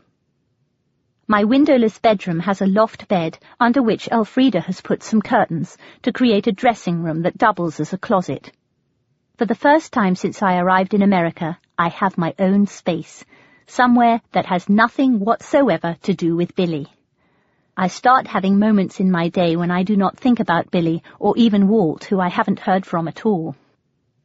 The feelings I have for them have become a brown, muddy thing that I keep in a box on a mantelpiece. When I'm feeling strong enough, I take them down and feel a bit more of the pain that I do not understand. Then, when it becomes overwhelming again, I put it back in the box on the mantelpiece, next to the silver cuckoo clock and the yellow ceramic pig Charlotte gave me on my 13th birthday. Like every genuinely gorgeous American woman I've ever met, Elfrida thinks she's ugly and is obsessed by how much she weighs. She wants to fall in love, but her Norwegian boyfriend went back to Norway, her day job boss is married, and the guy she likes in her theatre group hasn't made a move yet. She thinks he might be gay. I think she might be right, but then again, I'm not exactly batting 100 in that department. I solve Elfrida's imaginary weight issue by eating most of her chocolate, which she keeps in the freezer, under her bed, and in glass jars behind the kitchen sink. As far as men are concerned, I keep trying to sell her on our mutual friend, Jack. He's a really good man, I say. He'd treat you beautifully. And he's funny and kind, not to mention cute. And he cooks and he irons and he cries whenever he remembers his dead dog, so you know he'd be a wonderful father. And he's calm, and he's someone you know you could trust with the really important things. He's sexy, too, and absolutely not the kind of guy to cheat on his wife. He'd be perfect for you. He'd be perfect for you, Elfrida says, if you weren't in love with the infamous Nick. I can't pretend I haven't thought about what it would be like to be with Jack, but I've come too far to settle for a man just because he makes me feel safe. It's not just Nick, I say, pouring dinner into large red plastic cups. We recently discovered carnation chocolate meal in a drink. It only has 150 calories and contains all the nutrients you need for a well-balanced dinner.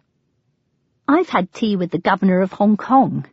Jack's never been out of the United States. He would never fit into my world. Pippa, you don't fit into your world. But I can. Therein lies the difference. You should see me at Henley. I can blend in with the best of them. What's Henley? It's a town by a famous river in England where people in fancy hats go to watch people race boats while they sit on the side of the river on a grassy bank drinking Pimm's. You're into rowing and Pimm's? Not at all, but that's not the point. What I'm trying to say is that Nick and I, we come from the same world. We want the same kind of things. Nick wants to go down the Amazon, and so do I. He's travelled all round the world, and so have I. He reads Rudyard Kipling, and he knows what I'm talking about when I refer to Blue Peter. Actually, he probably doesn't, scrap that. But we're adventurers, Nick and I. We're not the type to settle. Now Elfrida and I are ready for the garlic cloves we roasted in the new convection oven that she ordered from the Home Shopping Network. I like Mozart. Jack likes rock and roll. But you write rock and roll. You sing rock and roll. True. We spread the garlic clove on 2 Cars water biscuits and bite into them. Delicious, we say in unison. You're out of your mind, Elfrida says. And so's Nick, and that's why he's right for me. No matter, Elfrida says when we're done with dinner. Jack's a lost cause anyway. But he said he wasn't gay. It's not that. He's been in love with someone else for a while now. It would be supremely unfair to allow any feelings of jealousy, and so I don't. Really? Who is she? He won't tell anyone, and you can't probe Jack. True, I say. And then, so you're not interested in Jack? Not in that way, Elfrida says. It would be like dating my brother. Okay, I say, curiously relieved. And I'm pleased for Jack, really. He's met someone. Good. Good, good, good, good, good. Jack and I can stay friends, because we're both in love with other people. It's good to have got this sorted. So, now I know that Jack is helping Elfrida paint her bedroom walls from maroon to cream because he's her friend, not because he wants to date her. Soon he's going to start working on her ceiling, so he'll be around a lot. Chapter 51. James Sooke encourages me to generate all the pre-show publicity I can for the exhibition. An artist only gets one chance to make a first impression, he says, and Nick and I are in contact almost every day. I'm inviting all the bankers, I tell him, and the Brits. According to the embassy, there are 150,000 of them in the New York area. Nick can't make it to New York before the exhibition, which is scheduled for October, but we're thinking of rewarding ourselves with a trip to Rome perhaps in November. If the exhibition goes well, we might go to Athens too. I have days when I am almost happy. I have moments of lightness. Sometimes I have moments of hilarity, like the moment Elfrida and I discovered that what we thought was a mouse under the stove is actually a dirty sock. And then the phone rings, and it's Billy. In an instant, the pain is back, and the joy has gone. I know what this is all about. You're testing me, honey. Well, I'm not going anywhere without you, Billy is saying. Without you, I carry around an empty space inside me. Just talking to you helps a little, but seeing you would put cupfuls of joy back into me. I'd feel full again. You said you were going to call. By the time I put the phone down, my hand is shaking. Hey! Elfrida says on her way back up from the laundry room to which she has delivered the dirty sock. Are you okay? I'm fine, I say. I'm not going to burden my friends with this. It's bad, but not as bad as it was. I'm not in Billy's house anymore. I'm no longer alone. I have Elfrida and Jack and, of course, my Nick. Date, August 5th. To pippadunn@hotmail.com. From Nick Devang at bankglobal.net. Released from your prison, you have reached out and released me from mine, and I adore you for it. One of the things that stopped me painting in the past has been the sense of isolation that painting brings. Knowing that you have been there, encouraging me, doing everything you can to bring my art into the world, has somehow made it all possible. I adore you, and I want you in every way. Love, Nick. I'm getting paid $500 a gig on Saturday nights now. I have to perform outside Manhattan to get that kind of money, but Earl Grey drives me safely out to Brooklyn and New Jersey, getting me home by 1 or 2 in the morning. Whether I collapse on the couch or in my bed, at 8 o'clock on Sunday mornings, the phone rings, and it's always Billy. When are you going to call me? I just need some time. How much more time do you need? You've had 6 weeks. If I give in to her and go and see her, she'll start pulling me to her again. I won't be able to resist. I'll lose the tentative grip I have on becoming Pippa again. A different Pippa from the Pippa I was before, but Pippa nonetheless. I'll be drowning in the mud again, with no way out. I tell Billy I have a lot to think about and ask her to please give me some time. She says she understands and promises to wait for me to call her. But then, as I'm padding across the floor to the bathroom to brush my teeth the following morning, the phone rings, and it's Billy again, and I'm plunged back into the bog. Ralph's moved over into publicity, and he's doing wonderfully well. We're making a profit this year. You can come back any time. We can pay you anything you want. Billy, it's not about the money. I just can't. I'm busy here. Now her voice turns.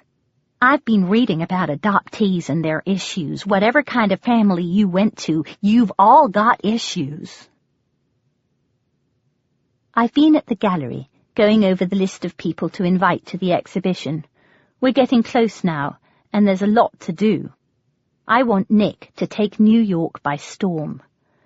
When I get home, the phone rings. And it's Billy. I find I can distance myself a little if her voice isn't in my ear, so I put the phone on speaker.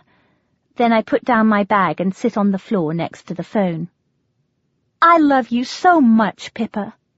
The pitch of her voice goes from low to high. And you're hurting me so badly. What do you want me to do? I say. Well, for a start, I'd like you to do what you say you're going to do. You said you were going to call me for my sausage stew recipe, but you never did. The words, in all their absurdity, hang in the air. I've been busy, Billy. I feel like a dictionary. A dictionary?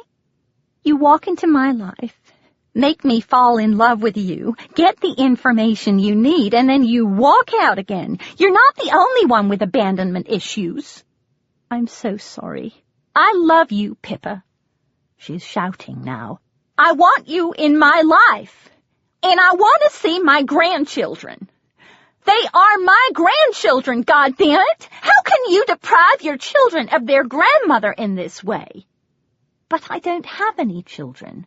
I know you don't have any children. What are you, nuts? I'm talking about when you do. I love my grandparents so much. And then 10 minutes of memories of her childhood at her grandparents' estate. My arms are wrapped tightly around my knees now. My head is buried in them too. The same body that took a tough Saturday night crowd by storm 2 nights before is now curled up in the fetal position next to the phone. The darkness is back. And then Billy changes tone. I went to the adoption agency. I wanted to find out what happened. I figured you must have been abused or something to be having this much trouble with your adoption. I'm not having trouble with my adoption, I want to shout. I'm having trouble with you. I figure something must have happened to you in the foster home for you to have all these issues, but they said it was a nice foster home. So you just got problems. So deal with them, honey. You gotta work them through, just like I worked mine through in AA. Becoming an alcoholic was the best thing that ever happened to me. And then she tells me, as she has told me time and again, about how her alcoholism started soon after she gave me away. I sense someone standing in the door to the kitchen. It's Jack. I have no idea how long he's been standing there. He's looking at me with an expression I don't recognize. I can't move. You can love your adoptive parents and me, you know, Billy is saying. It doesn't have to be one or the other. And then, when I don't reply, she says, "How can you be so cruel?" I'm so sorry, Billy. I'm so sorry. Well, you should be. And I am. I can't stop the shaking, and I still can't move. Jack walks over to the phone, solid, sure. "Billy? Who are you?" "I'm a friend of Pippa's. She's very upset." "She's upset?" "Yes, and she needs to hang up now. Goodbye." And with that, Jack puts the phone on the cradle. Has this been going on a long time? Jack's eyes are dark with fury. Has it? Jack, you just hung up on her.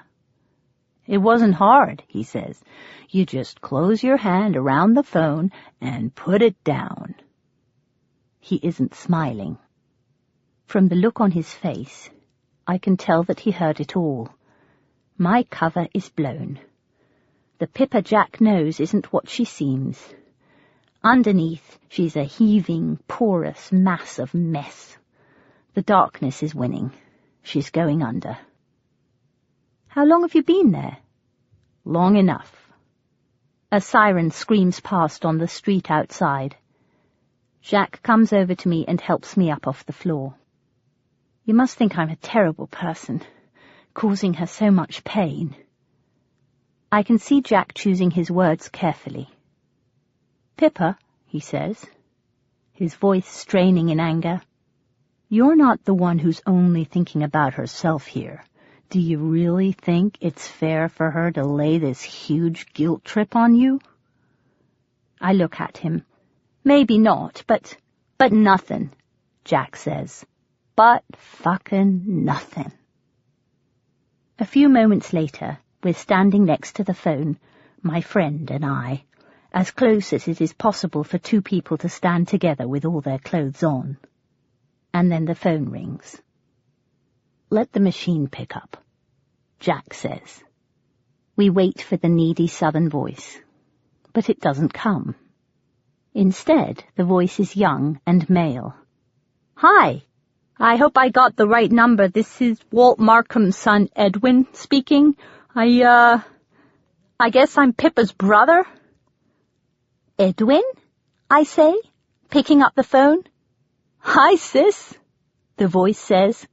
Hi, I say, feeling a huge sense of relief. Then again, hi. Can you meet me at the corner of 34th and 6th in an hour? I'll be the redhead in the Orioles hat. Yes, I tell him. And then, me too. I put down the phone, grinning. Jesus, Jack says, it's one hell of a roller coaster you're on here. But, seeing the joy in my face, he's smiling as I go.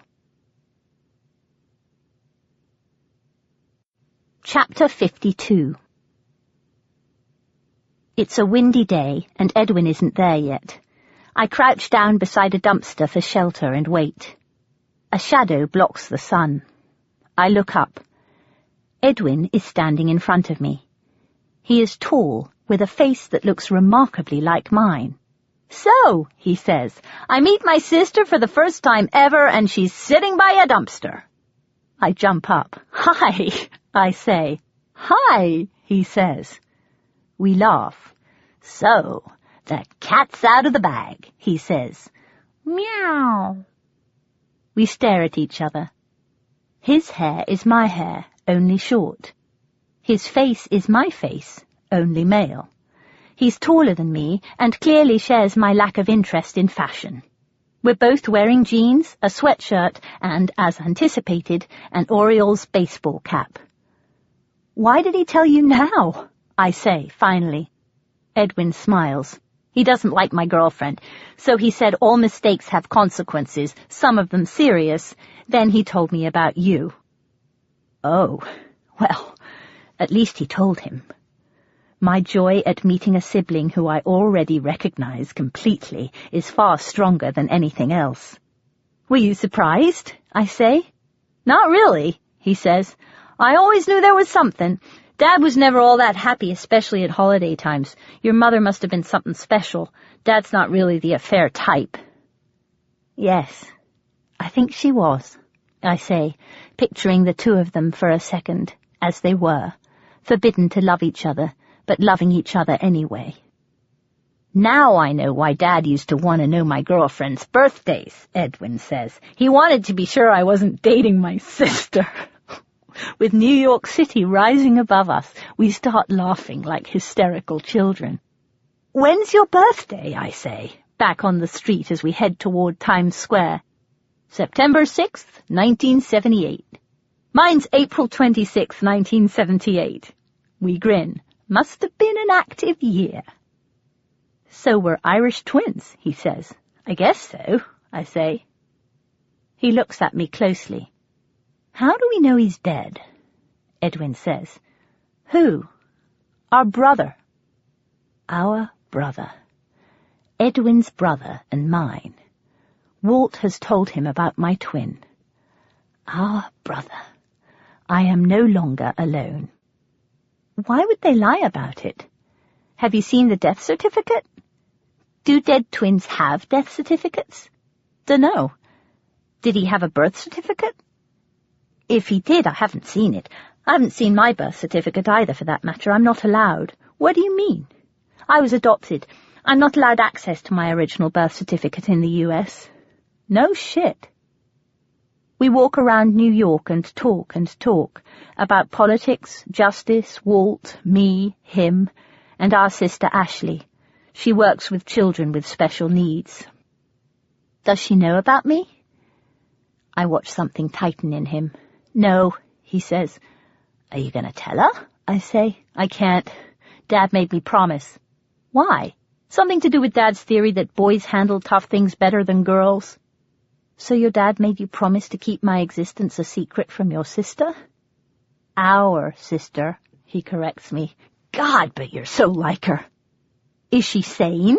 I ask. "Hell no," he says, grinning. Edwin stays overnight on my couch. I'm tired when I climb up the ladder to my loft bed, but I don't sleep well. I dream of a sister with only half a face, and I wake with a start. I can see Edwin is awake too, because his eyes are open. "You're okay," I whisper. There's pain in his eyes. Keeping other people's secrets hurts. He doesn't say anything. I turn onto my back and stare at the glow-in-the-dark stars Elfrida stuck on the ceiling above me, wishing there was something I could do to help ease his burden. Edwin and I go out to breakfast at the Cornelia Street Cafe in the West Village. We both order the fried eggs with roasted garlic cloves. "Growing up, Dad loved playing hero to everyone but his family," he says. "You didn't miss much. He drank a lot, and he ignored my mother, and he was never there." That makes sense. He played hero to me, I think, at least for a little while. When I met him, well, to me, he was the perfect father I'd dreamed of all my life. "I'll bet he loved that. Yes, I think he did," I say, suddenly missing the father I had so wanted Walt to be. "When did you last see him?" "It's been a while," I say. I haven't heard from Walt since I left Marsama Beach. There's understanding in my brother's twinkling eyes. Behind his smile is the kind of depth that can only come from pain. He knows how much I'm hurting over Walt. I don't have to say a word. I wonder why it is that I recognize Edwin completely and Ralph not at all. Is it just because we're so close in age? Or have I really inherited more of Walt's genes than Billy's? I've got some news. It's not good, Edwin says, once breakfast is over. Okay. Dad's had to go away for a while. What do you mean? He's going to be out of the country for a while, that's all I know. I wait for more. There isn't any. Do you have any idea what exactly he does for a living? No, Edwin laughs. He's never really talked about it. Dad's always been an enigma. He likes it that way.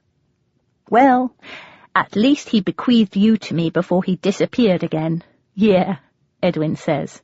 Then he laughs again and says, so, now I have a sister who says bequeathed. When I say goodbye to this funny, familiar brother of mine, I'm hit by a profound sorrow. In the hope that it'll help me figure out where it's coming from, I start walking around the city. By the time I reach the Hudson River, I realize that Edwin's arrival probably means that I've seen the last of my father. I know Walt loves me, but Walt's image of himself as a great man is as important to him as breathing. When the child who most resembles him called him a coward, it must have shaken him to the core. Walt has spent his life, and probably made his living, keeping secrets, other people's as well as his own. Honest, direct communication is not something he values or is familiar with. Much easier for him to cut me off again than deal with the me I have become. Having finally found out the truth about the people I came from, not just the parts that are easy to deal with, but all of it, I find I can't lie to myself anymore. About anything. I can't lie to other people either. What Walt doesn't know, and what I didn't know until this moment, is that the profound disappointment I feel doesn't make me love him any less. Perhaps in a way, it makes me love him more. If Walt can be imperfect, then so perhaps can I. Walt doesn't know how to say he is sorry, but I do. I am English after all, so I stop at a phone booth and leave him a message. I don't tell him I love him. I'm still way too English for that. I don't say goodbye either. Instead I say, I'm just calling to let you know that it's okay by me for you to be human, Walt. I understand all of it. And, well, thank you for sending me Edwin. Chapter 53. When I finally get back to my apartment in Union Square, I'm too exhausted to think anymore and realize I have lost my keys. I try calling Elfrida, but she doesn't pick up. I bang on the door for half an hour, but she stays asleep. I go back downstairs to where Farik the doorman is sitting in his usual place by the elevator chanting the Quran. I ask him if he has a spare key to the apartment. He shakes his head to indicate a negative answer to this and keeps chanting. Well, please will you help me bang on the door to try to wake Elfrida up? He stops chanting long enough to tell me that, according to the Quran, when people are asleep, they are in a holy state, and that you should therefore never wake a sleeping person. You will sit next to me until the morning, Farik says, pointing to a grubby-looking chair in the corner off the hallway. I bloody will not. I look at my watch. It's 1:34 a.m. Who can I call at this hour? 15 minutes later, I'm standing outside Jack's apartment. His hair is tousled, and he isn't wearing a shirt. Come in, he says. I'm so sorry to wake you, I say. I'm so sorry. Well, thank you. How did it go with your brother? Great. He's great. Half naked, Jack looks as sexy as Harry Connick Jr. when he took off his shirt in Pajama Game. Do you have something I could sleep in, I say. I don't want him thinking I'm here to sleep with him, because I'm not. Jack gets a pair of sweats out of an immaculately packed drawer and hands me a T-shirt. "You can change in there," he says. He shuts the door to the bathroom behind me. I put on his sweats and T-shirt and open the door. "Are you gonna sleep in your shoes?" he says. I stare at the sneakers on my feet. I never wear socks. I'd like to say it was a fashion choice, but the truth is I can never find them. There are consequences to this. "I really think that as your apartment is so small, I should keep my shoes on." Jack looks blank.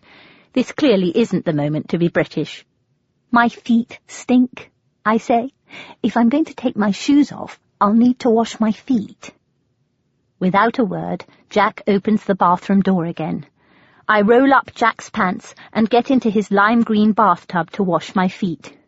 When I turn on the tap, instead of the bath water, Jack's powerful shower rains down on me in a torrent. I let out a little scream. "Everything all right in there?" Not really," I say. "Can I come in?" "Okay." I'm standing in Jack's bathtub in his soaking wet T-shirt and sweats. I wait for the tone of irritation, but it doesn't come. Actually, Jack is laughing and, as seems to be his wont, handing me a towel. "I have a wide selection of T-shirts, ma'am, if you insist on wearing clothes in 90-degree weather." "I do," I say, padding after him. "Thank you so much," I say, as he hands me a Ray Davies T-shirt and a pair of green boxer shorts with monkeys on them. "You're welcome so much," he says. "I don't want to keep you up," I say, after I've changed. I'm looking at everything but Jack, who is still half naked. "Here, take the bed," he says. "Finally, I'll take the couch." No, I can't do that. You take the bed." "Take the bed, Pippa." I'm lying, once again, between Jack's crisp green sheets. Only this time I don't have concussion. I tried to think of Nick, but I can't. I can think of no one but the man lying 6 feet away from me. He is overwhelmingly sexy without his shirt on. His eyes are filled with kindness and humour and fondness for me. He might be in love with someone who isn't here, but he is not gay. I've never made the first move with a bloke, ever. But suddenly I am tired of the way I have been, tired of being passive, tired of just responding to events. I want to initiate something. I'm an American now. It's time to come right out with it. So I say, "Is the sofa comfy?" "Uh-huh." Jack's voice is deep in the dark. "How's your back?" "Okay." "It doesn't hurt on the couch, then?" "What?" "Your back." "Nope." Jack doesn't say anything. Then, "Pippa." "Yes?" "Do you want me to get into bed with you?" "Yes." And he does. And we lie next to each other in the dark of Jack's tiny apartment, not moving for a few moments, my friend and I. We're both in love with other people. I'm safe. He's safe. It's not a betrayal of Nick. Not really. I mean, Nick and I haven't slept together yet. Not yet. "I'm glad you're not gay," I say. Jack laughs quietly. And then, slowly, in unison, we turn toward each other in the dark, and we kiss. Jack's lips are soft and full, and he smells wonderful, as always. Jack. Jack. My dear friend Jack. And then he's not my friend anymore. He's a sexy, irresistible, demanding man who is clearly capable of devouring me. And he does. And then I find myself burrowing under what the English would call a duvet and the Americans would call a comforter. And then I find him. "Pippa?" "Yes?" My voice sounds muffled from under the sheets. "Are you sure about this?" "Well, you've had a shower, haven't you?" He laughs, but only briefly, because then we're somewhere else, Jack and I. Later, wrapped tightly in each other's arms, we sleep deeply until the morning. I wake up to the first sense of peace I've had in years, It's not just the fact that Jack is, without a doubt, far and away the most unselfish lover I have ever had, or that I climaxed 3 times in a row. It's also because the panicky feeling isn't there. I know Jack's not going anywhere. At last, at long, long last, I can lay down my guard and relax. And then my cell phone breaks into this perfect moment. Perhaps if I hadn't picked it up, things would have turned out differently. But I have not yet learned that there are times in life when one should pick up one's cell phone and other times when it's best to just let the damn thing ring. Chapter 54. The voice at the end of the phone belongs to the new receptionist at the Souk Gallery. She has exciting news. Nick Devang, the Nick Devang, is in the gallery and looking for me. "He's gorgeous," she says breathlessly. "He was wearing a gold silk suit. I think it was Armani." "Well done, Nick, I think. You've just turned the image of the starving artist on its head." The receptionist goes on. "Nick wants to meet me at the entrance to Central Park at 3. My soulmate, the man I am destined to love, is in New York, and I am in bed with my best friend." Heart beating, I turn off the phone and glance over at Jack, still naked, tousled, sexy, there. Nick's finally come for me. What have I done? "What is it?" Jack says. "I have to go," I say, avoiding Jack's eyes. "Nick's in town." Jack doesn't say a word. My overalls are still stuffed into the towel rack in Jack's bathroom in a horribly crumpled state. If I hurry, I'll have time to go to Filene's basement to pick up something other than Jack's Ray Davies shirt and sweats to wear to meet Nick. I scrabble about in my bag. I've got a stick of lipstick somewhere. That'll have to do. I look over at Jack again. I want to get back into bed with Jack, but Nick's words ring in my head. Avoid safe places. They're so very hard to escape from. Last night was, well, amazing, I say to Jack, but... Jack's face is completely without expression. "I know you're in love with someone too, Jack, or I'd have never let last night happen. You are, aren't you?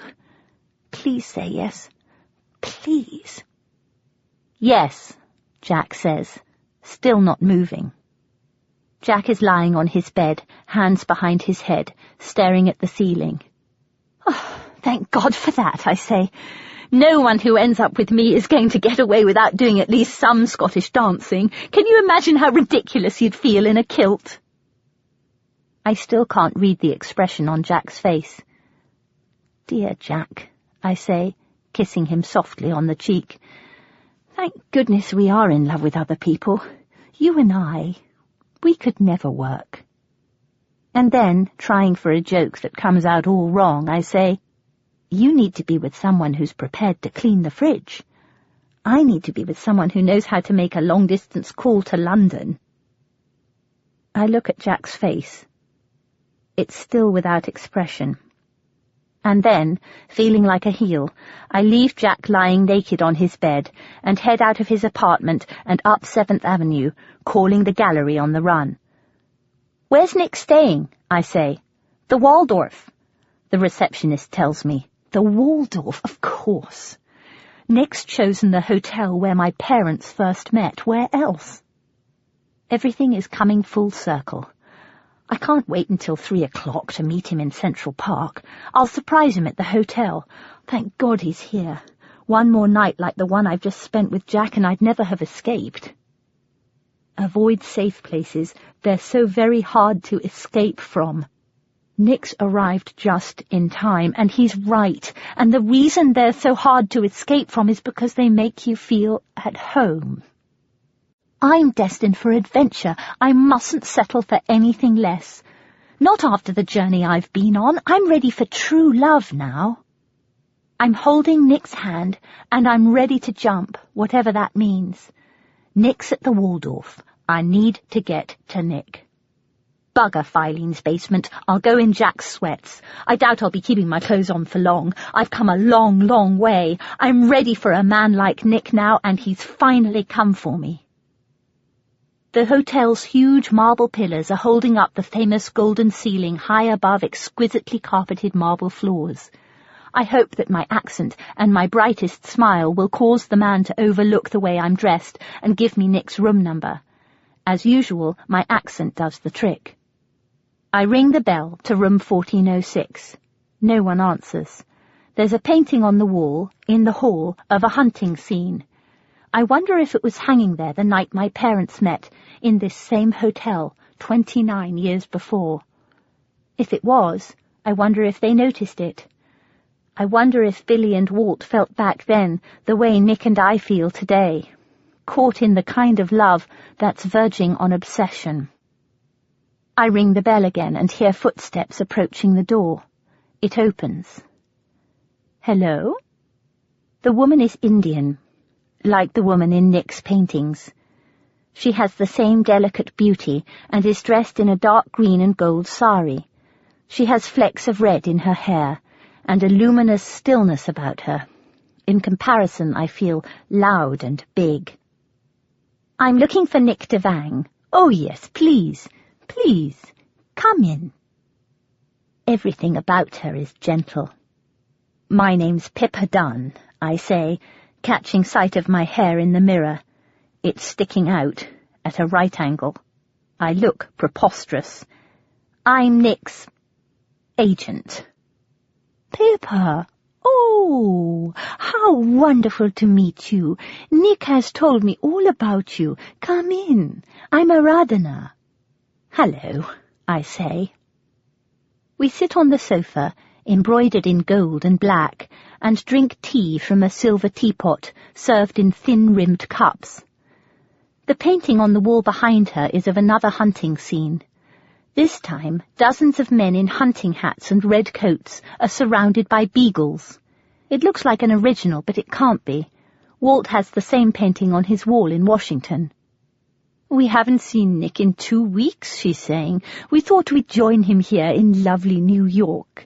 The hotel said he's expected back sometime this afternoon, she says. She's handing me a sandwich with no crusts on a silver tray.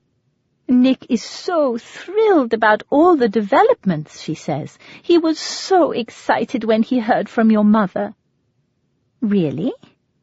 To be working with the genius who once represented Marvel, it means so much to him. He speaks of nothing else. Mina! Nicola! 2 tiny children, aged about 3 and 5, come into the room, followed by another woman, clearly their nanny, in a sari. The boy is dressed in a light blue suit, and the girl is wearing a little gold dress. They have beautiful brown eyes, and they are shy and achingly beautiful. They look just like him, don't you think? She says. I do. Hello, I say, rummaging in my handbag for some chocolate. 2 pairs of tiny hands reach out and take my emergency Hershey bar and yellow box of peanut M&Ms. The nanny is smiling. Aradhana is smiling. She looks radiant and so proud of her Nick. I cannot destroy her happiness. I will not. Aradhana, it is wonderful to meet you at last, I say. The lie takes everything I have. Then I tell her I have an urgent appointment and need to go. Nick will be so sorry to have missed you, she says. I bet he will. She has such gentleness about her. Oh, he's married with children. Oh, what a fool am I. I smile at her again because her peace of mind depends entirely on her not knowing why I am here. I so hope we can see you again while we're in town, she says. Perhaps we can do something together with the whole family. Her voice is soft and sweet. That would be lovely, I say. Perhaps we could take one of those boat trips around Manhattan, she says. What do they call it? The Circle Line. Yes, she says. the circle line. I walk away from the Waldorf, realizing what a total fool I have been. The Nick I built up in my mind wasn't any more real than my idealized birth parents were. But, oh, the sense of betrayal. How it stings. With it comes the first sense of absolute clarity I've had since I landed in America, and I know what I must do. Still wearing Jack's clothes, I find Earl Grey and drive straight to Billy's house. Only this time, I'm not coming as Billy Parnell's daughter. This time, I am coming as Pippa Dunn. Chapter 55. At the end of the drive, Billy's house looks dilapidated and dark. The smell of dirty carpet and general neglect hits me hard as I walk through the door. "Billy?" She's wearing purple overalls and a red shirt. Her lipstick hasn't quite reached the edge of her lips, and she's carrying a huge pile of papers. Heathcliff rushes past her, tail stretched towards the ceiling. One of the tiles on her ceiling has come loose and fallen to the floor. Her earrings tinkle as she turns her head toward me. "Honey!" We stare at each other for a second, Billy Parnell and I. We've come a long way since our first meeting. We still look the same, pretty much, and yet we're no longer looking at ourselves reflected. "Well, hi," Billy says. I walk across to the couch and sit down on the edge. The light isn't working and I can smell cat food as usual. No need for small talk. I'm an American now. I can come straight to the point. "Have you been in touch with Nick?" She's standing by the door to the kitchen. Her laughter breaks through. "Oh, honey, I have missed you so much." She's delighted I'm there. She moves toward me for a hug. I'm not giving in to it. Not this time. "Have you been in touch with Nick?" I say again. She stops and walks toward the window to put the papers down. "Have you told Nick you're going to represent him?" I hope that I've misunderstood what Aradhana was saying. I want my suspicions to be a mistake. But as I watch her debate whether or not to tell me the truth, I know that I am right. She turns toward me, eyebrows raised. "Well, clearly you know I have, or you wouldn't have come storming in here like Boadicea with PMS. I love watching you when you're this angry. You remind me so much of Mother, who—" But this time, I refuse to let her sweep me away on one of her tangents. "Without consulting me, Billy? God damn it, will you just stay on the subject just this once?" Billy stops talking. "Why didn't you tell me, Billy?" My voice is calm and clear. "Well, I tried," she says, finally, in an utterly reasonable tone. "Really, I tried, but it's real hard to consult someone who won't pick up the phone." "What did you say to him, Billy?" "I don't remember exactly." "Billy!" "Well, I might have said that you were a little disorganized." "Well, you are, honey. I mean, you could sell sand to the Arabs, but organized you are not, and I might have said something about experience counting in these things." Then she says, "It was Nick who asked me to represent him, honey, not the other way around, and I only agreed for you." "What?"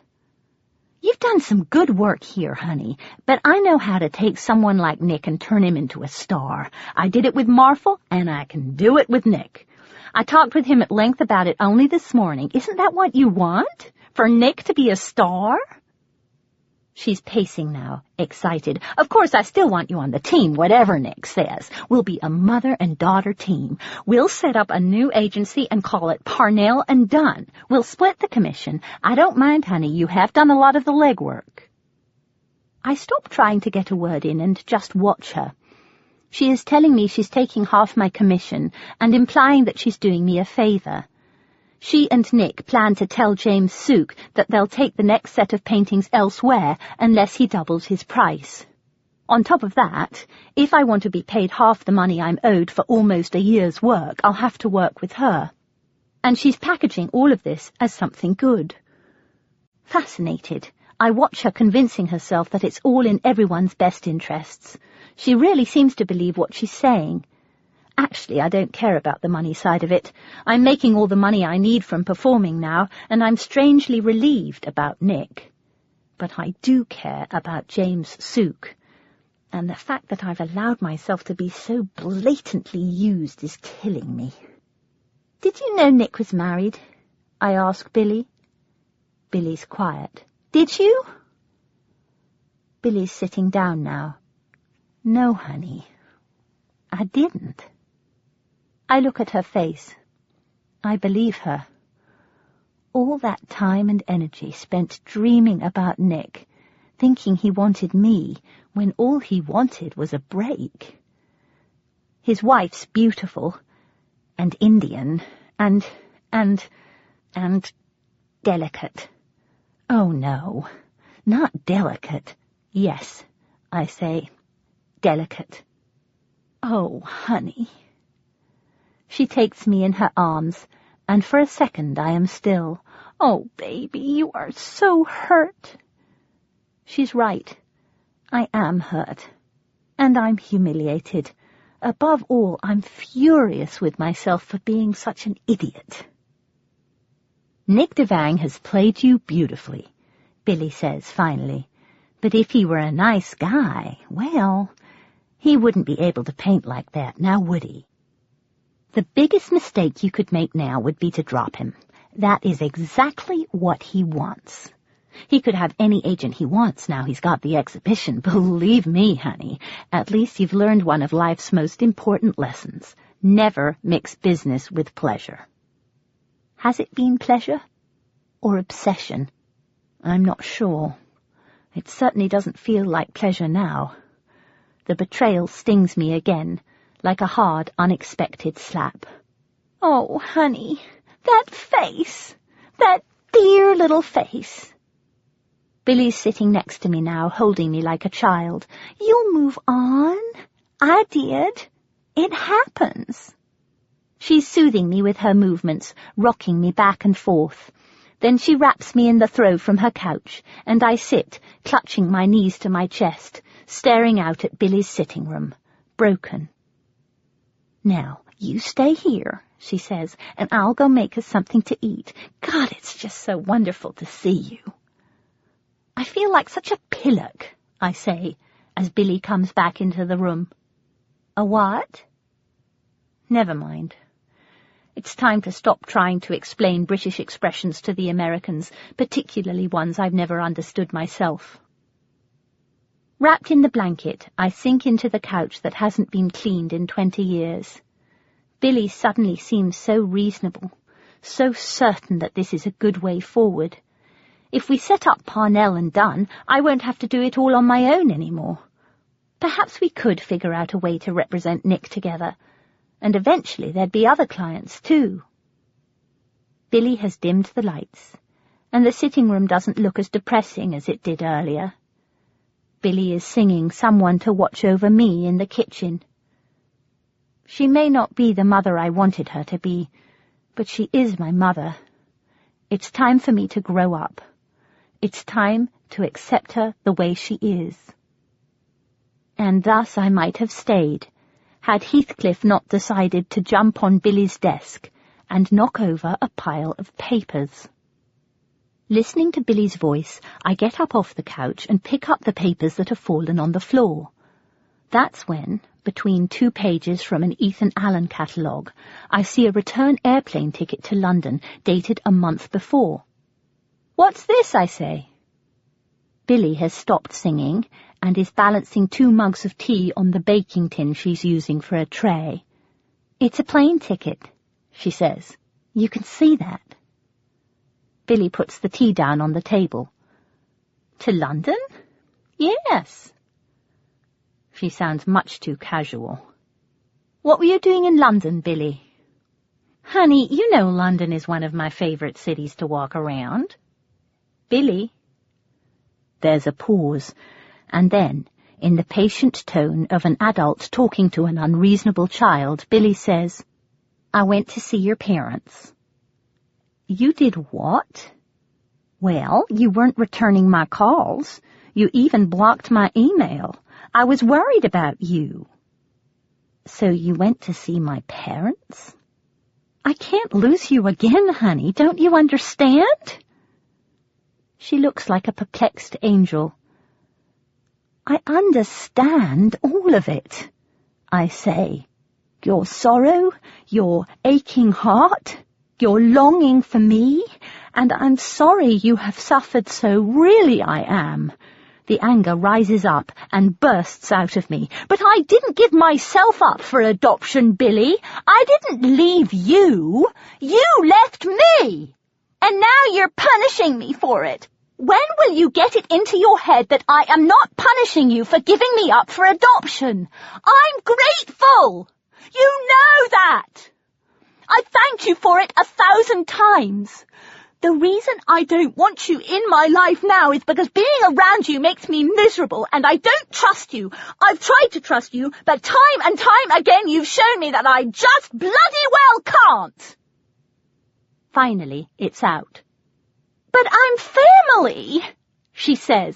"I didn't come to America to swap families, Billy. Oh, thanks for the nappy changing and the education and the skiing holidays, Mum and Dad. Now I'm buggering off to join my real family." "So you feel a sense of duty toward them?"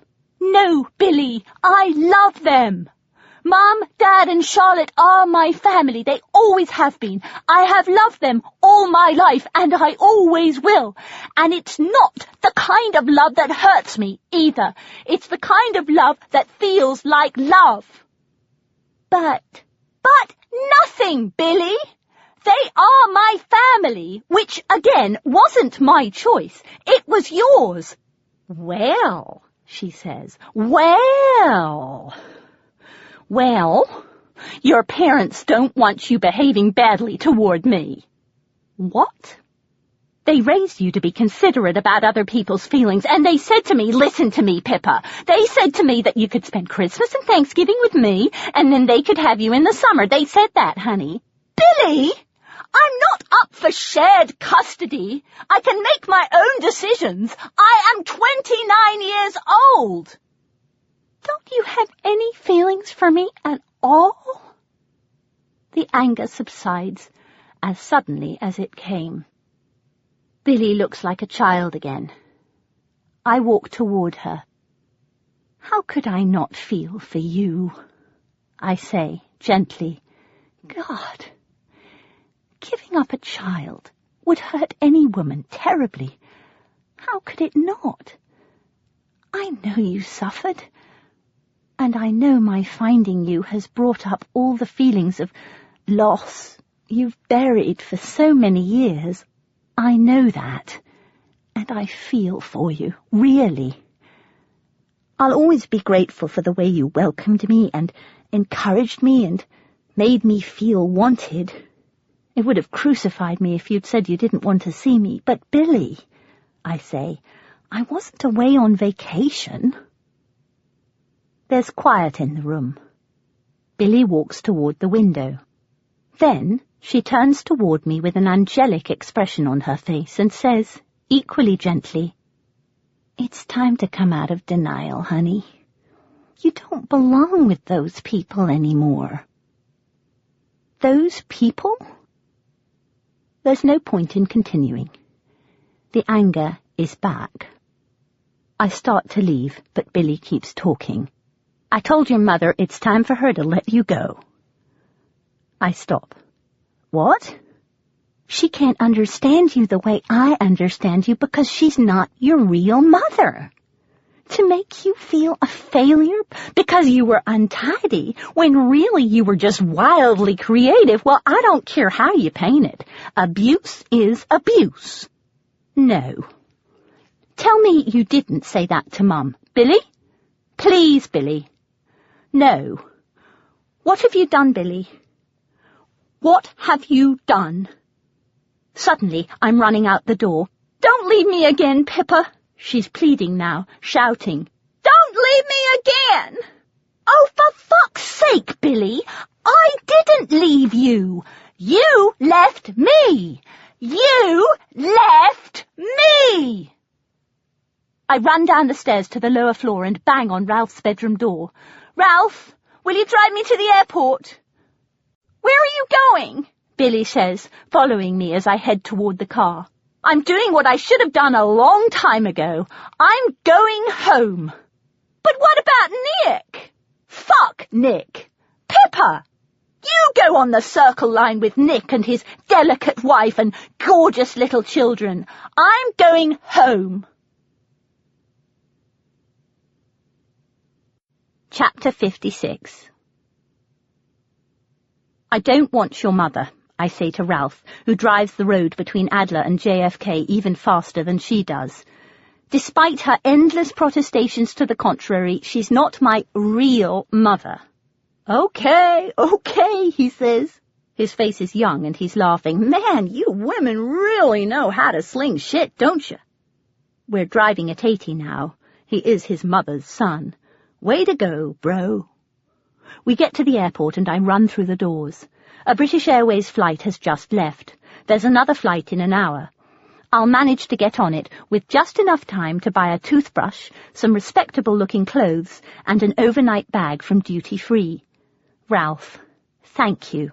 Hey, I'm cool, he says, and smiles. Good luck, Ralph. An American voice booms out across the airport. You are not required to give money to solicitors. This airport does not support their activities. I can't help laughing, because even though I'm an American now, I'll always be English too, and to me, a solicitor will always be a solicitor, not a solicitor, if you know what I mean. And then I'm on the airplane, and the whirlwind's back. Billy has said the one thing to Mum and Dad that I never, ever wanted them to hear. I'll never regret finding and coming to know my birth parents. The parts of me that no one else recognized, they recognized. The talents I knew were within me, they validated.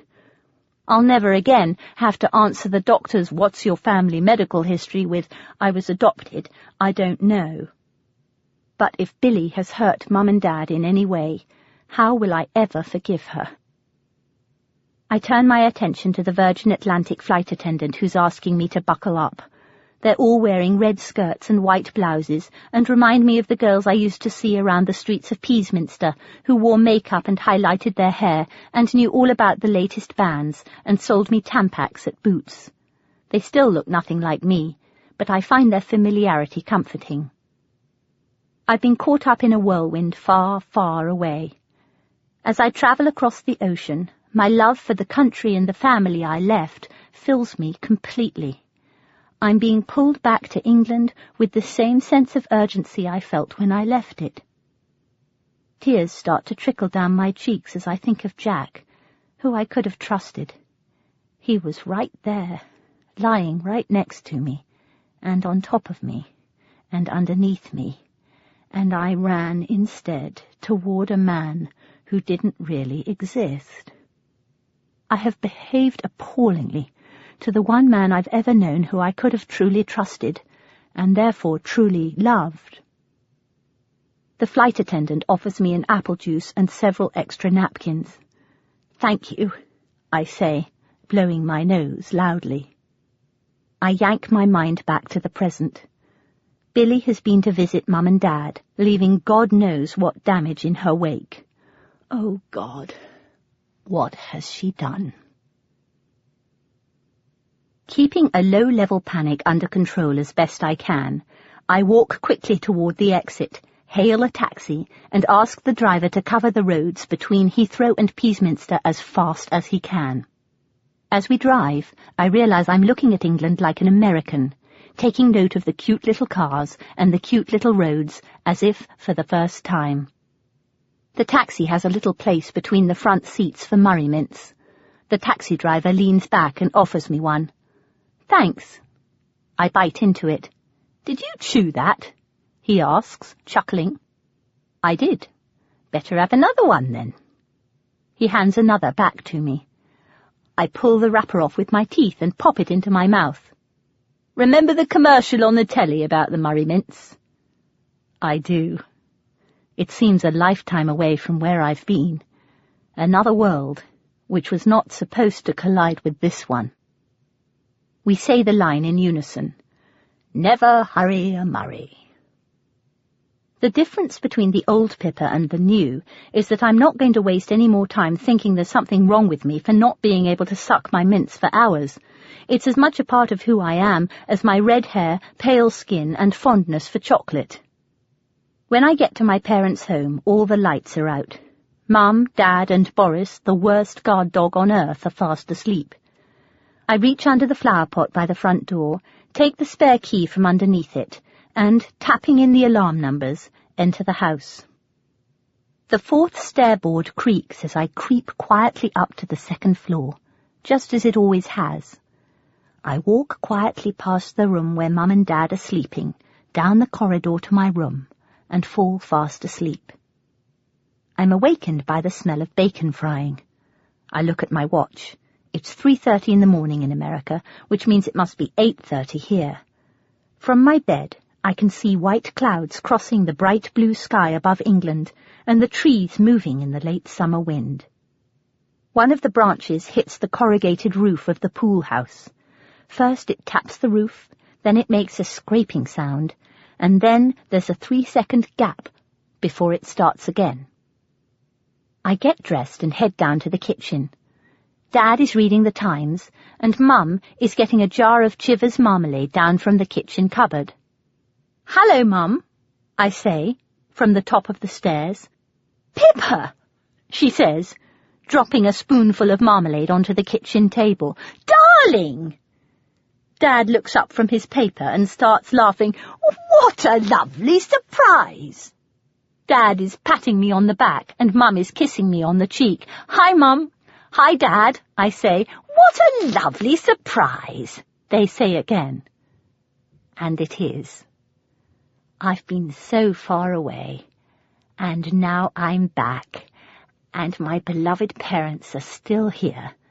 Nothing has changed in their world. They are still doing the same thing they've been doing since I went away. They woke up at 6. Dad went downstairs and made Mum a cup of tea and brought it upstairs on a tray with 2 Garibaldi biscuits, otherwise known as squashed flies. After listening to the World Service and reading the paper, Mum went down to the kitchen, still in her dressing gown, and made Dad a cup of coffee, in the royal wedding mug, which they bought from the village fete in Barnfield 25 years before. Charles and Diana looked young and in love, and the whole country believed it would last forever, because they wanted it to. "What a splendid suitcase," Dad says, when he sees my smart new plaid suitcase with buckles. "Not too full, either. Well done, Pippa." "Dear Dad, it doesn't take much." They seem okay, but are they really? My heart is pounding. "How is everybody?" I say. "Oh, fine," Mum says. "Charlotte and Rupert spent last weekend in Cornwall eating scones and clotted cream. This weekend they're biking it all off in Wales. They'll be so happy to see you." I open the door to the bread bin, take out a thin piece of Waitrose whole wheat bread, and put it in the toaster. Then, waiting for the toast to pop, as casually as I can, I ask them if they've had any visitors. "Mary came yesterday," Dad says. "She's been feeling low since Mabel got mangled, but your mother cheered her up no end." New York has guns, Peaceminster has farming machinery. Mary's friend Mabel was killed by a combine harvester one sorry afternoon last May. "Any other visitors?" I say, waiting. "Only Poppy," Mum says, "to talk about the village fete. We're thinking of having an egg and spoon race next year." "Farted up a storm all afternoon," Dad's hooting with laughter. "Alistair," Mum says. "Anyone else?" "No," they say. "Is anything wrong, darling?" Mum is looking at me carefully. "Yes." Dad stands up, folds his newspaper under one arm and signals to Mum that he's going into the next room to listen to some music. "Bring your toast and Marmite out to the porch, darling," Mum says. "We can talk there." I put my toast on the Peter Rabbit plate I've used since I was a child. I carry it through the house, past the oriental carpets and the wooden cedar chest to the porch, and sit down on the wicker chair. Mum has recovered the cushions since I was last there. I can smell freshly picked tomatoes ripening in a bowl next to the swimming pool heater. "Mum," I say, sitting down, "are you all right?"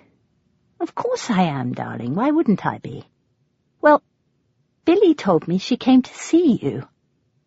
"Ah," Mum says. She takes off her sunglasses and turns toward the garden. A tiny robin is hopping around one of the croquet hoops, trying to pick up something off the grass. I can't see what. Mum turns back toward me. "Did she come here?" I ask. "Yes." "When?" "About a month ago." "Oh, Mum, why didn't you tell me?" "Probably for the same reason you haven't told us about what's really been going on with you." She's stating a fact. There's no criticism in her tone. "I suppose I didn't want to worry you." My throat constricts. She didn't want to worry me? What happened? Chapter 57. Dad and I had been to see the Saturday matinee at the Marathon, Mum says. It was a very interesting play about Isadora Duncan, the one people always used to say you reminded them of. The one who got strangled by her scarf? Yes, that Isadora Duncan. Well, anyway, I drove your father home afterward, and then, because we were on Weight Watchers and I didn't feel like cooking, I popped down to Sainsbury's to get us a lean cuisine for supper. They're so good, especially the ones with the salmon and rice in the white sauce. When I got back home, there was a red rent-a-car in the driveway. It's Billy's favourite colour, I say, trying to keep things light, despite the fact that I am terribly afraid of what I am about to hear. Mum tells me she walked into the kitchen and saw Dad talking to a woman in white furry boots and a multicoloured jumpsuit.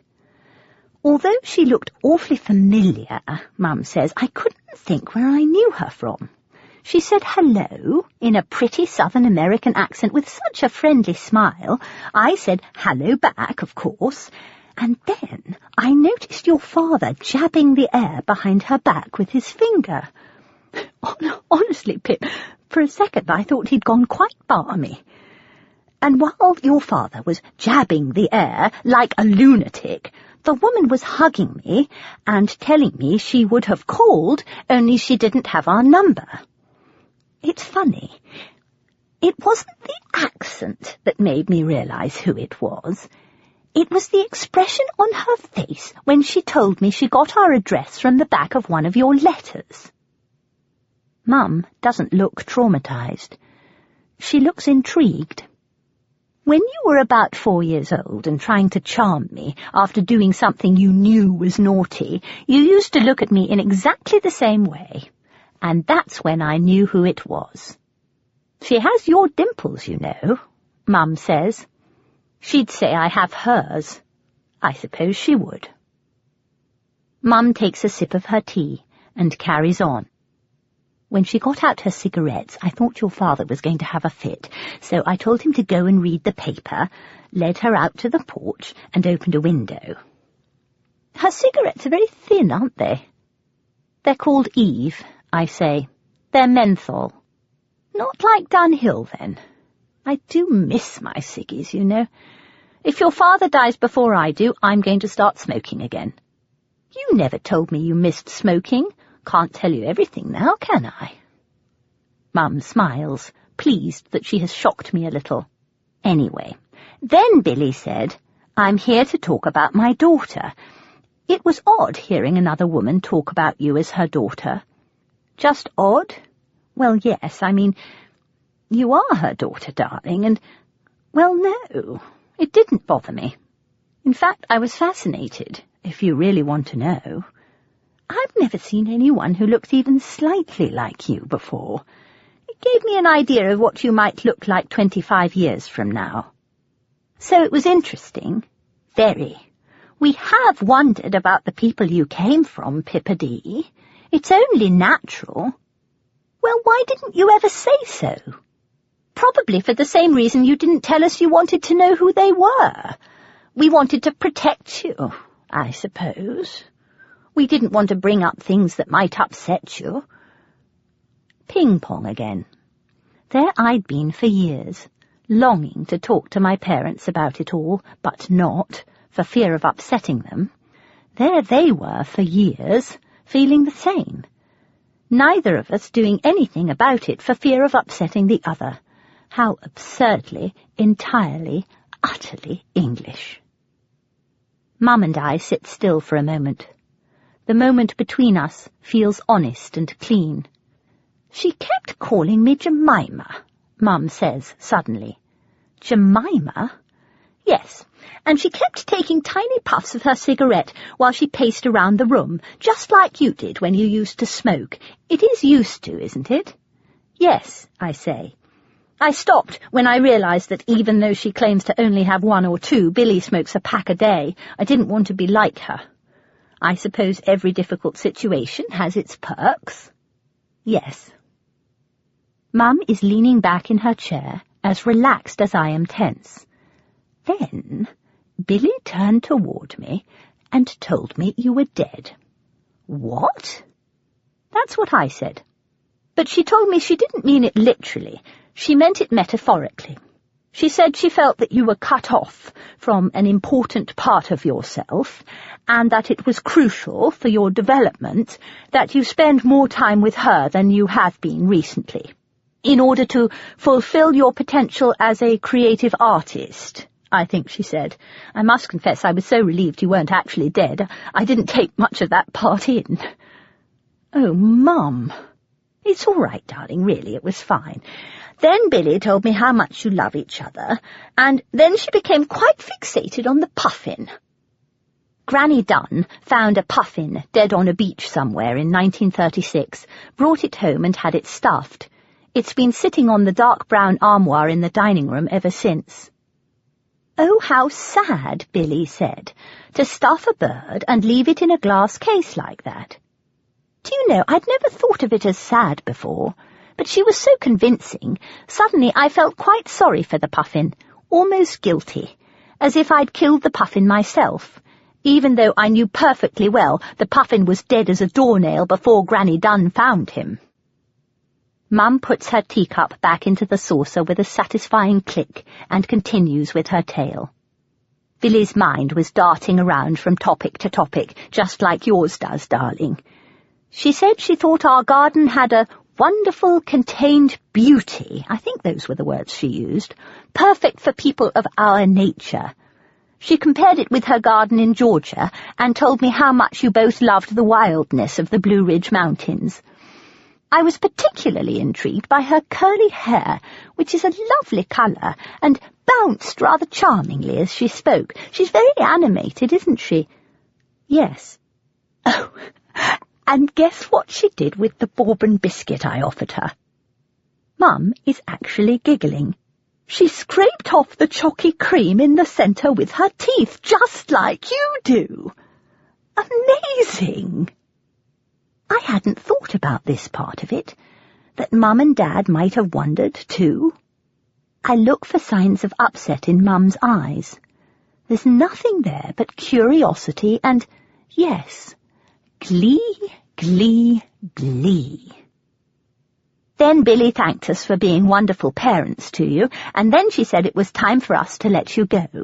She said we were adult women, she said there was no point in sugarcoating things, and she was going to get straight to the point, and then, after meandering quite charmingly around several subjects for a minute or two, she told me I didn't understand you like she understood you, because I'm not your real mother. My heart is beating fast. She did hurt, Mum. Oh, God.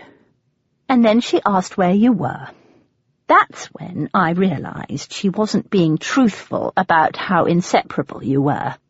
I imagined that you probably needed some time and were therefore avoiding her, but it was quite clear she didn't want to give you any time and was trying to find out where you were. With everything you've had to absorb during the past year, I thought she was being unspeakably selfish. Oh, Mum. But I thanked her for coming to see us and told her how grateful we are to her, and we are.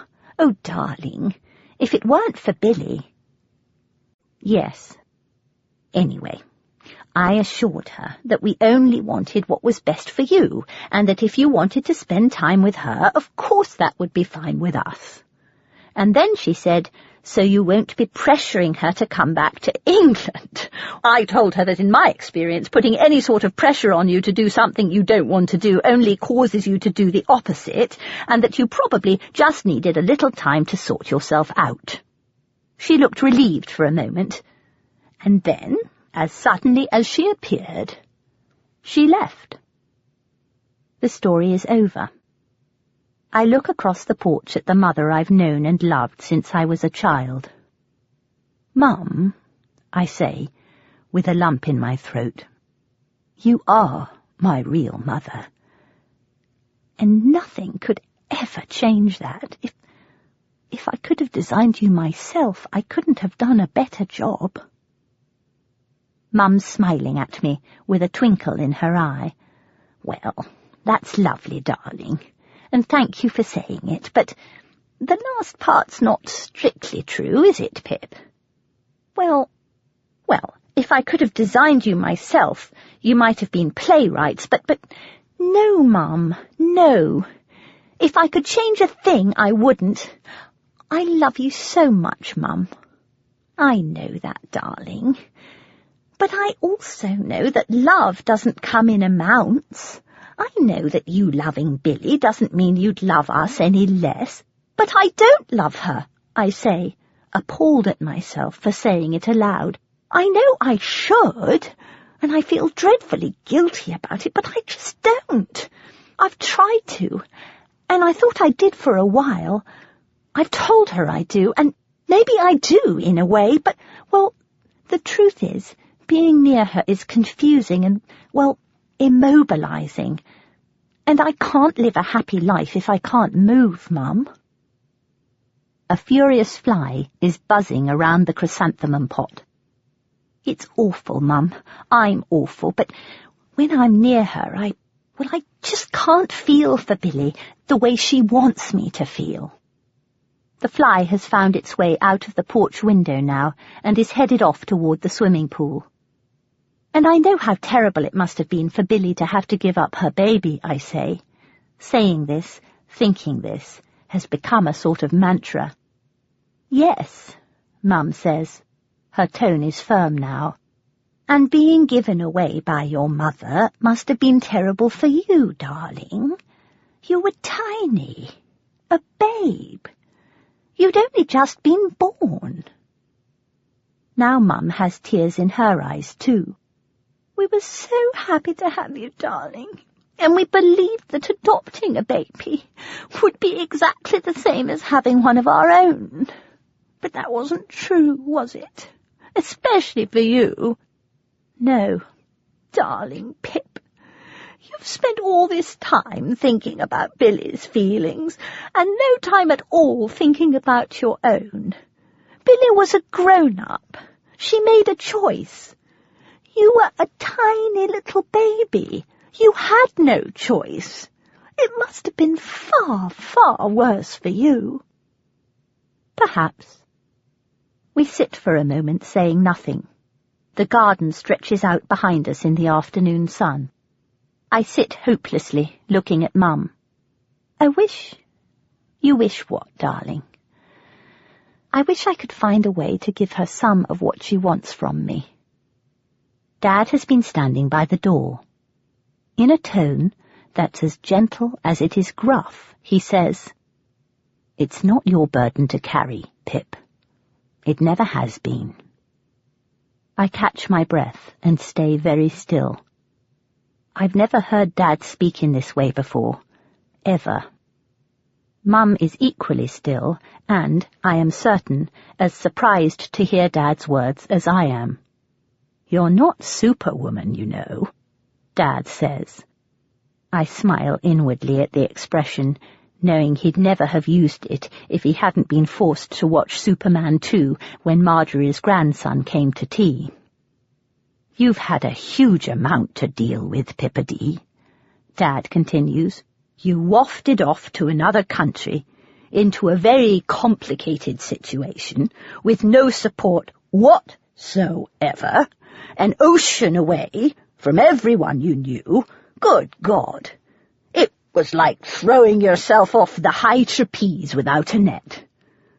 Meeting Billy and what's-his-name as a grown-up meant you've had to completely reassess who you are, while dealing with what must have been overwhelming emotions. That would have been difficult enough for anybody." I dare not move.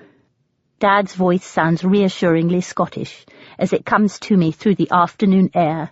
His hand rests steady on my shoulder. "Add to it this, how can I put it, this hole Billy has inside her that she's been asking you to fill. Well, it's not fair of her to expect you to do that, Pippity. It's not your responsibility. It's hers." The knot inside me loosens a little. "The years we're granted to live on this earth are few and precious," Dad says. "You have a right to live them happily. You don't have to carry Billy's burden, darling. It's not your burden to carry. Put it down, Pippity. Just put it down." With that, the father I thought didn't understand me at all pats me awkwardly on the shoulder and goes back into the house. Mum doesn't move, but I detect a little extra light in her clear blue eyes. And then something happens, inside me. There's another shift. The thoughtful words, spoken by the father who fed me, loved me, and nurtured me when my other father could not, open the doors to the sense of peace I've been aching for all my life, which floods into the heart of my being. With my father's words, the thick, ugly knot of guilt inside me finally comes untied, and everything I've been holding in for so long in order to protect people who did not need to be protected finally has permission to come out, and I start to cry. Mum sits next to me and hands me Kleenex after Kleenex from the yellow tissue box which Dad has brought into the porch from the top of the downstairs loo. Dad appears at the porch door every so often, checks to see if I am still crying, and then disappears back into the house. And then, as the afternoon turns into evening, I tell Mum everything I've told you, about Billy and Walt and my life in New York. When I tell her about Jack, her expression changes slightly.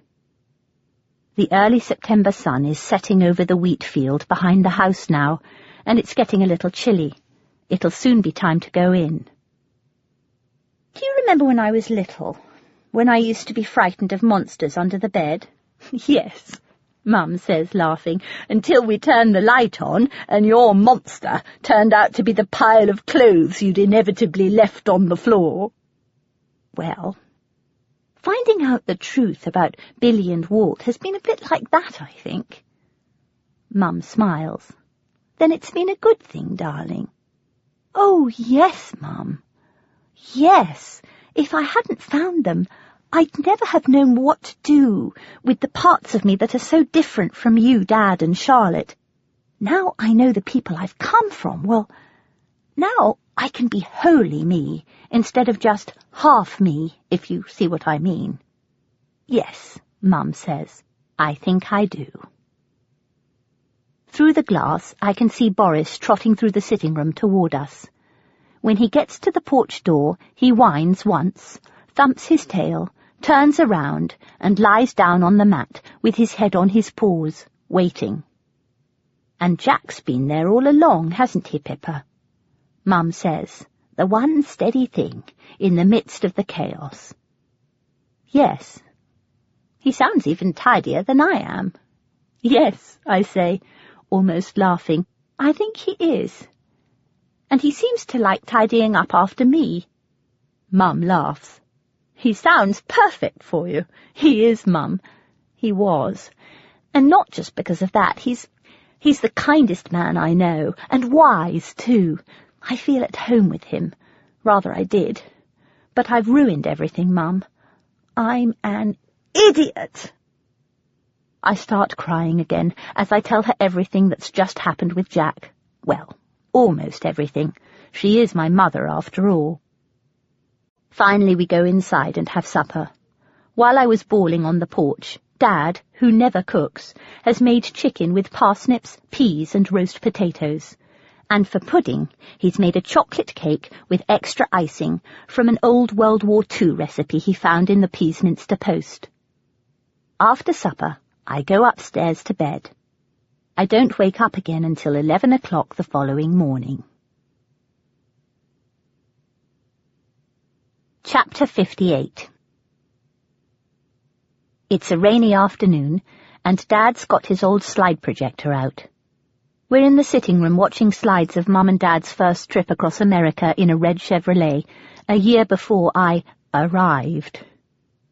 Mum's serene and graceful and beautifully dressed, with her straight blonde hair pushed back in a light blue hairband. Dad's hair is blonde too. He looks young and handsome. He's wearing a green tartan beret and smoking a pipe, and looks, well, extremely Scottish. Both of them are 3 years younger than I am now. They assume that conceiving a child of their own will be easy. They don't know, yet, that they will have to go through the agony of discovering they can't have children of their own. They don't know, yet, that they will be adopting me. In the next set of slides, I'm a bawling infant. "That's you, Pip, outside the adoption agency," Dad says. "No, it's not. It's the foster home," Mum says. In the next picture, I'm looking up at my new mother with a peaceful expression on my face. I do not look pained or unhappy. I look cosy in Mum's arms. Safe. Mum is beautifully dressed, in an elegant blue and white dress this time. Her hair has been styled in a pretty blonde flip, and she's wearing red lipstick. Dad's wearing a tie and an elegant suit. His hand is reaching out for mine. Mum chuckles. The first thing Granny H said was, "Look at her red hair, all spiky, sticking up like a little bird." "That's exactly what Billy wrote in the letter just after she had me," I said. "The very same phrase." It's a huge relief not to have to censor myself anymore. "You looked just like Woodstock from the Peanuts cartoon." They giggle. I look at the pictures I've seen many times before, only this time I know who the baby Pip looks like. She looks like Walt and Edwin and Ashley, and a bit like Billy too. She still looks nothing at all like the parents who adopted her. In the following picture, I see a little red-haired girl, impeccably dressed, holding her ice cream cone reluctantly out to her father, who is taking a big lick of it. In the next picture, she's in a paddling pool with her little sister. In the next, she's running naked around an English garden, in and out of croquet hoops, surrounded by doting relatives drinking tea. In the next, she's 8 years old, camping in the Serengeti Game Park. There she is surrounded by other half-naked children, building the dam in the river where the hippos bathe, down the hill from where Charlotte and I got charged by the elephant.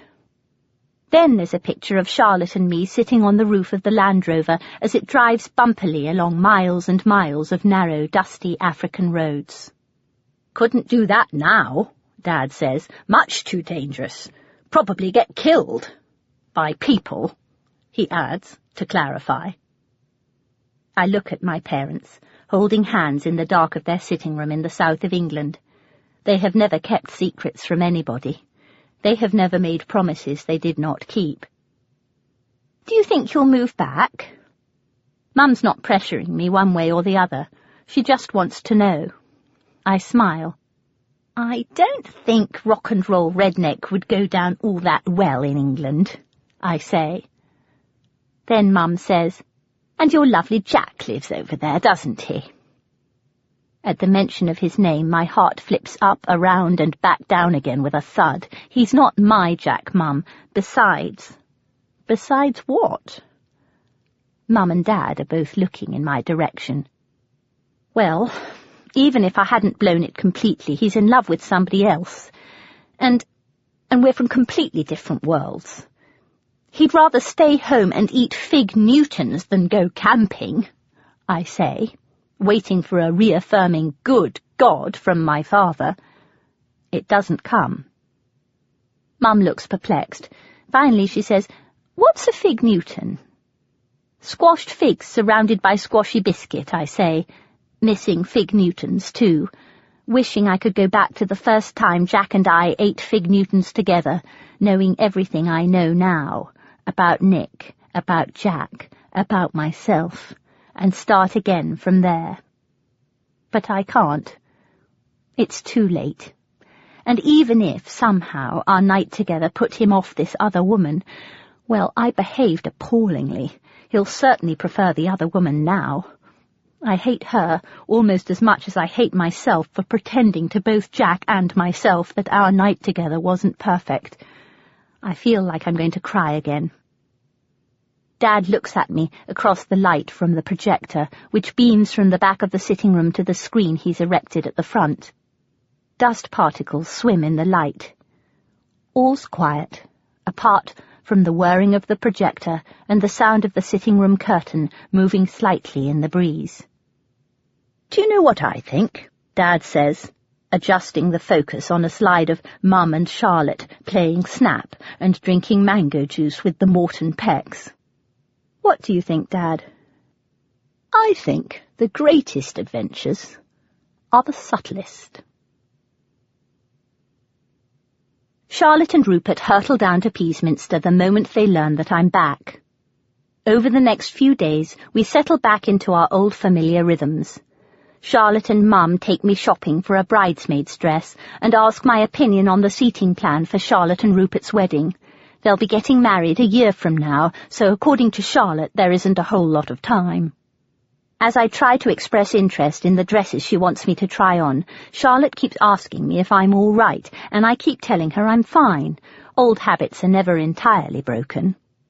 The main difference, perhaps, is that during the past year, I appear to have lost the art of hiding what I'm really feeling from both myself and the people I love, and I no longer feel that it matters. Chapter 59. On Saturday night, Mum, Dad, Charlotte, Rupert, Neville and I are invited to go Scottish dancing at the village hall. For the first time since I can remember, I'm actually looking forward to it.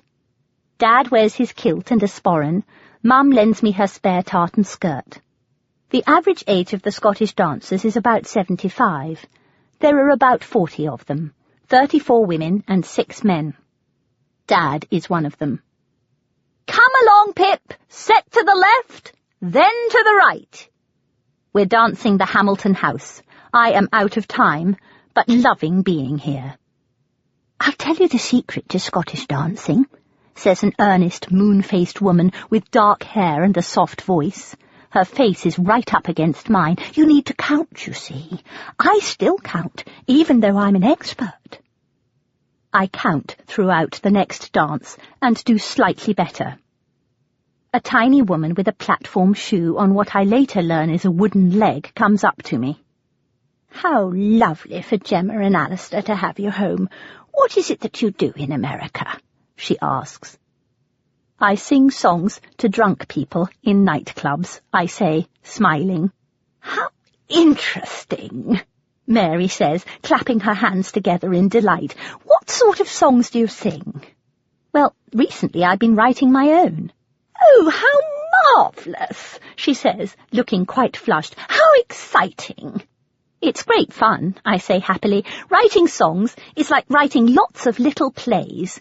"Oh, I never thought of it like that," Mary says. "How interesting. Well done." The music is starting from the other end of the room. Dad's voice is booming over the microphone. "Places, please, everyone!" "Now," Mary says, eyes alight, putting one of her arms around my back and holding my arm out with her other arm. "This next one's one of my favourites. It's a strathspey, a nice slow one. Would you care to dance? I'll be the man." "I'd be delighted," I say, as she leads me across the floor. Later, Mum tells me that Mary lost her leg in a dreadful car crash in which her husband was killed. Terrible things happen to British people as often as they happen to Americans. The main difference, I think, is how people handle them. The British don't tend to talk about horrid things that happened in their past, and Americans do. Mary, I later learn, hasn't spoken about the accident since it happened. She went on to become headmistress of St. Bart's, and to quote Mum, led a very successful life. Mary doesn't like to talk about her emotions any more than Mum does. Of course, it doesn't mean she doesn't have them. To me, Mary is living proof that denial, as a way of coping, is wildly underrated. Mary whisks me around the floor as my father barks instructions over the microphone, and a science teacher in a green kilt plays the bagpipes very loudly, walking with absolute precision up and down the hall. To my surprise, I no longer want to run from the wailing music. Instead, I really hear it as if for the first time. Something deep inside me has awakened.